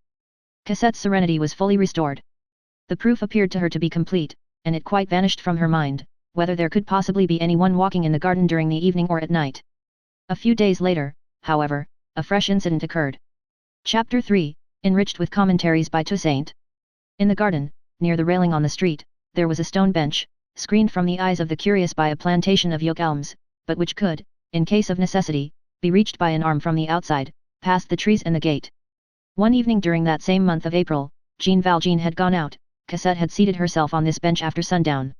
The breeze was blowing briskly in the trees. Cassette was meditating. An objectless sadness was taking possession of her little by little, that invincible sadness evoked by the evening, and which arises, perhaps, who knows, from the mystery of the tomb which is ajar at that hour. Perhaps Fantine was within that shadow. Cassette rose, slowly made the tour of the garden, walking on the grass drenched in dew, and saying to herself, through the species of melancholy somnambulism in which she was plunged, really, one needs wooden shoes for the garden at this hour, one takes cold. She returned to the bench. As she was about to resume her seat there, she observed on the spot which she had quitted, a tolerably large stone which had, evidently, not been there a moment before. Cosette gazed at the stone, asking herself what it meant. All at once the idea occurred to her that the stone had not reached the bench all by itself, that someone had placed it there, that an arm had been thrust through the railing, and this idea appeared to alarm her. This time, the fear was genuine, the stone was there. No doubt was possible, she did not touch it, fled without glancing behind her, took refuge in the house, and immediately closed with shutter, bolt and bar the door-like window opening on the flight of steps. She inquired of Toussaint. "Has my father returned yet?" "Not yet, mademoiselle. We have already noted once for all the fact that Toussaint stuttered. May we be permitted to dispense with it for the future. The musical notation of an infirmity is repugnant to us." Jean Valjean, a thoughtful man, and given to nocturnal strolls, often returned quite late at night. "Toussaint," went on Cosette, "are you careful to thoroughly barricade the shutters opening on the garden, at least with bars, in the evening, and to put the little iron things in the little rings that close them?" "Oh, be easy on that score, miss." Toussaint did not fail in her duty, and Cosette was well aware of the fact, but she could not refrain from adding, "It is so solitary here." "So far as that is concerned," said Toussaint, "it is true we might be assassinated before we had time to say oof, and monsieur does not sleep in the house, to boot, but fear nothing, miss, I fasten the shutters up like prison's lone women, that is enough to make one shudder, I believe you. Just imagine, what if you were to see men enter your chamber at night and say, 'Hold your tongue,' and begin to cut your throat. It's not the dying so much, you die, for one must die, and that's all right. It's the abomination of feeling those people touch you. And then, their knives, they can't be able to cut well with them. Ah, good gracious!" "Be quiet," said Cosette. "Fasten everything thoroughly." Cosette, terrified by the melodrama improvised by Toussaint, and possibly, also, by the recollection of the apparitions of the past week, which recurred to her memory, dared not even say to her, "Go and look at the stone which has been placed on the bench," for fear of opening the garden gate and allowing the men to enter. She saw that all the doors and windows were carefully fastened, made Toussaint go all over the house from garret to cellar, locked herself up in her own chamber, bolted her door, looked under her couch, went to bed and slept badly. All night long she saw that big stone, as large as a mountain and full of caverns. At sunrise, the property of the rising sun is to make us laugh at all our terrors of the past night, and our laughter is in direct proportion to our terror which they have caused. At sunrise Cosette, when she woke, viewed her fright as a nightmare, and said to herself, "What have I been thinking of? It is like the footsteps that I thought I heard a week or two ago in the garden at night, it is like the shadow of the chimney pot.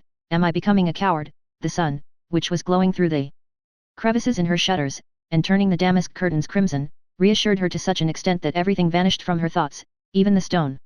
There was no more a stone on the bench than there was a man in a round hat in the garden. I dreamed about the stone, as I did all the rest. She dressed herself, descended to the garden, ran to the bench, and broke out in a cold perspiration. The stone was there. But this lasted only for a moment. That which is terror by night is curiosity by day. "Bah," said she, "come, let us see what it is." She lifted the stone, which was tolerably large. Beneath it was something which resembled a letter. It was a white envelope. Cosette seized it. There was no address on one side, no seal on the other. Yet the envelope, though unsealed, was not empty. Papers could be seen inside. Cosette examined it. It was no longer alarm, it was no longer curiosity, it was a beginning of anxiety. Cosette drew from the envelope its contents, a little notebook of paper, each page of which was numbered and bore a few lines in a very fine and rather pretty handwriting, as Cosette thought. Cosette looked for a name, there was none. To whom was this addressed? To her, probably, since a hand had deposited the packet on her bench. From whom did it come? An irresistible fascination took possession of her. She tried to turn away her eyes from the leaflets which were trembling in her hand. She gazed at the sky, the street, the acacias all bathed in light, the pigeons fluttering over a neighboring roof, and then her glance suddenly fell upon the manuscript, and she said to herself that she must know what it contained. This is what she read. Chapter 4, A Heart Beneath a Stone. The reduction of the universe to a single being, the expansion of a single being even to God, that is love. Love is the salutation of the angels to the stars. How sad is the soul, when it is sad through love. What a void in the absence of the being who, by herself alone fills the world. Oh! How true it is that the beloved being becomes God. One could comprehend that God might be jealous of this had not God the Father of all evidently made creation for the soul, and the soul for love. The glimpse of a smile beneath a white crepe bonnet with a lilac curtain is sufficient to cause the soul to enter into the palace of dreams. God is behind everything, but everything hides God. Things are black, creatures are opaque. To love a being is to render that being transparent. Certain thoughts are prayers. There are moments when, whatever the attitude of the body may be, the soul is on its knees. Parted lovers beguile absence by 1,000 chimerical devices, which possess, however, a reality of their own. They are prevented from seeing each other, they cannot write to each other, they discover a multitude of mysterious means to correspond. They send each other the song of the birds, the perfume of the flowers, the smiles of children, the light of the sun, the sighings of the breeze, the rays of stars, all creation. And why not? All the works of God are made to serve love. Love is sufficiently potent to charge all nature with its messages. O Spring! Thou art a letter that I write to her. The future belongs to hearts even more than it does to minds. Love, that is the only thing that can occupy and fill eternity. In the infinite, the inexhaustible is requisite. Love participates of the soul itself. It is of the same nature. Like it is the divine spark, like it is incorruptible, indivisible, imperishable. It is a point of fire that exists within us, which is immortal and infinite, which nothing can confine, and which nothing can extinguish. We feel it burning even to the very marrow of our bones, and we see it beaming in the very depths of heaven. O love! Adorations! Voluptuousness of two minds which understand each other, of two hearts which exchange with each other, of two glances which penetrate each other. You will come to me, will you not, bliss? Strolls by twos in the solitudes. Blessed and radiant days. I have sometimes dreamed that from time to time hours detached themselves from the lives of the angels and came here below to traverse the destinies of men. God can add nothing to the happiness of those who love, except to give them endless duration. After a life of love, an eternity of love is, in fact, an augmentation, but to increase in intensity even the ineffable felicity which love bestows on the soul even in this world, is impossible, even to God. God is the plenitude of heaven, love is the plenitude of man. You look at a star for two reasons, because it is luminous, and because it is impenetrable. You have beside you a sweeter radiance and a greater mystery, woman. All of us, whoever we may be, have our respirable beings. We lack air and we stifle. Then we die. To die for lack of love is horrible.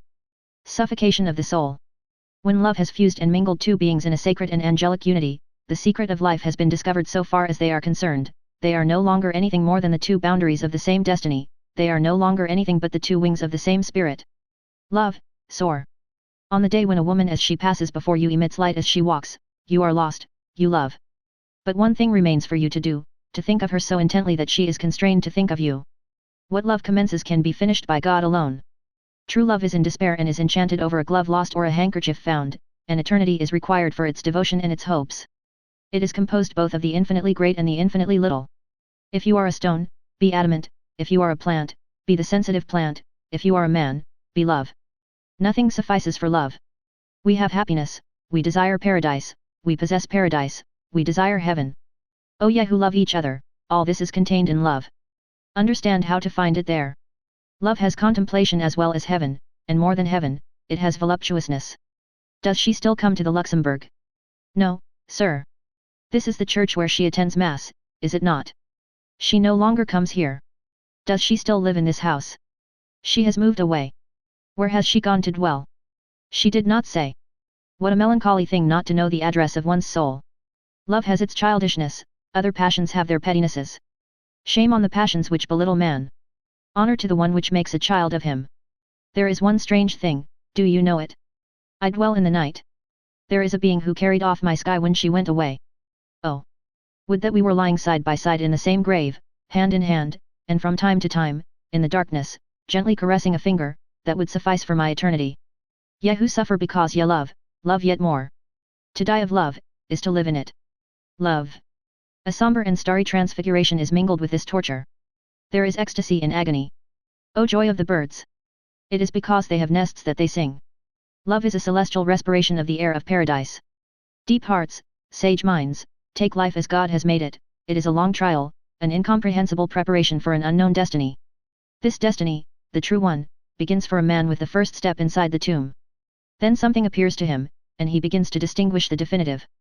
The definitive, meditate upon that word. The living perceive the infinite, the definitive permits itself to be seen only by the dead. In the meanwhile, love and suffer, hope and contemplate. Woe, alas! To him who shall have loved only bodies, forms, appearances. Death will deprive him of all. Try to love souls, you will find them again. I encountered in the street, a very poor young man who was in love. His hat was old, his coat was worn, his elbows were in holes, water trickled through his shoes, and the stars through his soul. What a grand thing it is to be loved! What a far grander thing it is to love! The heart becomes heroic, by dint of passion. It is no longer composed of anything but what is pure, it no longer rests on anything that is not elevated and great. An unworthy thought can no more germinate in it, than a nettle on a glacier. The serene and lofty soul, inaccessible to vulgar passions and emotions, dominating the clouds and the shades of this world, its follies, its lies, its hatreds, its vanities, its miseries, inhabits the blue of heaven, and no longer feels anything but profound and subterranean shocks of destiny, as the crests of mountains feel the shocks of earthquake. If there did not exist someone who loved, the sun would become extinct. Chapter 5, Cassette after the letter. As Cassette read, she gradually fell into thought. At the very moment when she raised her eyes from the last line of the notebook, the handsome officer passed triumphantly in front of the gate. It was his hour. Cassette thought him hideous.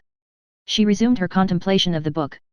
It was written in the most charming of chirography, thought Cassette, in the same hand, but with divers inks, sometimes very black, again whitish, as when ink has been added to the inkstand, and consequently on different days. It was, then, a mind which had unfolded itself there, sigh by sigh, irregularly, without order, without choice, without object, haphazard. Cassette had never read anything like it. This manuscript, in which she already perceived more light than obscurity, produced upon her the effect of a half-open sanctuary. Each one of these mysterious lines shone before her eyes and inundated her heart with a strange radiance. The education which she had received had always talked to her of the soul, and never of love, very much as one might talk of the firebrand and not of the flame. This manuscript of 15 pages suddenly and sweetly revealed to her all of love, sorrow, destiny, life, eternity, the beginning, the end. It was as if a hand had opened and suddenly flung upon her a handful of rays of light. In these few lines she felt a passionate, ardent, generous, honest nature, a sacred will, an immense sorrow, and an immense despair, a suffering heart, an ecstasy fully expanded. What was this manuscript? A letter. A letter without name, without address, without date, without signature, pressing and disinterested, an enigma composed of truths, a message of love made to be brought by an angel and read by a virgin, an appointment made beyond the bounds of earth, the love letter of a phantom to a shade. It was an absent one, tranquil and dejected, who seemed ready to take refuge in death and who sent to the absent love, his lady, the secret of fate, the key of life, love. This had been written with one foot in the grave and one finger in heaven. These lines, which had fallen one by one on the paper, were what might be called drops of soul. Now, from whom could these pages come? Who could have penned them? Cassette did not hesitate a moment. One man only. He. Day had dawned once more in her spirit, all had reappeared. She felt an unheard of joy, and a profound anguish. It was he.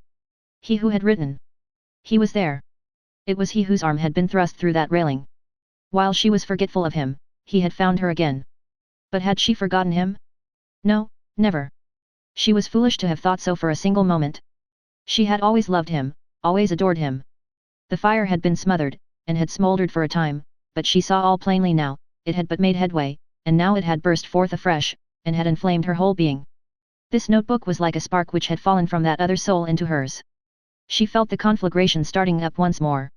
She imbued herself thoroughly with every word of the manuscript. Oh yes, said she, how perfectly I recognize all that, that is what I had already read in his eyes as she was finishing it for the third time. Lieutenant Theodule passed the gate once more, and rattled his spurs upon the pavement.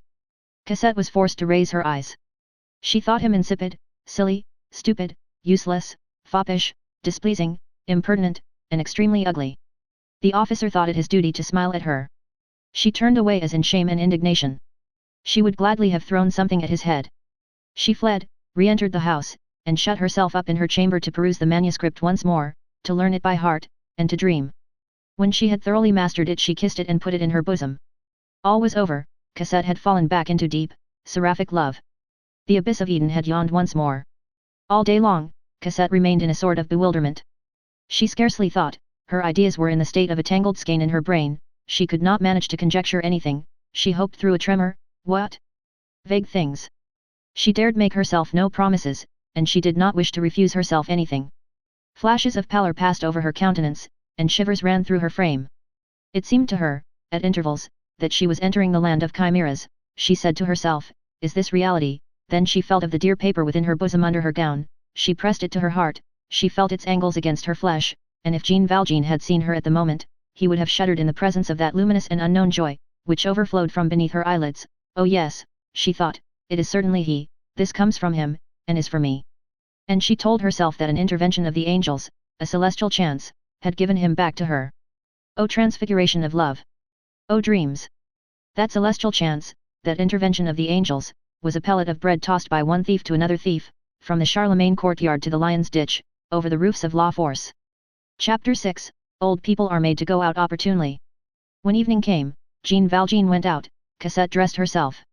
She arranged her hair in the most becoming manner, and she put on a dress whose bodice had received one snip of the scissors too much, and which, through this slope, permitted a view of the beginning of her throat, and was, as young girls say, a trifle indecent. It was not in the least indecent, but it was prettier than usual. She made her toilet thus without knowing why she did so. Did she mean to go out? No. Was she expecting a visitor? No. At dusk, she went down to the garden. Toussaint was busy in her kitchen, which opened on the backyard. She began to stroll about under the trees, thrusting aside the branches from time to time with her hand, because there were some which hung very low. In this manner she reached the bench. The stone was still there. She sat down, and gently laid her white hand on this stone as though she wished to caress and thank it. All at once, she experienced that indefinable impression which one undergoes when there is someone standing behind one, even when she does not see the person. She turned her head and rose to her feet. It was he. His head was bare. He appeared to have grown thin and pale. His black clothes were hardly discernible. The twilight threw a wan light on his fine brow, and covered his eyes in shadows. Beneath a veil of incomparable sweetness, he had something about him that suggested death and night. His face was illuminated by the light of the dying day, and by the thought of a soul that is taking flight. He seemed to be not yet a ghost, and he was no longer a man. He had flung away his hat in the thicket, a few paces distant. Cosette, though ready to swoon, uttered no cry. She retreated slowly, for she felt herself attracted. He did not stir. By virtue of something ineffable and melancholy which enveloped him, she felt the look in his eyes which she could not see. Cosette, in her retreat, encountered a tree and leaned against it.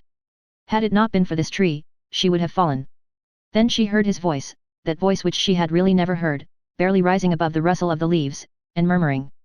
"Pardon me, here I am, my heart is full, I could not live on as I was living, and I have come. Have you read what I placed there on the bench? Do you recognize me at all? Have no fear of me, it is a long time, you remember the day, since you looked at me at the Luxembourg, near the Gladiator, and the day when you passed before me, it was on the 16th of June and the 2nd of July, it is nearly a year ago. I have not seen you for a long time. I inquired of the woman who let the chairs, and she told me that she no longer saw you. You lived in the Rue de l'Ouest, on the 3rd floor, in the front apartments of a new house. You see that I know. I followed you. What else was there for me to do? And then you disappeared. I thought I saw you pass once, while I was reading the newspapers under the arcade of the Odeon. I ran after you. But no, it was a person who had a bonnet like yours. At night I came hither. Do not be afraid, no one sees me. I come to gaze upon your windows near at hand. I walk very softly, so that you may not hear, for you might be alarmed. The other evening I was behind you, you turned round, I fled. Once, I heard you singing. I was happy. Did it affect you because I heard you singing through the shutters? That could not hurt you. No, it is not so. You see, you are my angel. Let me come sometimes, I think that I am going to die. If you only knew. I adore you. Forgive me, I speak to you, but I do not know what I am saying. I may have displeased you. Have I displeased you? Oh, my mother, said she.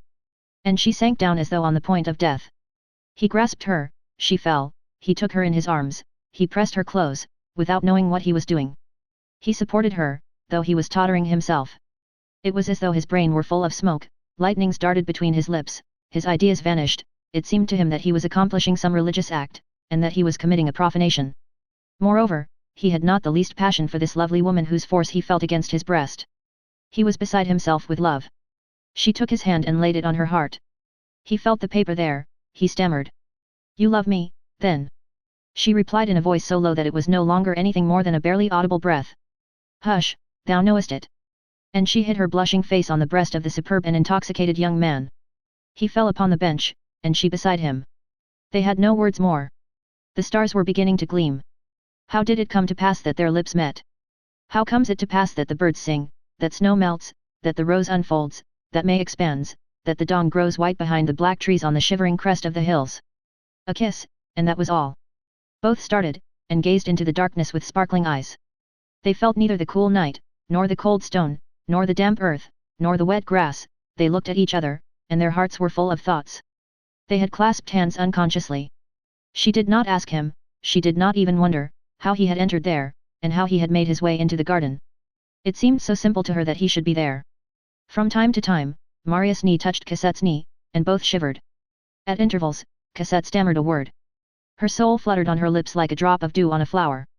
Little by little they began to talk to each other. A fusion followed silence, which is fullness. The night was serene and splendid overhead.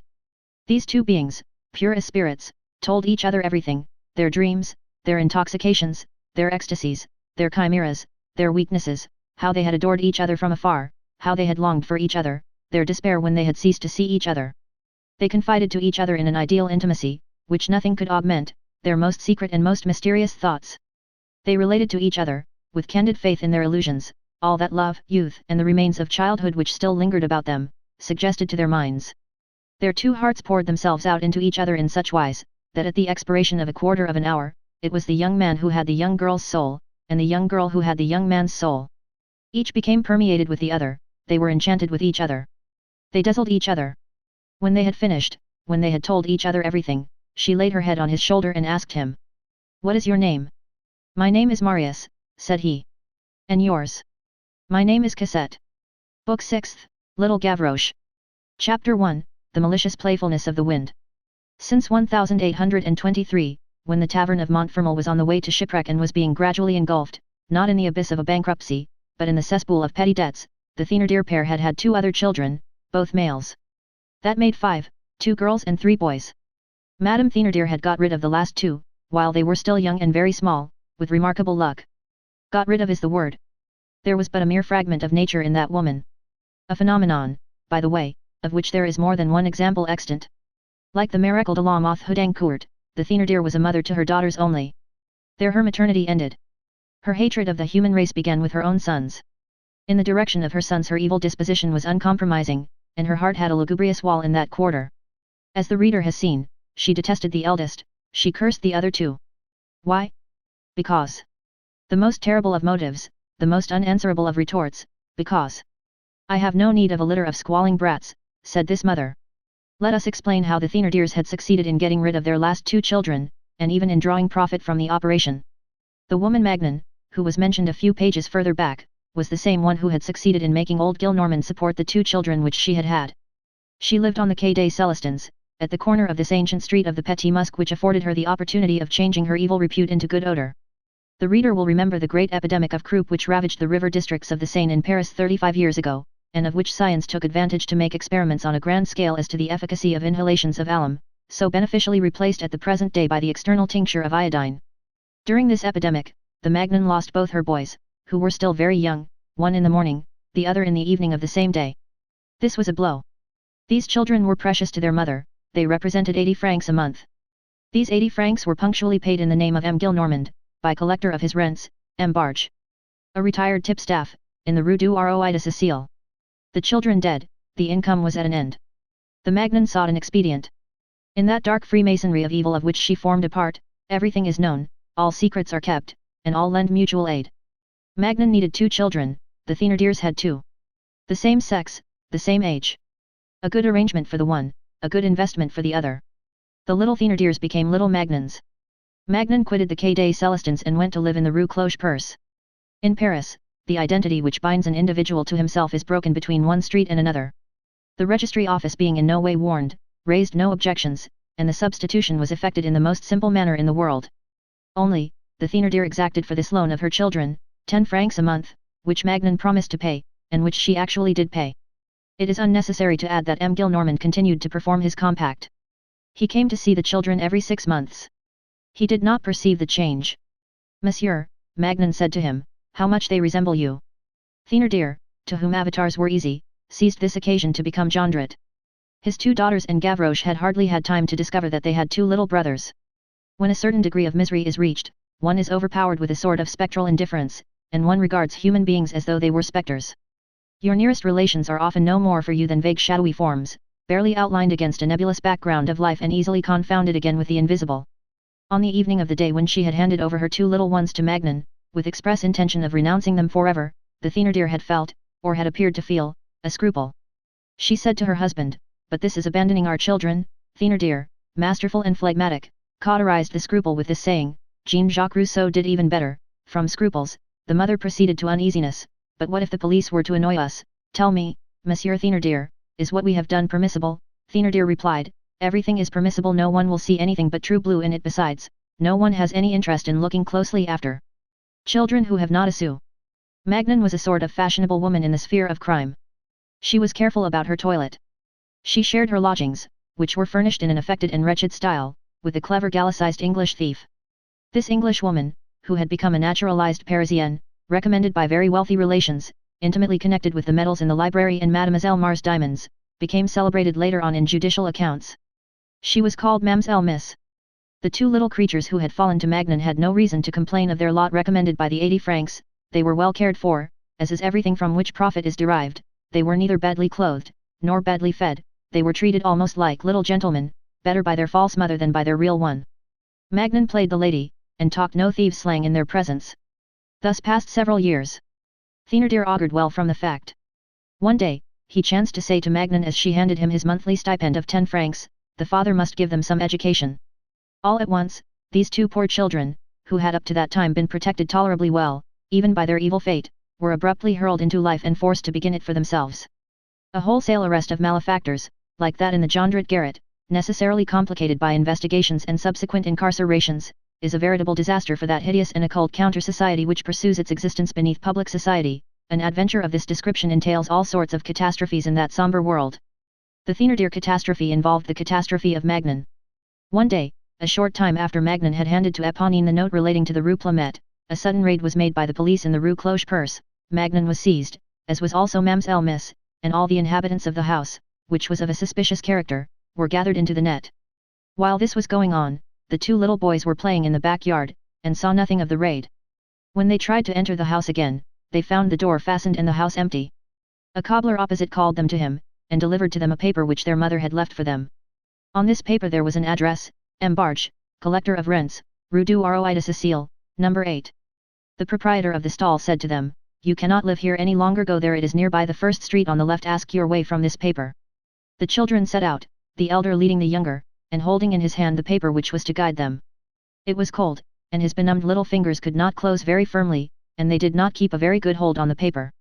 At the corner of the Rue Cloche-Perce, a gust of wind tore it from him, and as night was falling, the child was not able to find it again. They began to wander aimlessly through the streets. Chapter 2, in which little Gavroche extracts profit from Napoleon the Great. Spring in Paris is often traversed by harsh and piercing breezes which do not precisely chill but freeze one. These north winds which sadden the most beautiful days produce exactly the effect of those puffs of cold air which enter a warm room through the cracks of a badly fitting door or window. It seems as though the gloomy door of winter had remained ajar, and as though the wind were pouring through it. In the spring of 1832, the epoch when the first great epidemic of this century broke out in Europe, these north gales were more harsh and piercing than ever. It was a door even more glacial than that of winter which was ajar. It was the door of the sepulchre. In these winds one felt the breath of the cholera. From a meteorological point of view, these cold winds possessed this peculiarity, that they did not preclude a strong electric tension. Frequent storms, accompanied by thunder and lightning, burst forth at this epoch. One evening, when these gales were blowing rudely, to such a degree that January seemed to have returned and that the bourgeois had resumed their cloaks, little Gavroche, who was always shivering gaily under his rags, was standing as though in ecstasy before a wigmaker's shop in the vicinity of the Orme Saint-Gervais. He was adorned with a woman's woolen shawl, picked up no one knows where, and which he had converted into a neck comforter. Little Gavroche appeared to be engaged in intent admiration of a wax bride, in a low-necked dress, and crowned with orange flowers, who was revolving in the window, and displaying her smile to passers-by, between two argand lamps, but in reality, he was taking an observation of the shop, in order to discover whether he could not prig from the shop front a cake of soap, which he would then proceed to sell for a sou to a hairdresser in the suburbs. He had often managed to breakfast off of such a roll. He called his species of work, for which he possessed special aptitude, shaving barbers. While contemplating the bride, and eyeing the cake of soap, he muttered between his teeth, "Tuesday, it was not Tuesday, was it Tuesday? Perhaps it was Tuesday, yes, it was Tuesday." No one has ever discovered to what this monologue referred. Yes, perchance, this monologue had some connection with the last occasion on which he had dined, 3 days before, for it was now Friday. The barber in his shop, which was warmed by a good stove, was shaving a customer and casting a glance from time to time at the enemy, that freezing and impudent street urchin, both of whose hands were in his pockets, but whose mind was evidently unsheathed. While Gavroche was scrutinizing the shop window and the cakes of Windsor soap, two children of unequal stature, very neatly dressed, and still smaller than himself, one apparently about 7 years of age, the other 5, timidly turned the handle and entered the shop, with a request for something or other, alms possibly, in a plaintive murmur which resembled a groan rather than a prayer. They both spoke at once, and their words were unintelligible because sobs broke the voice of the younger, and the teeth of the elder were chattering with cold. The barber wheeled round with a furious look, and without abandoning his razor, thrust back the elder with his left hand and the younger with his knee, and slammed his door, saying, "The idea of coming in and freezing everybody for nothing." The two children resumed their march in tears. In the meantime, a cloud had risen, it had begun to rain. Little Gavroche ran after them and accosted them. "What's the matter with you, brats?" "We don't know where we are to sleep," replied the elder. "Is that all?" said Gavroche. "A great matter, truly. The idea of bawling about that they must be greenies." And adopting, in addition to his superiority, which was rather bantering, an accent of tender authority and gentle patronage. "Come along with me, young uns." "Yes, sir," said the elder. And the two children followed him as they would have followed an archbishop. They had stopped crying. Gavroche led them up the Rue Saint-Antoine in the direction of the Bastille. As Gavroche walked along, he cast an indignant backward glance at the barber's shop. "That fellow has no heart, the whiting, 35," he muttered. "He's an Englishman." A woman who caught sight of these three marching in a file, with Gavroche at their head, burst into noisy laughter. This laugh was wanting in respect towards the group. "Good day, Mamselle Omnibus," said Gavroche to her. An instant later, the wigmaker occurred to his mind once more, and he added, "I am making a mistake in the beast, he's not a whiting, he's a serpent barber. I'll go and fetch a locksmith, and I'll have a bell hung to your tail." This wigmaker had rendered him aggressive. As he strode over a gutter, he apostrophized a bearded portress who was worthy to meet Faust on the Brocken, and who had a broom in her hand. "Madam," said he, "so you are going out with your horse?" And thereupon, he spattered the polished boots of a pedestrian. "You scamp!" shouted the furious pedestrian. Gavroche elevated his nose above his shawl. "Is monsieur complaining?" "Of you," ejaculated the man. "The office is closed," said Gavroche, "I do not receive any more complaints." In the meanwhile, as he went on up the street, he perceived a beggar girl, 13 or 14 years old, and clad in so short a gown that her knees were visible, lying thoroughly chilled under a porte-cochere. The little girl was getting to be too old for such a thing. Growth does play these tricks. The petticoat becomes short at the moment when nudity becomes indecent. "Poor girl," said Gavroche. "She hasn't even trousers. Hold on, take this." And unwinding all the comfortable woolen which he had around his neck, he flung it on the thin and purple shoulders of the beggar girl, where the scarf became a shawl once more. The child stared at him in astonishment, and received the shawl in silence.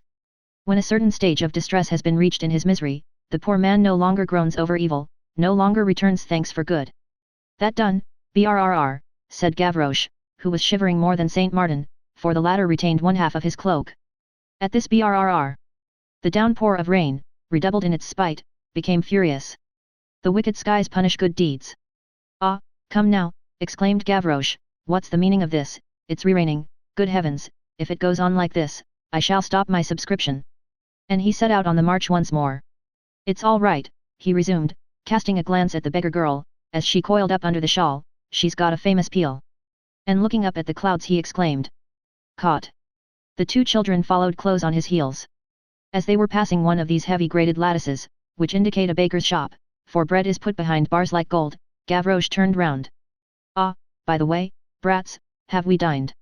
"Monsieur," replied the elder, "we have had nothing to eat since this morning." "So you have neither father nor mother," resumed Gavroche majestically. "Excuse us, sir, we have a papa and a mama, but we don't know where they are." "Sometimes that's better than knowing where they are," said Gavroche, who was a thinker. "We have been wandering about these 2 hours," continued the elder, "we have hunted for things at the corners of the streets, but we have found nothing." "I know," ejaculated Gavroche, "it's the dogs who eat everything." He went on, after a pause. "Ah, we have lost our authors. We don't know what we have done with them. This should not be, gammons. It's stupid to let old people stray off like that. Come now, we must have a snooze all the same." However, he asked them no questions. What was more simple than that they should have no dwelling place? The elder of the two children, who had almost entirely recovered the prompt heedlessness of childhood, uttered this exclamation. "It's queer, all the same Mama told us that she would take us to get a blessed spray on Palm Sunday." "Bosh," said Gavroche. Mama, resumed the elder, is a lady who lives with Mamselle Miss Tanflute, retorted Gavroche. Meanwhile he had halted, and for the last 2 minutes he had been feeling and fumbling in all sorts of nooks which his rags contained. At last he tossed his head with an air intended to be merely satisfied, but which was triumphant, in reality. Let us be calm, young uns, here's supper for 3. And from one of his pockets he drew forth a sou. Without allowing the 2 urchins time for amazement, he pushed both of them before him into the baker's shop, and flung his sou on the counter, crying, "Boy, 5 centimes worth of bread." The baker, who was the proprietor in person, took up a loaf and a knife. "In 3 pieces, my boy," went on Gavroche. And he added with dignity, "There are 3 of us." And seeing that the baker, after scrutinizing the 3 customers, had taken down a black loaf, he thrust his finger far up his nose with an inhalation as imperious as though he had had a pinch of the great Frederick's snuff on the tip of his thumb, and hurled this indignant apostrophe full in the baker's face. Ksekta. Those of our readers who might be tempted to espy in this interpellation of Gavroche's to the baker a Russian or a Polish word, or one of those savage cries which the Yahwehs and the Badakudos hurl at each other from bank to bank of a river, athwart the solitudes, are warned that it is a word which they our readers utter every day, and which takes the place of the phrase, Chui stcek se ke sella. The baker understood perfectly, and replied, "Well, it's bread, and very good bread of the 2nd quality." "You mean lardon brutal black bread," retorted Gavroche, calmly and coldly disdainful. "White bread, boy, white bread lardon savon, I'm standing treat." The baker could not repress a smile, and as he cut the white bread he surveyed them in a compassionate way which shocked Gavroche. "Come, now, baker's boy," said he, "what are you taking our measure like that for?" All 3 of them placed end to end would have hardly made a measure. When the bread was cut, the baker threw the sou into his drawer, and Gavroche said to the 2 children, "Grub away." The little boys stared at him in surprise. Gavroche began to laugh. "Ah, hello, that's so, they don't understand yet, they're too small." And he repeated, "Eat away." At the same time, he held out a piece of bread to each of them. And thinking that the elder, who seemed to him the more worthy of his conversation, deserved some special encouragement and ought to be relieved from all hesitation to satisfy his appetite, he added, as he handed him the largest share, "Ram that into your muzzle." One piece was smaller than the others, he kept this for himself. The poor children, including Gavroche, were famished. As they tore their bread apart in big mouthfuls, they blocked up the shop of the baker, who, now that they had paid their money, looked angrily at them. "Let's go into the street again," said Gavroche. They set off once more in the direction of the Bastille. From time to time, as they passed the lighted shop windows, the smallest halted to look at the time on a leaden watch which was suspended from his neck by a cord. "Well, he is a very green un," said Gavroche. Then, becoming thoughtful, he muttered between his teeth, "All the same, if I had charge of the babes I'd lock 'em up better than that." Just as they were finishing their morsel of bread, and had reached the angle of that gloomy Rue des Ballets, at the other end of which the low and threatening wicket of La Force was visible. "Hello, is that you, Gavroche?" said someone. "Hello, is that you, Montparnasse?" said Gavroche. A man had just accosted the street urchin, and the man was no other than Montparnasse in disguise, with blue spectacles, but recognizable to Gavroche. "The bow wows," went on Gavroche, "you've gotta hide the color of a linseed plaster, and blue specs like a doctor you're putting on style, pon my word."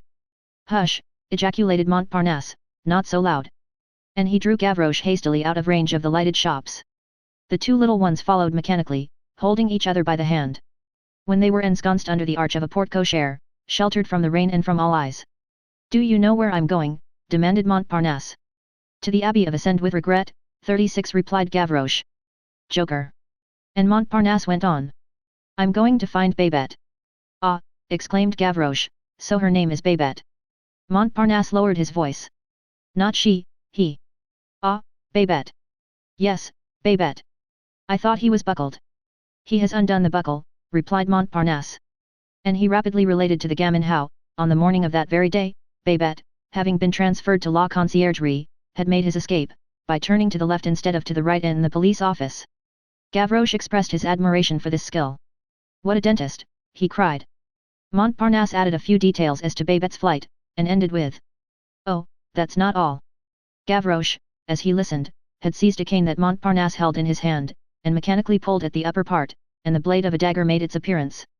"Ah," he exclaimed, pushing the dagger back in haste, "you have brought along your gendarme disguised as a bourgeois." Montparnasse winked. "The deuce," resumed Gavroche, "so you're going to have a bout with the bobbies?"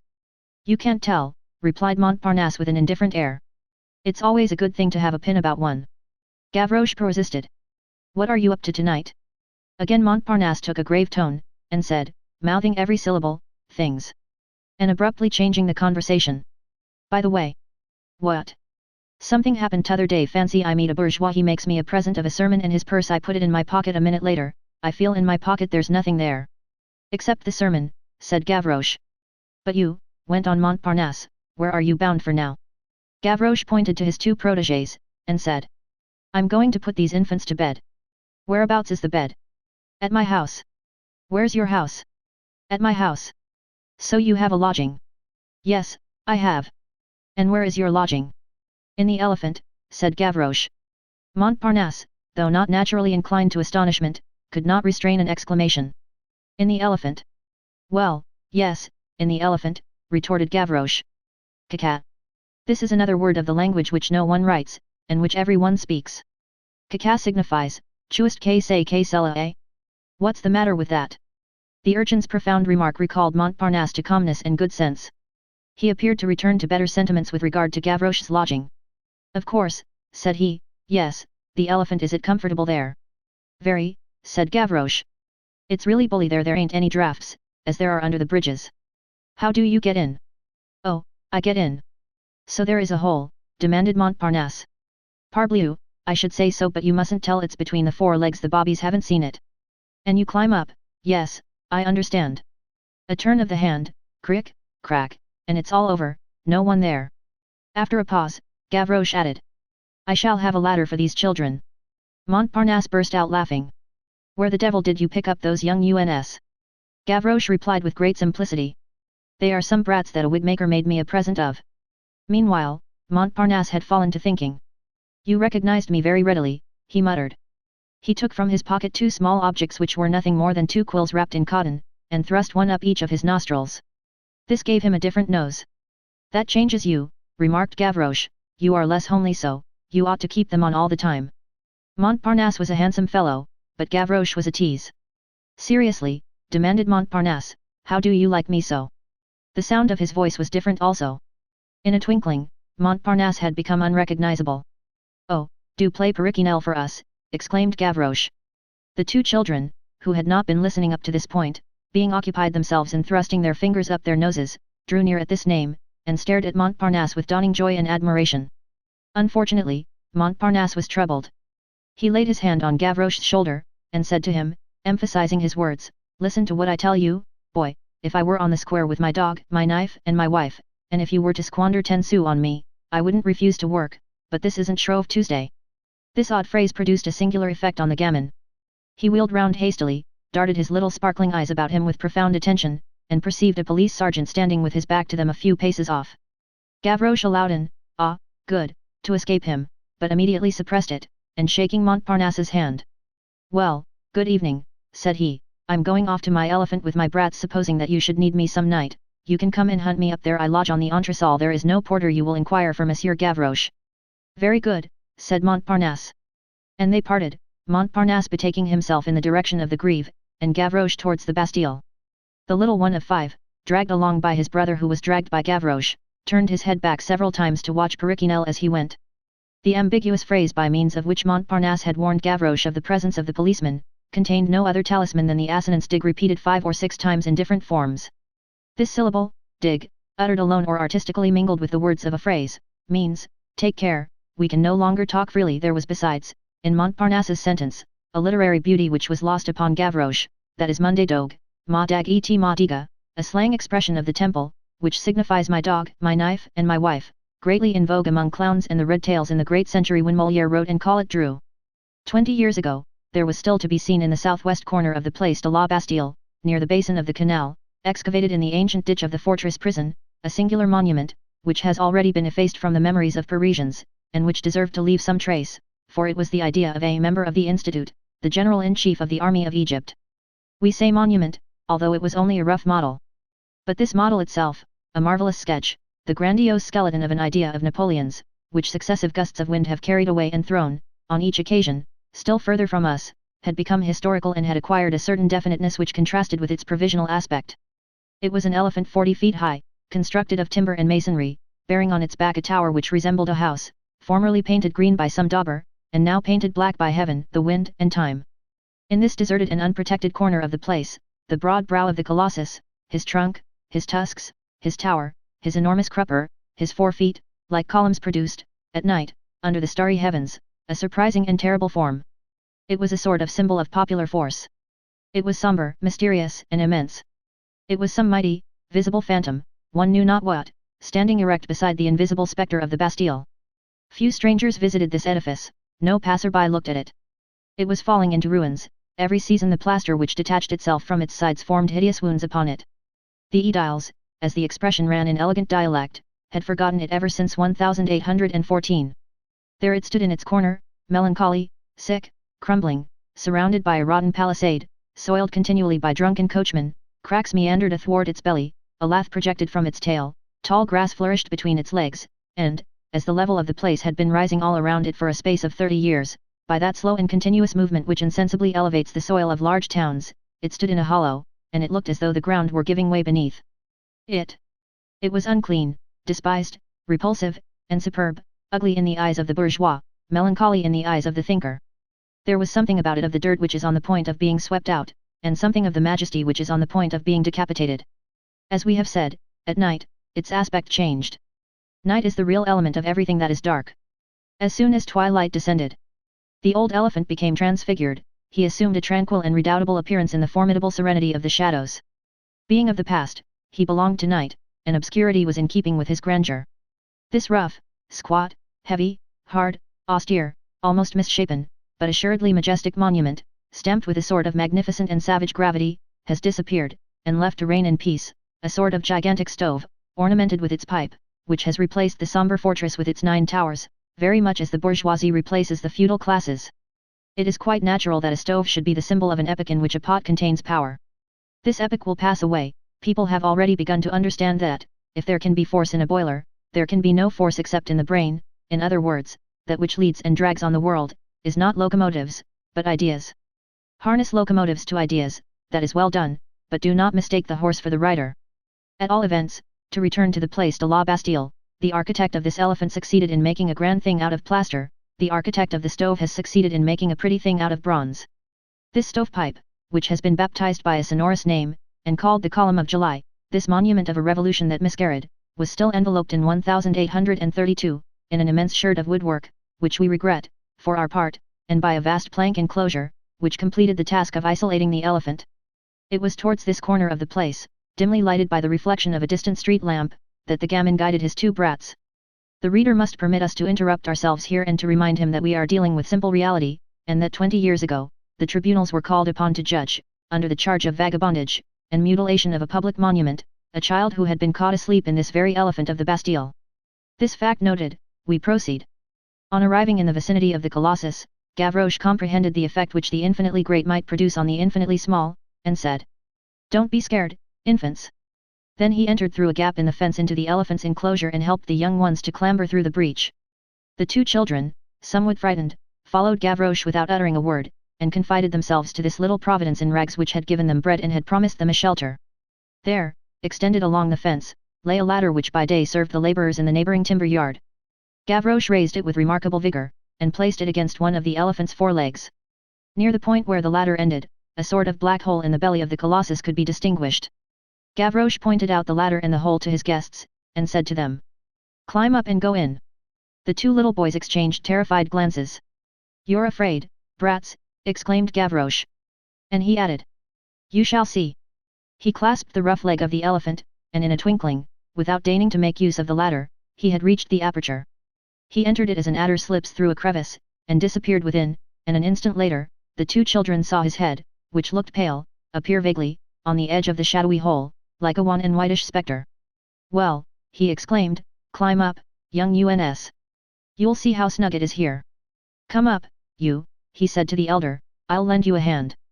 The little fellows nudged each other, the gamin frightened and inspired them with confidence at one and the same time, and then, it was raining very hard. The elder one undertook the risk. The younger, on seeing his brother climbing up, and himself left alone between the paws of this huge beast, felt greatly inclined to cry, but he did not dare. The elder lad climbed, with uncertain steps, up the rungs of the ladder, Gavroche, in the meanwhile, encouraging him with exclamations like a fencing master to his pupils, or a muleteer to his mules. Don't be afraid, that's it, come on, put your feet there, give us your hand here, boldly. And when the child was within reach, he seized him suddenly and vigorously by the arm, and pulled him towards him. Nabbed, said he. The brat had passed through the crack. Now, said Gavroche, wait for me, be so good as to take a seat, monsieur. And making his way out of the hole as he had entered it, he slipped down the elephant's leg with the agility of a monkey, landed on his feet in the grass, grasped the child of 5 round the body, and planted him fairly in the middle of the ladder. Then he began to climb up behind him, shouting to the elder. I'm going to boost him, do you tug? And in another instant, the small lad was pushed, dragged, pulled, thrust, stuffed into the hole, before he had time to recover himself, and Gavroche, entering behind him, and repulsing the ladder with a kick which sent it flat on the grass, began to clap his hands and to cry. Here we are, long live General Lafayette. This explosion over, he added. Now, young UNS, you are in my house. Gavroche was at home, in fact. Oh, unforeseen utility of the useless. Charity of great things. Goodness of giants. This huge monument, which had embodied an idea of the emperor's, had become the box of a street urchin. The brat had been accepted and sheltered by the colossus. The bourgeois decked out in their Sunday finery who passed the elephant of the Bastille, were fond of saying as they scanned it disdainfully with their prominent eyes, what's the good of that? It served to save from the cold, the frost, the hail, and rain, to shelter from the winds of winter, to preserve from slumber in the mud which produces fever, and from slumber in the snow which produces death, a little being who had no father, no mother, no bread, no clothes, no refuge. It served to receive the innocent whom society repulsed. It served to diminish public crime. It was a lair open to one against whom all doors were shut. It seemed as though the miserable old mastodon, invaded by vermin and oblivion, covered with warts, with mold and ulcers, tottering, worm-eaten, abandoned, condemned, a sort of mendicant colossus, asking alms in vain with a benevolent look in the midst of the crossroads, had taken pity on that other mendicant, the poor pygmy, who roamed without shoes to his feet, without a roof over his head, blowing on his fingers, clad in rags, fed on rejected scraps. That was what the elephant of the Bastille was good for. This idea of Napoleon, disdained by men, had been taken back by God. That which had been merely illustrious, had become august. In order to realize his thought, the emperor should have had porphyry, brass, iron, gold, marble, the old collection of planks, beams and plaster sufficed for God. The emperor had had the dream of a genius, in that titanic elephant, armed, prodigious, with trunk uplifted, bearing its tower and scattering on all sides its merry and vivifying waters, he wished to incarnate the people. God had done a grander thing with it, he had lodged a child there. The hole through which Gavroche had entered was a breach which was hardly visible from the outside, being concealed, as we have stated, beneath the elephant's belly, and so narrow that it was only cats and homeless children who could pass through it. Let's begin, said Gavroche, by telling the porter that we are not at home. And plunging into the darkness with the assurance of a person who is well acquainted with his apartments, he took a plank and stopped up the aperture. Again Gavroche plunged into the obscurity. The children heard the crackling of the match thrust into the phosphoric bottle. The chemical match was not yet in existence, at that epoch the fumade steel represented progress. A sudden light made them blink. Gavroche had just managed to ignite one of those bits of cord dipped in resin which are called cellar rats. The cellar rat, which emitted more smoke than light, rendered the interior of the elephant confusedly visible. Gavroche's 2 guests glanced about them, and the sensation which they experienced was something like that which one would feel if shut up in the great tun of Heidelberg, or, better still, like what Jonah must have felt in the biblical belly of the whale. An entire and gigantic skeleton appeared enveloping them. Above, a long brown beam, whence started at regular distances, massive, arching ribs, represented the vertebral column with its sides, stalactites of plaster depended from them like entrails, and vast spiders' webs stretching from side to side, formed dirty diaphragms. Here and there, in the corners, were visible large blackish spots which had the appearance of being alive, and which changed places rapidly with an abrupt and frightened movement. Fragments which had fallen from the elephant's back into his belly had filled up the cavity, so that it was possible to walk upon it as on a floor. The smaller child nestled up against his brother, and whispered to him. It's black. This remark drew an exclamation from Gavroche.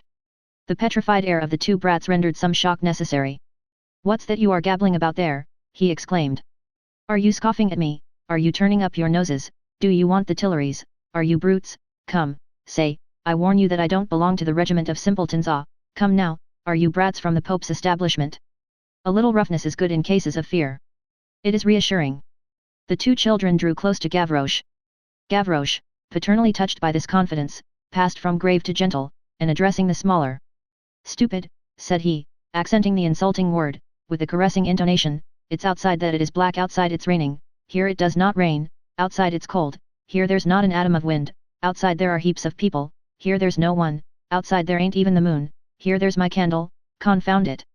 The two children began to look upon the apartment with less terror, but Gavroche allowed them no more time for contemplation. Quick, said he. And he pushed them towards what we are very glad to be able to call the end of the room. There stood his bed. Gavroche's bed was complete, that is to say, it had a mattress, a blanket and an alcove with curtains. The mattress was a straw mat, the blanket a rather large strip of grey woolen stuff, very warm and almost new.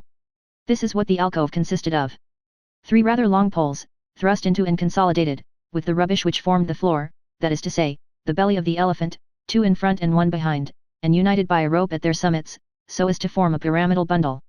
This cluster supported a trellis work of brass wire which was simply placed upon it, but artistically applied, and held by fastenings of iron wire, so that it enveloped all 3 holes. A row of very heavy stones kept this network down to the floor so that nothing could pass under it. This grating was nothing else than a piece of the brass screens with which aviaries are covered in menageries. Gavroche's bed stood as in a cage, behind this net. The whole resembled an Eskimo tent. This trellis work took the place of curtains. Gavroche moved aside the stones which fastened the net down in front, and the 2 folds of the net which lapped over each other fell apart. Down on all fours, brats, said Gavroche. He made his guests enter the cage with great precaution, then he crawled in after them, pulled the stones together, and closed the opening hermetically again. All 3 had stretched out on the mat. Gavroche still had the cellar rat in his hand. Now, said he, go to sleep, I'm going to suppress the candelabra. Monsieur, the elder of the brothers asked Gavroche, pointing to the netting, what's that for? That, answered Gavroche gravely, is for the rats go to sleep. Nevertheless, he felt obliged to add a few words of instruction for the benefit of these young creatures, and he continued. It's a thing from the Jardin des Plantes, it's used for fierce animals, there's a whole shop full of them there, all you've got to do is to climb over a wall, crawl through a window, and pass through a door, you can get as much as you want. As he spoke, he wrapped the younger one up bodily in a fold of the blanket, and the little one murmured. Oh, how good that is, it's warm. Gavroche cast a pleased eye on the blanket. That's from the Jardin des Plantes, too, said he. I took that from the monkeys. And, pointing out to the eldest the mat on which he was lying, a very thick and admirably made mat, he added. That belonged to the giraffe. After a pause he went on. The beasts had all these things, I took them away from them, it didn't trouble them, I told them, it's for the elephant. He paused, and then resumed. You crawl over the walls and you don't care a straw for the government, so there now. The 2 children gazed with timid and stupefied respect on this intrepid and ingenious being, a vagabond like themselves, isolated like themselves, frail like themselves, who had something admirable and all-powerful about him, who seemed supernatural to them, and whose physiognomy was composed of all the grimaces of an old mountebank, mingled with the most ingenuous and charming smiles. Monsieur, ventured the elder timidly, you are not afraid of the police, then? Gavroche contented himself with replying. Brat, nobody says police, they say bobbies. The smaller had his eyes wide open, but he said nothing. As he was on the edge of the mat, the elder being in the middle, Gavroche tucked the blanket round him as a mother might have done, and heightened the mat under his head with old rags, in such a way as to form a pillow for the child. Then he turned to the elder. Hey, we're jolly comfortable here, ain't we? Ah, yes, replied the elder, gazing at Gavroche with the expression of a saved angel. The 2 poor little children who had been soaked through, began to grow warm once more. Ah, by the way, continued Gavroche, what were you bawling about? And pointing out the little one to his brother. A mite like that, I've nothing to say about, but the idea of a big fellow like you crying, it's idiotic, you looked like a calf. Gracious, replied the child, we have no lodging. Bother, retorted Gavroche, you don't say lodgings, you say crib. And then, we were afraid of being alone like that at night. You don't say night, you say dark mans. Thank you, sir, said the child. Listen, went on Gavroche, you must never bawl again over anything, I'll take care of you, you shall see what fun we'll have in summer, we'll go to the glacier with Naves, one of my pals, we'll bathe in the Gare, we'll run stark naked in front of the rafts on the bridge at Austerlitz, that makes the laundresses raging, they scream, they get mad, and if you only knew how ridiculous they are, we'll go and see the man skeleton, and then I'll take you to the play, I'll take you to see Frederick Lemaitre. I have tickets, I know some of the actors, I even played in a piece once. There were a lot of us fellers, and we ran under a cloth, and that made the sea. I'll get you an engagement at my theatre. We'll go to see the savages. They ain't real, those savages ain't. They wear pink tights that go all in wrinkles, and you can see where their elbows have been darned with white. Then, we'll go to the opera. We'll get in with the hired applauders. The opera claque is well managed. I wouldn't associate with the claque on the boulevard. At the opera, just fancy. Some of them pay 20 sous, but they're ninnies. They're called dish clouts. And then we'll go to see the guillotine work. I'll show you the executioner. He lives in the Rue des Marais. Monsieur Sanson. He has a letterbox at his door. Ah! We'll have famous fun. At that moment a drop of wax fell on Gavroche's finger, and recalled him to the realities of life. The deuce, said he, there's the wick giving out attention. I can't spend more than a sou a month on my lighting when a body goes to bed. He must sleep. We haven't the time to read M. Paul de Kock's romances, and besides, the light might pass through the cracks of the porte cochere, and all the bobbies need to do is to see it. And then, remarked the elder timidly, he alone dared talk to Gavroche, and reply to him, a spark might fall in the straw, and we must look out and not burn the house down. People don't say burn the house down, remarked Gavroche, they say blaze the crib. The storm increased in violence, and the heavy downpour beat upon the back of the Colossus amid claps of thunder. You're taken in, rain, said Gavroche. It amuses me to hear the decanter run down the legs of the house. Winter is a stupid, it wastes its merchandise, it loses its labor, it can't wet us, and that makes it kick up a row, old water carrier that it is. This allusion to the thunder, all the consequences of which Gavroche, in his character of a philosopher of the 19th century, accepted, was followed by a broad flash of lightning, so dazzling that a hint of it entered the belly of the elephant through the crack. Almost at the same instant, the thunder rumbled with great fury. The two little creatures uttered a shriek, and started up so eagerly that the network came near being displaced, but Gavroche turned his bold face to them, and took advantage of the clap of thunder to burst into a laugh. Calm down, children, don't topple over the edifice, that's fine, first-class thunder, all right, that's no slouch of a streak of lightning, bravo for the good God, deuce take it, it's almost as good as it is at the Ambigu.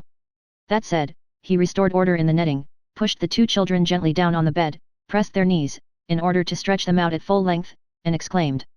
Since the good God is lighting his candle, I can blow out mine now, babes. Now, my young humans, you must shut your peepers, it's very bad not to sleep, it'll make you swallow the strainer, or, as they say, in fashionable society, stink in the gullet, wrap yourself up well in the hide, I'm going to put out the light, are you ready? Yes, murmured the elder, I'm all right, I seem to have feathers under my head. People don't say head, cried Gavroche, they say nut.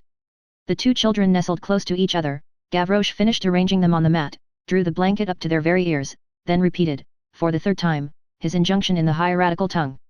Shut your peepers. And he snuffed out his tiny light. Hardly had the light been extinguished, when a peculiar trembling began to affect the netting under which the three children lay. It consisted of a multitude of dull scratches which produced a metallic sound, as if claws and teeth were gnawing at the copper wire. This was accompanied by all sorts of little piercing cries. The little 5-year-old boy, on hearing this hubbub overhead, and chilled with terror, jogged his brother's elbow, but the elder brother had already shut his peepers, as Gavroche had ordered. Then the little one, who could no longer control his terror, questioned Gavroche, but in a very low tone, and with bated breath. Sir. Hey, said Gavroche, who had just closed his eyes. What is that? It's the rats, replied Gavroche. And he laid his head down on the mat again. The rats, in fact, who swarmed by thousands in the carcass of the elephant, and who were the living black spots which we have already mentioned, had been held in awe by the flame of the candle, so long as it had been lighted, but as soon as the cavern, which was the same as their city, had returned to darkness, scenting what the good storyteller Perrault calls fresh meat, they had hurled themselves in throngs on Gavroche's tent, had climbed to the top of it, and had begun to bite the meshes, as though seeking to pierce this new-fangled trap. Still the little one could not sleep. Sir, he began again. Hey, said Gavroche. What are rats? They are mice. This explanation reassured the child a little. He had seen white mice in the course of his life, and he was not afraid of them. Nevertheless, he lifted up his voice once more. Sir. Hey, said Gavroche again. Why don't you have a cat? I did have one, replied Gavroche, I brought one here, but they ate her. This second explanation undid the work of the first, and the little fellow began to tremble again. The dialogue between him and Gavroche began again for the fourth time. Monsieur. Hey. Who was it that was eaten? The cat. And who ate the cat? The rats. The mice. Yes, the rats. The child, in consternation, dismayed at the thought of mice which ate cats, pursued. Sir, would those mice eat us? Wouldn't they just, ejaculated Gavroche. The child's terror had reached its climax. But Gavroche added. Don't be afraid, they can't get in, and besides, I'm here, catch hold of my hand, hold your tongue and shut your peepers. At the same time Gavroche grasped the little fellow's hand across his brother. The child pressed the hand close to him, and felt reassured. Courage and strength have these mysterious ways of communicating themselves. Silence reigned round them once more. The sound of their voices had frightened off the rats. At the expiration of a few minutes, they came raging back, but in vain. The three little fellows were fast asleep and heard nothing more. The hours of the night fled away. Darkness covered the vast place de la Bastille. A wintry gale, which mingled with the rain, blew in gusts. The patrol searched all the doorways, alleys, enclosures, and obscure nooks, and in their search for nocturnal vagabonds they passed in silence before the elephant. The monster, erect, motionless, staring open-eyed into the shadows, had the appearance of dreaming happily over his good deed, and sheltered from heaven and from men the three poor sleeping children. In order to understand what is about to follow, the reader must remember, that, at that epoch, the Bastille guardhouse was situated at the other end of the square, and that what took place in the vicinity of the elephant could neither be seen nor heard by the sentinel. Towards the end of that hour which immediately precedes the dawn, a man turned from the Rue Saint-Antoine at a run, made the circuit of the enclosure of the Column of July, and glided between the palings until he was underneath the belly of the elephant. If any light had illuminated that man, it might have been divined from the thorough manner in which he was soaked that he had passed the night in the rain. Arrived beneath the elephant, he uttered a peculiar cry, which did not belong to any human tongue, and which a paraquet alone could have imitated. Twice he repeated this cry, of whose orthography the following barely conveys an idea. Kirakakshu. At the second cry, a clear, young, merry voice responded from the belly of the elephant. Yes. Almost immediately, the plank which closed the hole was drawn aside, and gave passage to a child who descended the elephant's leg, and fell briskly near the man. It was Gavroche. The man was Montparnasse. As for his cry of Kirakakshu, that was, doubtless, what the child had meant, when he said, "You will ask for Monsieur Gavroche." On hearing it, he had waked with a start, had crawled out of his alcove, pushing apart the netting a little, and carefully drawing it together again, then he had opened the trap, and descended. The man and the child recognized each other silently amid the gloom. Montparnasse confined himself to the remark, "We need you, come, lend us a hand." The lad asked for no further enlightenment. "I'm with you," said he. And both took their way towards the Rue Saint-Antoine, whence Montparnasse had emerged, winding rapidly through the long file of market gardeners' carts which descend towards the markets at that hour. The market gardeners, crouching, half asleep, in their wagons, amid the salads and vegetables, enveloped to their very eyes in their mufflers on account of the beating rain, did not even glance at these strange pedestrians. Chapter 3, The Vicissitudes of Flight. This is what had taken place that same night at the La Force. An escape had been planned between Babette, Brujon, Gueulemer, and Thénardier, although Thénardier was in close confinement. Babette had arranged the matter for his own benefit, on the same day, as the reader has seen from Montparnasse's account to Gavroche. Montparnasse was to help them from outside. Brujon, after having passed a month in the punishment cell, had had time, in the first place, to weave a rope, in the second, to mature a plan. In former times, those severe places where the discipline of the prison delivers the convict into his own hands, were composed of 4 stone walls, a stone ceiling, a flagged pavement, a camp bed, a grated window, and a door lined with iron, and were called dungeons, but the dungeon was judged to be too terrible. Nowadays they are composed of an iron door, a grated window, a camp bed, a flagged pavement, 4 stone walls, and a stone ceiling, and are called chambers of punishment. A little light penetrates towards midday. The inconvenient point about these chambers which, as the reader sees, are not dungeons, is that they allow the persons who should be at work to think. So Brujon meditated, and he emerged from the chamber of punishment with a rope. As he had the name of being very dangerous in the Charlemagne courtyard, he was placed in the new building. The first thing he found in the new building was Gueulemer, the second was a nail, Gueulemer, that is to say, crime, a nail, that is to say, liberty. Brujon, of whom it is high time that the reader should have a complete idea, was, with an appearance of delicate health and a profoundly premeditated languor, a polished, intelligent sprig, and a thief, who had a caressing glance, and an atrocious smile. His glance resulted from his will, and his smile from his nature. His first studies in his art had been directed to roofs. He had made great progress in the industry of the men who tear off lead, who plunder the roofs and despoil the gutters by the process called double pickings. The circumstance which put the finishing touch on the moment peculiarly favourable for an attempt at escape, was that the roofers were relaying and rejointing, at that very moment, a portion of the slates on the prison. The St. Bernard courtyard was no longer absolutely isolated from the Charlemagne and the St. Louis courts. Up above there were scaffoldings and ladders, in other words, bridges and stairs in the direction of liberty. The new building, which was the most cracked and decrepit thing to be seen anywhere in the world, was the weak point in the prison. The walls were eaten by saltpetre to such an extent that the authorities had been obliged to line the vaults of the dormitories with a sheathing of wood, because stones were in the habit of becoming detached and falling on the prisoners in their beds. In spite of this antiquity, the authorities committed the error of confining in the new building the most troublesome prisoners, of placing there the hard cases, as they say in prison parlance. The new building contained 4 dormitories, one above the other, and a top story which was called the Bel Air, Fine Air. A large chimney flue, probably from some ancient kitchen of the Ducs de la Force, started from the ground floor, traversed all 4 stories, cut the dormitories, where it figured as a flattened pillar, into 2 portions, and finally pierced the roof. Guillemer and Brujon were in the same dormitory. They had been placed, by way of precaution, on the lower story. Chance ordained that the heads of their beds should rest against the chimney. Thénardier was directly over their heads in the top story known as Fine Air. The pedestrian who halts on the Rue Culture Sainte Catherine, after passing the barracks of the firemen, in front of the porte cochere of the bathing establishment, beholds a yard full of flowers and shrubs in wooden boxes, at the extremity of which spreads out a little white rotunda with 2 wings, brightened up with green shutters, the bucolic dream of Jean-Jacques. Not more than 10 years ago, there rose above that rotunda an enormous black, hideous, bare wall by which it was backed up. This was the outer wall of La Force. This wall, beside that rotunda, was Milton viewed through Birkin. Lofty as it was, this wall was overtopped by a still blacker roof, which could be seen beyond. This was the roof of the new building. There one could descry 4 dormer windows, guarded with bars, they were the windows of the Fine Air. A chimney pierced the roof, this was the chimney which traversed the dormitories.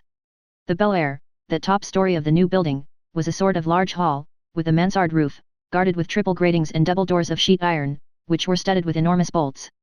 When one entered from the north end, one had on one's left the 4 dormer windows, on one's right, facing the windows, at regular intervals, 4 square, tolerably vast cages, separated by narrow passages, built of masonry to about the height of the elbow, and the rest, up to the roof, of iron bars.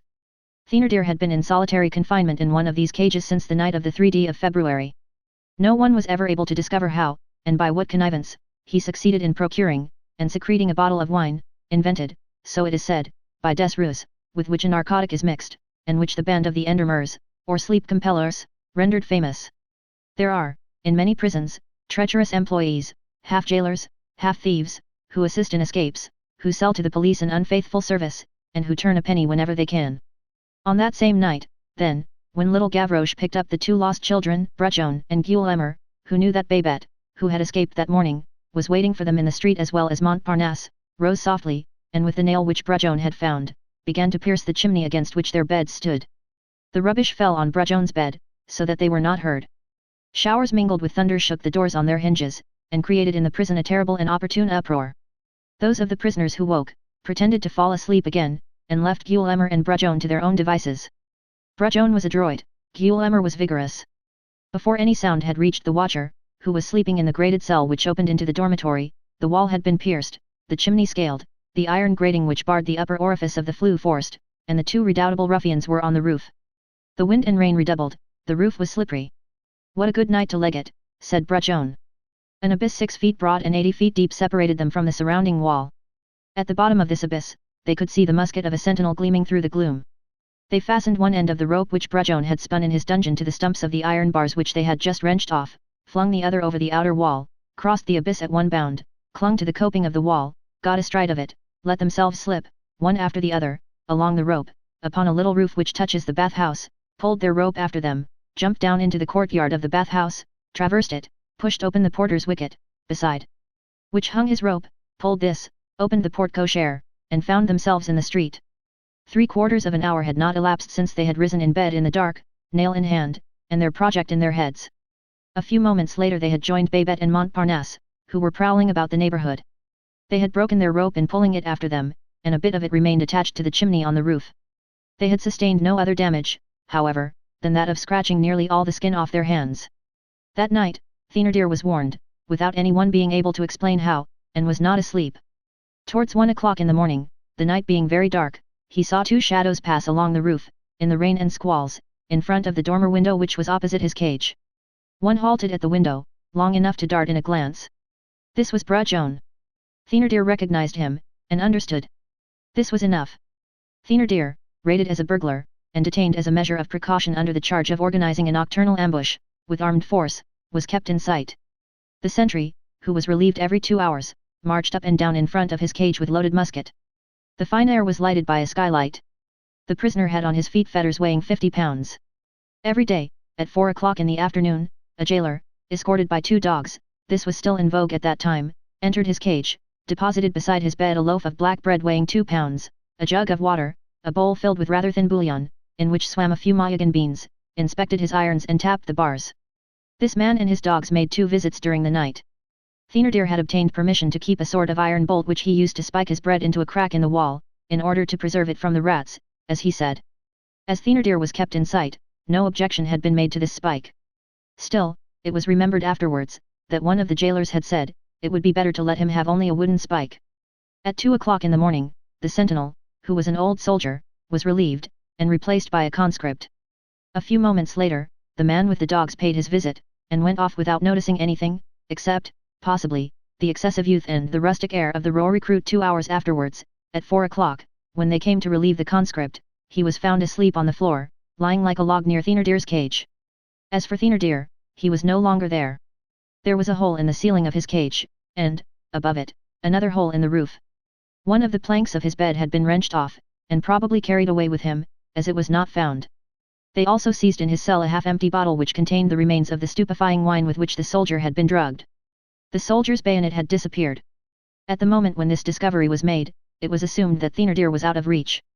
The truth is, that he was no longer in the new building, but that he was still in great danger. Thénardier, on reaching the roof of the new building, had found the remains of Brujon's rope hanging to the bars of the upper trap of the chimney, but, as this broken fragment was much too short, he had not been able to escape by the outer wall as Brujon and Gueulemer had done.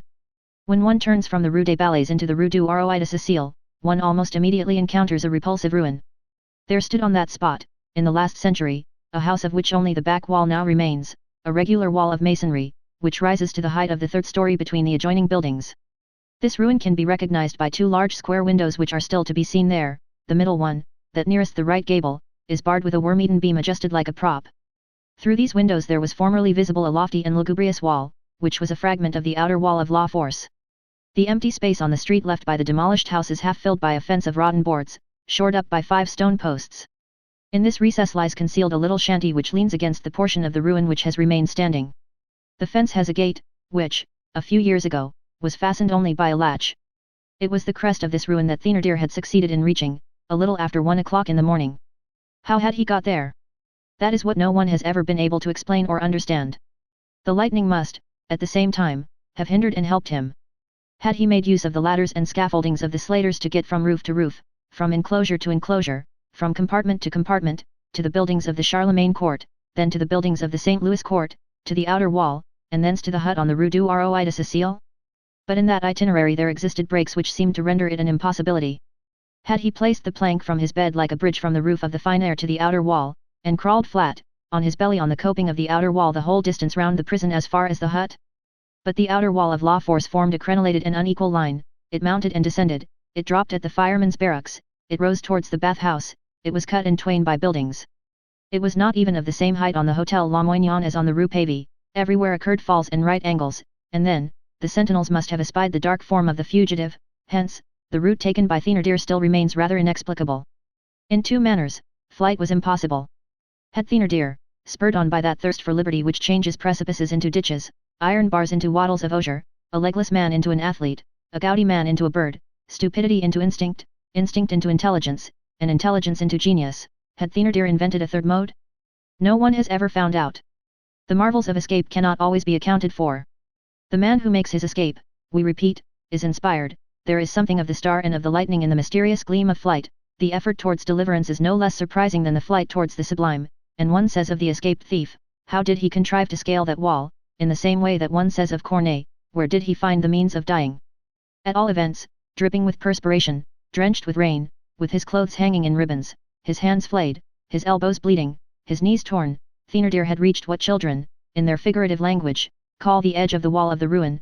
There he had stretched himself out at full length, and there his strength had failed him.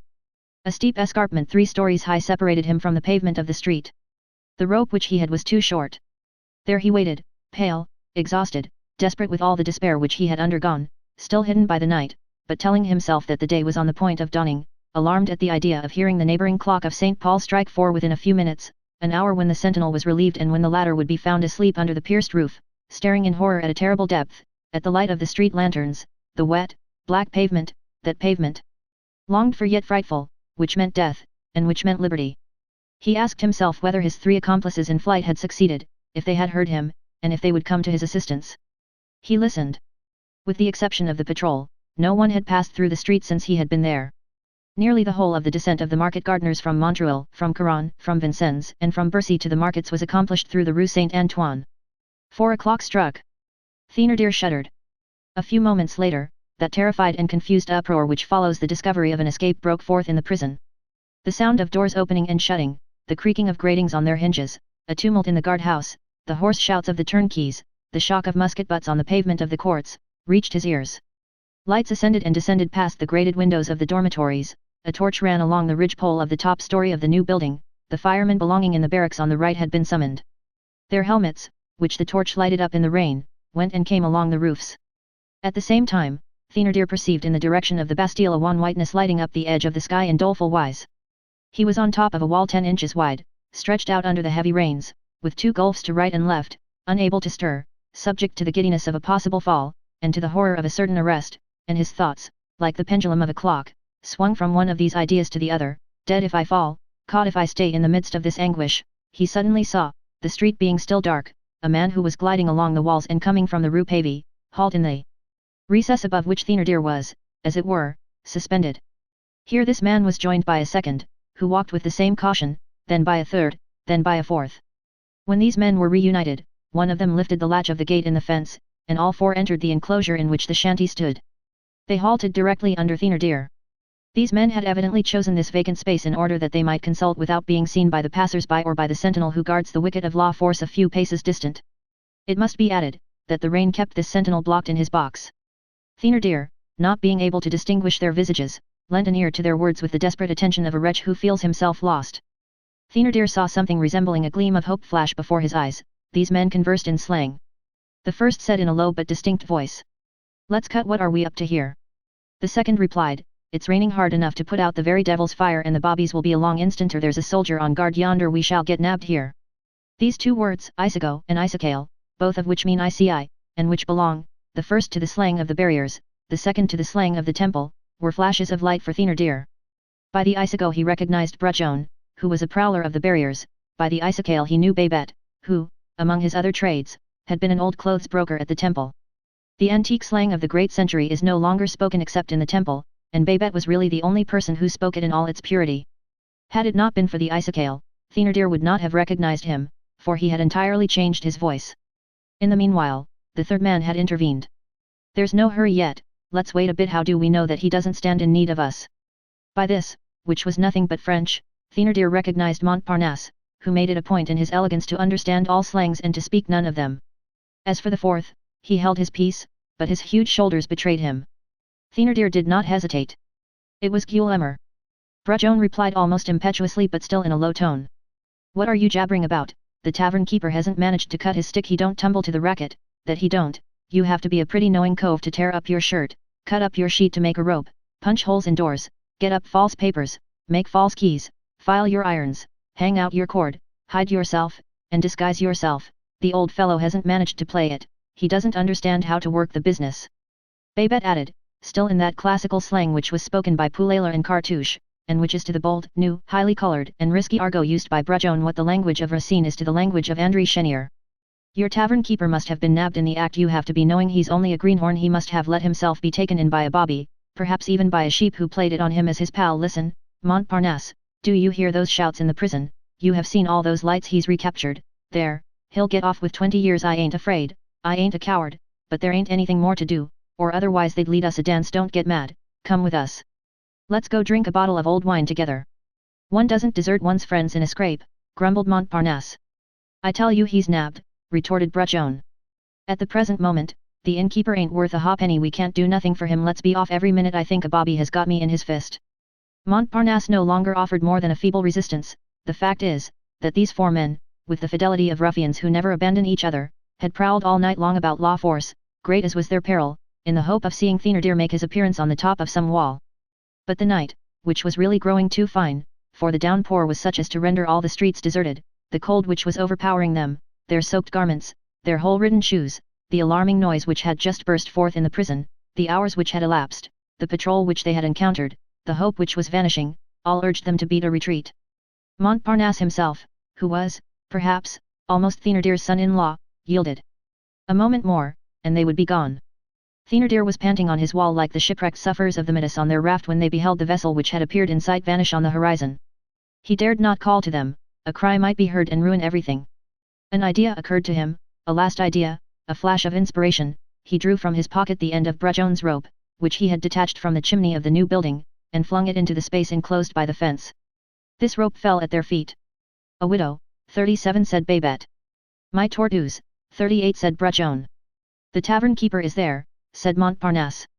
They raised their eyes. Thénardier thrust out his head a very little. Quick, said Montparnasse, have you the other end of the rope, Brajon? Yes. Knot the two pieces together, we'll fling him the rope, he can fasten it to the wall, and he'll have enough of it to get down with. Thénardier ran the risk, and spoke. I am paralyzed with cold. We'll warm you up. I can't budge. Let yourself slide, we'll catch you. My hands are benumbed. Only fasten the rope to the wall. I can't. Then one of us must climb up, said Montparnasse. 3 stories, ejaculated Brajon. An ancient plaster flue, which had served for a stove that had been used in the shanty in former times, ran along the wall and mounted almost to the very spot where they could see Thénardier. This flue, then much damaged and full of cracks, has since fallen, but the marks of it are still visible. It was very narrow. One might get up by the help of that, said Montparnasse. By that flue, exclaimed Babette, a grown-up cove, never, it would take a brat. A brat must be got, resumed Brajon. Where are we to find a young un, said Gueulemer. Wait, said Montparnasse. I've got the very article. He opened the gate of the fence very softly, made sure that no one was passing along the street, stepped out cautiously, shut the gate behind him, and set off at a run in the direction of the Bastille. 7 or 8 minutes elapsed, 8,000 centuries to Thénardier, Babette, Brajon and Gueulemer did not open their lips. At last the gate opened once more, and Montparnasse appeared, breathless, and followed by Gavroche. The rain still rendered the street completely deserted. Little Gavroche entered the enclosure and gazed at the forms of these ruffians with a tranquil air. The water was dripping from his hair. Gueulemer addressed him. Are you a man, young un? Gavroche shrugged his shoulders, and replied. A young un like me's a man, and men like you are babes. The brat's tongue's well hung, exclaimed Babette. The Paris brat ain't made of straw, added Brajon. What do you want? Asked Gavroche. Montparnasse answered. Climb up that flue. With this rope, said Babette. And fasten it, continued Brajon. To the top of the wall, went on Babette. To the crossbar of the window, added Brajon. And then, said Gavroche. There, said Gueulemer. The gamin examined the rope, the flue, the wall, the windows, and made that indescribable and disdainful noise with his lips which signifies. Is that all? There's a man up there whom you are to save, resumed Montparnasse. Will you? Began Brajon again. Greenhorn, replied the lad, as though the question appeared a most unprecedented one to him. And he took off his shoes. Gueulemer seized Gavroche by one arm, set him on the roof of the shanty, whose worm-eaten planks bent beneath the urchin's weight, and handed him the rope which Brajon had knotted together during Montparnasse's absence. The gamin directed his steps towards the flue, which it was easy to enter, thanks to a large crack which touched the roof. At the moment when he was on the point of ascending, Thénardier, who saw life and safety approaching, bent over the edge of the wall. The first light of dawn struck white upon his brow dripping with sweat, upon his livid cheekbones, his sharp and savage nose, his bristling grey beard, and Gavroche recognized him. Hello, it's my father, oh, that won't hinder. And taking the rope in his teeth, he resolutely began the ascent. He reached the summit of the hut, bestrode the old wall as though it had been a horse, and knotted the rope firmly to the upper crossbar of the window. A moment later, Thénardier was in the street.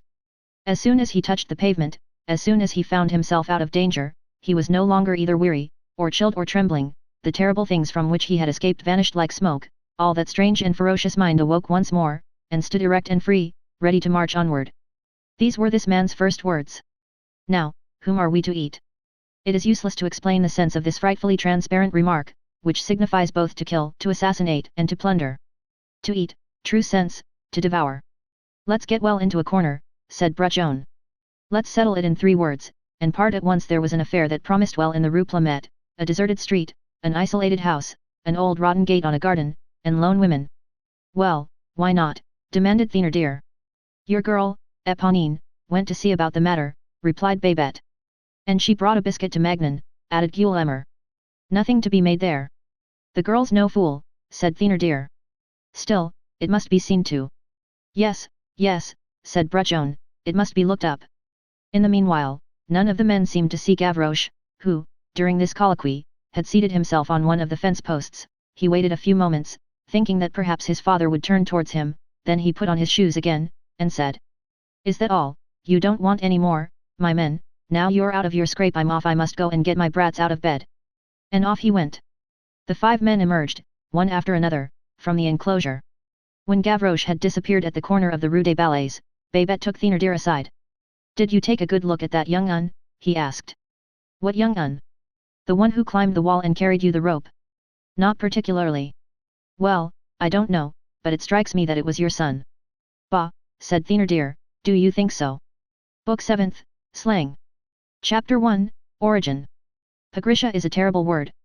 It engenders a whole world, la pegre, for which read theft, and a hell, la pegren, for which read hunger. Thus, idleness is the mother. She has a son, theft, and a daughter, hunger. Where are we at this moment? In the land of slang.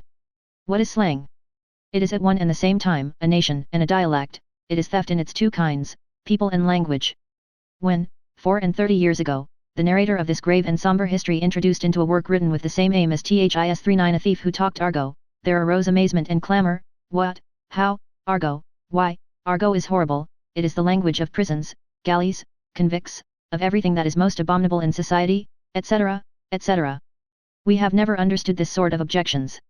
Since that time, 2 powerful romancers, one of whom is a profound observer of the human heart, the other an intrepid friend of the people, Balzac and Eugene Sue, having represented their ruffians as talking their natural language, as the author of The Last Day of a Condemned Man did in 1828, the same objections have been raised. People repeated, what do authors mean by that revolting dialect? Slang is odious, slang makes one shudder. Who denies that? Of course it does. When it is a question of probing a wound, a gulf, a society, since when has it been considered wrong to go too far? To go to the bottom?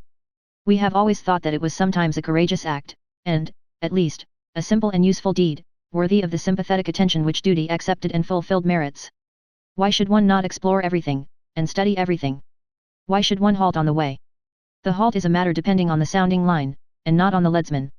Certainly, too, it is neither an attractive nor an easy task to undertake an investigation into the lowest depths of the social order, where terra firma comes to an end and where mud begins, to rummage in those vague, murky waves, to follow up, to seize and to fling, still quivering, upon the pavement that abject dialect which is dripping with filth when thus brought to the light, that pustulous vocabulary each word of which seems an unclean ring from a monster of the mire and the shadows.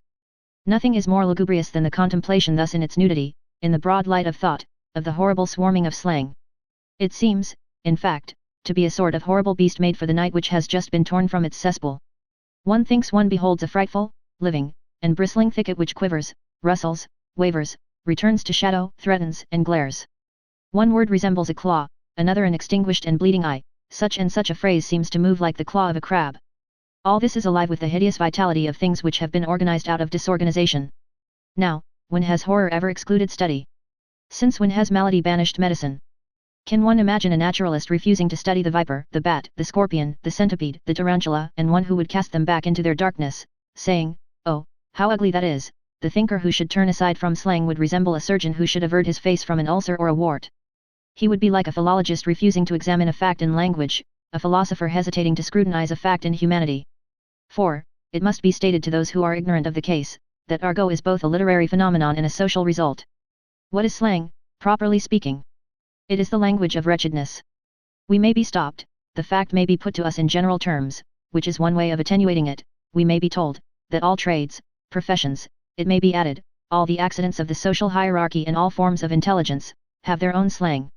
The merchant who says, Montpellier not active, Marseille's fine quality, the broker on change who says, assets at end of current month, the gambler who says, tiers et tout, refait de pique, the sheriff of the Norman Isles who says, the holder in fee reverting to his landed estate cannot claim the fruits of that estate during the hereditary seizure of the real estate by the mortgager, the playwright who says, the piece was hissed, the comedian who says, I've made a hit, the philosopher who says, phenomenal triplicity, the huntsman who says, voici l'as, voici fuyant, the phrenologist who says, amativeness, combativeness, secretiveness, the infantry soldier who says, my shooting iron, the cavalryman who says, my turkey cock. The fencing master who says, tierce, cart, brake, the printer who says, my shooting stick and galley, all, printer, fencing master, cavalry dragoon, infantryman, phrenologist, huntsman, philosopher, comedian, playwright, sheriff, gambler, stockbroker, and merchant, speak slang. The painter who says, my grinder, the notary who says, my skip the gutter, the hairdresser who says, my mealy back, the cobbler who says, my cub, talks slang. Strictly speaking, if one absolutely insists on the point, all the different fashions of saying the right and the left, the sailor's port and starboard, the scene shifter's court side, and garden side, the Beatles' gospel side and epistle side, are slang. There is the slang of the affected lady as well as of the preciouses. The Hotel Rambouillet nearly adjoins the Cour des Miracles. There is a slang of duchesses, witness this phrase contained in a love letter from a very great lady and a very pretty woman of the Restoration. You will find in this gossip a foultitude of reasons why I should libertaize 40 diplomatic ciphers are slang, the pontifical chancellery by using 26 for Rome, Grecques tuntis isle for dispatch, and obsust Grenagreques 211. For the Duc de Medina, speaks slang. The physicians of the Middle Ages who, for carrot, radish, and turnip, said opoponac, per froscinum, reptidelmus, dracatholicum, angelorum, postgerum, talked slang. The sugar manufacturer who says, loaf, clarified, lumps, bastard, common, burnt, this honest manufacturer talks slang. A certain school of criticism 20 years ago, which used to say, half of the works of Shakespeare consists of plays upon words and puns, talks slang. The poet, and the artist who, with profound understanding, would designate M. de Montmorency as a bourgeois, if he were not a judge of verses and statues, speak slang. The classic academician who calls flowers flora, fruits, pomona, the sea, Neptune, love, fires, beauty, charms, a horse, a courser. The white or tricolored cockade, the rose of Bologna, the three-cornered hat, Mars triangle, that classical academician talks slang. Algebra, medicine, botany, have each their slang. The tongue which is employed on board ship, that wonderful language of the sea, which is so complete and so picturesque, which was spoken by Jean Bart, Duquesne, Suffren, and Dupère, which mingles with the whistling of the rigging, the sound of the speaking trumpets, the shock of the boarding irons, the roll of the sea, the wind, the gale, the cannon, is wholly a heroic and dazzling slang, which is to the fierce slang of the thieves what the lion is to the jackal. No doubt. But say what we will, this manner of understanding the word slang is an extension which every one will not admit. For our part, we reserve to the word its ancient and precise, circumscribed and determined significance, and we restrict slang to slang. The veritable slang and the slang that is preeminently slang, if the two words can be coupled thus, the slang immemorial which was a kingdom, is nothing else, we repeat, than the homely, uneasy, crafty, treacherous, venomous, cruel, equivocal, vile, profound, fatal tongue of wretchedness. There exists, at the extremity of all abasement and all misfortunes, a last misery which revolts and makes up its mind to enter into conflict with the whole mass of fortunate facts and reigning rights, a fearful conflict, where, now cunning, now violent, unhealthy and ferocious at one and the same time, it attacks the social order with pinpricks through vice, and with club blows through crime. To meet the needs of this conflict, wretchedness has invented a language of combat, which is slang. To keep afloat and to rescue from oblivion, to hold above the gulf, were it but a fragment of some language which man has spoken and which would, otherwise, be lost, that is to say, one of the elements, good or bad, of which civilization is composed, or by which it is complicated, to extend the records of social observation, is to serve civilization itself. This service Plautus rendered, consciously or unconsciously, by making 2 Carthaginian soldiers talk Phoenician, that service Molière rendered, by making so many of his characters talk Levantine and all sorts of dialects. Here objections spring up afresh. Phoenician, very good. Levantine, quite right. Even dialect, let that pass. They are tongues which have belonged to nations or provinces, but slang. What is the use of preserving slang? What is the good of assisting slang to survive?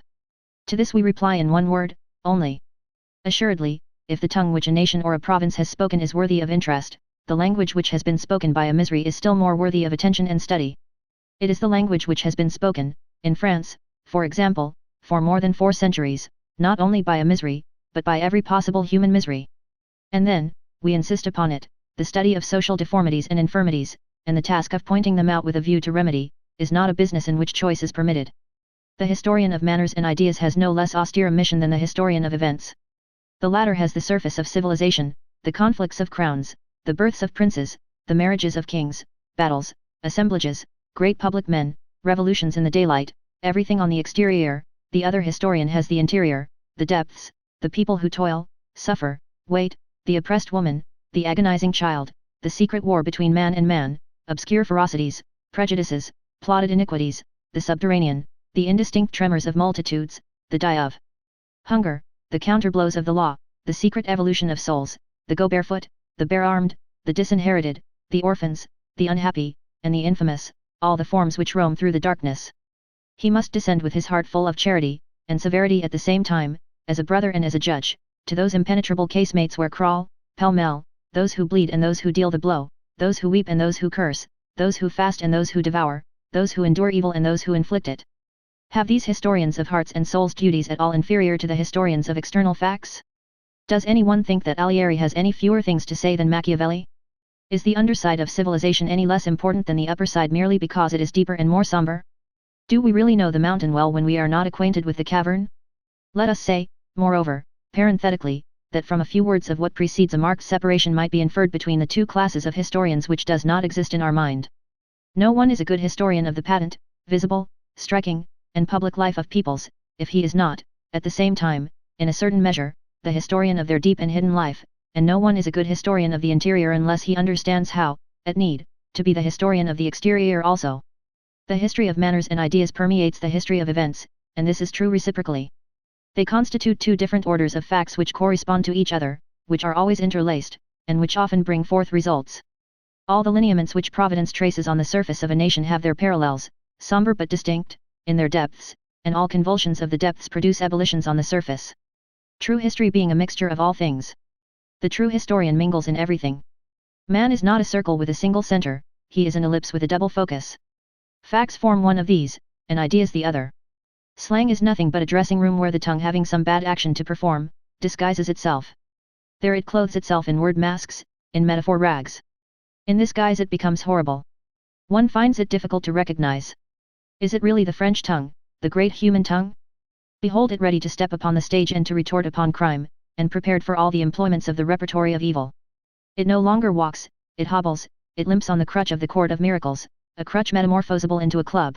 It is called vagrancy. Every sort of spectre, its dressers, have painted its face, it crawls and rears, the double gait of the reptile. Henceforth, it is apt at all roles, it is made suspicious by the counterfeiter, covered with verdigris by the forger, blacked by the soot of the incendiary, and the murderer applies its rouge. When one listens, by the side of honest men, at the portals of society, one overhears the dialogues of those who are on the outside. One distinguishes questions and replies. One perceives, without understanding it, a hideous murmur, sounding almost like human accents, but more nearly resembling a howl than an articulate word. It is slang. The words are misshapen and stamped with an indescribable and fantastic bestiality. One thinks one hears hydras talking. It is unintelligible in the dark. It gnashes and whispers, completing the gloom with mystery. It is black in misfortune, it is blacker still in crime. These two blacknesses amalgamated, compose slang. Obscurity in the atmosphere, obscurity in acts, obscurity in voices. Terrible, toad-like tongue which goes and comes, leaps, crawls, slobbers, and stirs about in monstrous wise in that immense grey fog composed of rain and night, of hunger, of vice, of falsehood, of injustice, of nudity, of suffocation, and of winter, the high noonday of the miserable. Let us have compassion on the chastised. Alas! Who are we ourselves? Who am I who now address you? Who are you who are listening to me? And are you very sure that we have done nothing before we were born? The earth is not devoid of resemblance to a jail. Who knows whether man is not a recaptured offender against divine justice? Look closely at life. It is so made, that everywhere we feel the sense of punishment. Are you what is called a happy man? Well, you are sad every day. Each day has its own great grief or its little care. Yesterday you were trembling for a health that is dear to you, today you fear for your own, tomorrow it will be anxiety about money, the day after tomorrow the diatribe of a slanderer, the day after that, the misfortune of some friend, then the prevailing weather, then something that has been broken or lost, then a pleasure with which your conscience and your vertebral column reproach you, again, the course of public affairs. This without reckoning in the pains of the heart. And so it goes on. One cloud is dispelled, another forms. There is hardly one day out of 100 which is wholly joyous and sunny. And you belong to that small class who are happy. As for the rest of mankind, stagnating night rests upon them. Thoughtful minds make but little use of the phrase, the fortunate and the unfortunate. In this world, evidently the vestibule of another, there are no fortunate. The real human division is this, the luminous and the shady. To diminish the number of the shady, to augment the number of the luminous, that is the object. That is why we cry, education. Science. To teach reading, means to light the fire, every syllable spelled out sparkles. However, he who says light does not, necessarily, say joy. People suffer in the light, excess burns. The flame is the enemy of the wing. To burn without ceasing to fly, therein lies the marvel of genius. When you shall have learned to know, and to love, you will still suffer. The day is born in tears. The luminous weep, if only over those in darkness. Chapter 2, Roots. Slang is the tongue of those who sit in darkness. Thought is moved in its most somber depths, social philosophy is bidden to its most poignant meditations, in the presence of that enigmatic dialect at once so blighted and rebellious. Therein lies chastisement made visible. Every syllable has an air of being marked. The words of the vulgar tongue appear therein wrinkled and shriveled, as it were, beneath the hot iron of the executioner. Some seem to be still smoking. Such and such a phrase produces upon you the effect of the shoulder of a thief branded with the fleur-de-lis, which has suddenly been laid bare. Ideas almost refuse to be expressed in these substantives which are fugitives from justice. Metaphor is sometimes so shameless, that one feels that it has worn the iron neck fetter. Moreover, in spite of all this, and because of all this strange dialect has by rights, its own compartment in that great impartial case of pigeonholes where there is room for the rusty farthing as well as for the gold medal, and which is called literature. Slang, whether the public admit the fact or not, has its syntax and its poetry. It is a language. Yes, by the deformity of certain terms, we recognize the fact that it was chewed by Mandarin, and by the splendor of certain metonymies, we feel that Villon spoke it. That exquisite and celebrated verse. Mais ou sunt la neige d'Anton? But where are the snows of years gone by? Is a verse of slang. Anton, anti-annum, is a word of Thun slang, which signified the past year, and by extension, formerly. 35 years ago, at the epoch of the departure of the great chain gang, there could be read in one of the cells at Bicetre, this maxim engraved with a nail on the wall by a king of Thunes condemned to the galleys, Les dabs d'Anton trimaient siempre pour la pierre du coisera. This means kings in days gone by always went and had themselves anointed.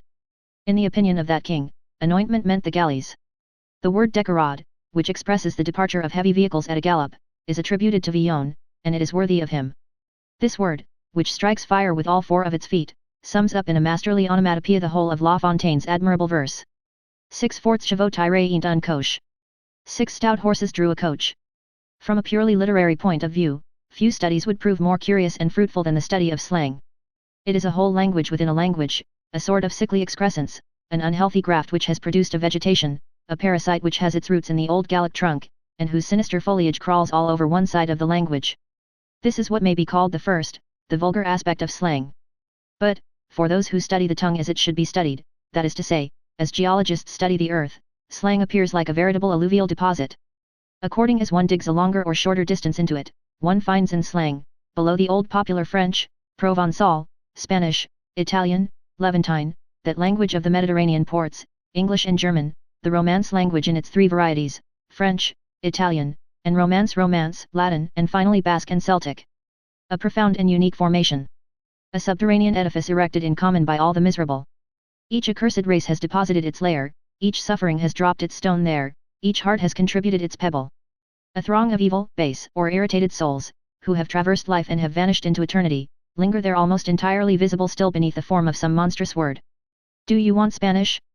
The old Gothic slang abounded in it. Here is buffet, a box on the ear, which is derived from bofton, vantane, window, later on vanterne, which comes from vantana, gat, cat, which comes from gatto, a sight, oil, which comes from a sight. Do you want Italian? Here is spade, sword, which comes from spada, carvel, boat, which comes from caravella. Do you want English? Here is bichotte, which comes from bishop, rail, spy, which comes from rascal, rascalian, pilchy, a case, which comes from pilcher, a sheath. Do you want German? Here is the calier, the waiter, kellner, the Herz, the master, Herzog, duke. Do you want Latin? Here is franger, to break, frangier, a furor, to steal, fur, cadine, chain, catena. There is one word which crops up in every language of the continent, with a sort of mysterious power and authority.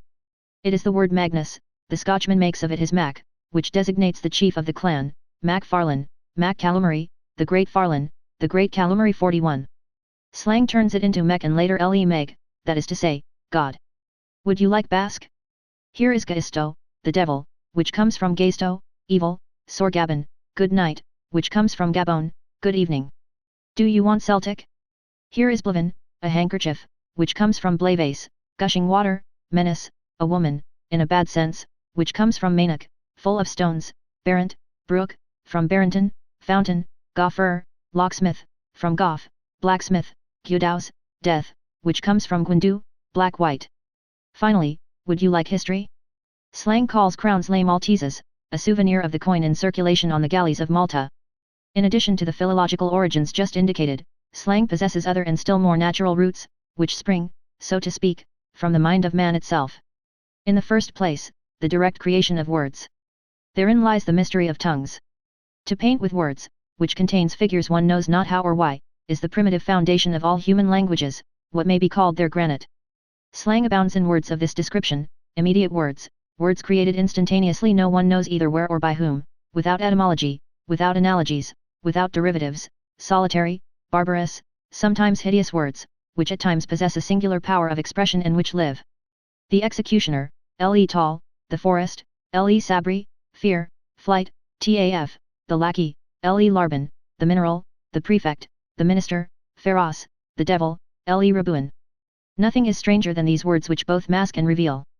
Some, le rabuin, for example, are at the same time grotesque and terrible, and produce on you the effect of a cyclopean grimace. In the second place, metaphor. The peculiarity of a language which is desirous of saying all yet concealing all is that it is rich in figures. Metaphor is an enigma, wherein the thief who is plotting a stroke, the prisoner who is arranging an escape, take refuge.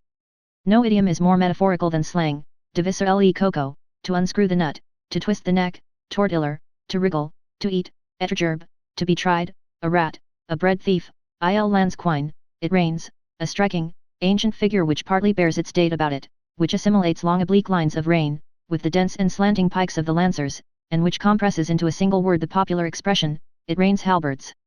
Sometimes, in proportion as slang progresses from the first epoch to the second, words pass from the primitive and savage sense to the metaphorical sense.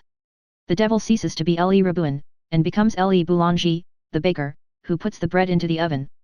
This is more witty, but less grand. Something like Racine after Corneille, like Euripides after Aeschylus.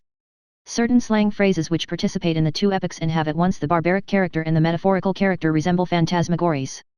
Les sorgueurs vont solliciter des gales à la lune, the prowlers are going to steal horses by night, this passes before the mind like a group of spectres. One knows not what one sees. In the third place, the expedient. Slang lives on the language. It uses it in accordance with its fancy, it dips into it haphazard, and it often confines itself, when occasion arises, to alter it in a gross and summary fashion. Occasionally, with the ordinary words thus deformed and complicated with words of pure slang, picturesque phrases are formed, in which there can be felt the mixture of the two preceding elements, the direct creation and the metaphor, le cab jaspine, je meron que la roulotte de pantin trime dans le sabri, the dog is barking, I suspect that the diligence for Paris is passing through the woods. Le dab est sinve, la dabug est merlicière, la fille est bative, the bourgeois is stupid, the bourgeoise is cunning, the daughter is pretty. Generally, to throw listeners off the track, slang confines itself to adding to all the words of the language without distinction, an ignoble tale, a termination in ale, in org, in irgu, or in ouche. Thus, vous ergu trouvaille bonheur ce gigot much? Do you think that leg of mutton good? A phrase addressed by Cartouche to a turnkey in order to find out whether the sum offered for his escape suited him. The termination in mar has been added recently. Slang, being the dialect of corruption, quickly becomes corrupted itself. Besides this, as it is always seeking concealment, as soon as it feels that it is understood, it changes its form. Contrary to what happens with every other vegetation, every ray of light which falls upon it kills whatever it touches. Thus slang is in constant process of decomposition and recomposition, an obscure and rapid work which never pauses. It passes over more ground in 10 years than a language in 10 centuries. Thus le lardon, bread, becomes le lardif, le gale, horse, becomes le gay, la ferdinc, straw, becomes la fertile, le momignard, brat, le mamuk, les feeks, duds, frusks, la cheek, the church, le grugioire, le colabra, neck, le colas.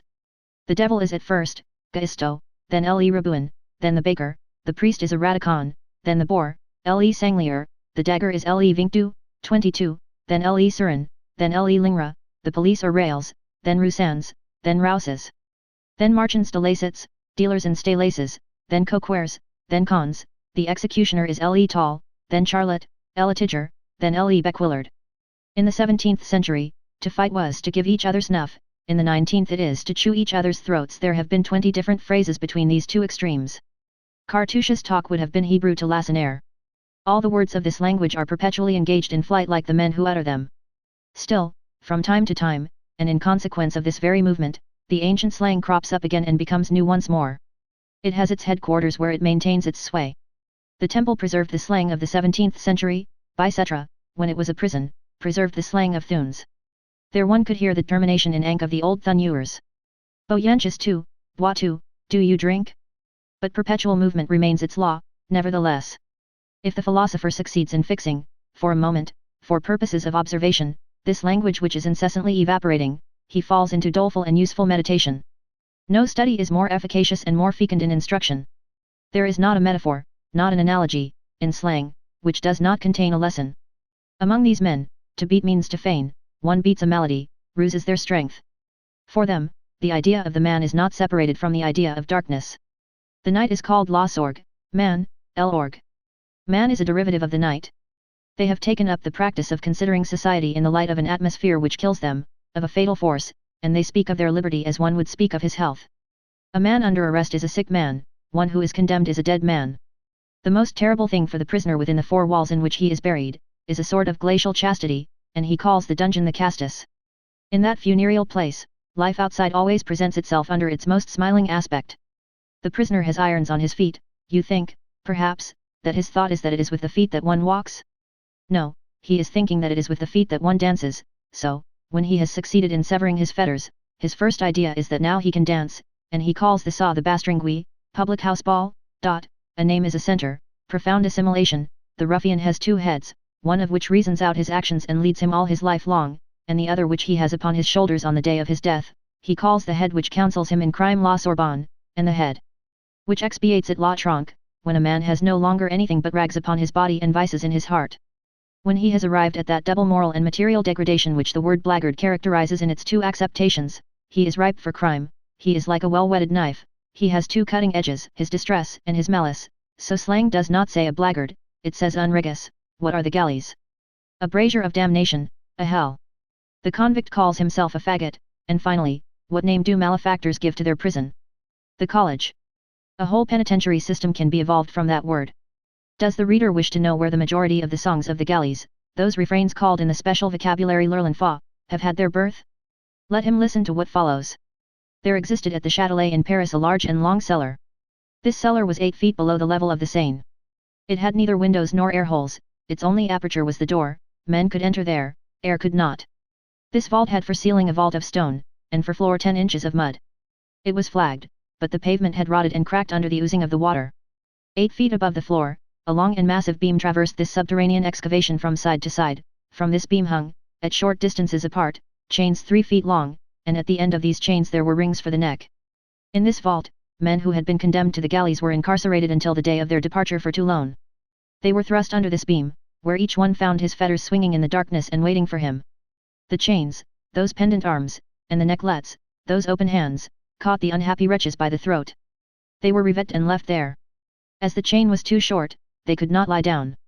They remained motionless in that cavern, in that night, beneath that beam, almost hanging, forced to unheard of efforts to reach their bread jug or their vault overhead, mud even to mid-leg, filth flowing to their very calves, broken asunder with fatigue, with thighs and knees giving way, clinging fast to the chain with their hands in order to obtain some rest, unable to sleep except when standing erect, and awakened every moment by the strangling of the collar. Some woke no more.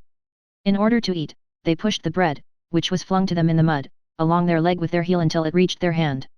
How long did they remain thus? 1 month, 2 months, 6 months sometimes, one stayed a year. It was the antechamber of the galleys. Men were put there for stealing a hair from the king. In this sepulchre hell, what did they do? What man can do in a sepulchre? They went through the agonies of death, and what can man do in hell? They sang, for song lingers where there is no longer any hope. In the waters of Malta, when a galley was approaching, the song could be heard before the sound of the oars. Poor Sir Vincent, the poacher, who had gone through the prison cellar of the Châtelet, said, "It was the rhymes that kept me up." Uselessness of poetry. What is the good of rhyme? It is in this cellar that nearly all the slang songs had their birth. It is from the dungeon of the Grand Châtelet of Paris that comes the melancholy refrain of the Montgomery Galley, Timolomacene, Timolomacene. The majority of these songs are melancholy, some are gay, one is tender. Isakale est la theatre. Du petit dardant. Here is the theatre. Of the little archer, Cupid. Do what you will, you cannot annihilate that eternal relic in the heart of man, love. In this world of dismal deeds, people keep their secrets. The secret is the thing above all others. The secret, in the eyes of these wretches, is unity which serves as a base of union.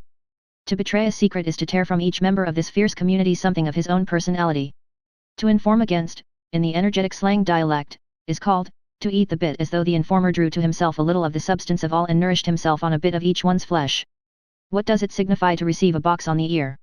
Commonplace metaphor replies, it is to see 36 candles. Here slang intervenes and takes it up, candle, camoufle. Thereupon, the ordinary tongue gives camouflage 42 as the synonym for syphilate. Thus, by a sort of infiltration from below upwards, with the aid of metaphor, that incalculable trajectory slang mounts from the cavern to the academy, and Pouleiller saying, I light my camoufle, causes Voltaire to write, Langleviel la Beaumelle deserves 100 camouflets. Researches in slang mean discoveries at every step.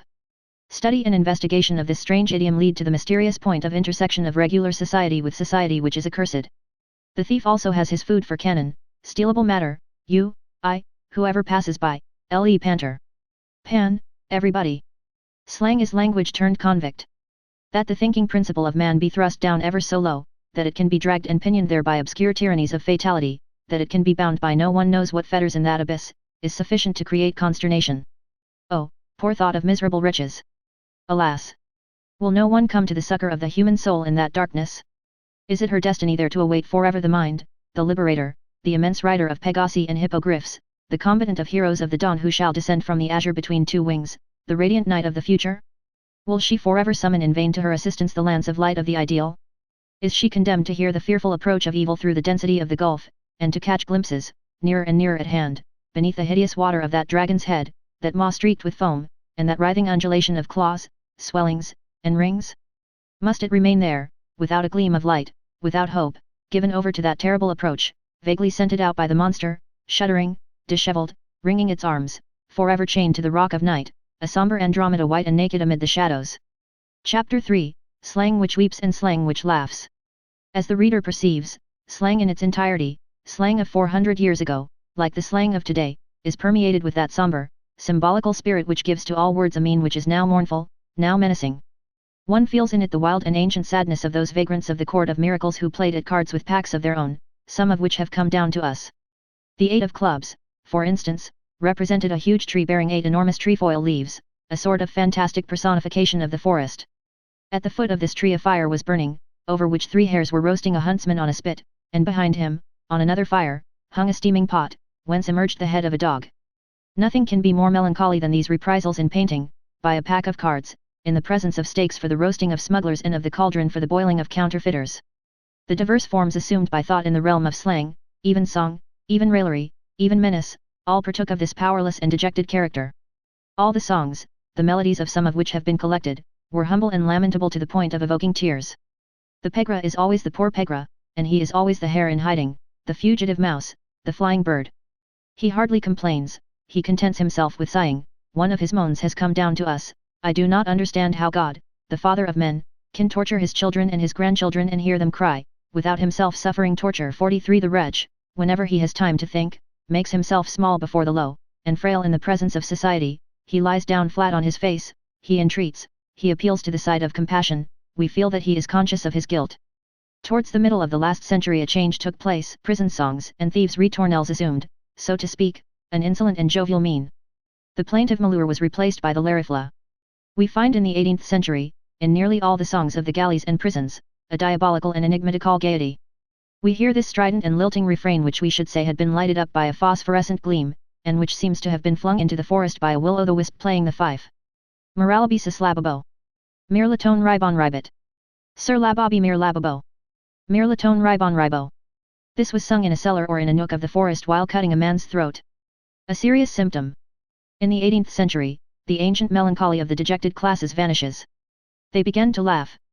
They rally the Grand Meg and the Grand Dab. Given Louis XV. They call the King of France Le Marquis de Pantin and behold, they are almost gay. A sort of gleam proceeds from these miserable wretches, as though their consciences were not heavy within them any more. These lamentable tribes of darkness have no longer merely the desperate audacity of actions, they possess the heedless audacity of mind. A sign that they are losing the sense of their criminality, and that they feel, even among thinkers and dreamers, some indefinable support which the latter themselves know not of. A sign that theft and pillage are beginning to filter into doctrines and sophisms, in such a way as to lose somewhat of their ugliness, while communicating much of it to sophisms and doctrines. A sign, in short, of some outbreak which is prodigious and near unless some diversion shall arise. Let us pause a moment. Whom are we accusing here? Is it the 18th century? Is it philosophy? Certainly not. The work of the 18th century is healthy and good and wholesome. The encyclopedists, Diderot at their head, the physiocrates, Turgot at their head, the philosophers, Voltaire at their head, the utopians, Rousseau at their head, these are 4 sacred legions. Humanity's immense advance towards the light is due to them.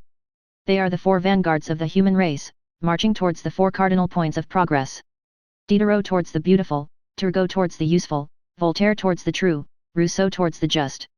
But by the side of and above the philosophers, there were the sophists, a venomous vegetation mingled with a healthy growth, hemlock in the virgin forest. While the executioner was burning the great books of the liberators of the century on the grand staircase of the courthouse, writers now forgotten were publishing, with the king's sanction.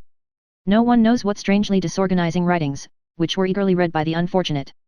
Some of these publications, odd to say, which were patronized by a prince, are to be found in the secret library. These facts, significant but unknown, were imperceptible on the surface. Sometimes, in the very obscurity of a fact lurks its danger. It is obscure because it is underhand. Of all these writers, the one who probably then excavated in the masses the most unhealthy gallery was Restif de la Bretonne. This work, peculiar to the whole of Europe, effected more ravages in Germany than anywhere else. In Germany, during a given period, summed up by Schiller in his famous drama The Robbers, theft and pillage rose up in protest against property and labor, assimilated certain specious and false elementary ideas, which, though just in appearance, were absurd in reality, enveloped themselves in these ideas, disappeared within them, after a fashion, assumed an abstract name, passed into the state of theory, and in that shape circulated among the laborious, suffering, and honest masses, unknown even to the imprudent chemists who had prepared the mixture, unknown even to the masses who accepted it. Whenever a fact of this sort presents itself, the case is grave. Suffering engenders wrath, and while the prosperous classes blind themselves or fall asleep, which is the same thing as shutting one's eyes, the hatred of the unfortunate classes lights its torch at some aggrieved or ill-made spirit which dreams in a corner, and sets itself to the scrutiny of society. The scrutiny of hatred is a terrible thing. Hence, if the ill fortune of the time so wills it, those fearful commotions which were formerly called jacqueries, beside which purely political agitations are the merest child's play, which are no longer the conflict of the oppressed and the oppressor, but the revolt of discomfort against comfort. Then everything crumbles. Jacqueries are earthquakes of the people. It is this peril, possibly imminent towards the close of the 18th century, which the French Revolution, that immense act of probity, cut short. The French Revolution, which is nothing else than the idea armed with the sword, rose erect, and, with the same abrupt movement, closed the door of ill and opened the door of good. It put a stop to torture, promulgated the truth, expelled miasma, rendered the century healthy, crowned the populace. It may be said of it that it created man a second time, by giving him a second soul, the right. The 19th century has inherited and profited by its work, and today, the social catastrophe to which we lately alluded is simply impossible. Blind is he who announces it. Foolish is he who fears it. Revolution is the vaccine of Jacquerie. Thanks to the revolution, social conditions have changed. Feudal and monarchical maladies no longer run in our blood. There is no more of the Middle Ages in our constitution. We no longer live in the days when terrible swarms within made eruptions, when one heard beneath his feet the obscure course of a dull rumble, when indescribable elevations from mole-like tunnels appeared on the surface of civilization, where the soil cracked open, where the roofs of caverns yawned, and where one suddenly beheld monstrous heads emerging from the earth. The revolutionary sense is a moral sense. The sentiment of right, once developed, develops the sentiment of duty. The law of all is liberty, which ends where the liberty of others begins, according to Robespierre's admirable definition. Since '89, the whole people has been dilating into a sublime individual. There is not a poor man, who, possessing his right, has not his ray of sun. The die of hunger feels within him the honesty of France. The dignity of the citizen is an internal armor. He who is free is scrupulous. He who votes reigns. Hence incorruptibility, hence the miscarriage of unhealthy lusts, hence eyes heroically lowered before temptations. The revolutionary wholesomeness is such, that on a day of deliverance, a 14th of July, a 10th of August, there is no longer any populace. The first cry of the enlightened and increasing throngs is, death to thieves. Progress is an honest man, the ideal and the absolute do not filch pocket handkerchiefs. By whom were the wagons containing the wealth of the Tuileries escorted in 1848? By the rag pickers of the Faubourg Saint-Antoine. Rags mounted guard over the treasure. Verdure rendered these tatterdemalions resplendent. In those wagons and chests, hardly closed, and some, even, half open, amid 100 dazzling caskets, was that ancient crown of France, studded with diamonds, surmounted by the carbuncle of royalty, by the regent diamond, which was worth 30 millions. Barefooted, they guarded that crown. Hence, no more jacquerie. I regret it for the sake of the skillful. The old fear has produced its last effects in that quarter, and henceforth it can no longer be employed in politics. The principal spring of the red spectre is broken. Everyone knows it now. The scarecrow scares no longer. The birds take liberties with the mannequin, foul creatures alight upon it, the bourgeois laugh at it. Chapter 4, The Two Duties, to Watch and to Hope. This being the case, is all social danger dispelled? Certainly not. There is no jacquerie, society may rest assured on that point, blood will no longer rush to its head. But let society take heed to the manner in which it breathes. Apoplexy is no longer to be feared, but phthisis is there. Social phthisis is called misery. One can perish from being undermined as well as from being struck by lightning. Let us not weary of repeating, and sympathetic souls must not forget that this is the first of fraternal obligations, and selfish hearts must understand that the first of political necessities consists in thinking first of all of the disinherited and sorrowing throngs, in solacing, erring, enlightening, loving them, in enlarging their horizon to a magnificent extent, in lavishing upon them education in every form, in offering them the example of labor, never the example of idleness, in diminishing the individual burden by enlarging the notion of the universal aim, in setting a limit to poverty without setting a limit to wealth, in creating vast fields of public and popular activity, in having, like Briareus, 100 hands to extend in all directions to the oppressed and the feeble, in employing the collective power for that grand duty of opening workshops for all arms, schools for all aptitudes, and laboratories for all degrees of intelligence, in augmenting salaries, diminishing trouble, balancing what should be and what is, that is to say, in proportioning enjoyment to effort and a glut to need, in a word, in evolving from the social apparatus more light and more comfort for the benefit of those who suffer and those who are ignorant. And, let us say it, all this is but the beginning. The true question is this: labor cannot be a law without being a right. We will not insist upon this point, this is not the proper place for that. If nature calls itself providence, society should call itself foresight. Intellectual and moral growth is no less indispensable than material improvement. To know is a sacrament, to think is the prime necessity, truth is nourishment as well as grain. A reason which fasts from science and wisdom grows thin. Let us enter equal complaint against stomachs and minds which do not eat. If there is anything more heartbreaking than a body perishing for lack of bread, it is a soul which is dying from hunger for the light. The whole of progress tends in the direction of solution. Some day we shall be amazed. As the human race mounts upward, the deep layers emerge naturally from the zone of distress. The obliteration of misery will be accomplished by a simple elevation of level. We should do wrong were we to doubt this blessed consummation. The past is very strong, it is true, at the present moment. It censures. This rejuvenation of a corpse is surprising. Behold, it is walking and advancing. It seems a victor, this dead body is a conqueror. He arrives with his legions, superstitions, with his sword, despotism, with his banner, ignorance. A while ago, he won 10 battles. He advances, he threatens, he laughs, he is at our doors. Let us not despair, on our side. Let us sell the field on which Hannibal is encamped. What have we to fear, we who believe? No such thing as a backflow of ideas exists any more than there exists a return of a river on its course. But let those who do not desire a future reflect on this matter. When they say no to progress, it is not the future but themselves that they are condemning. They are giving themselves a sad malady, they are inoculating themselves with the past. There is but one way of rejecting tomorrow, and that is to die. Now, no death, that of the body as late as possible, that of the soul never, this is what we desire. Yes, the enigma will utter its word, the Sphinx will speak, the problem will be solved. Yes, the people, sketched out by the 18th century, will be finished by the 19th. He who doubts this is an idiot. The future blossoming, the near blossoming forth of universal well-being, is a divinely fatal phenomenon. Immense combined propulsions direct human affairs and conduct them within a given time to a logical state, that is to say, to a state of equilibrium, that is to say, to equity. A force composed of earth and heaven results from humanity and governs it. This force is a worker of miracles, marvelous issues are no more difficult to it than extraordinary vicissitudes. Aided by science, which comes from one man, and by the event, which comes from another, it is not greatly alarmed by these contradictions in the attitude of problems, which seem impossibilities to the vulgar herd. It is no less skillful at causing a solution to spring forth from the reconciliation of ideas, than a lesson from the reconciliation of facts, and we may expect anything from that mysterious power of progress, which brought the Orient and the Occident face to face one fine day, in the depths of a sepulchre, and made the imams converse with Bonaparte in the interior of the Great Pyramid. In the meantime, let there be no halt, no hesitation, no pause in the grandiose onward march of minds. Social philosophy consists essentially in science and peace. Its object is, and its result must be, to dissolve wrath by the study of antagonisms. It examines, it scrutinizes, it analyzes, then it puts together once more, it proceeds by means of reduction, discarding all hatred. More than once, a society has been seen to give way before the wind which is let loose upon mankind. History is full of the shipwrecks of nations and empires, manners, customs, laws, religions, and some fine day that unknown force, the hurricane, passes by and bears them all away. The civilizations of India, of Chaldea, of Persia, of Syria, of Egypt, have disappeared one after the other. Why?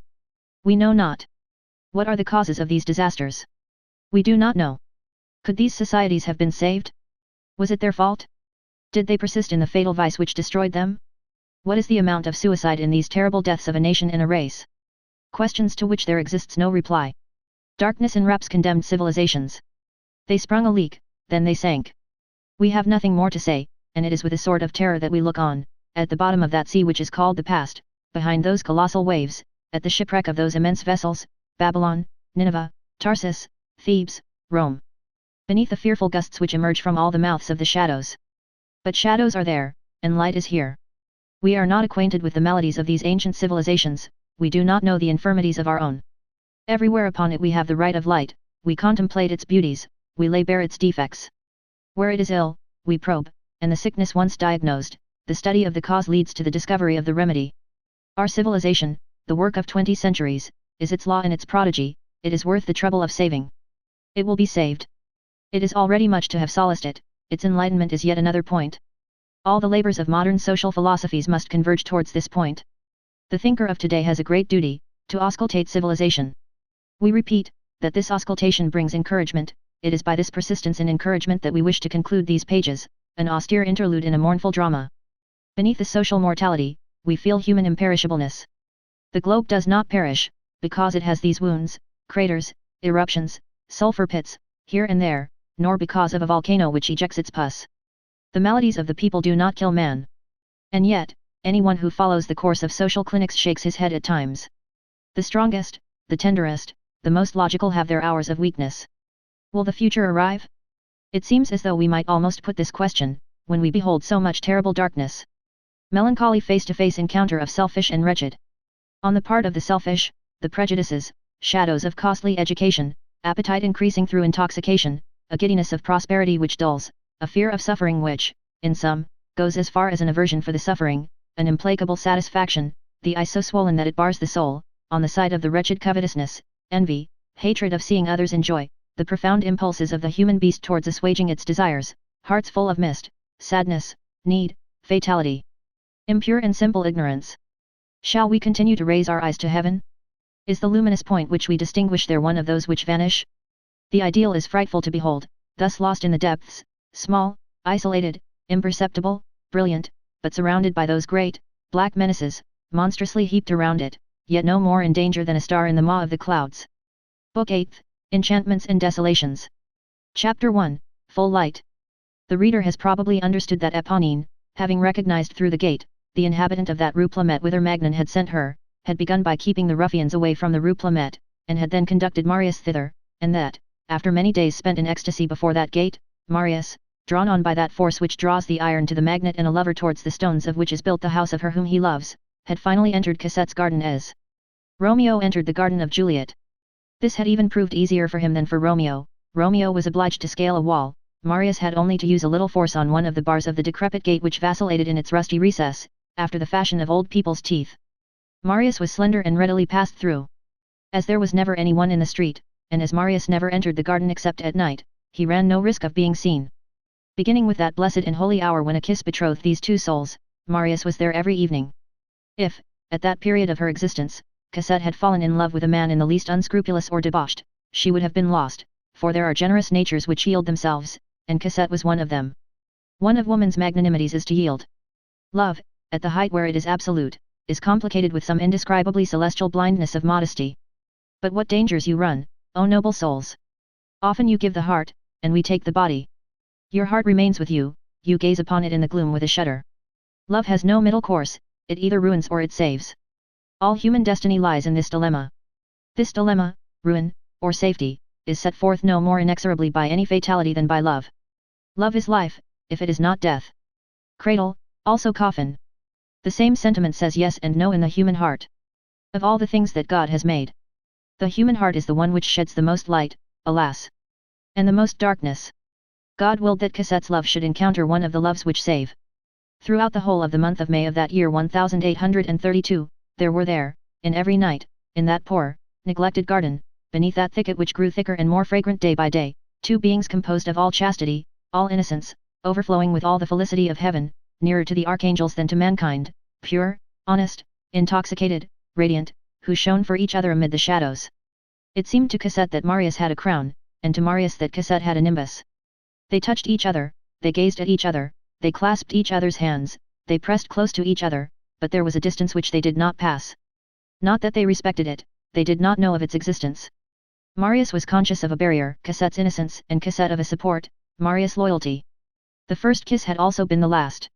Marius, since that time, had not gone further than to touch Cosette's hand, or her kerchief, or a lock of her hair, with his lips. For him, Cosette was a perfume and not a woman. He inhaled her. She refused nothing, and he asked nothing. Cosette was happy, and Marius was satisfied. They lived in this ecstatic state which can be described as the dazzling of one soul by another soul. It was the ineffable first embrace of two maiden souls in the ideal. Two swans meeting on the Jungfrau. At that hour of love, an hour when voluptuousness is absolutely mute, beneath the omnipotence of ecstasy, Marius, the pure and seraphic Marius, would rather have gone to a woman of the town than have raised Cosette's robe to the height of her ankle. Once, in the moonlight, Cosette stooped to pick up something on the ground, her bodice fell apart and permitted a glimpse of the beginning of her throat. Marius turned away his eyes. What took place between these two beings? Nothing. They adored each other. At night, when they were there, that garden seemed a living and a sacred spot. All flowers unfolded around them and sent them incense, and they opened their souls and scattered them over the flowers.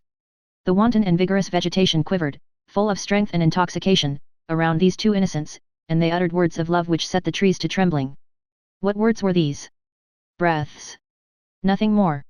These breaths sufficed to trouble and to touch all nature round about. Magic power which we should find it difficult to understand were we to read in a book these conversations which are made to be borne away and dispersed like smoke wreaths by the breeze beneath the leaves. Take from those murmurs of two lovers that melody which proceeds from the soul and which accompanies them like a lyre, and what remains is nothing more than a shade. You say, what, is that all, et? Yes, childish prattle, repetitions, laughter at nothing, nonsense, everything that is deepest and most sublime in the world. The only things which are worth the trouble of saying and hearing. The man who has never heard, the man who has never uttered these absurdities, these paltry remarks, is an imbecile and a malicious fellow. Cosette said to Marius. Dost thou know? In all this and athwart this celestial maidenliness, and without either of them being able to say how it had come about, they had begun to call each other thou. Dost thou know, my name is Euphrasie. Euphrasie, why, no, thy name is Cosette. Oh, Cosette is a very ugly name that was given to me when I was a little thing, but my real name is Euphrasie. Dost thou like that name, Euphrasie? Yes, but Cosette is not ugly. Do you like it better than Euphrasie? Why, yes. Then I like it better too. Truly, it is pretty. Cosette, call me Cosette. And the smile that she added made of this dialogue an idyll worthy of a grove situated in heaven. On another occasion she gazed intently at him and exclaimed, Monsieur, you are handsome, you are good-looking, you are witty, you are not at all stupid, you are much more learned than I am, but I bid you defiance with this word, I love you. And Marius, in the very heavens, thought he heard a strain sung by a star. Or she bestowed on him a gentle tap because he coughed, and she said to him, Don't cough, sir, I will not have people cough on my domain without my permission. It's very naughty to cough and to disturb me. I want you to be well, because, in the first place, if you were not well, I should be very unhappy. What should I do then? And this was simply divine. Once Marius said to Cosette, Just imagine, I thought at one time that your name was Ursule. This made both of them laugh the whole evening. In the middle of another conversation, he chanced to exclaim, Oh, one day, at the Luxembourg, I had a good mind to finish breaking up a veteran, but he stopped short, and went no further. He would have been obliged to speak to Cosette of her garter, and that was impossible. This bordered on a strange theme, the flesh, before which that immense and innocent love recoiled with a sort of sacred fright.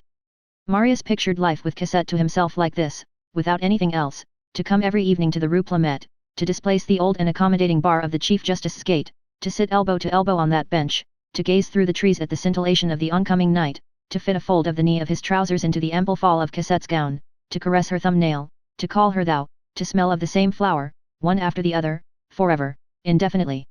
During this time, clouds passed above their heads. Every time that the wind blows it bears with it more of the dreams of men than of the clouds of heaven. This chaste, almost shy love was not devoid of gallantry, by any means. To pay compliments to the woman whom a man loves is the first method of bestowing caresses, and he is half audacious who tries it. A compliment is something like a kiss through a veil. Voluptuousness mingles there with its sweet tiny point, while it hides itself. The heart draws back before voluptuousness only to love the more. Marius' blandishments, all saturated with fancy, were, so to speak, of azure hue. The birds when they fly up yonder, in the direction of the angels, must hear such words. There were mingled with them, nevertheless, life, humanity, all the positiveness of which Marius was capable. It was what is said in the bower, a prelude to what will be said in the chamber, a lyrical effusion, strophe and sonnet intermingled, pleasing hyperboles of cooing, all the refinements of adoration arranged in a bouquet and exhaling a celestial perfume, an ineffable twitter of heart to heart. Oh, murmured Marius, how beautiful you are! I dare not look at you, it is all over with me when I contemplate you, you are a grace, I know not what is the matter with me, the hem of your gown, when the tip of your shoe peeps from beneath, upsets me, and then, what an enchanted gleam when you open your thought even but a little, you talk astonishingly good sense, it seems to me at times that you are a dream, speak, I listen, I admire, oh Cosette, how strange it is and how charming, I am really beside myself. You are adorable, mademoiselle. I study your feet with the microscope and your soul with the telescope. And Cosette answered, I have been loving a little more all the time that has passed since this morning. Questions and replies took care of themselves in this dialogue, which always turned with mutual consent upon love, as the little pith figures always turn on their peg. Cosette's whole person was ingenuousness, ingenuity, transparency, whiteness, candor, radiance. It might have been said of Cosette that she was clear. She produced on those who saw her the sensation of April and dawn. There was dew in her eyes. Cosette was a condensation of the auroral light in the form of a woman. It was quite simple that Marius should admire her, since he adored her. But the truth is, that this little schoolgirl, fresh from the convent, talked with exquisite penetration and uttered, at times, all sorts of true and delicate sayings. Her prattle was conversation. She never made a mistake about anything, and she saw things justly. The woman feels and speaks with the tender instinct of the heart, which is infallible. No one understands so well as a woman, how to say things that are, at once, both sweet and deep. Sweetness and depth, they are the whole of woman, in them lies the whole of heaven. In this full felicity, tears welled up to their eyes every instant. A crushed ladybug, a feather fallen from a nest, a branch of hawthorn broken, aroused their pity, and their ecstasy, sweetly mingled with melancholy, seemed to ask nothing better than to weep. The most sovereign symptom of love is a tenderness that is, at times, almost unbearable. And, in addition to this, all these contradictions are the lightning play of love. They were fond of laughing, they laughed readily and with a delicious freedom, and so familiarly that they sometimes presented the air of two boys. Still, though unknown to hearts intoxicated with purity, nature is always present and will not be forgotten. She is there with her brutal and sublime object, and however great may be the innocence of souls, one feels in the most modest private interview, the adorable and mysterious shade which separates a couple of lovers from a pair of friends. They idolized each other. The permanent and the immutable are persistent. People live, they smile, they laugh, they make little grimaces with the tips of their lips, they interlace their fingers, they call each other thou, and that does not prevent eternity. Two lovers hide themselves in the evening, in the twilight, in the invisible, with the birds, with the roses, they fascinate each other in the darkness with their hearts which they throw into their eyes, they murmur, they whisper, and in the meantime, immense librations of the planets fill the infinite universe. Chapter 2, The Bewilderment of Perfect Happiness. They existed vaguely, frightened at their happiness. They did not notice the cholera which decimated Paris precisely during that very month. They had confided in each other as far as possible, but this had not extended much further than their names. Marius had told Cosette that he was an orphan, that his name was Marius Pontmercy, that he was a lawyer, that he lived by writing things for publishers, that his father had been a colonel, that the latter had been a hero, and that he, Marius, was on bad terms with his grandfather who was rich. He had also hinted at being a baron, but this had produced no effect on Cosette. She did not know the meaning of the word. Marius was Marius. On her side, she had confided to him that she had been brought up at the Petit Picpus convent, that her mother, like his own, was dead, that her father's name was M. Fauchelevent, that he was very good, that he gave a great deal to the poor, but that he was poor himself. And that he denied himself everything though he denied her nothing. Strange to say, in the sort of symphony which Marius had lived since he had been in the habit of seeing Cosette, the past, even the most recent past, had become so confused and distant to him, that what Cassette told him satisfied him completely. It did not even occur to him to tell her about the nocturnal adventure in the hovel, about Thénardier, about the burn, and about the strange attitude and singular flight of her father. Marius had momentarily forgotten all this. In the evening he did not even know that there had been a morning, what he had done, where he had breakfasted, nor who had spoken to him. He had songs in his ears which rendered him deaf to every other thought. He only existed at the hours when he saw Cassette. Then, as he was in heaven, it was quite natural that he should forget earth. Both bore languidly the indefinable burden of immaterial pleasures. Thus lived these somnambulists who are called lovers. Alas! Who is there who has not felt all these things? Why does there come an hour when one emerges from this azure, and why does life go on afterwards? Loving almost takes the place of thinking. Love is an ardent forgetfulness of all the rest. Then ask logic of passion if you will. There is no more absolute logical sequence in the human heart than there is a perfect geometrical figure in the celestial mechanism. For Cassette and Marius nothing existed except Marius and Cassette. The universe around them had fallen into a hole. They lived in a golden minute. There was nothing before them, nothing behind. It hardly occurred to Marius that Cassette had a father. His brain was dazzled and obliterated. Of what did these lovers talk then? We have seen, of the flowers, and the swallows, the setting sun and the rising moon, and all sorts of important things. They had told each other everything except everything. The everything of lovers is nothing. But the father, the realities, that lair, the ruffians, that adventure, to what purpose? And was he very sure that this nightmare had actually existed? They were two, and they adored each other. And beyond that there was nothing. Nothing else existed. It is probable that this vanishing of hell in our rear is inherent to the arrival of paradise. Have we beheld demons? Are there any? Have we trembled? Have we suffered? We no longer know. A rosy cloud hangs over it. So these two beings lived in this manner, high aloft, with all that improbability which is in nature, neither at the nadir nor at the zenith, between man and seraphim, above the mire, below the ether, in the clouds, hardly flesh and blood, soul and ecstasy from head to foot, already too sublime to walk the earth, still too heavily charged with humanity to disappear in the blue, suspended like atoms which are waiting to be precipitated, apparently beyond the bounds of destiny, ignorant of that. Rut, yesterday, today, tomorrow, amazed, rapturous, floating, soaring, at times so light that they could take their flight out into the infinite, almost prepared to soar away to all eternity. They slept wide awake, thus sweetly lulled. Oh! Splendid lethargy of the real overwhelmed by the ideal. Sometimes, beautiful as Cassette was, Marius shut his eyes in her presence. The best way to look at the soul is through closed eyes. Marius and Cassette never asked themselves whither this was to lead them. They considered that they had already arrived. It is a strange claim on man's part to wish that love should lead to something. Chapter 3, The Beginning of Shadow. Jean Valjean suspected nothing. Cassette, who was rather less dreamy than Marius, was gay, and that sufficed for Jean Valjean's happiness. The thoughts which Cassette cherished, her tender preoccupations, Marius' image which filled her heart, took away nothing from the incomparable purity of her beautiful, chaste, and smiling brow. She was at the age when the Virgin bears her love as the angel his lily. So Jean Valjean was at ease. And then, when two lovers have come to an understanding, things always go well. The third party who might disturb their love is kept in a state of perfect blindness by a restricted number of precautions which are always the same in the case of all lovers. Thus, Cassette never objected to any of Jean Valjean's proposals. Did she want to take a walk? Yes, dear little father. Did she want to stay at home? Very good. Did he wish to pass the evening with Cassette? She was delighted. As he always went to bed at 10 o'clock, Marius did not come to the garden on such occasions until after that hour, when, from the street, he heard Cassette open the long glass door on the veranda. Of course, no one ever met Marius in the daytime. Jean Valjean never even dreamed any longer that Marius was in existence. Only once, one morning, he chanced to say to Cassette, "Why, you have whitewash on your back." On the previous evening, Marius, in a transport, had pushed Cassette against the wall. Old Toussaint, who retired early, thought of nothing but her sleep, and was as ignorant of the whole matter as Jean Valjean. Marius never set foot in the house. When he was with Cassette, they hid themselves in a recess near the steps, in order that they might neither be seen nor heard from the street, and there they sat, frequently contenting themselves, by way of conversation, with pressing each other's hands 20 times a minute as they gazed at the branches of the trees.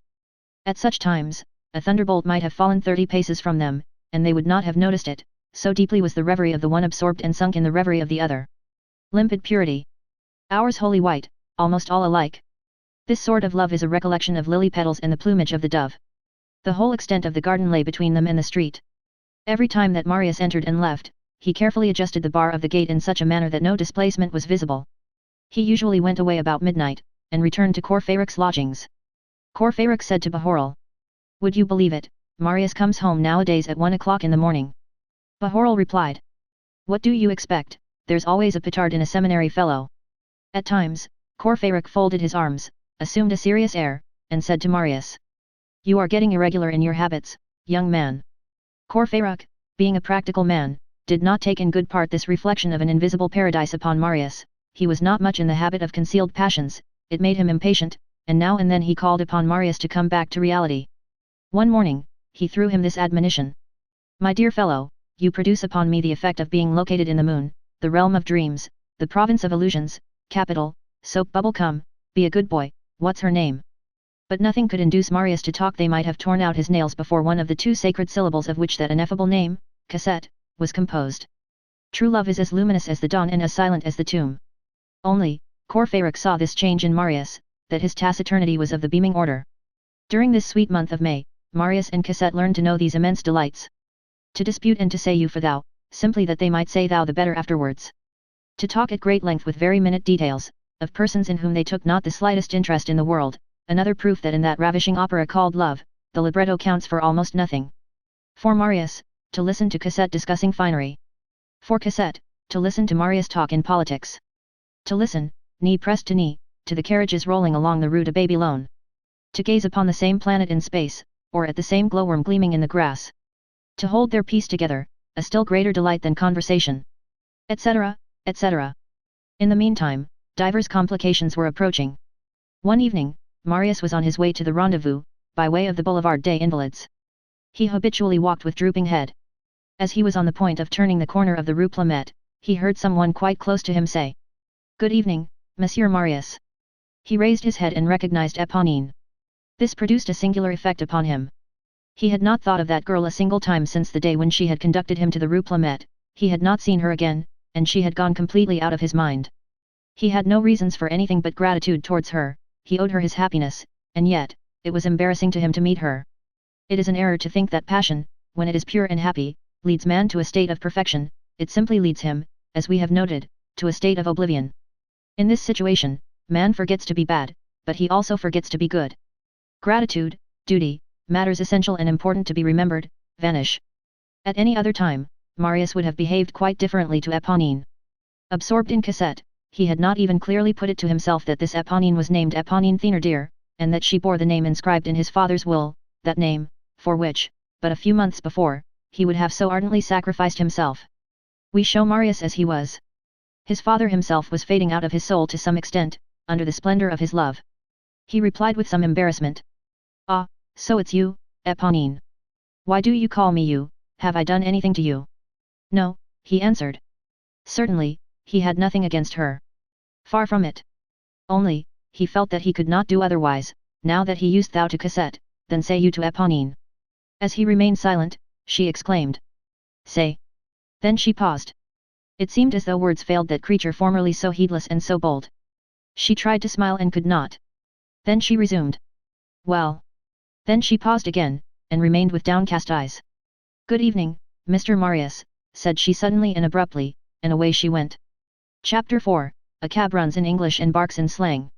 The following day was the 3d of June, 1832, a date which it is necessary to indicate on account of the grave events which at that epoch hung on the horizon of Paris in the state of lightning-charged clouds. Marius, at nightfall, was pursuing the same road as on the preceding evening, with the same thoughts of delight in his heart, when he caught sight of Éponine approaching, through the trees of the boulevard. 2 days in succession, this was too much. He turned hastily aside, quitted the boulevard, changed his course and went to the Rue Plumet through the Rue Monsieur. This caused Éponine to follow him to the Rue Plumet, a thing which she had not yet done. Up to that time, she had contented herself with watching him on his passage along the boulevard without ever seeking to encounter him. It was only on the evening before that she had attempted to address him. So Éponine followed him, without his suspecting the fact. She saw him displace the bar and slip into the garden. She approached the railing, felt of the bars one after the other, and readily recognized the one which Marius had moved. She murmured in a low voice and in gloomy accents. None of that, Lisette. She seated herself on the underpinning of the railing, close beside the bar, as though she were guarding it. It was precisely at the point where the railing touched the neighboring wall. There was a dim nook there, in which Eponine was entirely concealed. She remained thus for more than an hour, without stirring and without breathing, a prey to her thoughts. Towards 10 o'clock in the evening, one of the 2 or 3 persons who passed through the Rue Plumet, an old, belated bourgeois who was making haste to escape from this deserted spot of evil repute, as he skirted the garden railings and reached the angle which it made with the wall, heard a dull and threatening voice saying, "I'm no longer surprised that he comes here every evening." The passerby cast a glance around him, saw no one, dared not peer into the black niche, and was greatly alarmed. He redoubled his pace. This passerby had reason to make haste, for a very few instants later, 6 men, who were marching separately and at some distance from each other, along the wall, and who might have been taken for a grey patrol, entered the Rue Plumet. The first to arrive at the garden railing halted, and waited for the others. A second later, all 6 were reunited. These men began to talk in a low voice. "This is the place," said one of them. "Is there a cab dog in the garden?" asked another. "I don't know in any case, I have fetched a ball that will make him eat." "Have you some putty to break the pane with?" "Yes." "The railing is old," interpolated a fifth, who had the voice of a ventriloquist. "So much the better," said the second who had spoken. "It won't screech under the saw, and it won't be hard to cut." The sixth, who had not yet opened his lips, now began to inspect the gate, as Eponine had done an hour earlier, grasping each bar in succession, and shaking them cautiously. Thus he came to the bar which Marius had loosened. As he was on the point of grasping this bar, a hand emerged abruptly from the darkness, fell upon his arm, he felt himself vigorously thrust aside by a push in the middle of his breast, and a hoarse voice said to him, but not loudly, "There's a dog." At the same moment, he perceived a pale girl standing before him. The man underwent that shock which the unexpected always brings. He bristled up in hideous wise. Nothing is so formidable to behold as ferocious beasts who are uneasy, their terrified air evokes terror. He recoiled and stammered. "What jade is this?" "Your daughter." It was, in fact, Eponine, who had addressed Thénardier. At the apparition of Eponine, the other 5, that is to say, Claquesous, Gueulemer, Babette, Brajon, and Montparnasse had noiselessly drawn near, without precipitation, without uttering a word, with the sinister slowness peculiar to these men of the night. Some indescribable but hideous tools were visible in their hands. Gueulemer held one of those pairs of curved pincers which prowlers call fanchons. "Ah, see here, what are you about there, what do you want with us, are you crazy?" exclaimed Thénardier, as loudly as one can exclaim and still speak low, "what have you come here to hinder our work for?" Eponine burst out laughing, and threw herself on his neck. "I am here, little father, because I am here isn't a person allowed to sit on the stones nowadays, it's you who ought not to be here. What have you come here for, since it's a biscuit? I told Magnan so there's nothing to be done here but embrace me, my good little father, it's a long time since I've seen you, so you're out." Thénardier tried to disentangle himself from Eponine's arms, and grumbled. "That's good, you've embraced me. Yes, I'm out, I'm not in now, get away with you."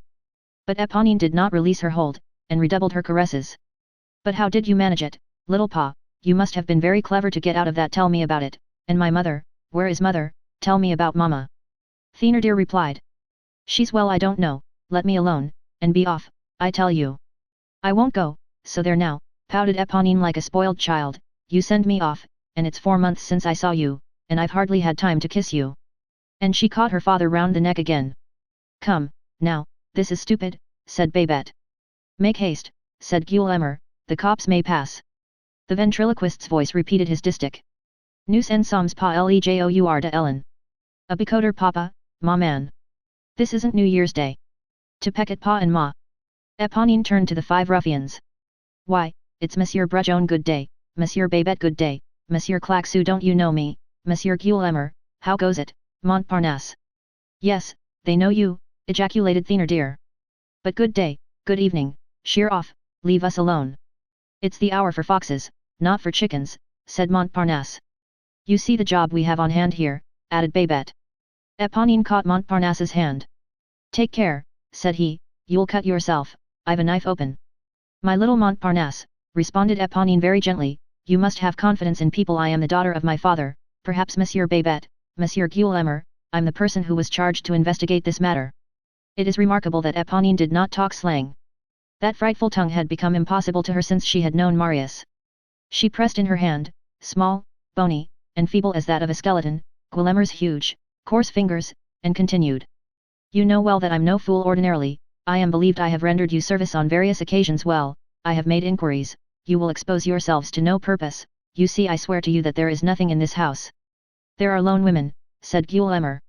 "No, the persons have moved away. The candles haven't, anyway, ejaculated Babette. And he pointed out to Eponine, across the tops of the trees, a light which was wandering about in the mansard roof of the pavilion. It was Toussaint, who had stayed up to spread out some linen to dry. Eponine made a final effort.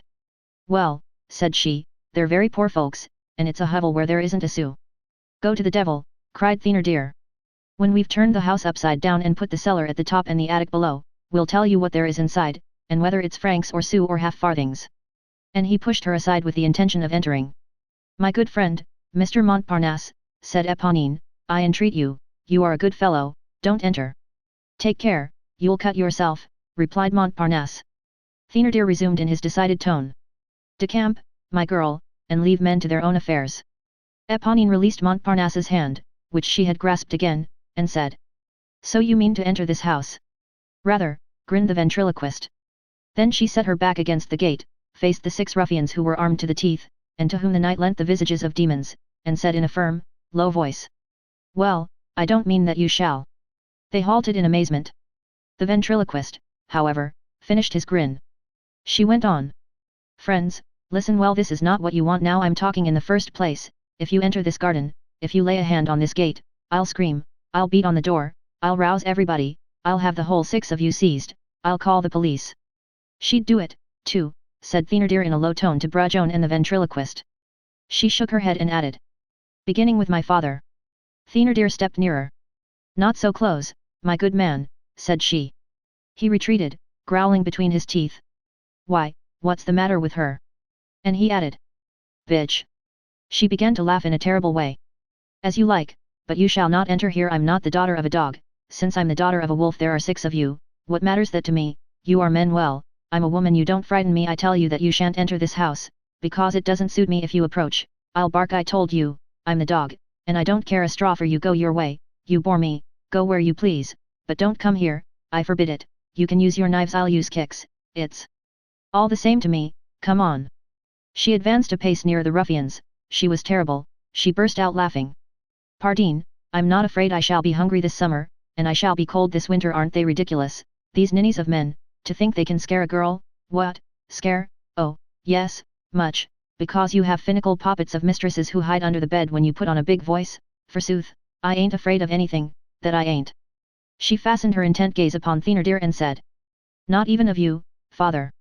Then she continued, as she cast her bloodshot, spectre-like eyes upon the ruffians in turn.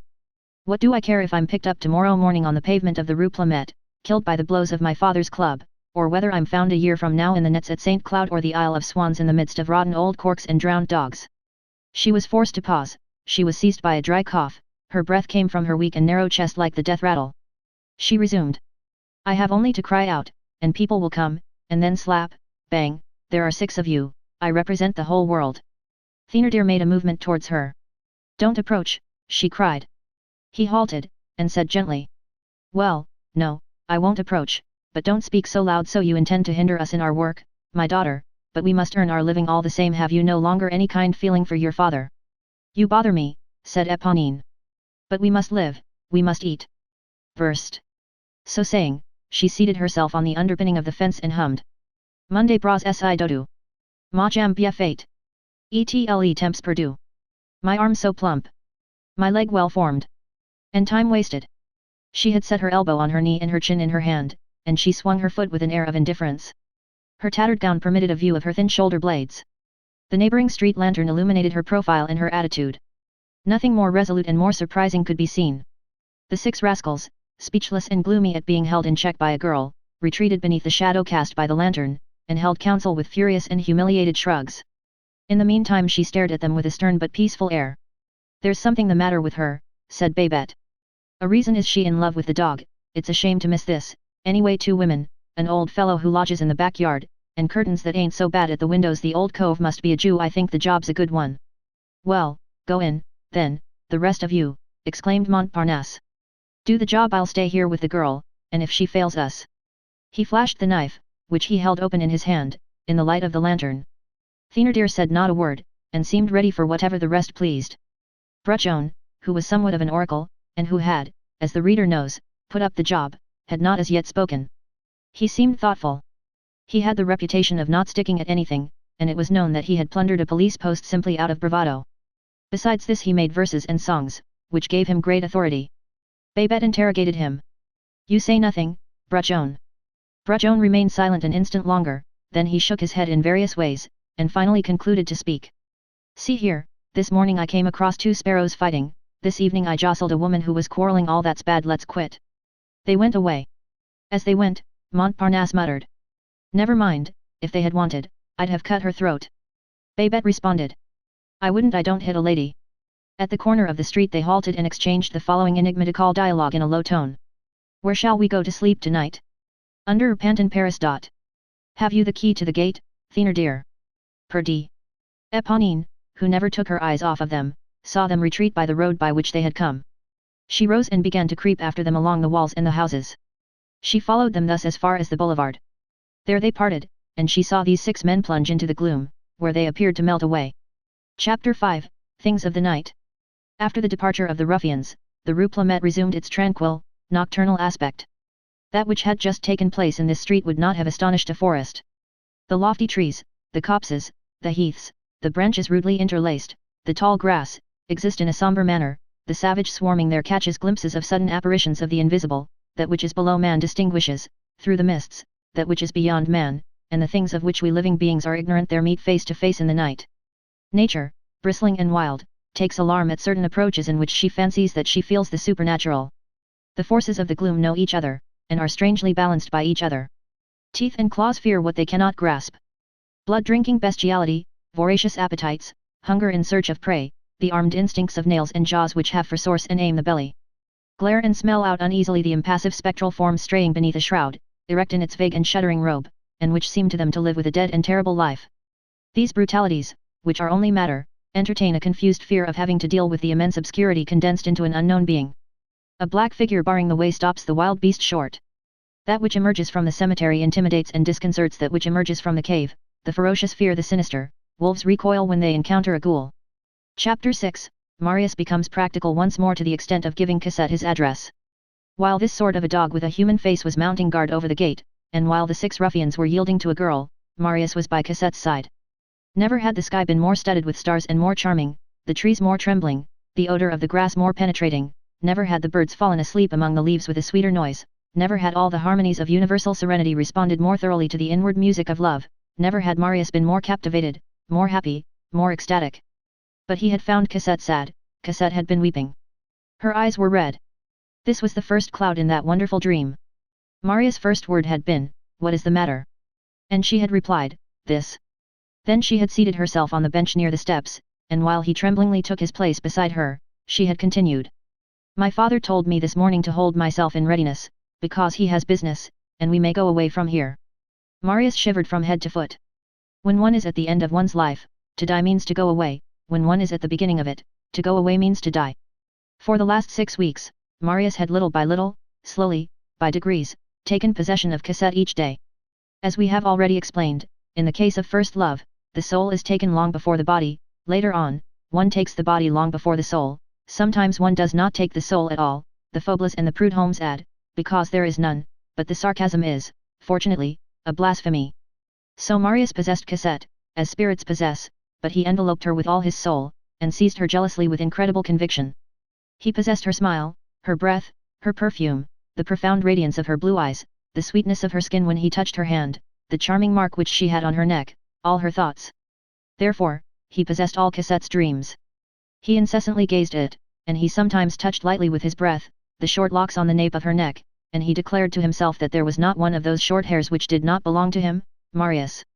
He gazed upon and adored the things that she wore, her knot of ribbon, her gloves, her sleeves, her shoes, her cuffs, as sacred objects of which he was the master. He dreamed that he was the lord of those pretty shell combs which she wore in her hair, and he even said to himself, in confused and suppressed stammerings of voluptuousness which did not make their way to the light, that there was not a ribbon of her gown, not a mesh in her stockings, not a fold in her bodice, which was not his. Beside Cosette he felt himself beside his own property, his own thing, his own despot and his slave. It seemed as though they had so intermingled their souls, that it would have been impossible to tell them apart had they wished to take them back again. "This is mine." "No. It is mine." "I assure you that you are mistaken, this is my property." "What you are taking as your own is myself." Marius was something that made a part of Cosette, and Cassette was something which made a part of Marius. Marius felt Cassette within him. To have Cassette, to possess Cassette, this, to him, was not to be distinguished from breathing. It was in the midst of this faith, of this intoxication, of this virgin possession, unprecedented and absolute, of this sovereignty, that these words, "We are going away," fell suddenly, at a blow, and that the harsh voice of reality cried to him, "Cassette is not yours." Marius awoke. For 6 weeks Marius had been living, as we have said, outside of life. Those words, "going away," caused him to re-enter it harshly. He found not a word to say. Cassette merely felt that his hand was very cold. She said to him in her turn, "What is the matter?" He replied in so low a tone that Cassette hardly heard him. "I did not understand what you said." She began again. "This morning my father told me to settle all my little affairs and to hold myself in readiness, that he would give me his linen to put in a trunk, that he was obliged to go on a journey, that we were to go away, that it is necessary to have a large trunk for me and a small one for him, and that all is to be ready in a week from now, and that we might go to England." "But this is outrageous," exclaimed Marius. "It is certain, that, at that moment, no abuse of power, no violence, not one of the abominations of the worst tyrants, no action of Busiris, of Tiberius, or of Henry VIII, could have equalled this in atrocity, in the opinion of Marius, M. Fauchelevent taking his daughter off to England because he had business there." He demanded in a weak voice. "And when do you start?" He did not say when. "And when shall you return?" He did not say when. Marius rose and said coldly. "Cassette, shall you go?" Cassette turned toward him her beautiful eyes, all filled with anguish, and replied in a sort of bewilderment. "Where? To England shall you go? Why do you say you to me? I ask you whether you will go." "What do you expect me to do?" she said, clasping her hands. "So, you will go. If my father goes. So, you will go." Cassette took Marius' hand, and pressed it without replying. "Very well," said Marius, "then I will go elsewhere." Cassette felt rather than understood the meaning of these words. She turned so pale that her face shone white through the gloom. She stammered. "What do you mean?" Marius looked at her, then raised his eyes to heaven, and answered, "Nothing." When his eyes fell again, he saw Cassette smiling at him. The smile of a woman whom one loves possesses a visible radiance, even at night. "How silly we are, Marius, I have an idea." "What is it?" "If we go away, do you go too, I will tell you where, come and join me wherever I am." Marius was now a thoroughly roused man. He had fallen back into reality. He cried to Cassette. "Go away with you, are you mad? Why, I should have to have money, and I have none. Go to England, but I am in debt now, I don't know how much, more than 10 louis to Courfeyrac, one of my friends with whom you are not acquainted. I have an old hat which is not worth 3 francs, I have a coat which lacks buttons in front, my shirt is all ragged, my elbows are torn, my boots let in the water. For the last 6 weeks I have not thought about it, and I have not told you about it. You only see me at night, and you give me your love. If you were to see me in the daytime, you would give me a sou. Go to England. I haven't enough to pay for a passport." He threw himself against a tree which was close at hand, erect, his brow pressed close to the bark, feeling neither the wood which flayed his skin, nor the fever which was throbbing in his temples, and there he stood motionless, on the point of falling, like the statue of despair. He remained a long time thus. One could remain for eternity in such abysses. At last he turned round. He heard behind him a faint stifled noise, which was sweet yet sad. It was Cassette sobbing. She had been weeping for more than 2 hours beside Marius as he meditated. He came to her, fell at her knees, and slowly prostrating himself, he took the tip of her foot which peeped out from beneath her robe, and kissed it. She let him have his way in silence. There are moments when a woman accepts, like a somber and resigned goddess, the religion of love. "Do not weep," he said. She murmured. "Not when I may be going away, and you cannot come." He went on. "Do you love me?" She replied, sobbing, "By that word from paradise which is never more charming than amid tears. I adore you." He continued in a tone which was an indescribable caress. "Do not weep, tell me, will you do this for me, and cease to weep?" "Do you love me?" said she. He took her hand. "Cassette, I have never given my word of honor to anyone, because my word of honor terrifies me. I feel that my father is by my side. Well, I give you my most sacred word of honor, that if you go away I shall die." In the tone with which he uttered these words there lay a melancholy so solemn and so tranquil, that Cassette trembled. She felt that chill which is produced by a true and gloomy thing as it passes by. The shock made her cease weeping. "Now, listen," said he, "do not expect me tomorrow." "Why? Do not expect me until the day after tomorrow." "Oh, why? You will see. A day without seeing you, but that is impossible." Let us sacrifice one day in order to gain our whole lives, perhaps. And Marius added in a low tone and in an aside. He is a man who never changes his habits, and he has never received anyone except in the evening. Of what man are you speaking? Asked Cassette. I said nothing. What do you hope, then? Wait until the day after tomorrow. You wish it?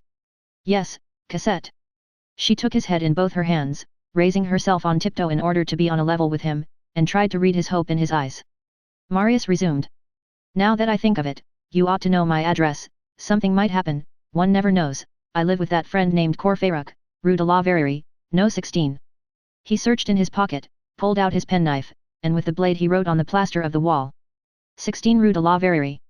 In the meantime, Cassette had begun to gaze into his eyes once more. Tell me your thought, Marius, you have some idea, tell it to me, oh, tell me, so that I may pass a pleasant night. This is my idea, that it is impossible that God should mean to part us. Wait, expect me the day after tomorrow. What shall I do until then? Said Cassette. You are outside, you go, and come, how happy men are, I shall remain entirely alone, oh, how sad I shall be. What is it that you are going to do tomorrow evening, tell me. I am going to try something. Then I will pray to God and I will think of you here, so that you may be successful. I will question you no further, since you do not wish it. You are my master. I shall pass the evening tomorrow in singing that music from Urianthe that you love, and that you came one evening to listen to, outside my shutters. But day after tomorrow you will come early. I shall expect you at dusk, at 9 o'clock precisely. I warn you, Monday too. How sad it is that the days are so long, on the stroke of 9. Do you understand? I shall be in the garden. And I also. And without having uttered it, moved by the same thought, impelled by those electric currents which place lovers in continual communication, both being intoxicated with delight even in their sorrow, they fell into each other's arms, without perceiving that their lips met, while their uplifted eyes, overflowing with rapture and full of tears, gazed upon the stars. When Marius went forth, the street was deserted. This was the moment when Eponine was following the ruffians to the boulevard. While Marius had been dreaming with his head pressed to the tree, an idea had crossed his mind, an idea, alas, that he himself judged to be senseless and impossible. He had come to a desperate decision. Chapter 7, The Old Heart and the Young Heart in the Presence of Each Other. At that epoch, Father Gillenormand was well past his 91st birthday. He still lived with Mademoiselle Gillenormand in the Rue des Filles du Calvaire, No. 6, in the old house which he owned. He was, as the reader will remember, one of those antique old men who await death perfectly erect, whom age bears down without bending, and whom even sorrow cannot curve. Still, his daughter had been saying for some time, my father is sinking. He no longer boxed the maid's ears, he no longer thumped the landing place so vigorously with his cane when Basque was slow in opening the door. The Revolution of July had exasperated him for the space of barely 6 months. He had viewed, almost tranquilly, that coupling of words, in the Moniteur, M. Humblot Conti, peer of France. The fact is, that the old man was deeply dejected. He did not bend, he did not yield, this was no more a characteristic of his physical than of his moral nature, but he felt himself giving way internally. For 4 years he had been waiting for Marius, with his foot firmly planted, that is the exact word, in the conviction that that good-for-nothing young scamp would ring at his door some day or other. Now he had reached the point, where, at certain gloomy hours, he said to himself, that if Marius made him wait much longer, it was not death that was insupportable to him. It was the idea that perhaps he should never see Marius again. The idea of never seeing Marius again had never entered his brain until that day. Now the thought began to recur to him, and it chilled him. Absence, as is always the case in genuine and natural sentiments, had only served to augment the grandfather's love for the ungrateful child, who had gone off like a flash. It is during December nights, when the cold stands at 10 degrees, that one thinks oftenest of the sun. M. Gillenormand was, or thought himself, above all things, incapable of taking a single step, he, the grandfather, towards his grandson. I would die rather, he said to himself. He did not consider himself as the least to blame, but he thought of Marius only with profound tenderness, and the mute despair of an elderly, kindly old man who is about to vanish in the dark. He began to lose his teeth, which added to his sadness.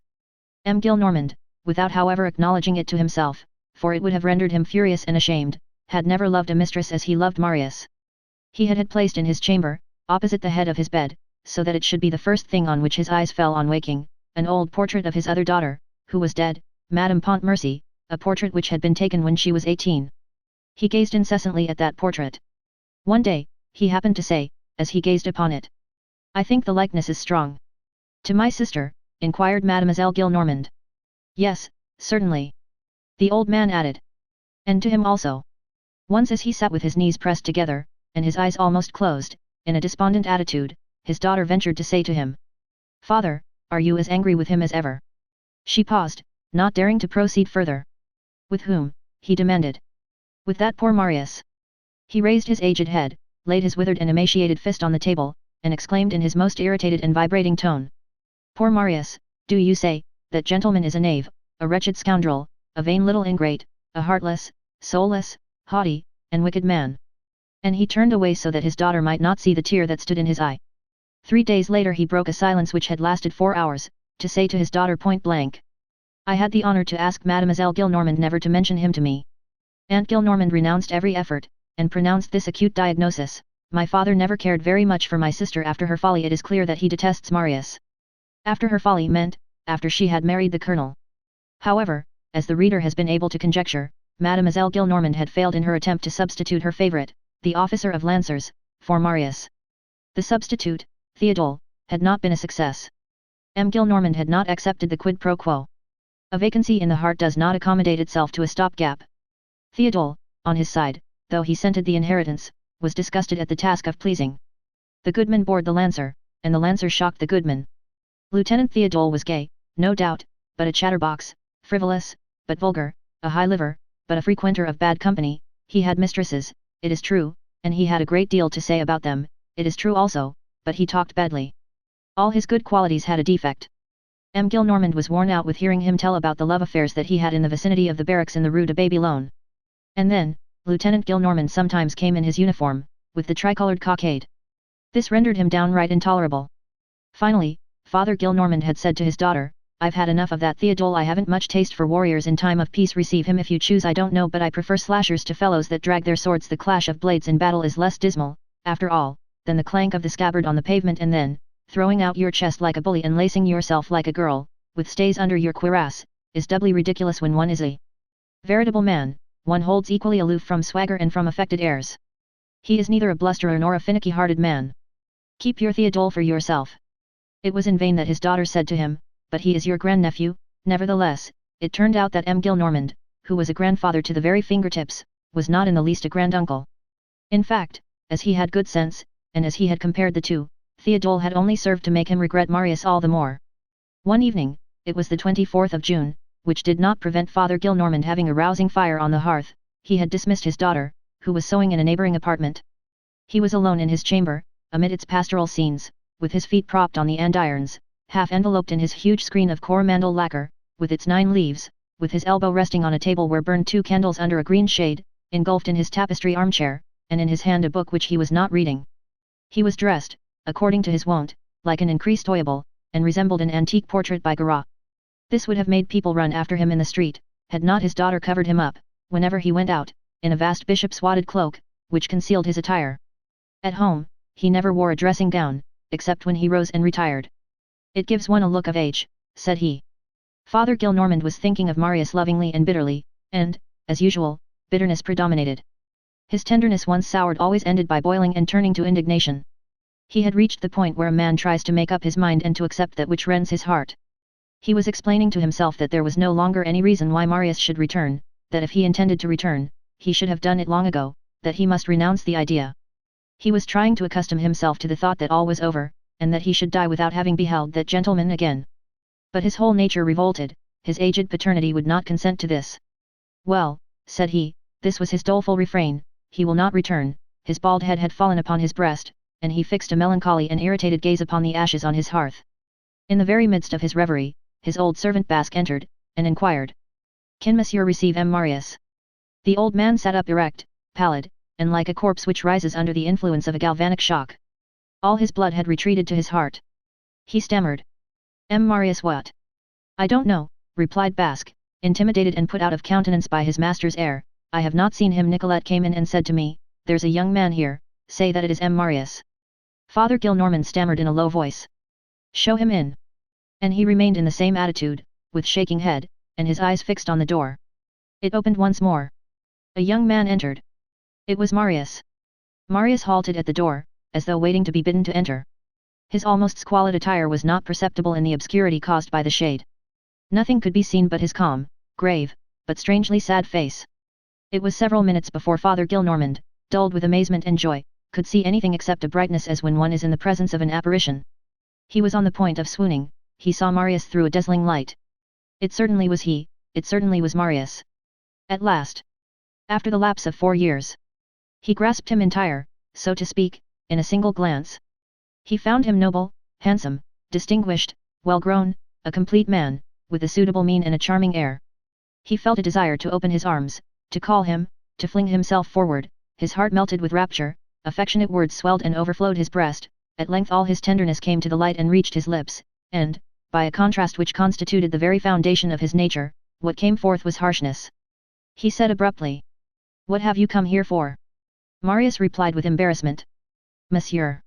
M. Gillenormand would have liked to have Marius throw himself into his arms. He was displeased with Marius and with himself. He was conscious that he was brusque, and that Marius was cold. It caused the goodman unendurable and irritating anxiety to feel so tender and forlorn within, and only to be able to be hard outside. Bitterness returned. He interrupted Marius in a peevish tone. "Then why did you come? That then signified, if you do not come to embrace me." Marius looked at his grandfather, whose pallor gave him a face of marble. "Monsieur. Have you come to beg my pardon? Do you acknowledge your faults?" He thought he was putting Marius on the right road, and that the child would yield. Marius shivered. It was the denial of his father that was required of him. He dropped his eyes and replied. "No, sir." "Then," exclaimed the old man impetuously, with a grief that was poignant and full of wrath, "what do you want of me?" Marius clasped his hands, advanced a step, and said in a feeble and trembling voice. "Sir, have pity on me." These words touched M. Gillenormand. Uttered a little sooner, they would have rendered him tender, but they came too late. The grandfather rose, he supported himself with both hands on his cane, his lips were white, his brow wavered, but his lofty form towered above Marius as he bowed.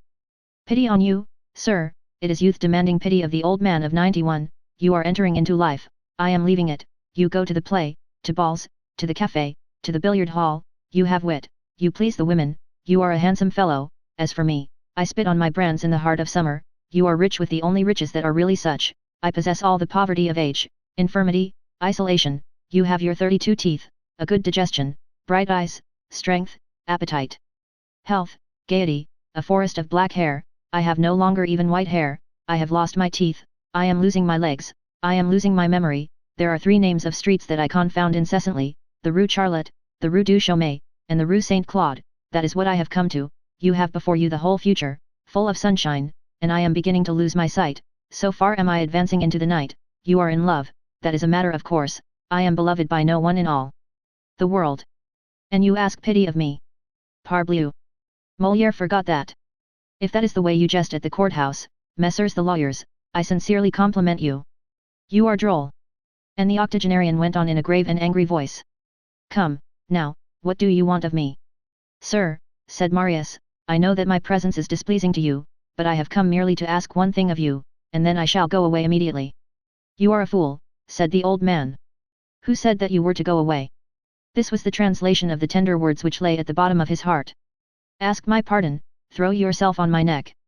M. Gillenormand felt that Marius would leave him in a few moments, that his harsh reception had repelled the lad, that his hardness was driving him away. He said all this to himself, and it augmented his grief, and as his grief was straightway converted into wrath, it increased his harshness. He would have liked to have Marius understand, and Marius did not understand, which made the goodman furious. He began again. "What, you deserted me, your grandfather, you left my house to go no one knows whither, you drove your aunt to despair, you went off, it is easily guessed, to lead a bachelor life, it's more convenient, to play the dandy, to come in at all hours, to amuse yourself, you have given me no signs of life, you have contracted debts without even telling me to pay them, you have become a smasher of windows and a blusterer, and, at the end of 4 years, you come to me, and that is all you have to say. To me." This violent fashion of driving a grandson to tenderness was productive only of silence on the part of Marius. M. Gillenormand folded his arms, a gesture which with him was peculiarly imperious, and apostrophized Marius bitterly. "Let us make an end of this. You have come to ask something of me, you say, well, what is it, speak." "Sir," said Marius, with the look of a man who feels that he is falling over a precipice, "I have come to ask your permission to marry." M. Gillenormand rang the bell. Basque opened the door halfway. "Call my daughter." A second later, the door was opened once more, Mademoiselle Gillenormand did not enter, but showed herself. Marius was standing, mute, with pendant arms and the face of a criminal. M. Gillenormand was pacing back and forth in the room. He turned to his daughter and said to her. "Nothing, it is Monsieur Marius, say good day to him. Monsieur wishes to marry, that's all, go away." The curt, hoarse sound of the old man's voice announced a strange degree of excitement. The aunt gazed at Marius with a frightened air, hardly appeared to recognize him, did not allow a gesture or a syllable to escape her, and disappeared at her father's breath more swiftly than a straw before the hurricane. In the meantime, Father Gillenormand had returned and placed his back against the chimney-piece once more. You marry, at 21, you have arranged that, you have only a permission to ask, a formality. Sit down, sir. Well, you have had a revolution since I had the honor to see you last. The Jacobins got the upper hand. You must have been delighted. Are you not a Republican since you are a baron? You can make that agree. The Republic makes a good sauce for the barony. Are you one of those decorated by July? Have you taken the Louvre at all, sir? Quite near here, in the Rue Saint-Antoine. Opposite the Rue des Nonaindiers, there is a cannonball encrusted in the wall of the third story of a house with this inscription, July 28, 1830. Go take a look at that.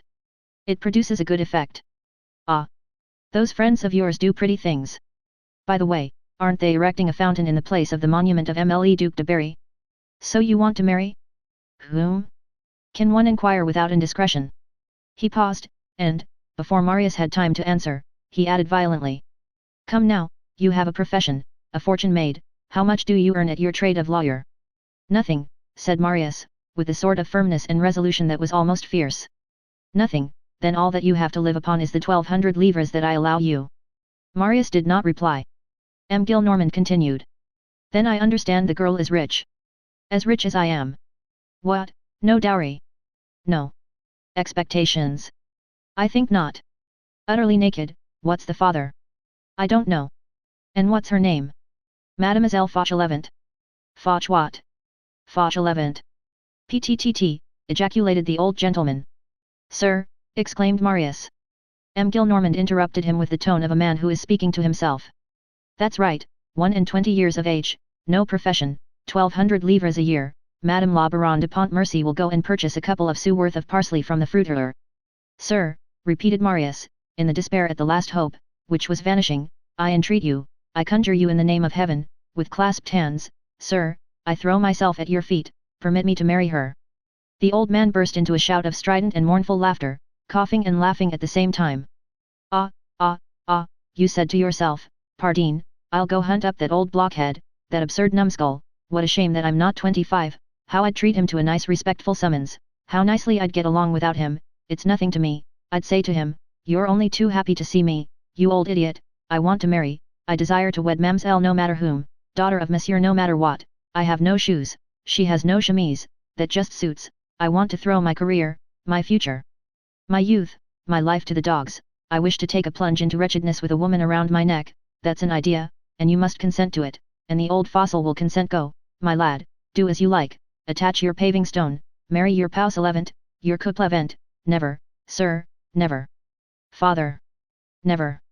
At the tone in which that never was uttered, Marius lost all hope. He traversed the chamber with slow steps, with bowed head, tottering and more like a dying man than like one merely taking his departure. M. Gillenormand followed him with his eyes, and at the moment when the door opened, and Marius was on the point of going out, he advanced 4 paces, with the senile vivacity of impetuous and spoiled old gentlemen, seized Marius by the collar, brought him back energetically into the room, flung him into an armchair and said to him, Tell me all about it. It was that single word, father, which had effected this revolution. Marius stared at him in bewilderment. M. Gillenormand's mobile face was no longer expressive of anything but rough and ineffable good nature. The grandsire had given way before the grandfather.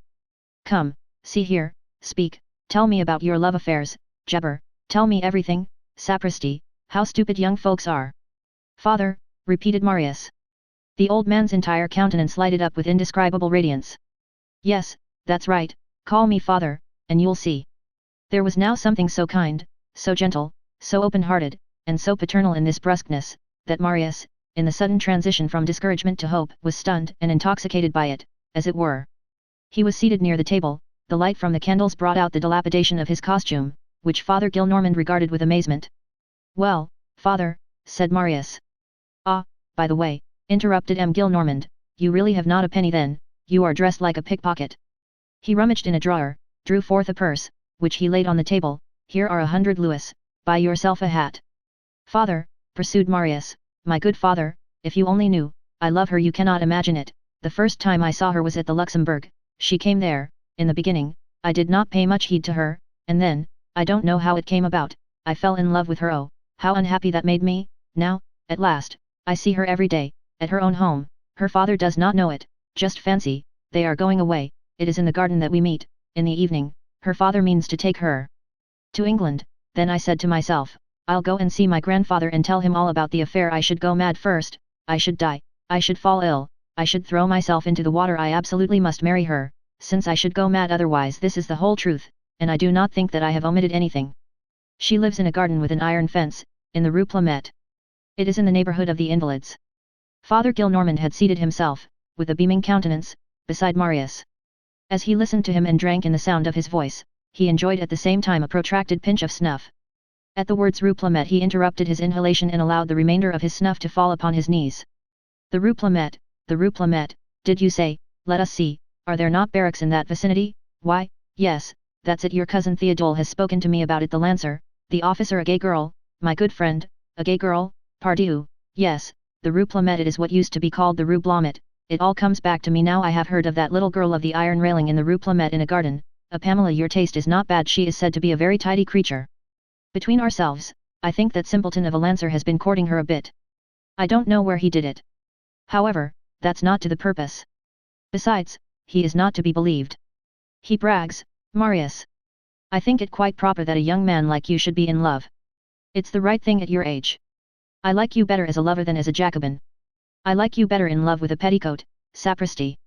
With 20 petticoats, than with M. de Robespierre. For my part, I will do myself the justice to say that in the line of sans-culottes, I have never loved anyone but women. Pretty girls are pretty girls, the deuce. There's no objection to that. As for the little one, she receives you without her father's knowledge. That's in the established order of things. I have had adventures of that same sort myself. More than one. Do you know what is done then? One does not take the matter ferociously, one does not precipitate himself into the tragic, one does not make one's mind to marriage and MLE mayor with his scarf. One simply behaves like a fellow of spirit. One shows good sense. Slip along, mortals, don't marry. You come and look up your grandfather, who is a good-natured fellow at bottom, and who always has a few rolls of Louis in an old drawer. You say to him, see here, grandfather, and the grandfather says, that's a simple matter. Youth must amuse itself, and old age must wear out. I have been young, you will be old. Come, my boy, you shall pass it on to your grandson. Here are 200 pistoles. Amuse yourself, deuce take it, nothing better. That's the way the affair should be treated. You don't marry, but that does no harm. You understand me? Marius, petrified and incapable of uttering a syllable, made a sign with his head that he did not. The old man burst out laughing, winked his aged eye, gave him a slap on the knee, stared him full in the face with a mysterious and beaming air, and said to him, with the tenderest of shrugs of the shoulder, Booby, make her your mistress. Marius turned pale. He had understood nothing of what his grandfather had just said. This twaddle about the Rue Blomet, Pamela, the barracks, the Lancer, had passed before Marius like a dissolving view. Nothing of all that could bear any reference to Cosette, who was a lily. The good man was wandering in his mind. But this wandering terminated in words which Marius did understand, and which were a mortal insult to Cosette. Those words, make her your mistress, entered the heart of the strict young man like a sword. He rose, picked up his hat which lay on the floor, and walked to the door with a firm, assured step. There he turned round, bowed deeply to his grandfather, raised his head erect again, and said, 5 years ago you insulted my father, today you have insulted my wife. I ask nothing more of you, sir. Farewell. Father Gillenormand, utterly confounded, opened his mouth, extended his arms, tried to rise, and before he could utter a word, the door closed once more, and Marius had disappeared. The old man remained for several minutes motionless and as though struck by lightning, without the power to speak or breathe, as though a clenched fist grasped his throat. At last he tore himself from his armchair, ran, so far as a man can run at 91, to the door, opened it, and cried, Help, help! His daughter made her appearance, then the domestics. He began again, with a pitiful rattle, run after him, bring him back, what have I done to him? He is mad, he is going away, ah, my God, this time he will not come back. He went to the window which looked out on the street, threw it open with his aged and palsied hands, leaned out more than halfway, while Basque and Nicolette held him behind, and shouted, Marius, Marius, Marius, Marius. But Marius could no longer hear him, for at that moment he was turning the corner of the Rue St. Louis.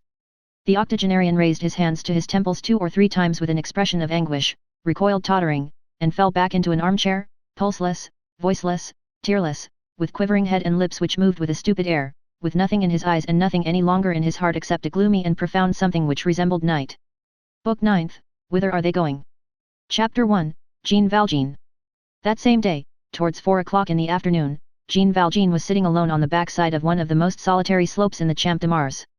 Either from prudence, or from a desire to meditate, or simply in consequence of one of those insensible changes of habit which gradually introduce themselves into the existence of everyone, he now rarely went out with Cosette. He had on his workman's waistcoat, and trousers of grey linen, and his long visored cap concealed his countenance. He was calm and happy now beside Cosette. That which had, for a time, alarmed and troubled him had been dissipated, but for the last week or two, anxieties of another nature had come up. One day, while walking on the boulevard, he had caught sight of Thénardier. Thanks to his disguise, Thénardier had not recognized him, but since that day, Jean Valjean had seen him repeatedly, and he was now certain that Thénardier was prowling about in their neighborhood. This had been sufficient to make him come to a decision. Moreover, Paris was not tranquil. Political troubles presented this inconvenient feature, for anyone who had anything to conceal in his life, that the police had grown very uneasy and very suspicious, and that while seeking to ferret out a man like Pepin or Maury, they might very readily discover a man like Jean Valjean. Jean Valjean had made up his mind to quit Paris, and even France, and go over to England. He had warned Cosette. He wished to set out before the end of the week. He had seated himself on the slope in the Champ de Mars, turning over all sorts of thoughts in his mind: Thénardier, the police, the journey, and the difficulty of procuring a passport. He was troubled from all these points of view. Last of all, an inexplicable circumstance which had just attracted his attention, and from which he had not yet recovered, had added to his state of alarm. On the morning of that very day, when he alone of the household was stirring, while strolling in the garden before Cosette's shutters were open, he had suddenly perceived on the wall, the following line, engraved, probably with a nail. 16 Rue de la Verrerie. This was perfectly fresh, the grooves in the ancient black mortar were white, a tuft of nettles at the foot of the wall was powdered with the fine, fresh plaster. This had probably been written on the preceding night. What was this? A signal for others? A warning for himself? In any case, it was evident that the garden had been violated, and that strangers had made their way into it. He recalled the odd incidents which had already alarmed the household. His mind was now filling in this canvas. He took good care not to speak to Cosette of the line written on the wall, for fear of alarming her. In the midst of his preoccupations, he perceived, from a shadow cast by the sun, that someone had halted on the crest of the slope immediately behind him. He was on the point of turning round, when a paper folded in four fell upon his knees as though a hand had dropped it over his head. He took the paper, unfolded it, and read these words written in large characters, with a pencil.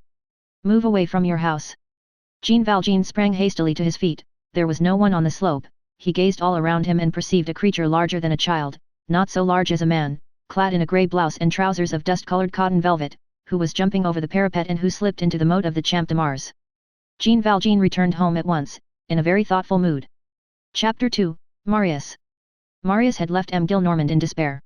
He had entered the house with very little hope, and quitted it with immense despair.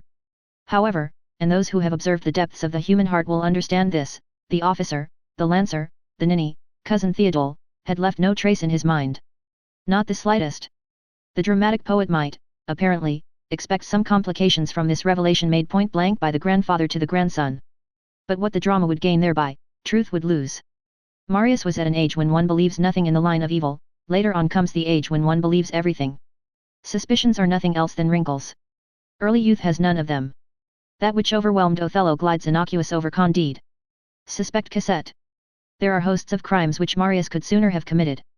He began to wander about the streets, the resource of those who suffer. He thought of nothing, so far as he could afterwards remember. At 2 o'clock in the morning he returned to Courfeyrac's quarters and flung himself, without undressing, on his mattress. The sun was shining brightly when he sank into that frightful leaden slumber which permits ideas to go and come in the brain. When he awoke, he saw Courfeyrac, Enjolras, Freely, and Combeferre standing in the room with their hats on and all ready to go out. Courfeyrac said to him, "Are you coming to General Lamarque's funeral?" It seemed to him that Courfeyrac was speaking Chinese. He went out some time after them. He put in his pocket the pistols which Javert had given him at the time of the adventure on the 3d of February, and which had remained in his hands. These pistols were still loaded. It would be difficult to say what vague thought he had in his mind when he took them with him. All day long he prowled about, without knowing where he was going. It rained at times. He did not perceive it. For his dinner, he purchased a penny roll at a baker's, put it in his pocket and forgot it. It appears that he took a bath in the Seine without being aware of it.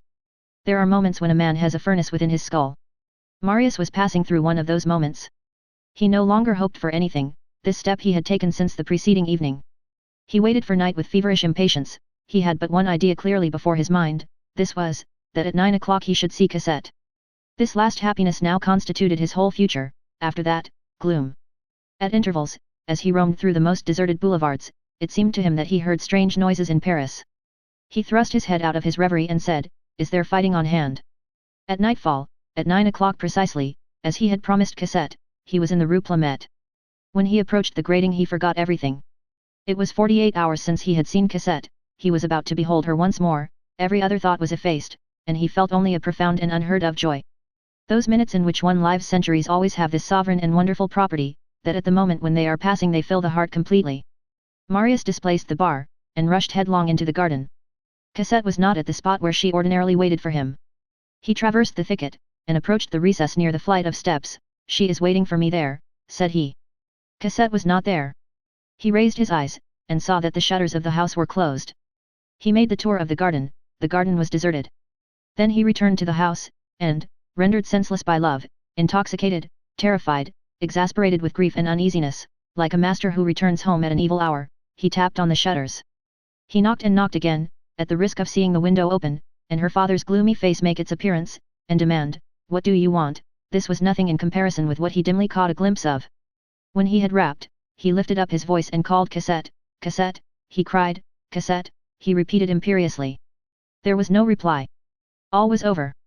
No one in the garden, no one in the house. Marius fixed his despairing eyes on that dismal house, which was as black and as silent as a tomb and far more empty. He gazed at the stone seat on which he had passed so many adorable hours with Cassette. Then he seated himself on the flight of steps, his heart filled with sweetness and resolution. He blessed his love in the depths of his thought, and he said to himself that, since Cassette was gone, all that there was left for him was to die.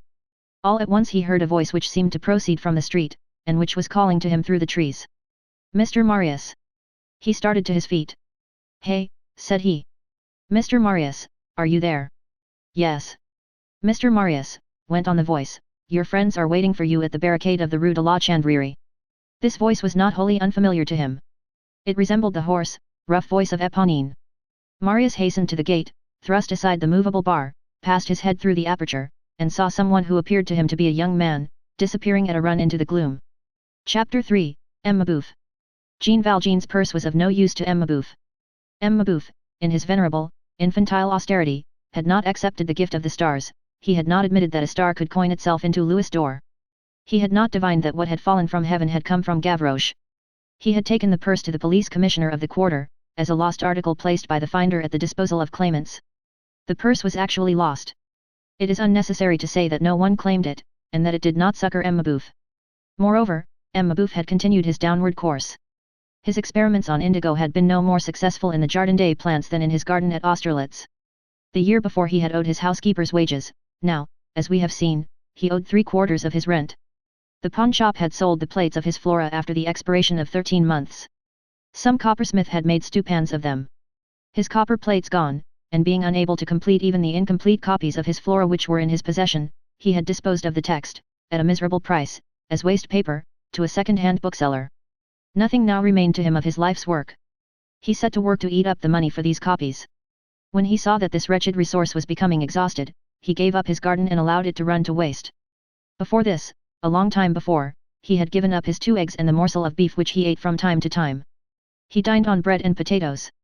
He had sold the last of his furniture, then all duplicates of his bedding, his clothing and his blankets, then his herbariums and prints, but he still retained his most precious books, many of which were of the greatest rarity, among others, Les Quadrans historiques de la Bible, edition of 1560, La Concordance des Bibles, by Pierre de Besse, Les Marguerites de la Marguerite, of Jean de la Haye, with the dedication to the Queen of Navarre, the Book de la Charge et Dignité de l'Ambassadeur, by the Sieur de Villers-Hotman, a Florilegium Rabbinicum of 1644, a tabulus of 1567, with this magnificent inscription, Venetes, in Adibus Manusianes, and lastly, a Diogenes Laertius, printed at Lyons in 1644, which contained the famous variant of the manuscript 411, 13th century, of the Vatican, and those of the 2 manuscripts of Venice, 393 and 394, consulted with such fruitful results by Henri Estienne, and all the passages in Doric dialect which are only found in the celebrated manuscript of the 12th century belonging to the Naples Library.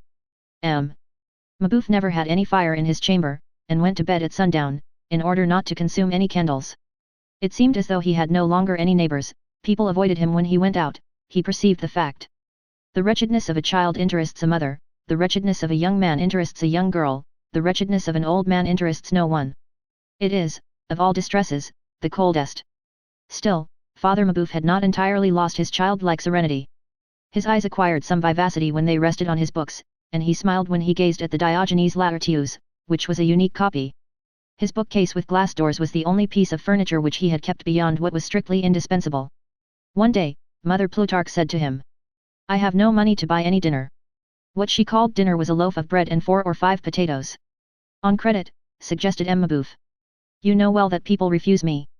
M. Mabeuf opened his bookcase, took a long look at all his books, one after another, as a father obliged to decimate his children would gaze upon them before making a choice, then seized one hastily, put it in under his arm and went out. He returned 2 hours later, without anything under his arm, laid 30 sous on the table, and said, "You will get something for dinner." From that moment forth, Mother Plutarch saw a sombre veil, which was never more lifted, descend over the old man's candid face.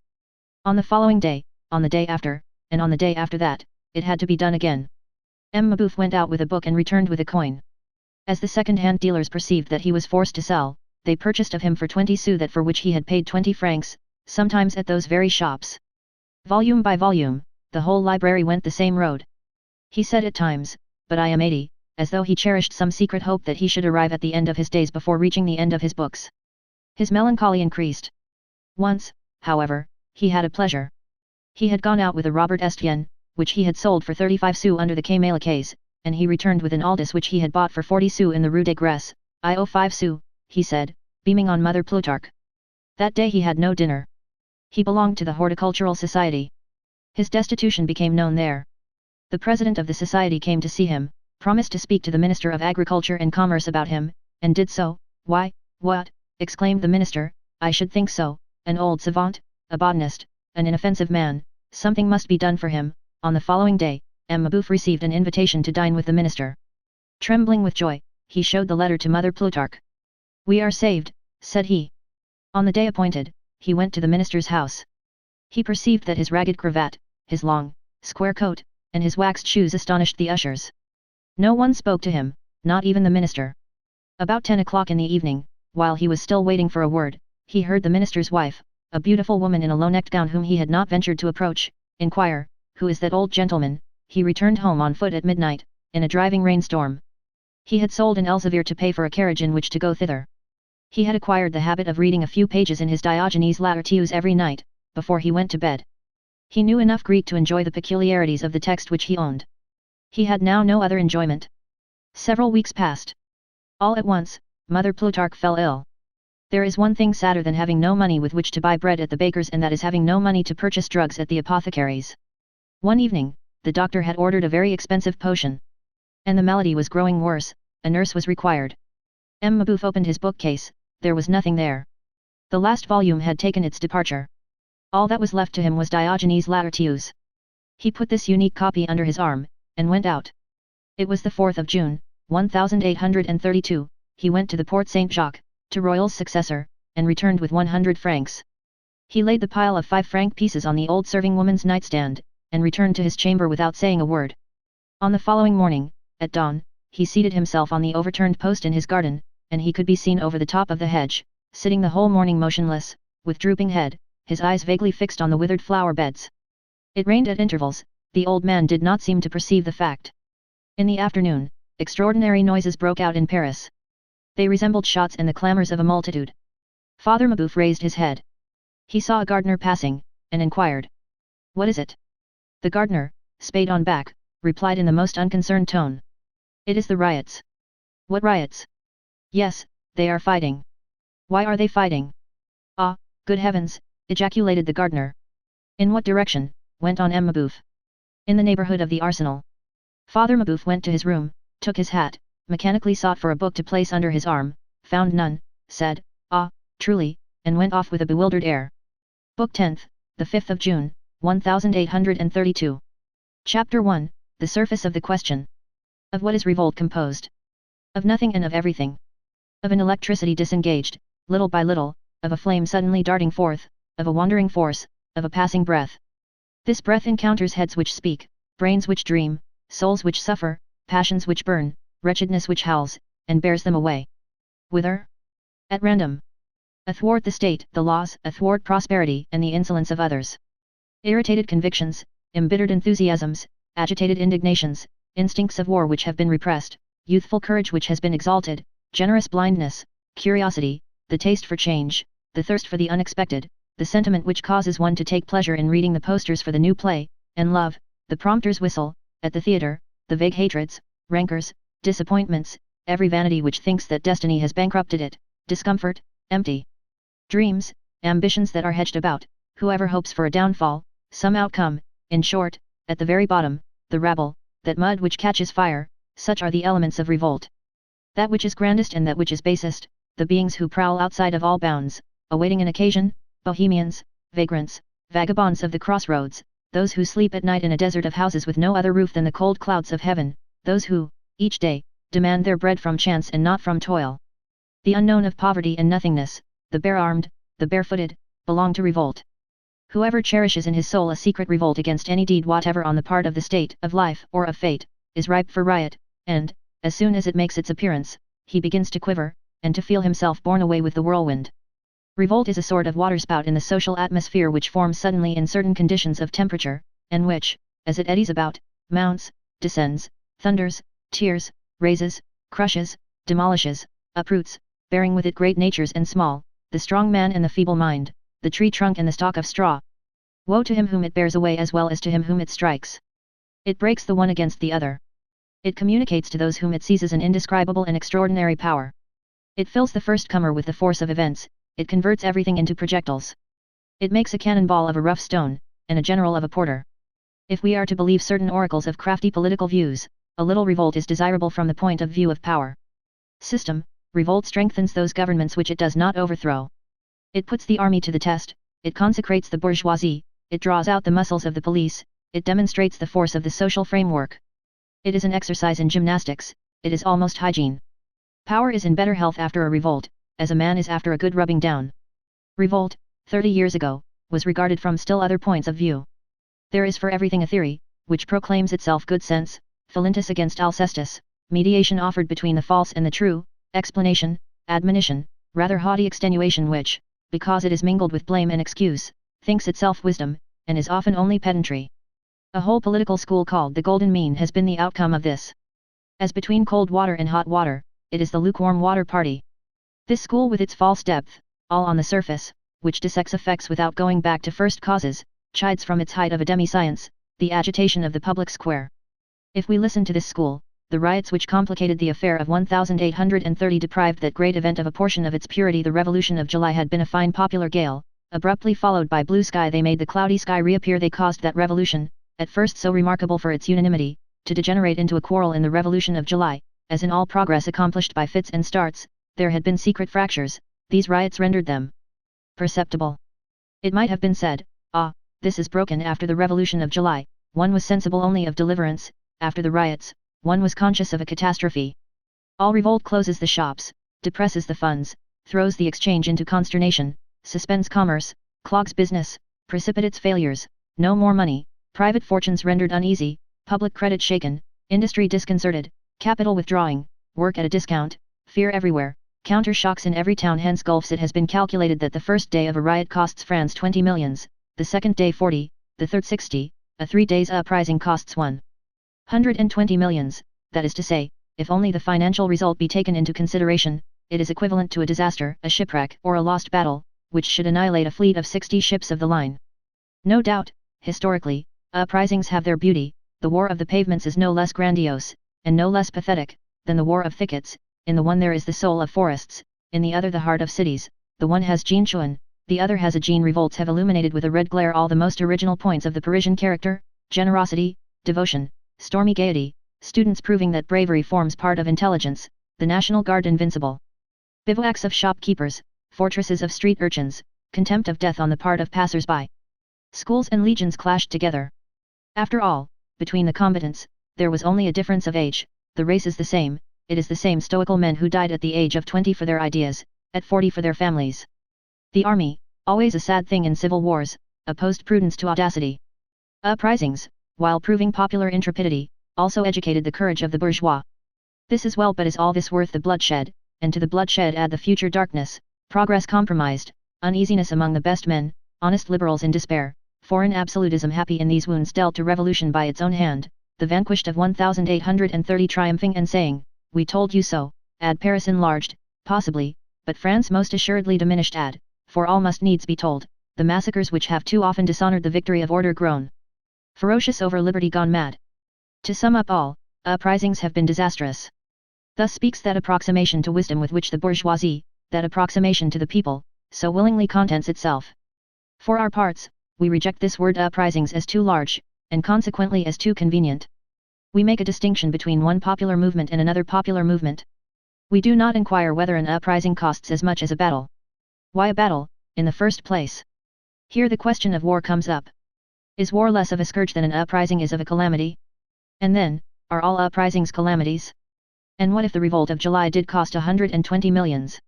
The establishment of Philip V in Spain cost France 2 milliards. Even at the same price, we should prefer the 14th of July. However, we reject these figures, which appear to be reasons and which are only words. An uprising being given, we examine it by itself. In all that is said by the doctrinarian objection above presented, there is no question of anything but effect, we seek the cause. We will be explicit. Chapter 2, The Root of the Matter. There is such a thing as an uprising, and there is such a thing as insurrection, these are two separate phases of wrath, one is in the wrong, the other is in the right. In democratic states, the only ones which are founded on justice, it sometimes happens that the fraction usurps, then the whole rises and the necessary claim of its rights may proceed as far as resort to arms. In all questions which result from collective sovereignty, the war of the whole against the fraction is insurrection, the attack of the fraction against the whole is revolt, according as the Tuileries contain a king or the Convention, they are justly or unjustly attacked. The same cannon, pointed against the populace, is wrong on the 10th of August, and right on the 14th of Vendémiaire. Alike in appearance, fundamentally different in reality, the Swiss defend the false, Bonaparte defends the true. That which universal suffrage has effected in its liberty and in its sovereignty cannot be undone by the street. It is the same in things pertaining purely to civilization, the instinct of the masses, clear-sighted today, may be troubled tomorrow. The same fury legitimate when directed against Terraille and absurd when directed against Turgot. The destruction of machines, the pillage of warehouses, the breaking of rails, the demolition of docks, the false roots of multitudes, the refusal by the people of justice to progress, Ramus assassinated by students, Rousseau driven out of Switzerland and stoned, that is revolt. Israel against Moses, Athens against Phocion, Rome against Cicero, that is an uprising, Paris against the Bastille, that is insurrection. The soldiers against Alexander, the sailors against Christopher Columbus, this is the same revolt, impious revolt, why? Because Alexander is doing for Asia with the sword that which Christopher Columbus is doing for America with the compass. Alexander, like Columbus, is finding a world. These gifts of a world to civilization are such augmentations of light, that all resistance in that case is culpable. Sometimes the populace counterfeits fidelity to itself. The masses are traitors to the people. Is there, for example, anything stranger than that long and bloody protest of dealers in contraband salt, a legitimate chronic revolt, which, at the decisive moment, on the day of salvation, at the very hour of popular victory, espouses the throne, turns into chouannerie, and, from having been an insurrection against, becomes an uprising for, sombre masterpieces of ignorance. The contraband salt dealer escapes the royal gibbets, and with a rope's end round his neck, mounts the white cockade. Death to the salt beauties, brings forth, long live the king, the assassins of Saint Barthélemy, the cutthroats of September, the manslaughterers of Avignon, the assassins of Coligny, the assassins of Madame Lamollette, the assassins of Brune, Meeklets, Verdets, Cadenets, the companions of Jehu, the chevaliers of Brassard, behold an uprising. La Vendée is a grand, Catholic uprising. The sound of right and movement is recognizable, it does not always proceed from the trembling of excited masses, there are mad rages, there are cracked bells, all tocsins do not give out the sound of bronze. The brawl of passions and ignorances is quite another thing from the shock of progress. Show me in what direction you are going. Rise, if you will, but let it be that you may grow great. There is no insurrection except in a forward direction. Any other sort of rising is bad, every violent step towards the rear is a revolt, to retreat is to commit a deed of violence against the human race. Insurrection is a fit of rage on the part of truth, the pavements which the uprising disturbs give forth the spark of right. These pavements bequeath to the uprising only their mud. Danton against Louis XIV. Is insurrection, Hébert against Danton is revolt. Hence it results that if insurrection in given cases may be, as Lafayette says, the most holy of duties, an uprising may be the most fatal of crimes. There is also a difference in the intensity of heat. Insurrection is often a volcano, revolt is often only a fire of straw. Revolt, as we have said, is sometimes found among those in power. Polignac is a rioter, Camille Desmoulins is one of the governing powers. Insurrection is sometimes resurrection. The solution of everything by universal suffrage being an absolutely modern fact, and all history anterior to this fact being, for the space of 4,000 years, filled with violated right, and the suffering of peoples, each epoch of history brings with it that protest of which it is capable. Under the Caesars, there was no insurrection, but there was juvenile. The facit indignatio replaces the Gracchi. Under the Caesars, there is the exile to Syene, there is also the man of the annals. We do not speak of the immense exile of Patmos who, on his part also, overwhelms the real world with a protest in the name of the ideal world, who makes of his vision an enormous satire and casts on Rome Nineveh, on Rome Babylon, on Rome Sodom, the flaming reflection of the apocalypse. John on his rock is the Sphinx on its pedestal. We may understand him, he is a Jew, and it is Hebrew, but the man who writes the annals is of the Latin race, let us rather say he is a Roman. As the Neros reign in a black way, they should be painted to match. The work of the graving tool alone would be too pale, there must be poured into the channel a concentrated prose which bites. Despots count for something in the question of philosophers. A word that is chained is a terrible word. The writer doubles and trebles his style when silence is imposed on a nation by its master. From this silence there arises a certain mysterious plenitude which filters into thought and there congeals into bronze. The compression of history produces conciseness in the historian. The granite solidity of such and such a celebrated prose is nothing but the accumulation effected by the tyrant. Tyranny constrains the writer to conditions of diameter which are augmentations of force. The Ciceronian period, which hardly sufficed fervors, would be blunted on Caligula. The less spread of sail in the phrase, the more intensity in the blow. Tacitus thinks with all his might. The honesty of a great heart, condensed in justice and truth, overwhelms as with lightning. Be it remarked, in passing, that Tacitus is not historically superposed upon Caesar. The Tiberii were reserved for him. Caesar and Tacitus are two successive phenomena, a meeting between whom seems to be mysteriously avoided, by the one who, when he sets the centuries on the stage, regulates the entrances and the exits. Caesar is great, Tacitus is great, God spares these two greatnesses by not allowing them to clash with one another. The guardian of justice, in striking Caesar, might strike too hard and be unjust. God does not will it. The great wars of Africa and Spain, the pirates of Sicily destroyed, civilization introduced into Gaul, into Brittany, into Germany, all this glory covers the Rubicon. There is here a sort of delicacy of the divine justice, hesitating to let loose upon the illustrious usurper the formidable historian, sparing Caesar Tacitus, and according extenuating circumstances to genius. Certainly, despotism remains despotism, even under the despot of genius. There is corruption under all illustrious tyrants, but the moral pest is still more hideous under infamous tyrants. In such reigns, nothing veils the shame, and those who make examples, Tacitus as well as Juvenal, slap this ignominy which cannot reply, in the face, more usefully in the presence of all humanity. Rome smells worse under Vitellius than under Sylla. Under Claudius and under Domitian, there is a deformity of baseness corresponding to the repulsiveness of the tyrant. The villainy of slaves is a direct product of the despot, a miasma exhales from these cowering consciences wherein the master is reflected, public powers are unclean, hearts are small, consciences are dull, souls are like vermin, thus it is under Caracalla, thus it is under Commodus, thus it is under Heliogabalus, while, from the Roman Senate, under Caesar, there comes nothing but the odor of the dung which is peculiar to the Aries of the eagles.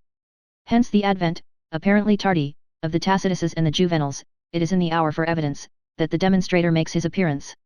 But Juvenal and Tacitus, like Isaiah in biblical times, like Dante in the Middle Ages, is man. Riot and insurrection are the multitude, which is sometimes right and sometimes wrong. In the majority of cases, riot proceeds from a material fact, insurrection is always a moral phenomenon. Riot is Masaniello, insurrection, Spartacus. Insurrection borders on mind, riot on the stomach. Gaster grows irritated, but Gaster, assuredly, is not always in the wrong. In questions of famine, riot, Busancaeus, for example, holds a true, pathetic, and just point of departure. Nevertheless, it remains a riot. Why? It is because, right at bottom, it was wrong in form. Shy although in the right, violent although strong, it struck at random, it walked like a blind elephant, it left behind it the corpses of old men, of women, and of children, it wished the blood of inoffensive and innocent persons without knowing why. The nourishment of the people is a good object, to massacre them is a bad means. All armed protests, even the most legitimate, even that of the 10th of August, even that of July 14th, begin with the same troubles. Before the right gets set free, there is foam and tumult. In the beginning, the insurrection is a riot, just as a river is a torrent. Ordinarily it ends in that ocean, revolution. Sometimes, however, coming from those lofty mountains which dominate the moral horizon, justice, wisdom, reason, right, formed of the pure snow of the ideal, after a long fall from rock to rock, after having reflected the sky in its transparency and increased by 100 affluents in the majestic mien of triumph, insurrection is suddenly lost in some quagmire, as the Rhine is in a swamp. All this is of the past, the future is another thing. Universal suffrage has this admirable property, that it dissolves riot in its inception, and, by giving the vote to insurrection, it deprives it of its arms. The disappearance of wars, of street wars as well as of wars on the frontiers, such is the inevitable progression. Whatever today may be, tomorrow will be peace. However, insurrection, riot, and points of difference between the former and the latter, the bourgeois, properly speaking, knows nothing of such shades. In his mind, all is sedition, rebellion pure and simple, the revolt of the dog against his master, an attempt to bite whom must be punished by the chain and the kennel, barking, snapping, until such day as the head of the dog, suddenly enlarged, is outlined vaguely in the gloom face to face with the lion. Then the bourgeois shouts, "Long live the people!" This explanation given, what does the movement of June, 1832, signify, so far as history is concerned? Is it a revolt? Is it an insurrection? It may happen to us, in placing this formidable event on the stage, to say revolt now and then, but merely to distinguish superficial facts, and always preserving the distinction between revolt, the form, and insurrection, the foundation. This movement of 1832 had, in its rapid outbreak and in its melancholy extinction, so much grandeur, that even those who see in it only an uprising, never refer to it otherwise than with respect. For them, it is like a relic of 1830. Excited imaginations, say they, are not to be calmed in a day. A revolution cannot be cut off short. It must needs undergo some undulations before it returns to a state of rest, like a mountain sinking into the plain. There are no Alps without their Jura, nor Pyrenees without the Asturias. This pathetic crisis of contemporary history which the memory of Parisians calls the epoch of the riots, is certainly a characteristic hour amid the stormy hours of this century. A last word, before we enter on the recital. The facts which we are about to relate belong to that dramatic and living reality, which the historian sometimes neglects for lack of time and space. There, nevertheless, we insist upon it, is life, palpitation, human tremor. Petty details, as we think we have already said, are, so to speak, the foliage of great events, and are lost in the distance of history. The epoch, surnamed of the riots, abounds in details of this nature. Judicial inquiries have not revealed, and perhaps have not sounded the depths, for another reason than history. We shall therefore bring to light, among the known and published peculiarities, things which have not heretofore been known, about facts over which have passed the forgetfulness of some, and the death of others. The majority of the actors in these gigantic scenes have disappeared, beginning with the very next day they held their peace, but of what we shall relate, we shall be able to say, we have seen this. We alter a few names. For history relates and does not inform against, but the deed which we shall paint will be genuine.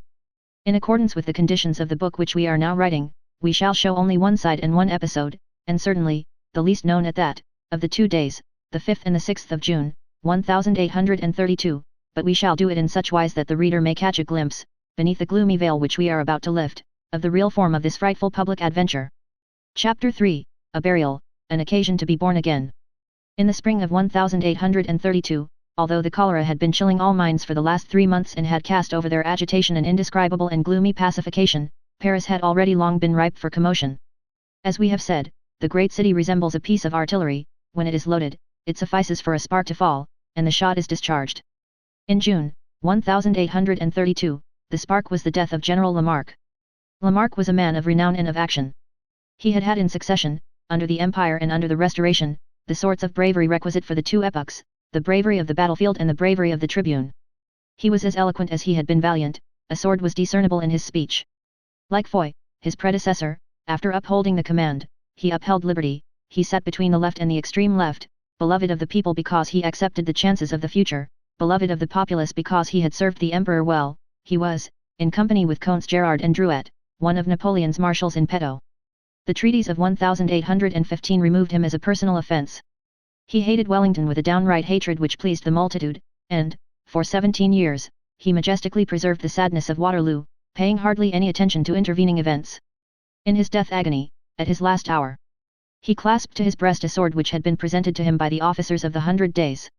Napoleon had died uttering the word army, Lamarck uttering the word country. His death, which was expected, was dreaded by the people as a loss, and by the government as an occasion. This death was an affliction. Like everything that is bitter, affliction may turn to revolt. This is what took place. On the preceding evening, and on the morning of the 5th of June, the day appointed for Lamarck's burial, the Faubourg Saint-Antoine, which the procession was to touch it, assumed a formidable aspect.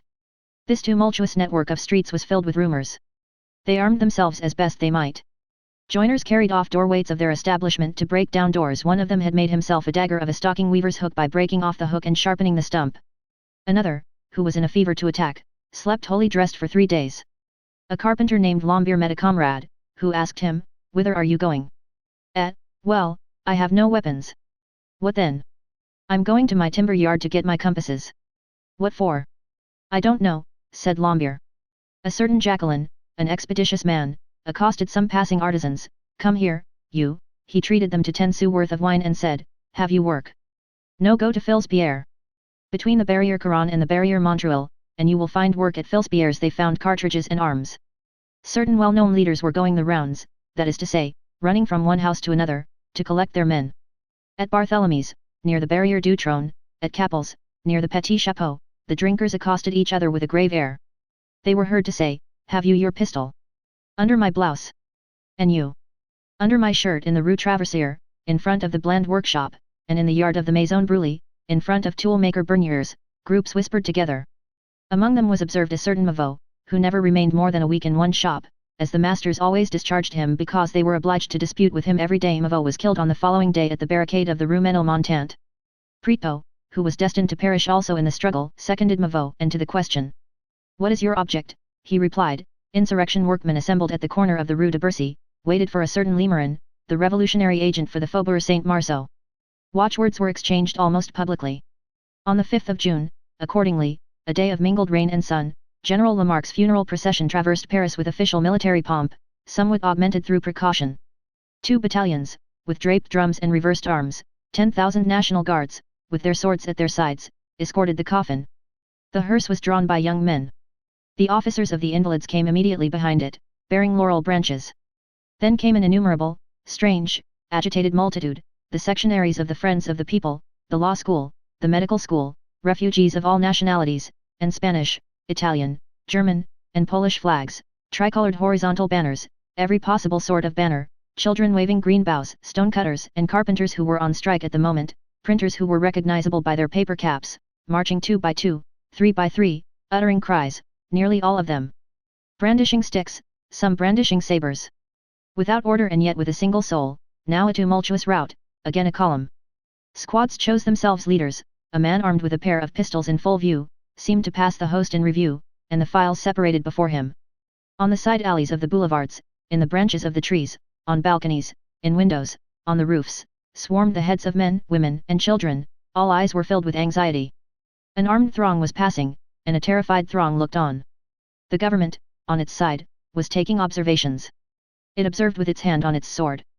4 squadrons of carabiners could be seen in the Place Louis XV. In their saddles, with their trumpets at their head, cartridge boxes filled and muskets loaded, all in readiness to march. In the Latin country and at the Jardin des Plantes, the municipal guard echeloned from street to street. At the Halle Auxiliary Vins, a squadron of dragoons, at the Grève half of the 12th Light Infantry, the other half being at the Bastille, the 6th Dragoons at the Celestins, and the courtyard of the Louvre full of artillery. The remainder of the troops were confined to their barracks, without reckoning the regiments of the environs of Paris. Power being uneasy, held suspended over the menacing multitude 24,000 soldiers in the city and 30,000 in the Banlieue. Divers reports were in circulation in the cortège. Legitimist tricks were hinted at. They spoke of the Duc de Reichstadt, whom God had marked out for death at that very moment when the populace were designating him for the empire. One personage, whose name has remained unknown, announced that at a given hour 2 overseers who had been won over, would throw open the doors of a factory of arms to the people. That which predominated on the uncovered brows of the majority of those present was enthusiasm mingled with dejection. Here and there, also, in that multitude given over to such violent but noble emotions, there were visible genuine visages of criminals and ignoble mouths which said, "Let us plunder." There are certain agitations which stir up the bottoms of marshes and make clouds of mud rise through the water. A phenomenon to which well-drilled policemen are no strangers. The procession proceeded, with feverish slowness, from the house of the deceased, by way of the boulevards as far as the Bastille. It rained from time to time. The rain mattered nothing to that throng. Many incidents, the coffin borne round the Vendôme column, stones thrown at the Duc de Fitzjames, who was seen on a balcony with his hat on his head, the Gallic cock torn from a popular flag and dragged in the mire, a policeman wounded with a blow from a sword at the Porte Saint-Martin, an officer of the 12th Light Infantry saying aloud, "I am a Republican," the Polytechnic school coming up unexpectedly against orders to remain at home, the shouts of, "Long live the Polytechnique, long live the Republic," marked the passage of the funeral train. At the Bastille, long files of curious and formidable people who descended from the Faubourg Saint-Antoine, effected a junction with the procession, and a certain terrible seething began to agitate the throng. One man was heard to say to another, "Do you see that fellow with a red beard? He's the one who will give the word when we are to fire." It appears that this red beard was present, at another riot, the Knesset affair, entrusted with this same function. The hearse passed the Bastille, traversed the small bridge, and reached the esplanade of the Bridge of Austerlitz. There it halted. The crowd, surveyed at that moment with a bird's-eye view, would have presented the aspect of a comet whose head was on the esplanade and whose tail spread out over the Quai Bourdon, covered the Bastille, and was prolonged on the boulevard as far as the Porte Saint-Martin. A circle was traced around the hearse. The vast rout held their peace. Lafayette spoke and bade Lamarck farewell. This was a touching and august instant, all heads uncovered, all hearts beat high. All at once, a man on horseback, clad in black, made his appearance in the middle of the group with a red flag, others say, with a pike surmounted with a red liberty cap. Lafayette turned aside his head. Exelmans quitted the procession. This red flag raised a storm, and disappeared in the midst of it. From the boulevard Bourdon to the bridge of Austerlitz one of those clamours which resemble billows stirred the multitude. Two prodigious shouts went up, Lamarck to the Pantheon, Lafayette to the town hall. Some young men, amid the declamations of the throng, harnessed themselves and began to drag Lamarck in the hearse across the bridge of Austerlitz and Lafayette in a hackney coach along the Quai Morland. In the crowd which surrounded and cheered Lafayette, it was noticed that a German showed himself named Ludwig Snyder, who died a centenarian afterwards, who had also been in the War of 1776, and who had fought at Trenton under Washington, and at Brandywine under Lafayette. In the meantime, the municipal cavalry on the left bank had been set in motion, and came to bar the bridge. On the right bank the dragoons emerged from the Celestins and deployed along the Quai Morland. The men who were dragging Lafayette suddenly caught sight of them at the corner of the quay and shouted, "The dragoons!" The dragoons advanced at a walk, in silence, with their pistols in their holsters, their swords in their scabbards, their guns slung in their leather sockets, with an air of gloomy expectation. They halted 200 paces from the little bridge. The carriage in which sat Lafayette advanced to them, their ranks opened and allowed it to pass, and then closed behind it. At that moment the dragoons and the crowd touched. The women fled in terror. What took place during that fatal minute? No one can say. It is the dark moment when two clouds come together. Some declare that a blast of trumpets sounding the charge was heard in the direction of the arsenal, others that a blow from a dagger was given by a child to a dragoon. The fact is, that 3 shots were suddenly discharged.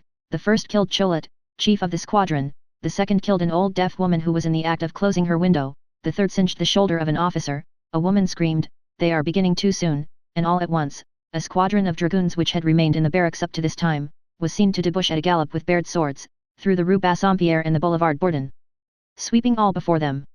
Then all is said, the tempest is loosed, stones rain down, a fusillade breaks forth, many precipitate themselves to the bottom of the bank, and pass the small arm of the Seine, now filled in, the timber yards of the Isle Louviers, that vast citadel ready to hand, bristle with combatants, stakes are torn up, pistol shots fired, a barricade begun, the young men who are thrust back past the Austerlitz bridge with the hearse at a run, and the municipal guard, the carabiners rush up, the dragoons ply their swords, the crowd disperses in all directions, a rumor of war flies to all 4 quarters of Paris, men shout, "To arms!" They run, tumble down, flee, resist. Wrath spreads abroad the riot as wind spreads a fire. Chapter 4, The Ebullitions of Former Days. Nothing is more extraordinary than the first breaking out of a riot. Everything bursts forth everywhere at once. Was it foreseen? Yes. Was it prepared? No. Whence comes it? From the pavements. Whence falls it? From the clouds. Here insurrection assumes the character of a plot, there of an improvisation. The first comer seizes a current of the throng and leads it whither he wills. A beginning full of terror, in which is mingled a sort of formidable gaiety. First come clamours, the shops are closed, the displays of the merchants disappear, then come isolated shots, people flee, blows from gunstocks beat against portes cochères, servants can be heard laughing in the courtyards of houses and saying, "There's going to be a row." A quarter of an hour had not elapsed when this is what was taking place at 20 different spots in Paris at once. In the Rue Sainte-Croix de la Bretonnerie, 20 young men, bearded and with long hair, entered a dram shop and emerged a moment later, carrying a horizontal tricolored flag covered with crape, and having at their head 3 men armed, one with a sword, one with a gun, and the third with a pike.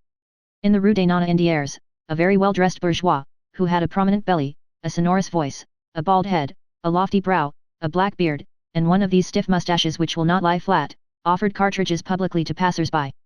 In the Rue Saint-Pierre Montmartre, men with bare arms carried about a black flag, on which could be read in white letters this inscription, Republic or Death. In the Rue des Jeuneurs, Rue du Cadran, Rue Montorgueil, Rue Mandar, groups appeared waving flags on which could be distinguished in gold letters, the word section with a number. One of these flags was red and blue with an almost imperceptible stripe of white between. They pillaged a factory of small arms on the Boulevard Saint-Martin, and 3 armorers' shops, the first in the Rue Beaubourg, the second in the Rue Michel-le-Comte, the other in the Rue du Temple. In a few minutes, the 1,000 hands of the crowd had seized and carried off 230 guns, nearly all double-barreled, 64 swords, and 83 pistols. In order to provide more arms, one man took the gun, the other the bayonet.